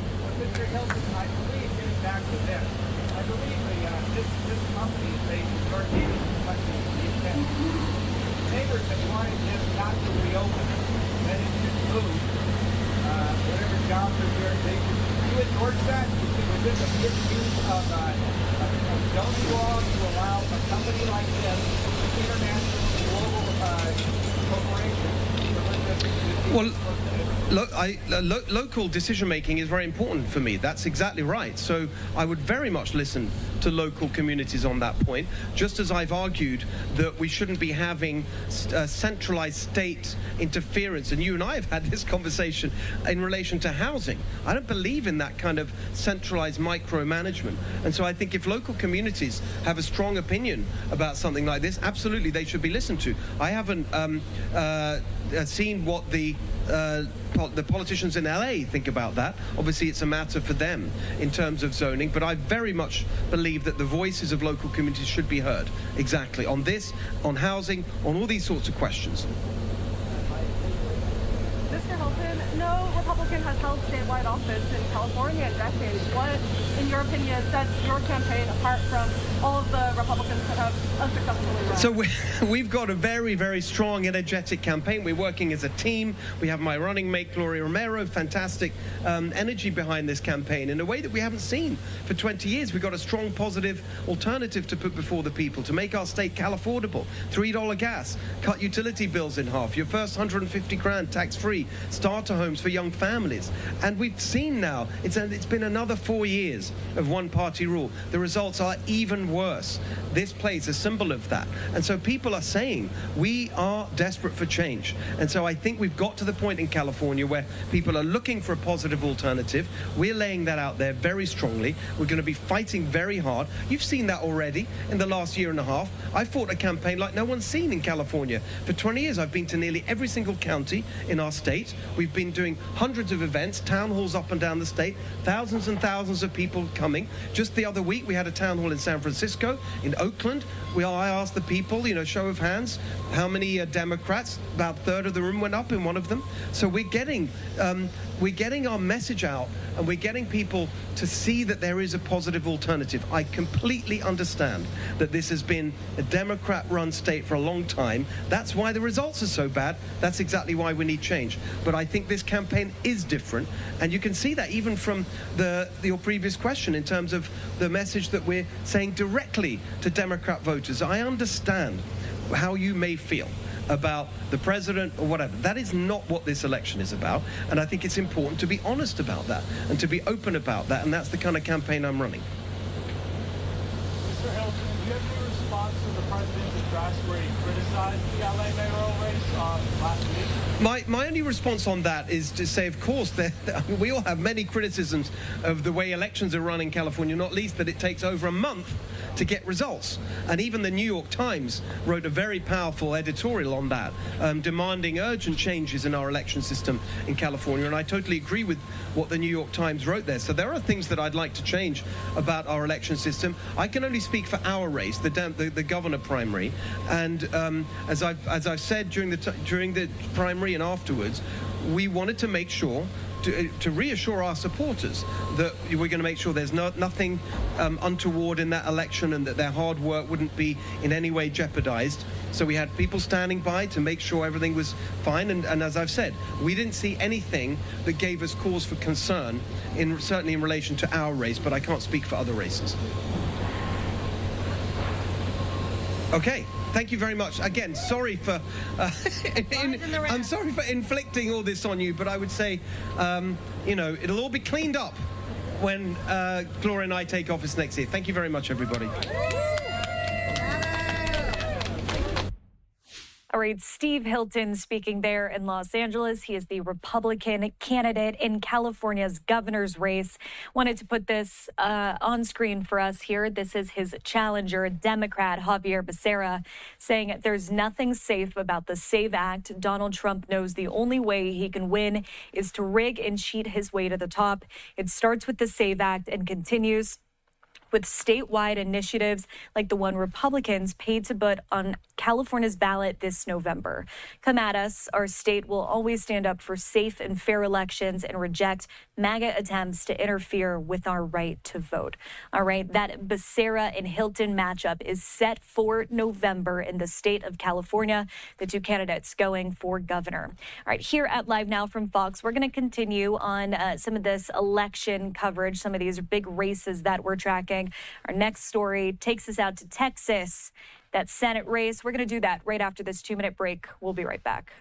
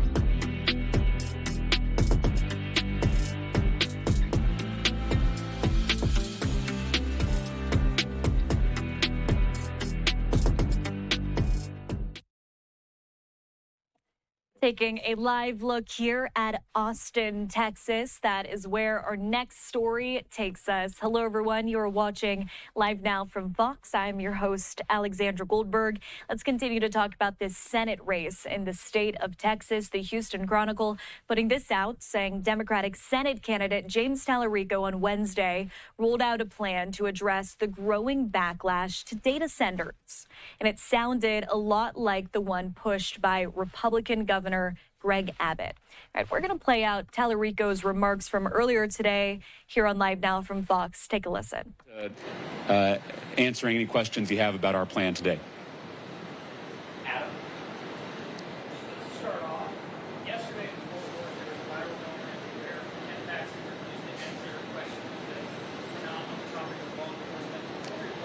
Well, I'm sorry. I'm only answering questions on law enforcement today. So in all seriousness, we need a senator who's willing to answer tough questions.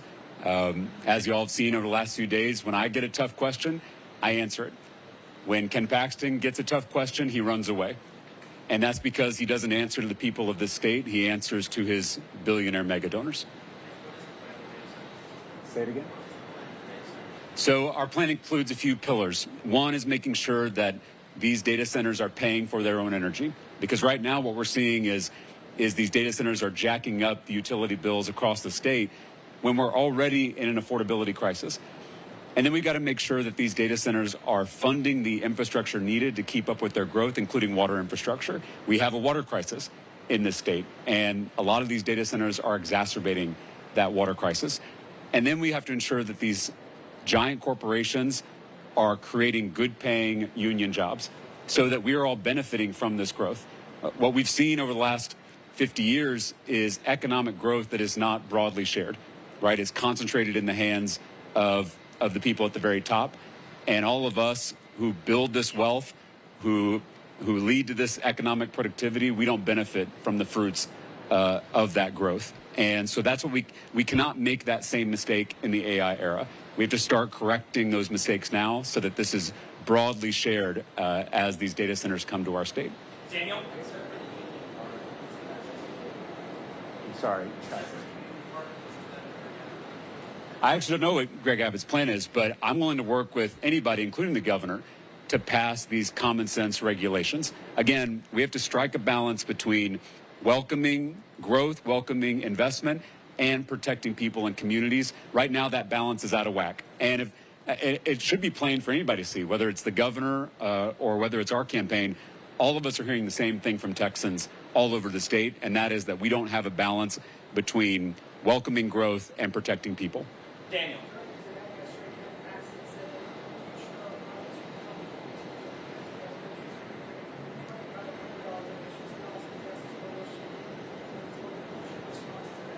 Well, I don't think anyone with a mugshot can claim to be tough on crime. I've served for 4 terms in the Texas legislature where I have voted to give billions of dollars in funding to our law enforcement agencies, the exact opposite of defunding the police. I voted to deny bail to violent criminals. I voted to hunt down human traffickers. I have a legislative record. Ken Paxton has a criminal record. And so when it comes to public safety, I welcome that contrast. Aaron?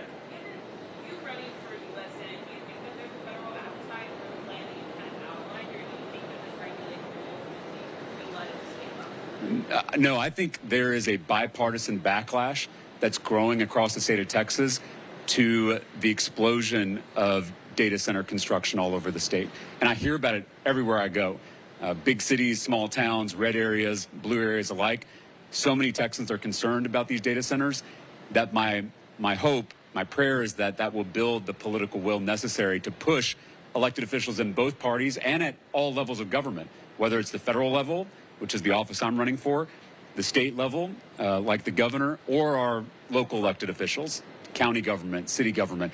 There needs to be pressure on all politicians to reject these sweetheart tax deals, to force these companies to pay for their own energy, and make sure that we have the infrastructure needed to keep up with this growth, particularly our water infrastructure. Ben? Ben? Say it one more time, Ben.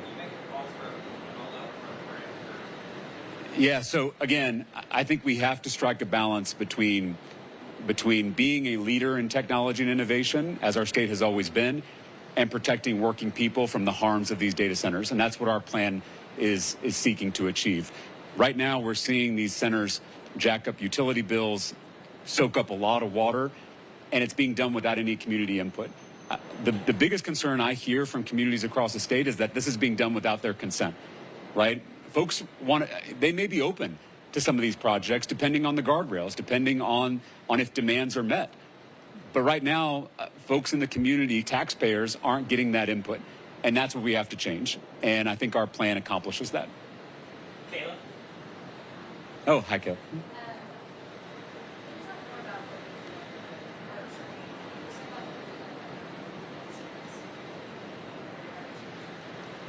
Yeah. Yeah, so as I said, both in Houston and DeSoto, there is no way to win Texas without Black Texans. When we're successful on November 3rd, as the next U.S. Senator from the state, I will represent the most African Americans of any senator in the country besides Ted Cruz. And so that work starts now, right? I don't want to win this race and then the next day figure out what do Black Texans need. The purpose of a campaign is to listen and learn so that then on day one, you're ready to represent the people of this state. And so we are doing that with Black communities all over the state. We're doing it with every community across Texas. We are showing up. We're listening. We're taking tough questions, right? I know it's uncomfortable, and Ken Paxton is new at this, having to answer people's questions, but it is the job of a candidate. And that is particularly true when you are showing up in communities that have been left behind and forgotten for too long. And so at that town hall, I mentioned this $25 million investment, and it's going to go to a few things. One is on the ground organizing, person to person, neighbor to neighbor, on the doors, via text, right? To make sure that every Black Texan has the knowledge and the skills and the resources to overcome the voter suppression that we already have in this state and that we anticipate we'll see in the fall. We've seen an unprecedented attack on voting rights from the Supreme Court all the way down to the state legislature. And so it's going to take a real organizing program to give all Texans the knowledge to overcome those barriers. And so a lot of this money is going to go into a grassroots, on-the-ground organizing program. But then you're also going to see partnerships with community organizations, with local elected officials, with those who have been building networks in Black communities all over the state for years and decades. So the goal here is not to reinvent the wheel. The goal is for us to ensure every Black Texan is able to realize their God-given rights at the ballot box and make their voice heard in this democratic process. Ellie and then Johnny. Hi.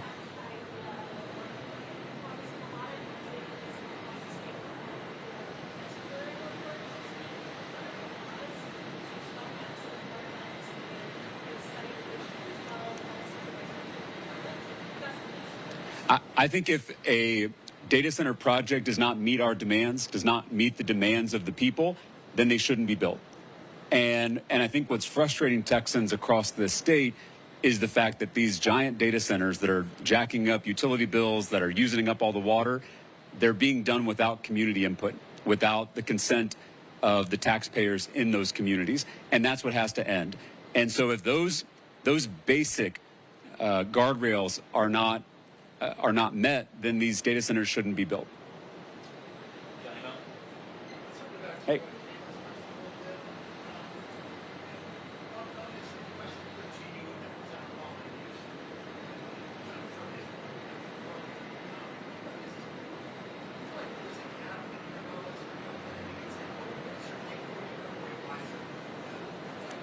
Yeah, I mean, the reason I do these town halls is because I learn so much every time I do them in communities across the state. And that was true in Houston. It was true in DeSoto the next night. There are issues that are brought forward. There are ideas that are brought forward that are going to help shape this movement that we're building. I really believe, and I've believed this since I first ran for office in 2018 in a Trump district, that campaigns should be a collaboration between the candidate and the people that candidate seeks to represent. And that means it has to be a two-way conversation.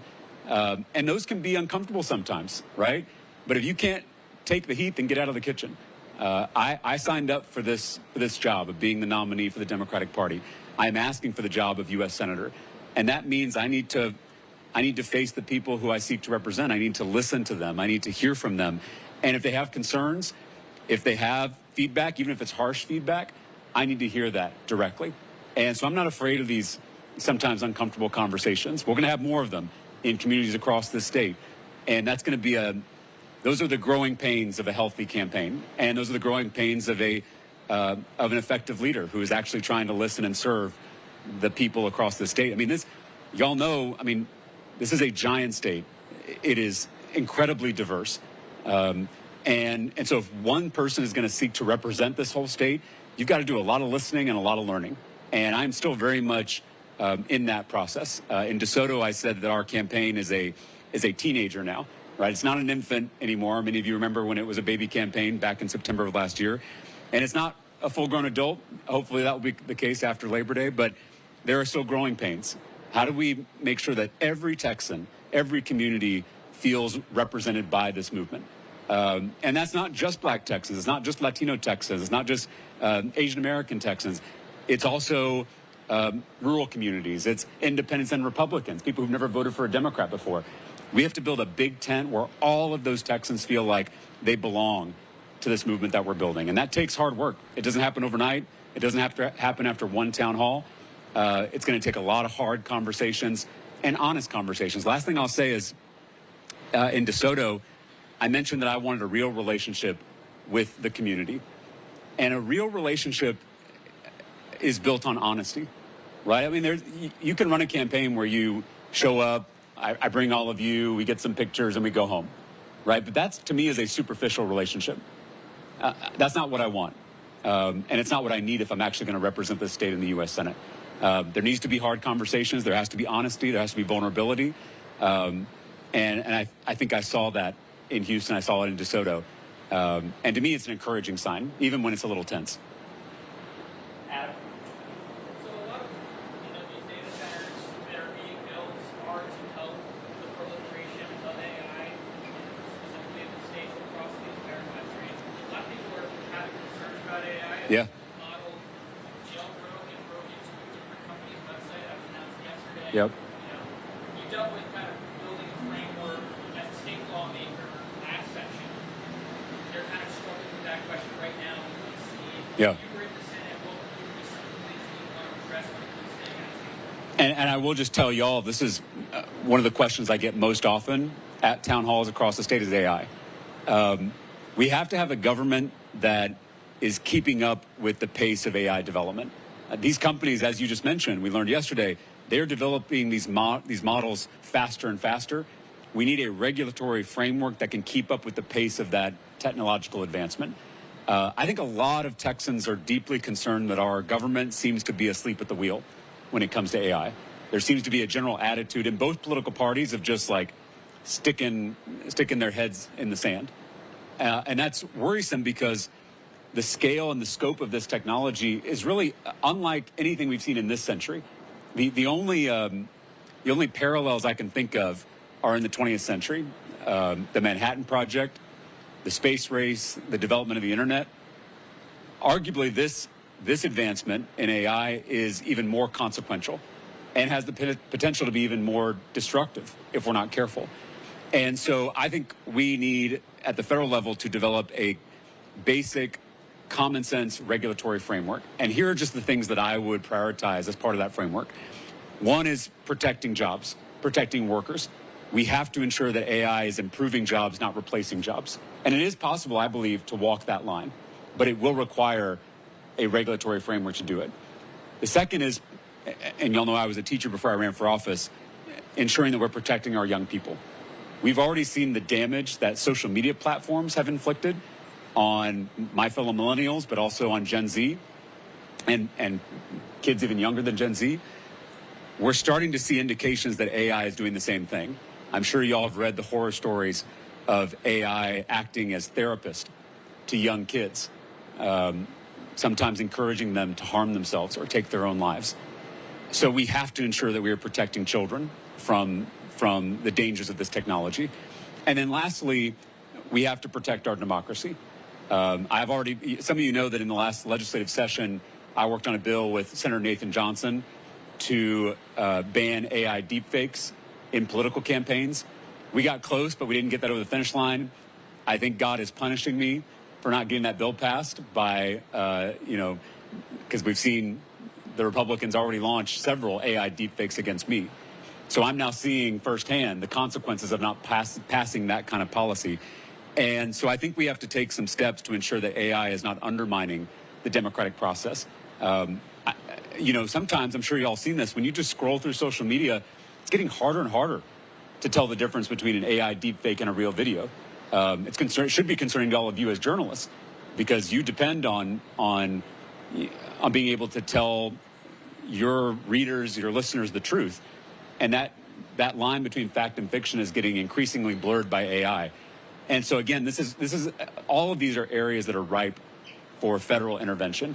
And again, I'm not talking about ignoring this technology. I'm not advocating for sticking our head in the sand. I want to see the benefits of what this technology can offer us, which I think there are those benefits. I was talking to a young entrepreneur who is working on an approach with AI to curing some of the chronic diseases that people face, curing cancer. I really think there's so much potential when it comes to biomedical research with AI. So I don't want to make this a black and white choice of either AI is all bad or it's all good. Just like with any technology, it depends on what decisions we make together. And right now, we're not making those decisions together. All these decisions are being made by a handful of billionaires who are running for-profit corporations. There is no public-private partnership. And that, back to the data center issue, that's what we're seeing across the state. We're seeing corrupt politicians like Ken Paxton who are giving sweetheart deals to these AI companies, to these data center companies, these tax breaks. I think the estimate is that over the next 2 years, it's going to be $3.2 billion spent on tax breaks for data center companies. I mean, just think about the good that those revenues could do for our communities of bringing down the cost of housing and childcare and prescription drugs. Instead, it's going to sweetheart deals to giant AI companies. And so I'm not trying to, I want to reject that binary choice between welcoming growth and innovation and protecting people, because I think we have to, I think we must do both of those things simultaneously. Thank you very much, everyone. Thank y'all. Appreciate you being here.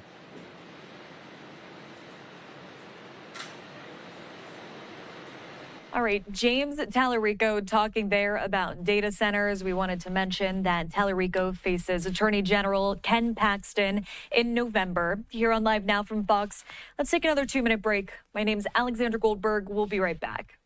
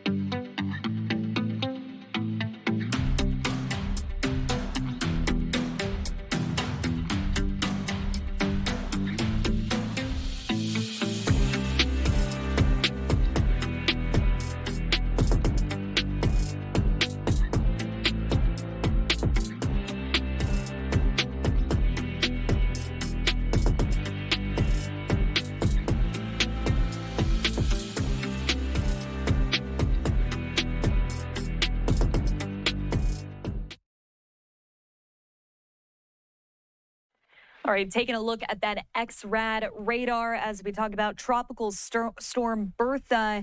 According to the Associated Press here, Tropical Storm Bertha crawled into southern Louisiana, making landfall and packing strong winds far from its center after closing beaches from the Florida Panhandle to Mississippi. All right. Hello, everyone. You're watching live now from Fox. My name is Alexandra Goldberg. Let's continue to talk about this. I'm going to pop up this XRAD back up here on our screen. The National Hurricane Center said Bertha made landfall in the afternoon in St. Bernard Parish, about 40 miles east of New Orleans. And at landfall, the storm's maximum sustained winds were about 45 miles per hour. Let's put this here on your screen as well. Fox Weather posting this, saying dangerous surf. Beaches were closed in Alabama as Tropical Storm Bertha moved towards the Gulf Coast, bringing large waves and potentially life-threatening surf and rip currents. And you can see that image there right on that left-hand side of your screen. You can see that red flag warning and certainly a scary-looking sky and surf pictured in that image. Well, we do know today that Louisiana officials briefed the press and the public on the latest for Tropical Storm Bertha. We're going to play out those remarks on Live Now. Who will kind of go over the latest on Bertha. And so, again, the good news is that the storm is likely not to produce the type of rainfall or wind event that it could have.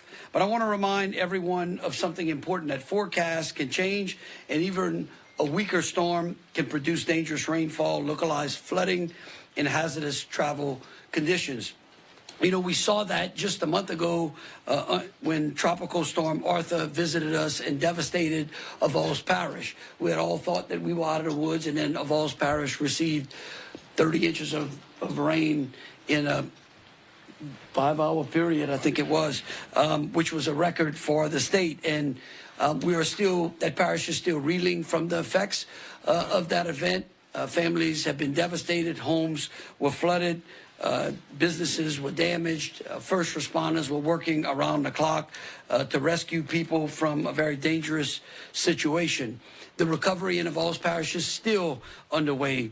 And I want the people of Avals Parish to know that we have not forgotten them. We continue to support their recovery effort, even as we monitor Tropical Storm Bertha. In fact, I believe the First Lady's Foundation has distributed another $150,000 to charitable events, to charitable organizations in the Avals Parish area who are working to help families recover from that event. And again, that storm reminds us that it doesn't take a major hurricane to do major damage in communities in Louisiana. So today's forecast is encouraging, but it doesn't mean that we should be complacent. And that means that, remember, if you live in an area that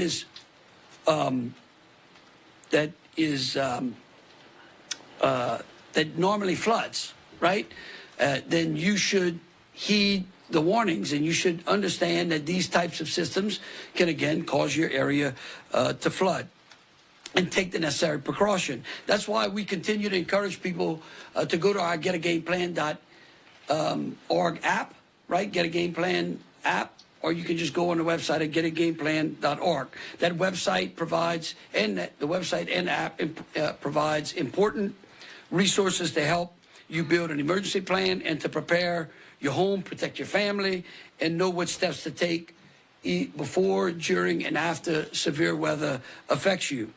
And so now this brings me to the city of New Orleans. We have been working closely since Sunday with the state and local partners to make sure that the city was prepared. It was one of the things that I spoke to General Mahfouz on Sunday morning about, and we have been working very closely with the Sewage and Water Board. CIPRA has been working with our levee authorities to make sure that had this storm turned out to be a much greater threat or produced more heavier rainfall, that we were ready. And so since Sunday, we have seen the Sewage and Water Board take a number of steps in order to prepare for what could have been a worst-case scenario. As of today, GOSEP has supplied 30,000 sandbags to Orleans Parish. Over 90% of the major drainage pumps are available and ready for operation. Flood forecasting teams were actively monitoring the conditions and running storm models. Floodgates remain in their normal operating positions. All of the Army Corps of Engineers pumps are currently in service, and emergency backup generators that would provide 25 hertz power are available right now if it's needed. All of the underpass pumps are in service, or there are standby pumps available for those underpass pumping stations that were down.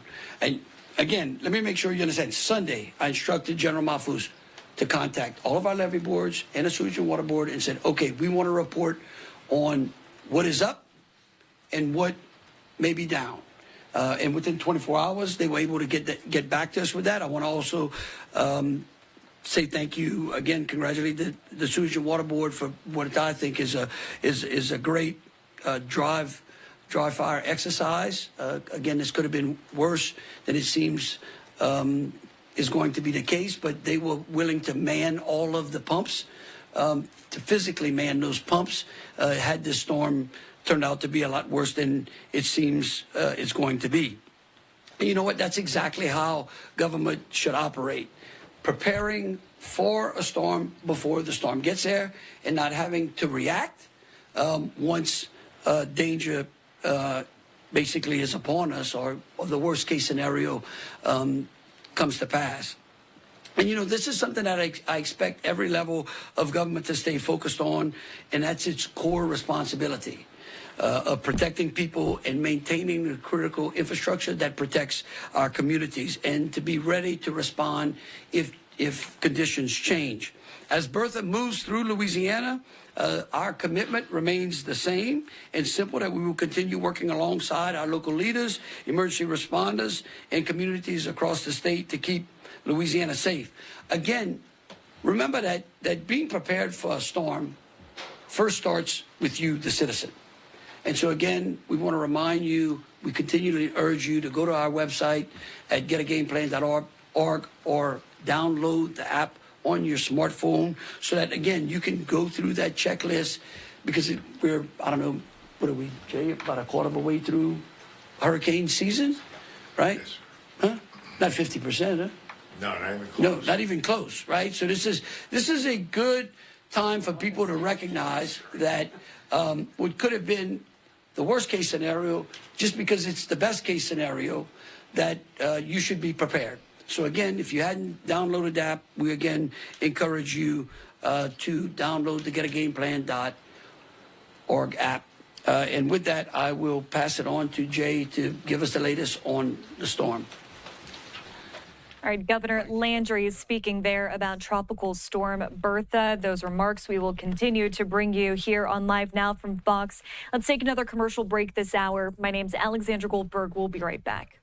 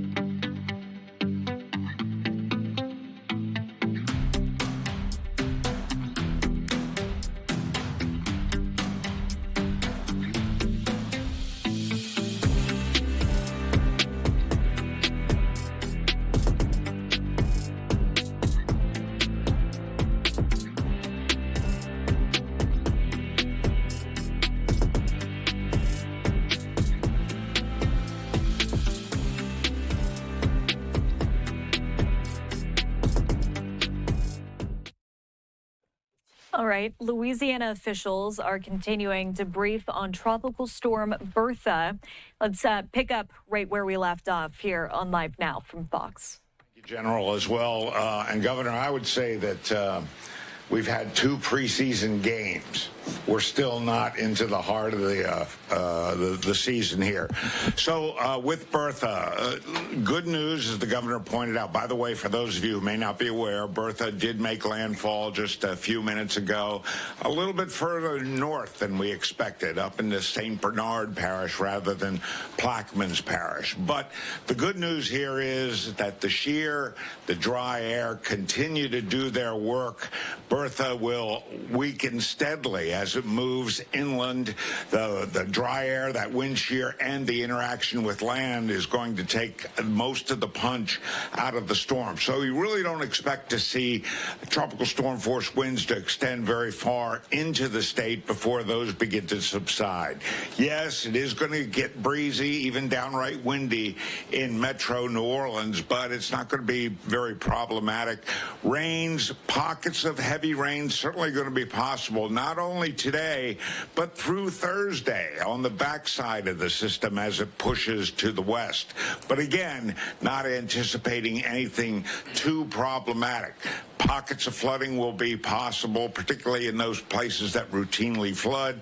And we're going to keep our eyes on the potential for some coastal flooding, a little bit of storm surge there. But in most cases, the surge is going to be 3 feet or less. That's manageable for those coastal communities. They see that on a not frequent basis, but frequently enough to be prepared for it. With a little bit of luck, this really is going to be an in and out kind of situation. But as the governor points out, don't let your guard down yet. We've still got to wait for the backside of the circulation, those rain bands that currently are as far east as the Florida Panhandle. We've got to wait for those to come through before we can fully exhale. But the way things look right now, with the main energy of the storm about 120 to 150 miles southwest of the main circulation moving into St. Bernard Parish, that is a very good setup for us in terms of minimal impacts from this tropical storm. So I'll leave it with that and be happy to answer any questions later. Governor? Yeah, again, I want to thank all of the public servants out there that have been working since Sunday to prepare us for this storm. We are grateful that this storm event seems to be one that we're not going to have to activate many of the services that would be required had the city or the state been impacted by a much more dangerous storm. So again, I want the citizens to know that this team has been working since Sunday to make sure that we had everything in place had the storm been a much more serious event. But again, I would remind the citizens of Louisiana that the responsibility also falls on you to be prepared when these weather events occur. And so we would encourage you to go to getagameplan.org. With that, we will take any questions. We're going to start with weather questions, and then other questions can happen after. Louisiana officials briefing on Tropical Storm Bertha as it made landfall in the area. We've been bringing you some of those remarks. You just heard Governor Landry speaking there. Let's take our last break of the hour. We'll be back in 2 minutes.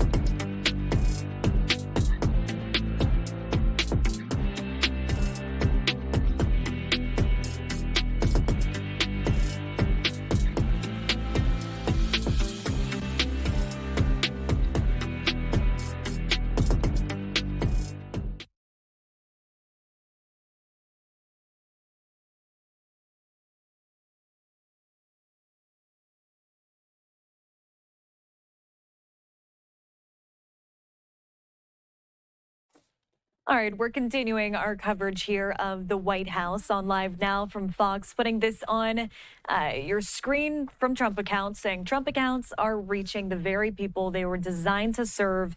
Every child born during President Trump's term can get a stake in the American dream from day one with a 1,000 seed investment from the U.S. Treasury. 86% of enrolled children are from families earning less than $200,000. Well, earlier today, we did hear the president hold a rally in Georgia where he talked about his economic record and these Trump accounts. We're going to play that out for you here on Live Now from Fox. And then after this, my colleague Shauna Kalafi has you covered for the next couple of hours. Let's take a listen. I'm only kidding. Nah, boy, I tell you what a group. We have thousands of people outside on a weekday. The weather's nice. But we're in Marietta, we're in Atlanta, right by it. And I just want to thank everybody. Those are places, you know, we had a tremendous victory here. And it was a big, beautiful victory. We won by a lot. And we have some great candidates running. They got to win by a lot. Otherwise, we're going communist. I don't think anybody wants that. We're not going to do that. But I'm thrilled to be back in the great state of Georgia with thousands of proud, hardworking American patriots. That's what you are. And with your help in 2024, we earned more votes than any candidate in Georgia history. There's never been anything like it. And when I say that, I have to be careful because look at all the fake news back there. They will correct me. They will say, he said he earned more. If I was 2 votes short, they would say, he's lying. They are sick individuals. They're the fake news. But I have to be careful. No, we weren't. We had more votes than any candidate in the history of this great state, and I'm very proud. I love Georgia. I've always loved it. And every day since, I've been fighting for the people of Georgia like no president has ever fought before, and you're doing well, too. We're going to keep it that way. And 18 months ago, you were in trouble. Our country was in trouble, frankly. It was a catastrophe what was happening. Sleepy Joe Biden and the radical left Democrats, they're Democrats, D-U-M, Democrats, created the worst inflation in 48 years. Scott Bessent, was it the worst inflation in 48? Now, if Scott doesn't have credibility, nobody does, okay? He said it's the worst, and it was. It was actually, I think it was beyond 48 years, but 48 years is good enough. Wide open borders with millions of people, even from the world's worst prisons from all over the world. They were pouring into our country. All over the globe, they came. Prisons and gang members, drug dealers, child predators, and 11,888 murderers, many of whom committed more than one murder. More than 50% committed more than one murder. We had transgender for everybody. Men and women's sports came ravaging through our cities. And the whole world was laughing at us. We were a joke all over the world, but not anymore. They're not laughing. They're not laughing. Right, Jackson? They're not laughing anymore, Jackson. Gonna be your next governor right here. 2 years ago, our country was dead, and now we're the hottest country anywhere in the world, respected by everybody all over the world, the hottest. And we're respected like, I say we respected maybe like never before. When I took office, we inherited the worst border in U.S. history. It was an open wound. It was an open sieve. We quickly turned it into the most secure border in the history of our country within 2 months. And numbers were just released by the Democrats that in the past 14 months, a historic record of 0 illegal aliens have been admitted into the United States.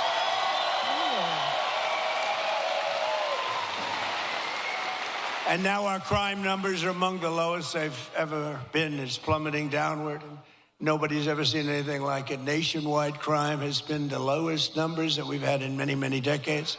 Last year, we achieved the largest drop in the murder rate ever recorded to the lowest level in 125 years. That's since 1900. That's before my father was born. Before my father was born, think of it, from the year 1900, lowest murder rate and that's despite the fact that we had millions of people poured into our country who were, in many cases, very, very dangerous people. We cut the flow of fentanyl across our border by 67%.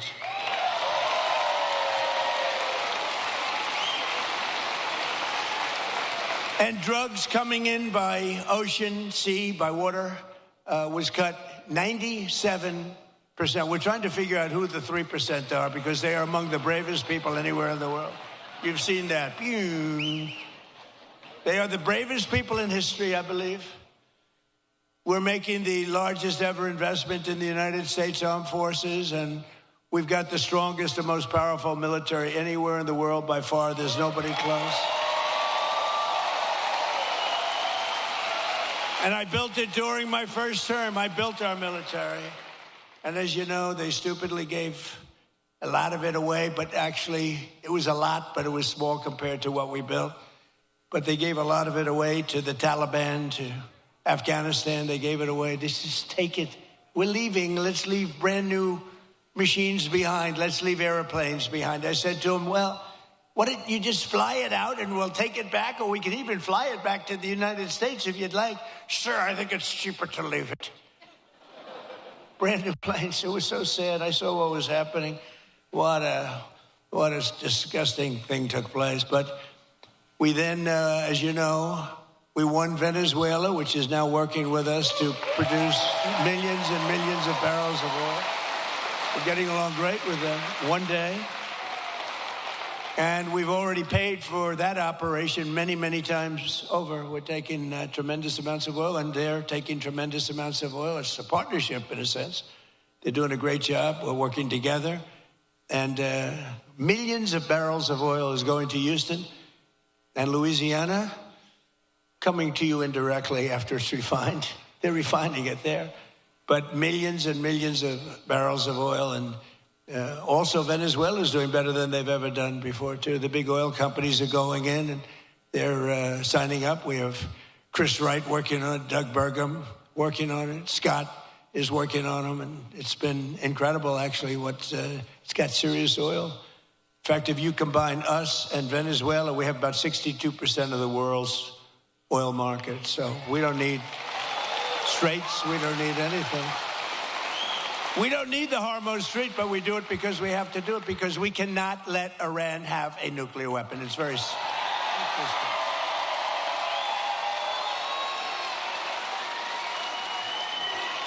So we're likewise winning in the Islamic Republic of Iran, and we're ensuring that they will never, ever be able to do to us what they've done to so many. You know, they've killed 52,000 plus protesters. People that were protesting have been killed. 52,000 over the last 4 months. Nobody wants to talk about the fake news back there, never mentions that. And I just left Dover Air Force Base, which is an incredible place, but oftentimes very sad, because that's when they bring the bodies of our great heroes, our great patriots, warriors. They bring them back to Dover. And I've been there many times before. This was in particular something very sad. I attended the dignified transfer ceremony for 4 great U.S. service members killed in the conflict with Iran. As they returned to American soil at Dover. And one of the families happened to be traveling to Georgia. Beautiful family, beautiful wife and husband and brother-in-law. And I said, I'm going to Georgia too. Where are you going? She says, well, after this, sir, they lost their beautiful son. We're going to Georgia. I said, so if you want, I'll give you a ride on Air Force One. And they said, wow. Wow.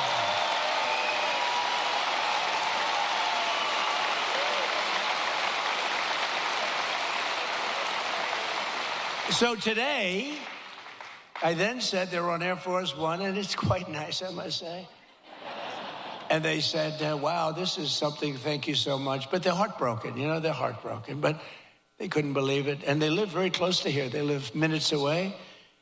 And we're here today, and I said to them, celebrating the memory of their beautiful, this was a beautiful son. You know, I read, when I go to Dover, I read charts on all of the young people, and some are unbelievable. Some are a little bit, you know, they got a little bit of a couple of little bad things put in. This is a son who is like a flawless, perfect person. Beautiful, beautiful son. Handsome in every way. Brilliant.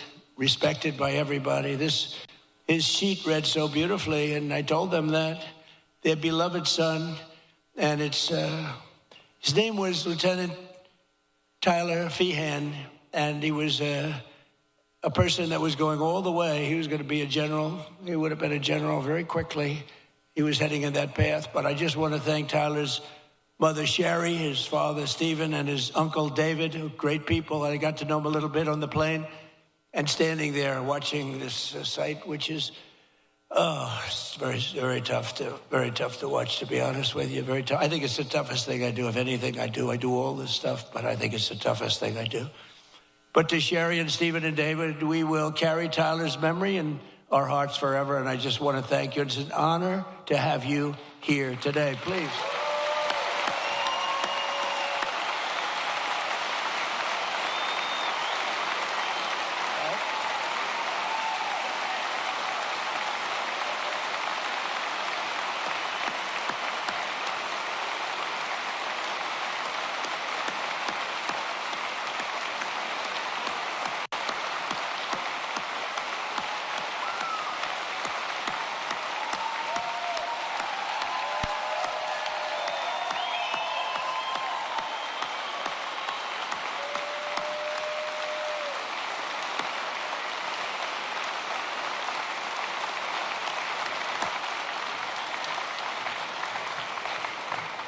Thank you very much. You see the way everybody feels. Your neighborhood, this is your neighborhood. Can you believe it? You see the way they feel. Thank you. Thank you, Sherry. He's looking down right here. He's so proud right now. So together we're making our country safer and stronger and far more successful than it's ever been before. And that's happening before your very eyes. That's why I call it the golden age. This is the golden age of America. We're building more plants than at any time in the history of our country. And not just AI and all of the different things you read about. Things like auto plants, you know, the old-fashioned way. Toyota just announced they're leaving Mexico and they're coming in. They're going to be building the largest plant anywhere in the world. They're all coming back. They're all leaving Canada. They're leaving Mexico. They're coming in from Germany and Japan and South Korea. They're coming in from all over. And people that have been doing this, people like Scott and others that have been doing this for a long time, they've never seen anything like it. I don't think you've ever seen anything like it. McGee, have you? You haven't seen anything. He's doing such a great job. In 4 long years of the sleepy Joe Biden administration, they got less than $1 trillion of new investment in our country. In 4 years, much less than $1 trillion. In less than 2 years, much less than 2 years, actually. In fact, at the end of the first year, but less than 2 years, in my administration, we've secured more than $19.2 trillion in new investment from all over the world.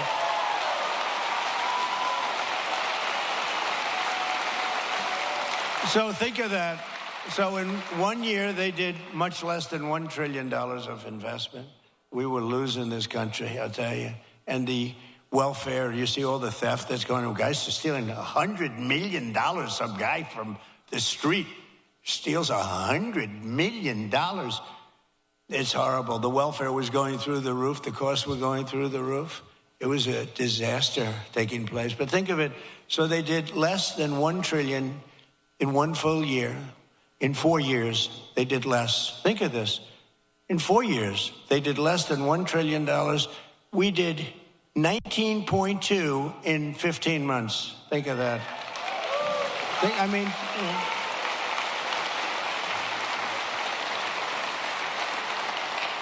The pharmaceutical company, we're bringing our pharmaceuticals, we learned that through COVID, we're bringing the pharmaceuticals back.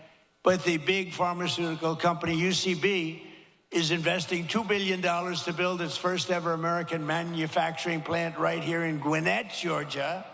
Gwinnett.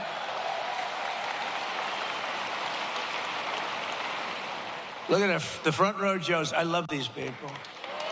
I love these people. I think there are about 283. I don't know what the hell they do. I think they make a lot of money, too. I'm hearing they're very rich. They follow us. It's a rock concert, right? You have a good time, right? Thank you. They've been with me right from the beginning. How many have you done so far, do you think? 4, 5, 6, close to 1,000. It might be. You think he's kidding? It might be. Well, we love you. Thank you very much. We love you guys. Thank you. We have groups. We have a group from, I don't know if they're here, but we have a group from North Carolina, women, beautiful women. They follow us, and they're at 218, I think.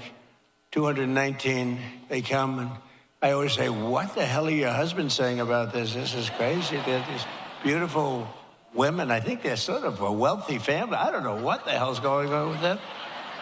But, you know, like the front row Joes, we have a lot of those groups. They're just great. They've been with us right from the beginning. And you know why they're with us? Because they love our country. That's why they're with us. It's really why they're with us.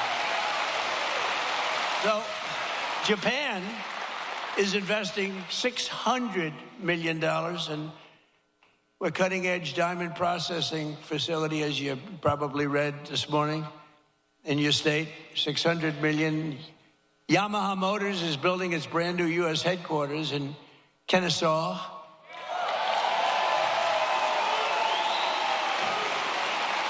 And more money is being invested in the United States right now than at any time in the history of our country. And Americans are working today more so than ever before. We have more jobs today than we've ever had, and it's not even close. More people are working now than at any time in the history of our country.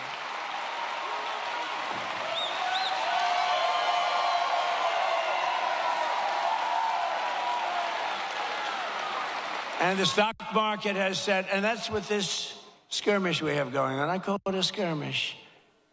This is with this skirmish we have with the Islamic Republic of Iran.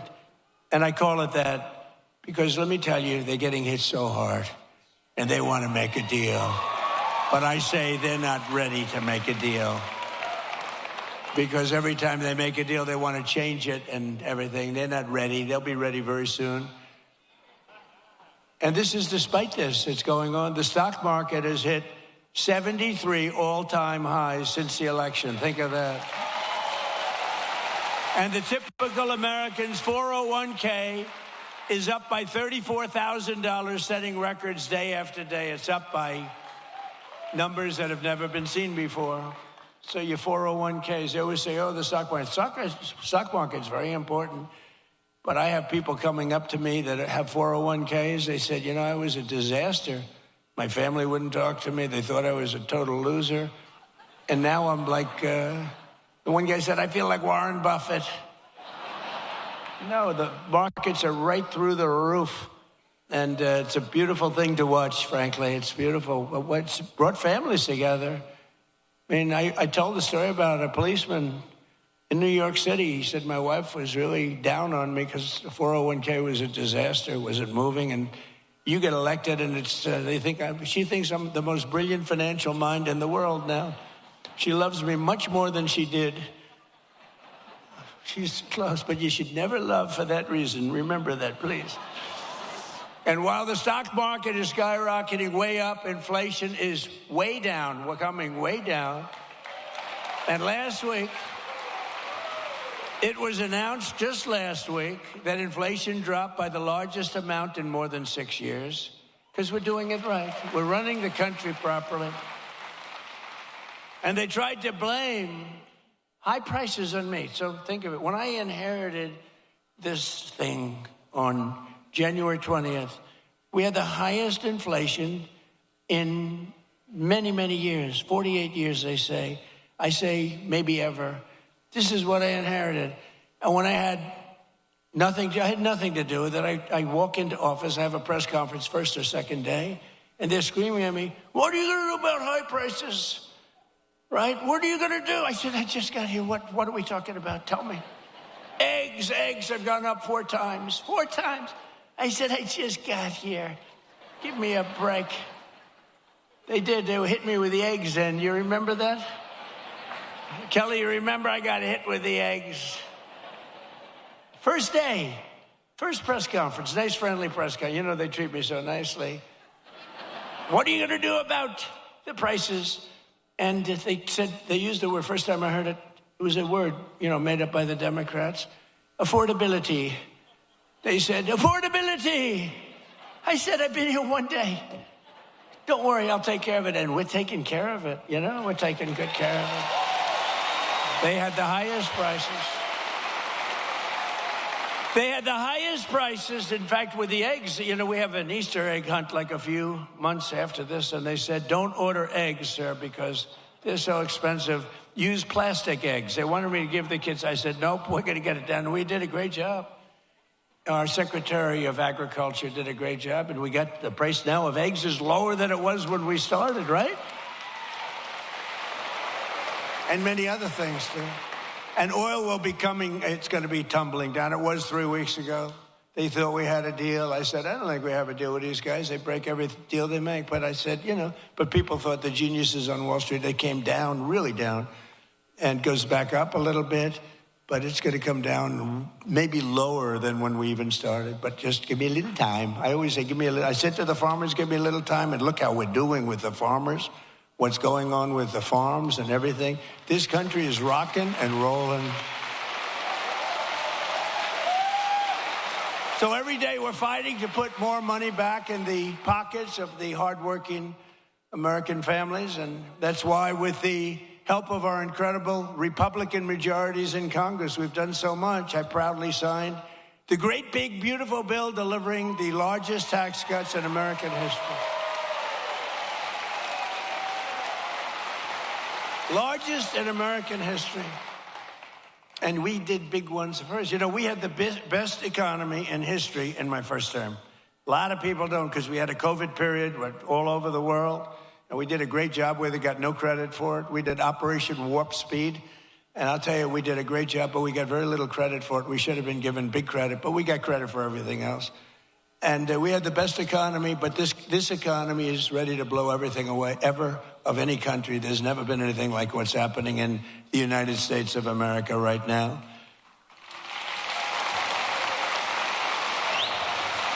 So I just want you to remember that if you're paying a little bbit more, a lot of it's come down now. We got it coming down very rapidly, actually. Look at the number just released. But it really would, you know, we inherited something from Biden, and we're giving it back to you, thousands and thousands of dollars each family. We gave it to you also. Remember, forgetting about prices, and I don't want to forget about it. I would never leave a sentence like that, because they'll say, he said forget about prices. I said, despite anything you see, we gave you no tax on tips, no tax on overtime, no tax on Social Security for our great seniors.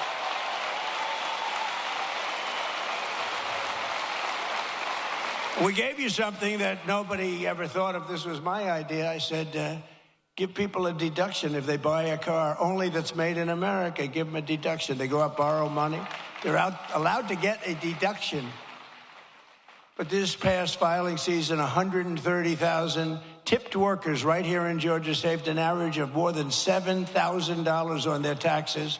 And that's because of no tax on tips. You know, we're building a tremendous military facility at the White House. It's a ballroom, but it's also a big military facility, a drone port on top, and tremendous things underneath. And they've been working hard, a lot of overtime. They work till 11 o'clock in the evening, almost every evening, 11:30. They get there at 6 o'clock in the morning. They're really working. And the other day I went over to them and I said, gather together. And I had, you know, hundreds of workers, very big thing it is. Beautiful. It's going to be incredible. It's an incredible project. It's a contribution to the United States of America by very wealthy people and very wealthy companies that it cost this country But what happened is I said to all the workers, it was a Sunday and they were working on a Sunday. Maybe they shouldn't. Maybe they should be in church. I don't know. I'll get them in trouble. But they were working on Sunday, and I said, remember this, no tax on overtime, all the overtime they're making.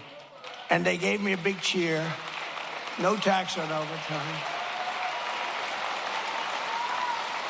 As an example, 700,000 Georgia workers saved an average of over $3,000 thanks to no tax on overtime. And 500,000 Georgia seniors paid $0 on their Social Security benefits thanks to no tax on Social Security.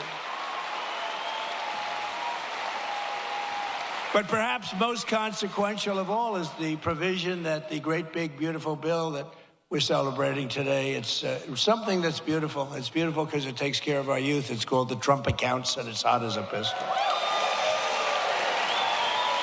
It's hot as a pistol. And under this groundbreaking new policy, every American child gets a tax-free investment savings account that can grow over the course of their childhood and be used for them when they reach 18 or 21. Their parents, grandparents, employers, and loved ones can contribute up to $5,000 a year. And with the modest contribution, these accounts will reach hundreds of thousands of dollars for these young people by the time they get to, let's say 18, let's say 21. But by the time they're just young adults, they could be worth hundreds of thousands of dollars, most likely will be. And for decades, Washington politicians gave our children absolutely nothing but debt. But the Trump accounts, we're finally seeing and ensuring that every young American gets a great start in life and a really fair shot at the American dream, which is what we all want. They all aspire to that.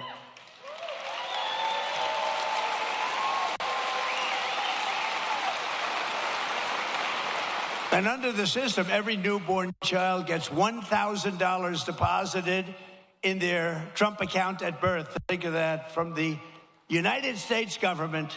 Think of that. The government is finally giving money back to our children. You think that was easy to get from the Democrats? Not easy. Actually, they didn't vote for it. They didn't. I don't think we got one vote. We got a unanimous Republican vote. We didn't get any Democrat votes, I don't think.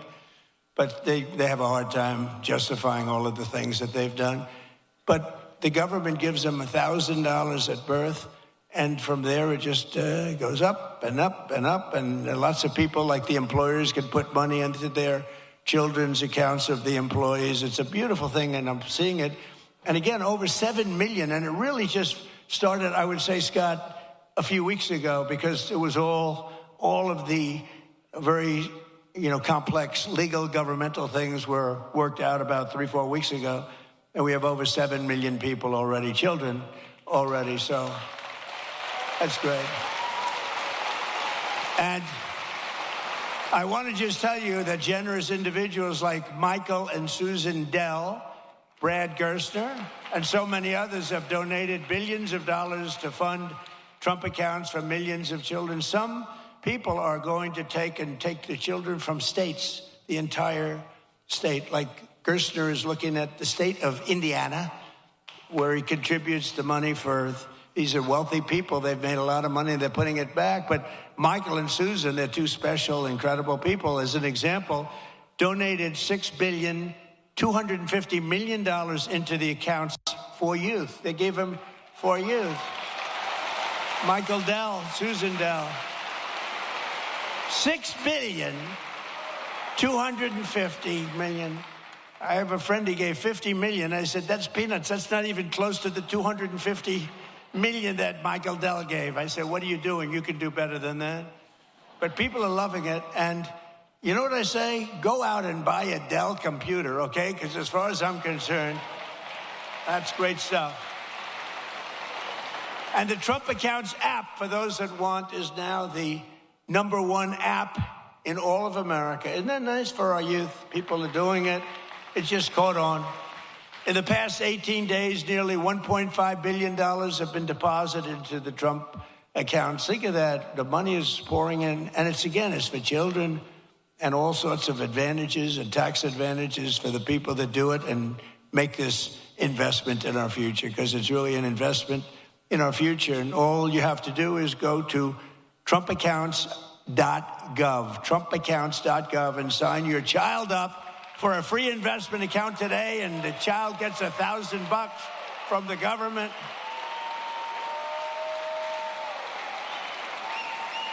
You think that was easy to do? That wasn't easy to do. Tell the Democrats you're giving everybody $1,000. But we're pleased to be joined by some of those incredible Georgia families benefiting from the Trump accounts, including Cole and Allison Loden and their 3-year-old beautiful child Ray, their 2-year-old Rex, and 3-month-old daughter Ren. And Cole and Allison met at Kennesaw State University, where he played football, and he was a cheerleader and a respected guy, good student. Now Cole is a project manager helping build data centers, and just this past April, they became the first home buyers. Cole and Allison bought their first home. So I just want to come up here for a second, Cole and Allison. Come up, say a few words, wherever you may be. Where are you? Come on up. Come on. Don't worry about Secret Service.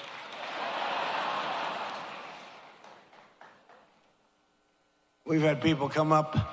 One of them almost got beat up, and all they did was, I said, come on up. And they go, oh, beautiful. Wow. That's so nice. Be careful. We're just hearing from President Trump speaking at a Georgia high school earlier today discussing Trump accounts. Thanks for watching Live Now from Fox. I'm Shauna Kalafi taking over here for Alexandra Goldberg the next few hours. We are going to step away for a 2-minute break. We have lots of news to get to, so stay with us.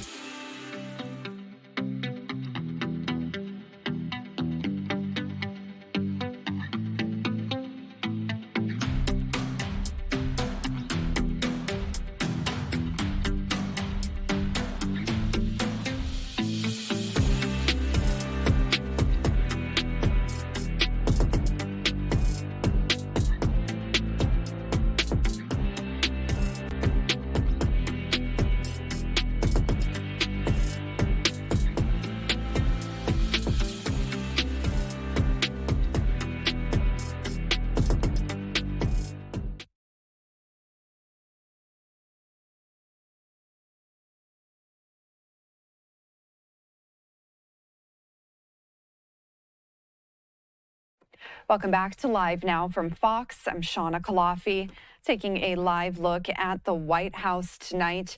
It was a day of grief for the nation as 4 U.S. soldiers killed in the Middle East returned to American soil. President Trump has promised to avenge these fallen heroes, and he's now threatening a major military escalation if Iran continues to target ships in the Strait of Hormuz.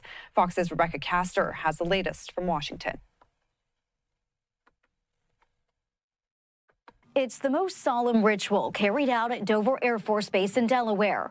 the return of U.S. service members killed in action overseas. And Wednesday, 4 American soldiers killed in the Middle East last weekend arrive home to their families.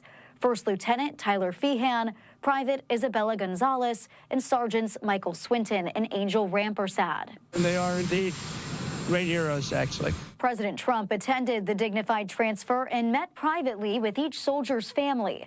18 service members have died in the conflict, and the president is now signaling a willingness to escalate, announcing this morning anytime Iran targets a ship in the Strait of Hormuz, the U.S. will bomb one bridge or power plant, even in Tehran. The only language that the regime in Tehran understands and respects is strength, capability, will, and resolve.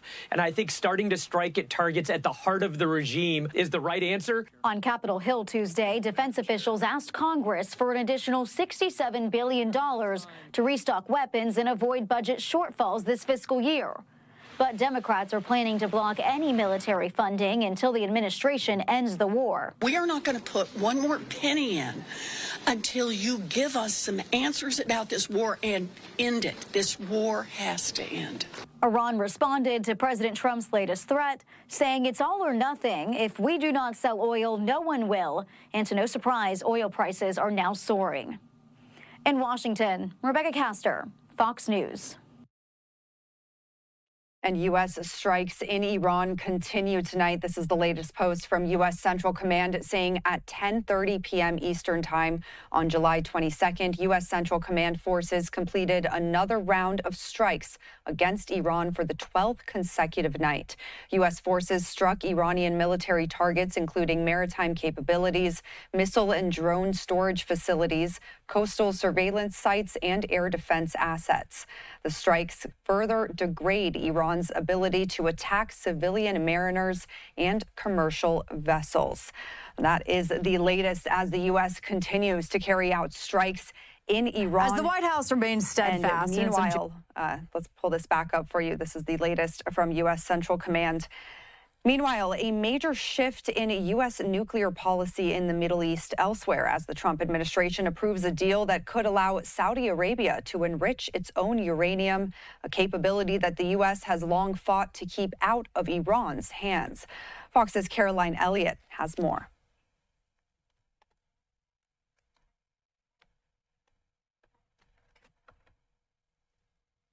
As the White House remains steadfast in its objection to Iran's nuclear program, it's reaching a new deal with one of its neighbors.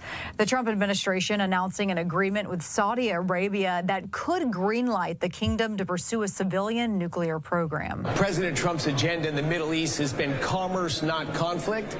Saudi Arabia has been an ally of the United States since the nation's forming. The Wall Street Journal first reported the deal, which lasts for 30 years and could involve American companies. It reportedly does not require Saudi Arabia to abide by the International Atomic Energy Agency's toughest protocols, which allow for surprise inspections at nuclear sites. The revolutionary aspect of this agreement is that the United States is willing to, at least theoretically, transfer highly sensitive technology without the same level of oversight that one would expect. The deal will likely have to go through Congress for final approval, where some lawmakers are concerned the U.S. is throwing a match on an already unstable region. We cannot put a situation into the Persian Gulf, in addition to Iran, that would create another country with the ability to enrich uranium and put them on the road to developing a nuclear weapon. But the administration is defending the deal. The U.S. is not going to reach any agreement with any country in the world that leads to the risk of proliferation. And the Saudi crown prince has been clear that if Iran gets a nuclear weapon, his country will pursue one as well. In New York, Caroline Elliott, Fox News. And another live look at the White House here as we step away for a 2-minute break. We'll be right back with more.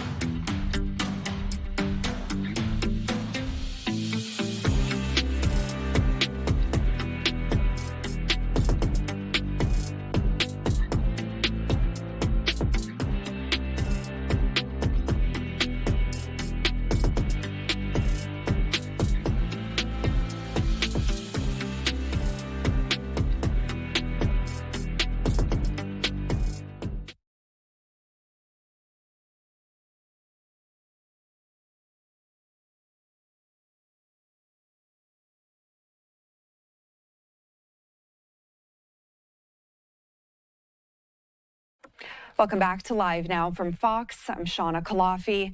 Let's take a live look at New York City tonight as a court date has been set for former Venezuela President Nicolas Maduro and his wife, who are facing drug trafficking charges.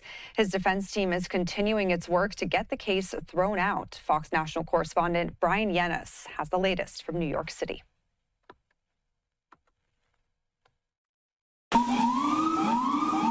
Former Venezuela President Nicolas Maduro and his wife Celia Flores returned to a Manhattan court on Wednesday for a hearing on drug trafficking charges. A judge set the trial date for June 1st, 2027. Maduro and his wife face 3 cocaine and weapons trafficking charges, and he also faces another charge of narco-terrorism conspiracy. The indictment is unbelievable. You've got the Venezuelan government operating something called the Cartel of the Sun, which is basically the military in the highest reaches being drug and arms traffickers. The couple was brought to the U.S. in a January raid ordered by President Trump to face the charges. Prosecutors claim Maduro ran the country as a drug trafficking organization during his tenure as president. The defense is calling for the case to be thrown out, claiming Maduro had diplomatic immunity and the U.S. raid was illegal. This prosecution is mired in internal and external geopolitics. USA, stay in your lane. During the hearing, protesters rallied in favor of Maduro, calling the case overreach by the U.S. government, while other demonstrators supported the charges and also called for more reform back in Venezuela. We demand free elections, we demand actual freedom and the release of the more than 500 political prisoners that continue to be tortured in Venezuela. Maduro and Flores did not speak during the hearing. They both plead not guilty. In New York, Brian Yanis, Fox News. And back in New York City, the mayor, Zoran Mamdani, issuing a warning for the Prime Minister of Israel ahead of an upcoming trip to the United Nations. But it's unlikely to deter the visit. The mayor's threat appearing to overstep his authority. Fox's Caroline Elliott has more. New York City Mayor Zoran Mamdani escalating a public beef with Israeli Prime Minister Benjamin Netanyahu after Mamdani warned the Israeli leader he would not be welcome in NYC for September's UN General Assembly. I will not be welcoming Benjamin Netanyahu or any other war criminals when they come to this city. Mamdani even vowed to arrest Netanyahu under a warrant issued by the International Criminal Court, but this week acknowledged his city does not have that authority. The federal government, however, does. And I call on them to join the ICC and execute this warrant. President Trump stated in a Truth Social post earlier this week that is not going to happen. He's the mayor of a city, and he doesn't have the authority to go around arresting international figures, let alone heads of state. During his mayoral run, Mamdani repeatedly pledged to have the NYPD arrest Netanyahu over his role in the war in Gaza. And even some Democrats say Mamdani should focus on an NYC-first agenda. The mayor is clearly obsessed with this issue. He should probably be a little more obsessed with making sure that his city is running well and that he's picking up the trash and fixing the potholes. Others are supportive. Arrest him. He's a war criminal. If he needs help, tell him to call me. And New York City's Jewish groups have also condemned Mamdani's remarks. The United Jewish Teachers Coalition has asked the NYPD to step up security around Jewish religious observances, which begin this week. In New York, Caroline Elliott, Fox News. And Mamdani did post a video on X last night talking about Benjamin Netanyahu, saying he is not welcome in New York City and speaking about that ICC warrant that was issued for Netanyahu's arrest. Let's listen in. This is Mamdani on X last night. Benjamin Netanyahu is a war criminal, the architect of a horrific genocide against the Palestinian people. He is responsible for the killing of more than 73,000 people, for the maiming of tens of thousands of children as those who survive undergo amputation without anesthesia, for the targeting of neonatal hospitals and maternity care centers, denying newborns even the chance to live, for the countless people he starved as he blocked food and humanitarian aid from reaching them, for the gunning down of hundreds of aid workers and journalists. And just last month, the UN confirmed that Palestinian children continue to be deliberately targeted and killed by Israeli armed forces, more than 8 months after the so-called ceasefire. The list goes on and on. All as we, as Americans, pay for the bombs that do the killing. There is a reason the International Criminal Court issued a warrant for his arrest. As human beings, we have spent generations building a shared understanding that there are crimes so grave they offend all of humanity. Anyone with their eyes, with their heart, with their conscience should recognize the devastation he has wrought and understand that he belongs before a court of law. As I've said, I agree with the ICC that Benjamin Netanyahu should be arrested and tried for his crimes, as I do for anyone else charged by the ICC. My administration has reviewed every avenue available under applicable law to determine whether New York City could execute the International Criminal Court's arrest warrant if Benjamin Netanyahu came here. It is clear that we do not have the independent legal authority to enforce this warrant. The federal government, however, does, and I call on them to join the ICC and execute this warrant. And I want to be equally clear. Benjamin Netanyahu is not welcome in New York City, nor is any other war criminal at large. While we cannot end the genocide on our own, we can decide whether our silence will become another weapon, and we can examine every tool we have to defend the humanity and dignity of all people. That is my commitment to you.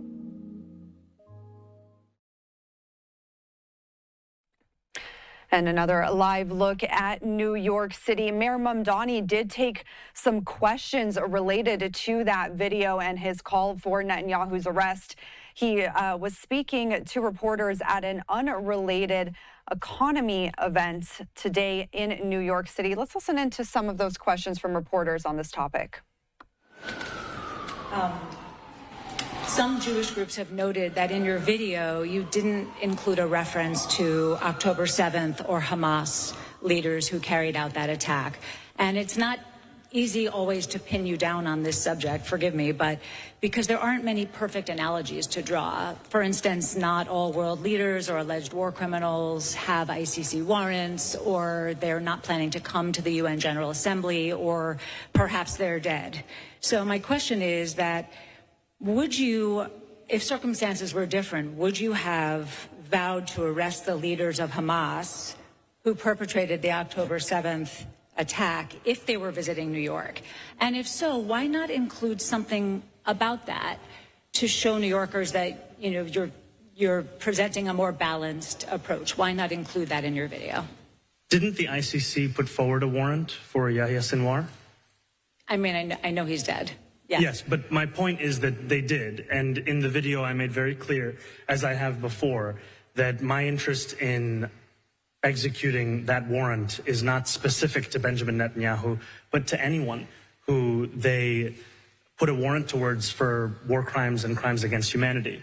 And part of that is a reflection of a universal politics. And it is from a universal politics that I can look in October 7th and describe it for what it is, which is a horrific war crime. And I can also look at Benjamin Netanyahu and see the way that he has orchestrated this genocide and also deem him to similarly be a war criminal. And I think especially at a time when there are those in Washington who are discussing measures to take apart the International Criminal Court, what so many are looking for is a sense that there is in fact a rule of law across the world where there are crimes that are so grave that they offend all of humanity. And I believe that we should hold those who perpetrate them accountable, no matter who they are or where they're from. And when it comes to the ICC, they've put forward warrants, whether it's Yahya Sinwar, Benjamin Netanyahu, I think a few other members of the Israeli government. I believe that all of them should be honored. Thank you, Mr. Mayor. And what is your response to the criticisms that were raised by Council Speaker Julie Menin on the Legionnaires situation? And specifically, given the fact that so many cooling towers turned out to have had live Legionella bacteria in them, maybe more than we expected, came back positive for live Legionella. With the benefit now of hindsight, does that suggest in any way that blanket disinfecting might have made sense in retrospect? So I'm frankly less interested in the politics of it all, more in the public health of it. And what I will say is that previous administration procedure had been that we would wait for the results of culture. And that would mean 2 weeks. we made the decision to do both culture tests and PCR tests. So that meant that we could actually test immediately, disinfect any of the cooling towers that came back, and then additionally wait for the culture results. As you've mentioned, there are 4 additional culture results that came back positive beyond the PCRs. And the other point here is that we know that Legionnaires is something that has affected our city over many, many years. And we are both trying to stop this cluster in the moment and ensure that we are not weakening our ability to stop it in the future. And when I sat with public health experts, what I was told time and again is that if we were to do a blanket disinfectant of every single cooling tower across the Upper East Side, that would weaken those cooling towers' ability to protect against Legionnaires in the years to come. And so we want to make sure that everything we're doing gives people both the safety and the public health they deserve and the confidence that this isn't going to be something that returns. I'm going to pass it over to our commissioner to add some details. Thanks, Mr. Mayor. So we'll talk about Speaker Menon and the investigation, but first let's talk about the people. 5 New Yorkers have lost their lives because of this disease, and our hearts are with their families and their loved ones. Every single one of those deaths for us underscores the importance of identifying the source and eliminating the source that caused this investigation in the first place. So now turning to the investigation, the good news is we are in a very reassuring position. We feel confident that we've eliminated that source. You know, when we look at the data demonstrates that the last new diagnosis of Legionnaire's disease was on July 15th, so about a week ago, as you heard the mayor say. And then in terms of the last person to develop symptoms, they did so over a week ago, over 10 days ago. And so we feel fairly confident. When you also add in the emergency room data, we're not seeing any concerning spikes or signals. Our focus has been and continues to be on accountability, identifying the cooling tower owner or owners that's at the source of this and holding them accountable to the full extent of the law. Now, turning to Speaker Menon's point, here's what would happen if we blanket disinfected. Number one, as you've heard from the mayor, every time we do this biocide treatment, it actually does degrade the cooling towers, and thus in the future allows them to potentially harbor more Legionella bacteria. Now, it's always about finding the right sort of happy medium, but that's the first. The second is, had we blanket disinfected from the beginning, we wouldn't be able to actually get the samples. And we need the samples to know what caused this, and then that will give us an opportunity to learn. So thank you for the question. We're just hearing from officials in New York City, including Mayor Zohran Mamdani, speaking about his call to arrest Netanyahu should he come to New York City. And they were also discussing a Legionnaire's disease outbreak there in the city as well. Let's take a 2-minute break. We'll be right back with more.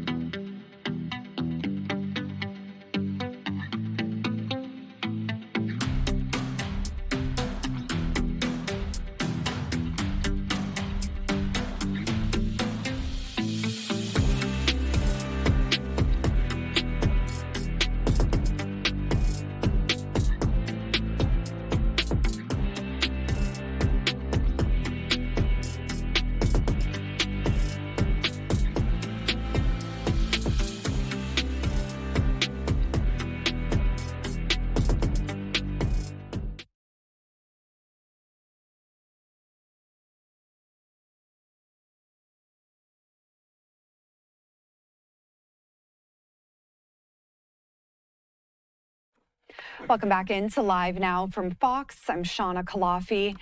France has passed a sweeping social media ban for children under the age of 15. This happened yesterday, and this becomes the first European nation to implement such a ban. This comes amid growing global concerns over social media's impact on our youth. Fox Business correspondent Darren Bartello has more. France is following the social media trend set by Australia last year, becoming the first country in the European Union to ban social media use for children under the age of 15. It's absolutely effective in countries like Australia, who have already banned social media for under 16. It has had an encouraging impact. Instantly, when the law passed, almost 5 million accounts were instantly gone. French President Emmanuel Macron plans to sign off on the ban. He's already backing it and says enforcement could start in September. 4 more European countries are expected to ban social media for some minors next year. The UK, Spain, Denmark, and Greece are set to put the law on the books. In the longer term, studies are showing that social media use among Australian children have declined somewhere between 10 and 40%. But here's the catch. Even though it gives the courts more power, enforcement may be a challenge. A new study finds platforms are struggling to actually implement age checks for users. In the U.S., the House overwhelmingly passed a bipartisan package to strengthen protections for minors. But the legislation faces an uncertain future in the Senate, where some lawmakers argue it's too weak. It narrows the list of harms that platforms have to address, completely ignoring major problems like eating, social disorders, suicide behavior, and replaces that with, quote, reasonably policies, which is very vague in creating a standard. Some social media companies like Meta support App Store level age verification and parental approval. In Washington, Darren Bartello, Fox Business. Again, France becomes the first country in Europe to implement a ban on social media for children under the age of 15. We're going to step away for another 2-minute break. We'll be right back.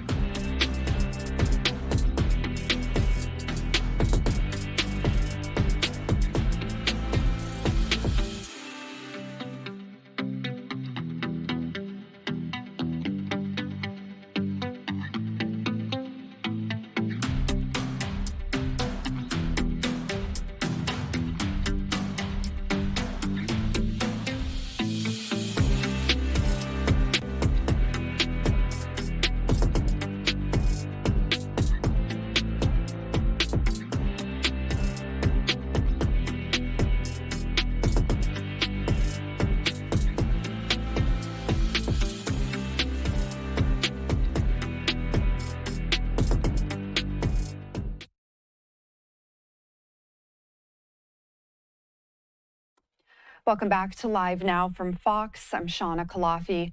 We've been following a case out of Mississippi, the case of 18-year-old Nolan Wells, who was found dead days after going on a boating trip with a group of friends over the 4th of July weekend. They went to Horn Island, and now the family has conducted an independent autopsy. This from the Associated Press, saying an independent autopsy commissioned by the family of Nolan Xavier Wells found the 18-year-old's cause and manner of death to be undetermined, pending further investigation. The family has hired attorney Ben Crump to represent them in this investigation. They held a press conference this morning with more of their results from their own independent investigation.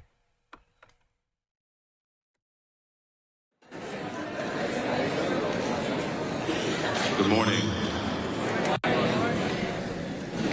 My name is Trevon Williams, Senior Vice President of Marketing and Communications with the NAACP. We are here because a demand was made. Demand for transparency, a demand for answers, and a demand for ultimate justice on behalf of Nolan Wells. And that demand must be honored. Amen.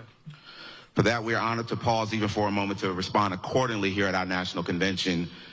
Momentarily, you will hear from renowned civil rights attorney Benjamin Crump, who will provide updates on the findings of the independent autopsy that was conducted in the death of Nolan Wells. Immediately following that, we will take questions from credentialed media. We'll attempt to answer as many questions as we can. However, we want to be respectful of the fact that we do have additional programming that is going on to conclude our convention today as well. So we're asking that all press and media, if you're asking questions, please be concise. Give your name, give your media credential, and we'll go from there. But before he comes, we will have the leader of the NAACP, President Derrick Johnson, to give opening remarks. President Johnson.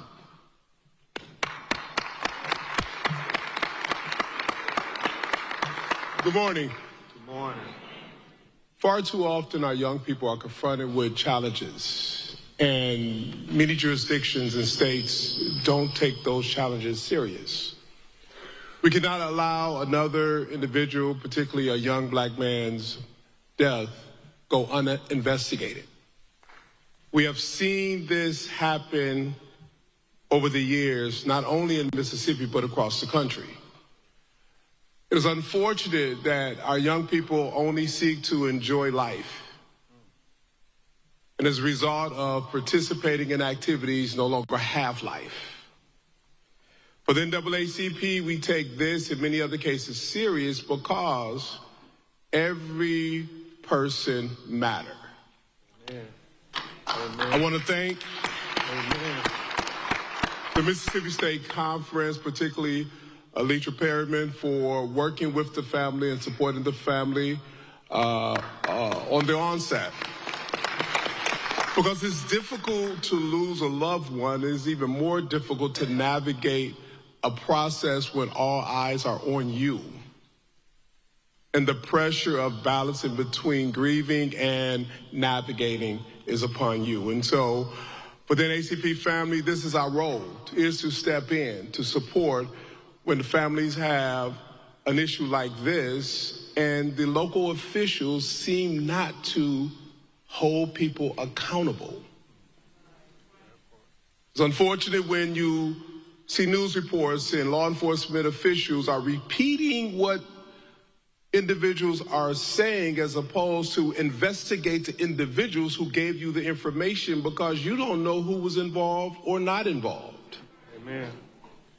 And so narrative matters in this case. And we're saying that in Nolan Wells' situation, the narrative should not be it was an accident before there was an investigation.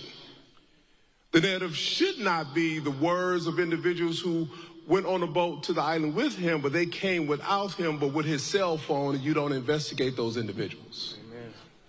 We're not accusing anyone of anything other than the state of Mississippi and local officials. We're accusing them of being derelict in their duties.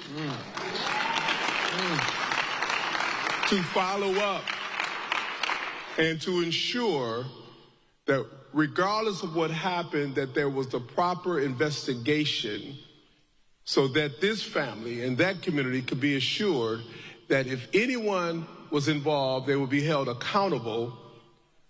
And if it was truly an accident, that the families will have the necessary answers that any family deserved in this situation. Amen.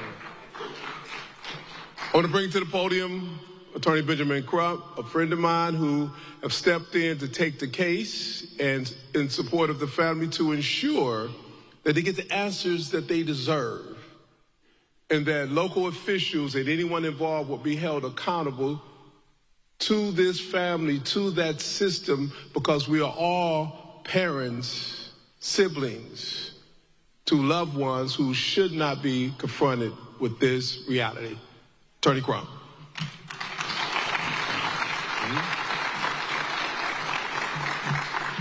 Thank you very much, President Derrick Johnson, for your leadership, for the leadership of the Mississippi Conference of NAACP, and being there during the homegoing services to help the family go through what no parents want to go through.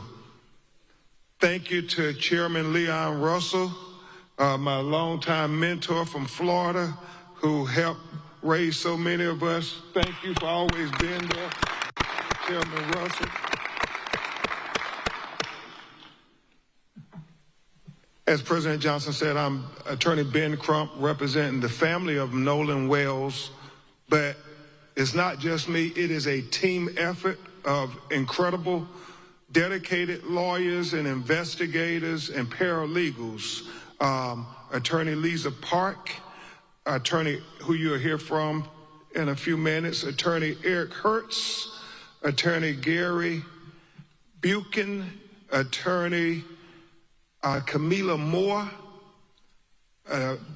Cliff Jones, Jared Presson, Alan Williams, our whole team of people who are committed, as I said, President Johnson, on this ferocious search for the truth of what really happened to Nolan Wells.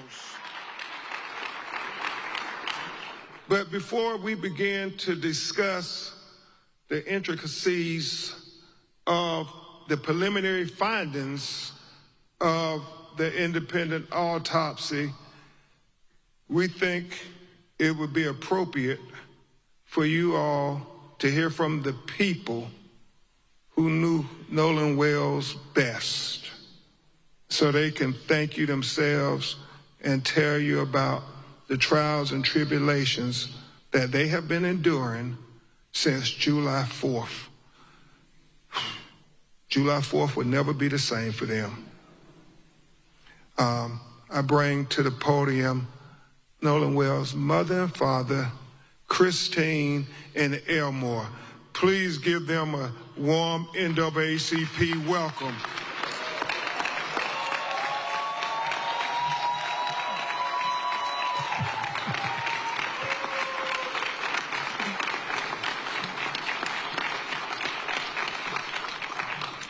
First of all, I want to say thank you all so much. Thank you to President Johnson as well as Chairman Russell. This has been a difficult journey. Losing a child, it truly breaks your heart. It is a pain that is just, you can't measure it. Especially someone like Nolan, who brought so much joy and light and life to everyone. You don't find too many genuine people like him. So to lose that light at such a young age under these circumstances has been absolutely difficult, which is why we've gone this route. There's so many people out in the public asking all of these questions, but the only question that we have is what happened to our son. That is the only question. We have consistently been degraded by the public. There's been questions about our parenting, our GoFundMe, this, that, and other. I've been called a racist. I am a healthcare provider, and I take my job very seriously. I love everyone.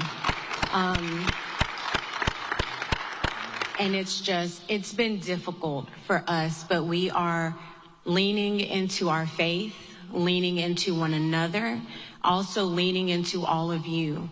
There are not enough thank yous, not enough appreciation for what you guys have done for us. And we do. We love you from the bottom of our hearts. Thank you.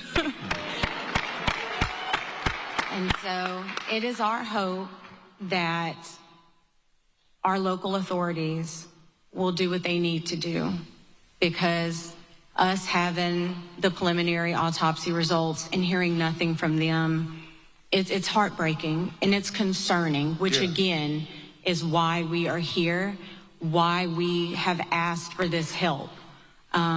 So again, thank you all so much for your support. We appreciate you, we really do.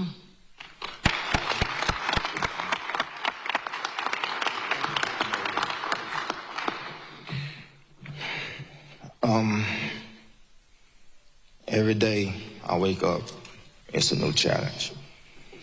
But knowing that a part of me I will never talk to, I will never hold, I will never play around with or get mad at, it's not here anymore.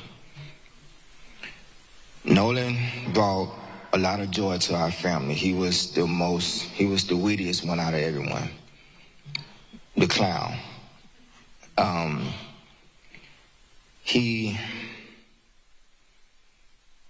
He loved to put in the work because he wanted to be the best. He wanted to make me and his mother proud, and we were so proud of him just for being the person that he was. He was loving. All his teachers knew him, but loved him. He walks in the room, his aura, you're automatically drawn to it. Never met an enemy. And if they were, they would eventually be friends, because they will eventually bond, and it's gonna be hard. He should be at football practice right now. Yeah. Calling me after practice, Dad, I made this play, or I made that play, or I get a text with 3 or 4 videos of him doing this, running this route, making this block. And what you think I should do? And I will give my honest, because I always tell them, if anyone is going to be totally honest with you, it's going to be me. And it's not because I'm being mean, but people outside of your family are going to tell you what you want to hear. I'm going to tell you what you need to know to make you better. It's going to be hard for our family from here on out.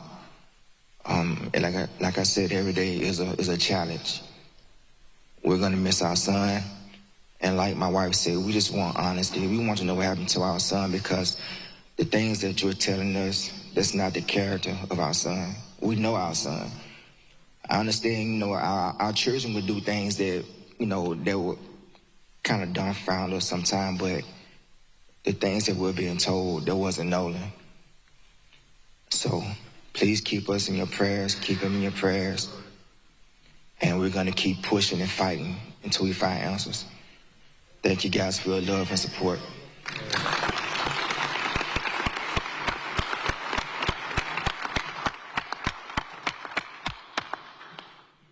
Thank you so much, Christine and Nolan.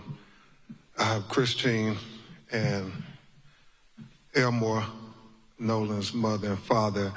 Before we start to go over the preliminary findings from the independent autopsy, we will hear from Attorney Lisa Park to tell you about who was the forensic pathologist who conducted the autopsy.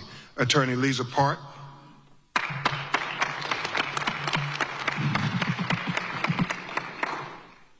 Thank you. Dr. Roger Mitchell could not join us today, but we felt it important before we reveal and unfold this report that you understand who conducted this autopsy. Dr. Roger Mitchell is a physician and board-certified forensic pathologist with 2 decades of experience. He currently serves as the president of the National Medical Association, which is the oldest and largest group of Black physicians in the U.S.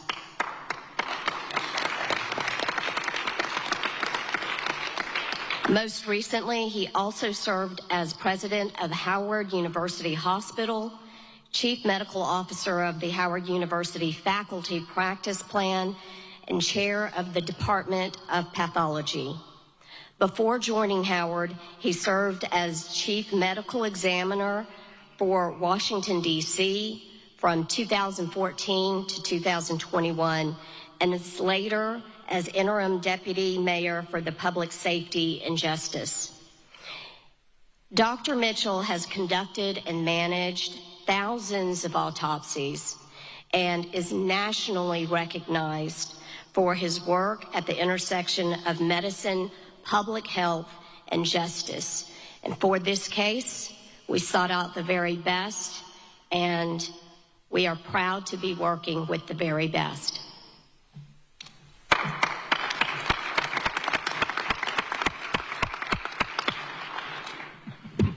Thank you, Attorney Park. I again want to express our gratitude to President Johnson, Chairman Russell, and the NAACP, because civil rights is more important than ever in the United States of America today. And so we thank you for the civil rights leaders stepping up to say that our children's lives matter now more than ever. And I want to thank all of you for getting up 8 in the morning if people could see how many people are gathered here, they would say, you all are truly blessed to have the support of America, Christine and Elmore.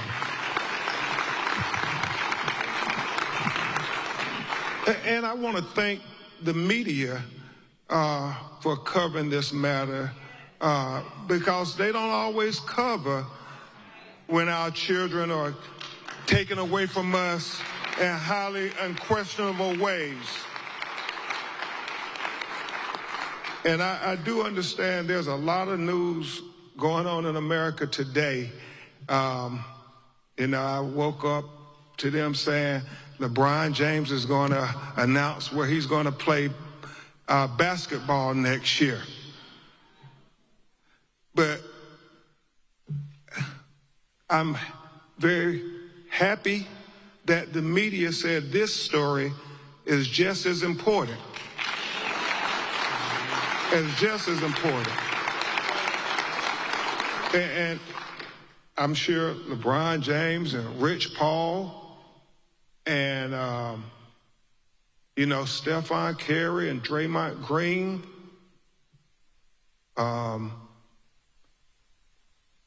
Jaylen Brown, Embiid, Maxey, Giannis, Bam,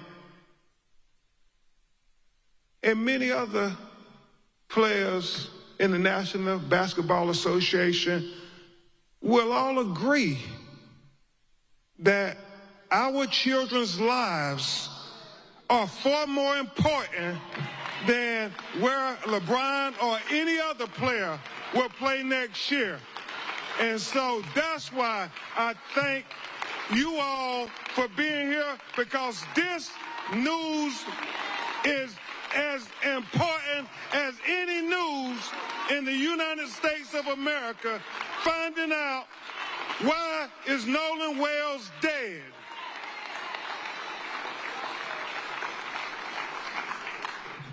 And I want to thank you all who have called the call center. I want to thank Reverend Al Sharpton. I want to thank Mr. Tyler Perry. I want to thank Mr. Terry Owens for putting up the $125,000 reward for anybody out there who have information so we can get to the truth of what happened. I mean, any videos, and we've gotten so many videos, President Johnson, from that day from young people, and we want them to have the courage to come forward with the pictures. What you heard, I know people said there were a lot of disturbances out there. Some believe it involved Nolan. All of those things are important to get to the truth of what happened. The fact, Christine, that the United Cajun Navy are so forthcoming. The fact that they told us, we haven't heard from any of their local officials, that Nolan was found face down, fully clothed. Well, that's significant to us because the last time we saw him on the videos, he was without a shirt. So at what point did he put on a shirt? Somebody saw something. Somebody knows something. There were almost 300, 400 people. Somebody knows something. So, Scott X, we're trying to just make sure people understand that you can call the Nolan Wells tip line at bencrump.com. We will gladly listen to you, take any information as we try to put together this puzzle of what happened to Nolan Wells. And today, we're going to add some more parts to this puzzle because my legal team and I, we stand for truth, no matter who it implicates or who it exonerates. We stand for justice, no matter who it convicts or it acquits. Yeah, and we stand for transparency, because we got eyes that can see, and we don't need government officials having to narrate it for you and me. We can see it for ourselves. Transparency. That leads to the truth. The truth is the foundation for accountability and justice. And that's all we're seeking, as Christina Elmore said from day one. So with that, and Christina Elmore, if you all want to sit, we're about to go through this autopsy, and I know it may be a little emotional. Thank you, you're welcome to stay right here.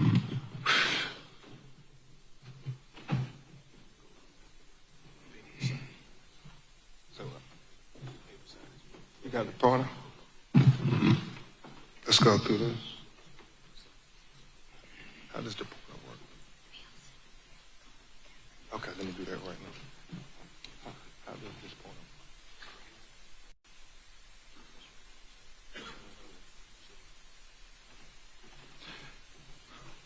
As we begin to present the preliminary findings of the autopsy, we want to especially thank Mr. Colin Kaepernick for not thinking it robbery to pay for the autopsy. Well, this is the first start. Let's go with the first one. Put it right on.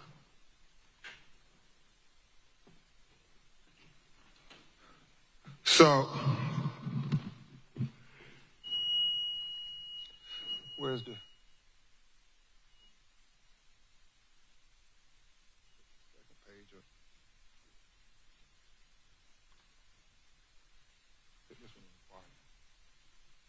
The second page, that's the real one.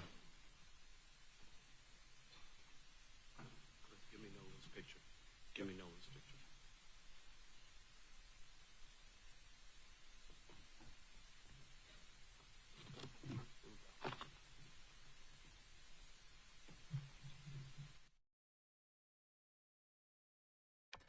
We were just hearing from the family and their attorney of 18-year-old Nolan Wells, the boy who went Missing after he went on a boating trip with his friends over 4th of July weekend. His body found in the water just days later, and his family and their team now conducting their own independent investigation, including their own autopsy. Those results revealed today.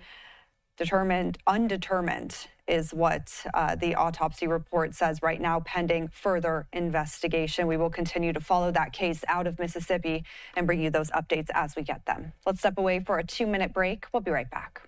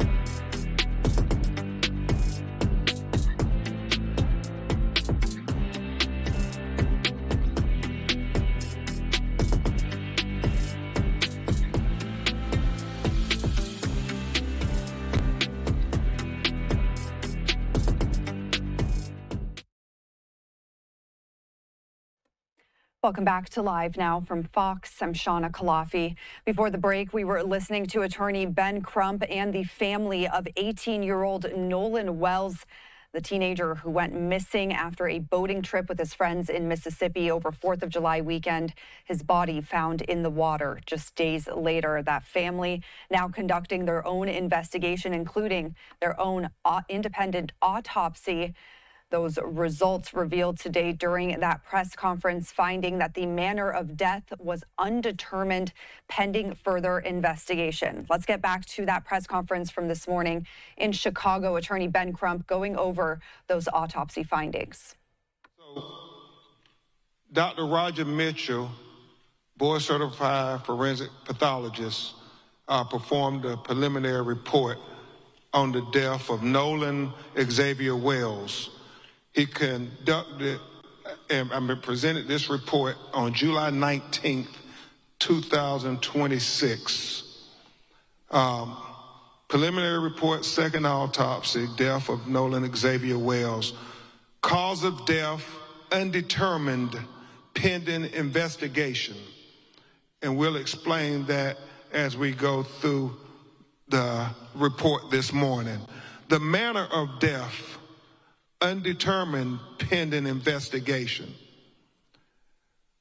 Statement of examination. This forensic pathologist was retained to perform a second autopsy examination on the body of Nolan Xavier Wells. Name of decedent, Nolan Xavier Wells. Age, 18 years old. Race, black. Gender, male.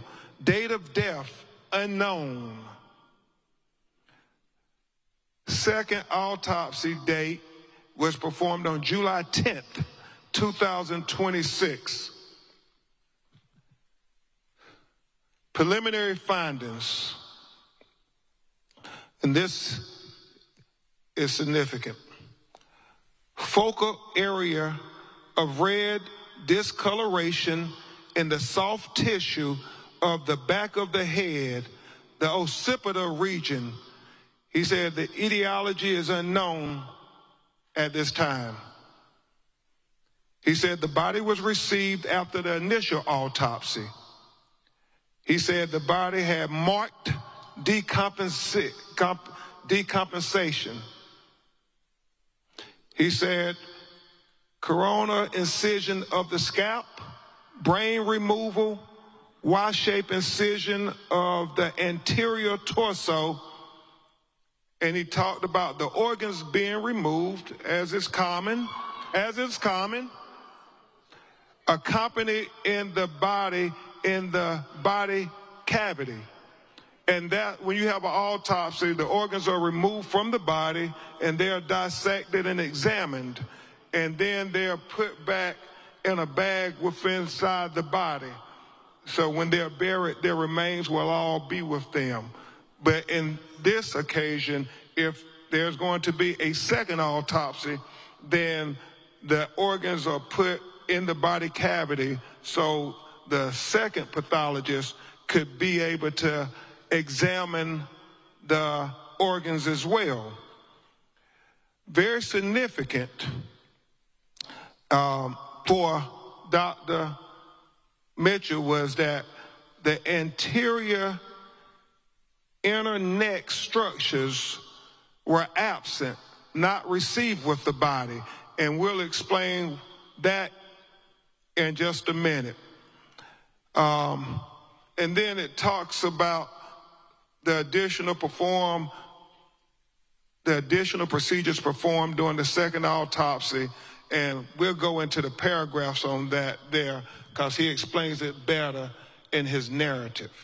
So where's the first page of the discussion? Not the diagram yet. You can keep the diagram over there.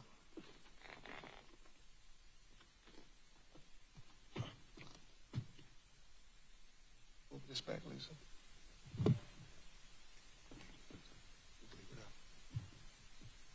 So he talks in the preliminary discussion opinion. This forensic pathologist identified several limitations during the second autopsy that create barriers to establishing a definitive cause and manner of death for Nolan Xavier Wells.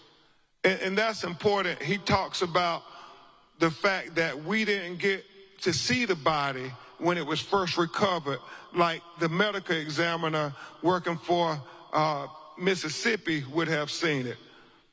He talked about the second autopsy performed on Nolan Wells revealed marked decompensation or changes.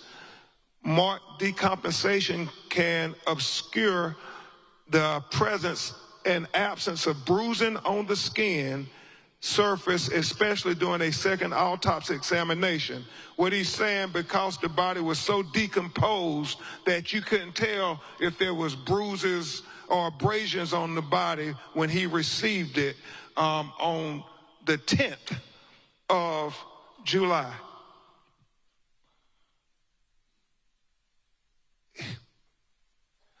For these reasons, additional dissection procedures not performed during the first autopsy examination were performed to rule out potential blunt force injuries responsible for the death.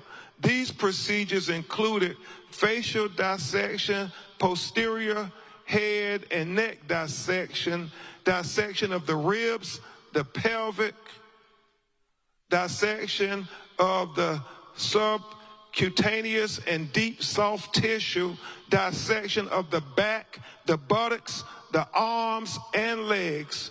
He did all of this to rule out things. He ruled out there were no fractures or deep tissue injuries identified.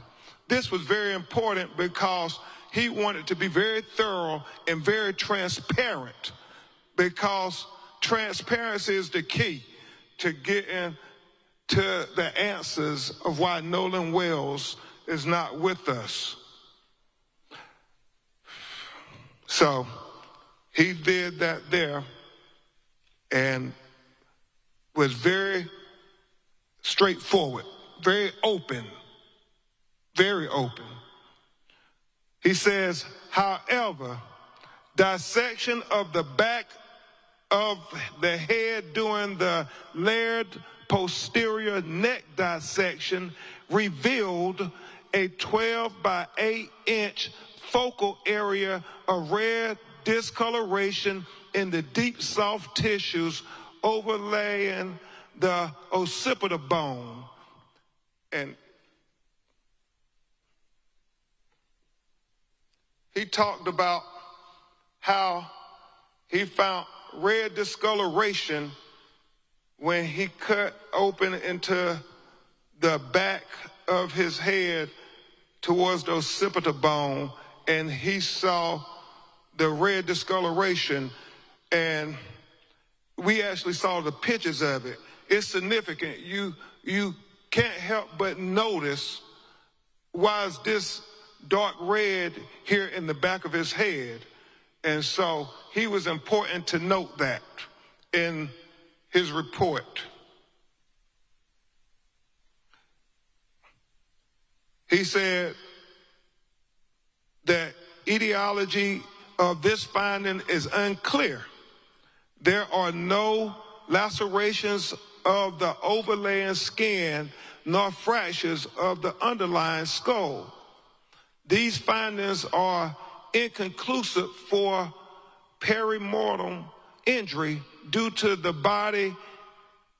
both the extensive decomposition and the absence of associated injuries.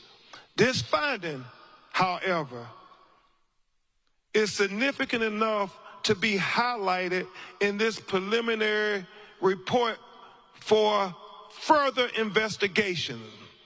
It is important to reiterate that the finding could not have been observed in the first autopsy because the posterior head and neck dissection were not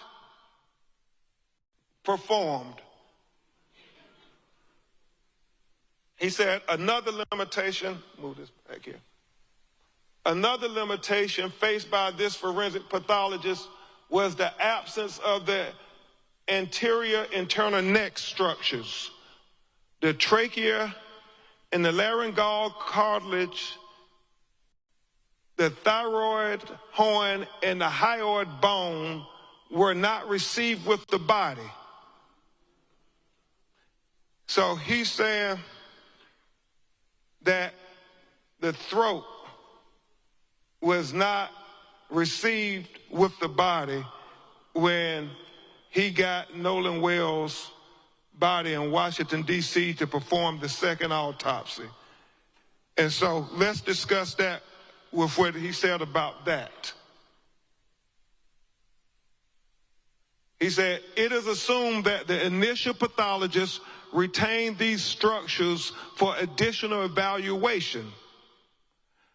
He said the retention of the anterior neck structures during an initial autopsy is a common forensic pathology practice. He was chief medical examiner for 7 years in Washington, D.C., and he said that if they had concern about throat or any fracture or compression of the throat, they too will hold them back. He doesn't know why they held the throat back, but he said the throat was not with the body of Nolan Wells when he received it in Washington, D.C. to perform the second autopsy.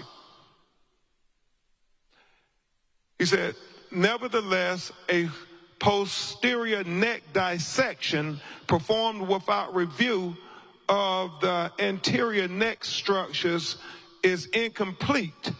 Therefore, this pathologist cannot rule out injury to the neck as a contributor or a cause of death.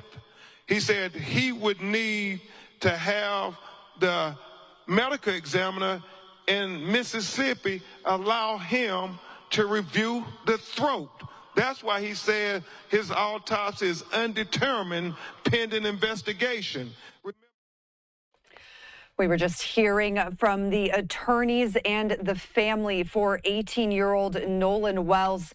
The boy who went missing after a boating trip with his friends in Mississippi over the 4th of July weekend, his body found in the water days later. And as you just heard from the attorney and family, their own independent autopsy found the cause of death to be undetermined, pending further investigation. We'll continue to bring you those updates on this case as we get them here on Live Now from Fox. Let's take a 2-minute break. When we come back, we have the latest on another case in Los Angeles. The singer David, accused of murdering a 14-year-old girl. We'll be right back with that.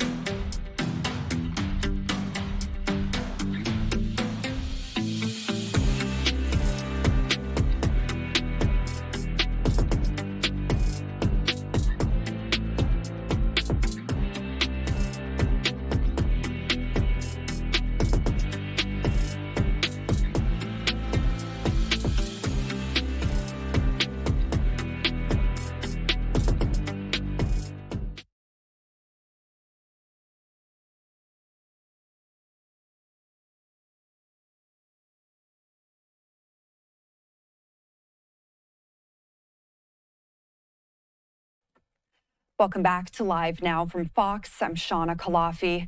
Let's get to a case out of Los Angeles that many people have been watching. It was day 2 of the preliminary hearing for the singer David Burke, accused of murdering a 14-year-old Celeste Rivas Hernandez.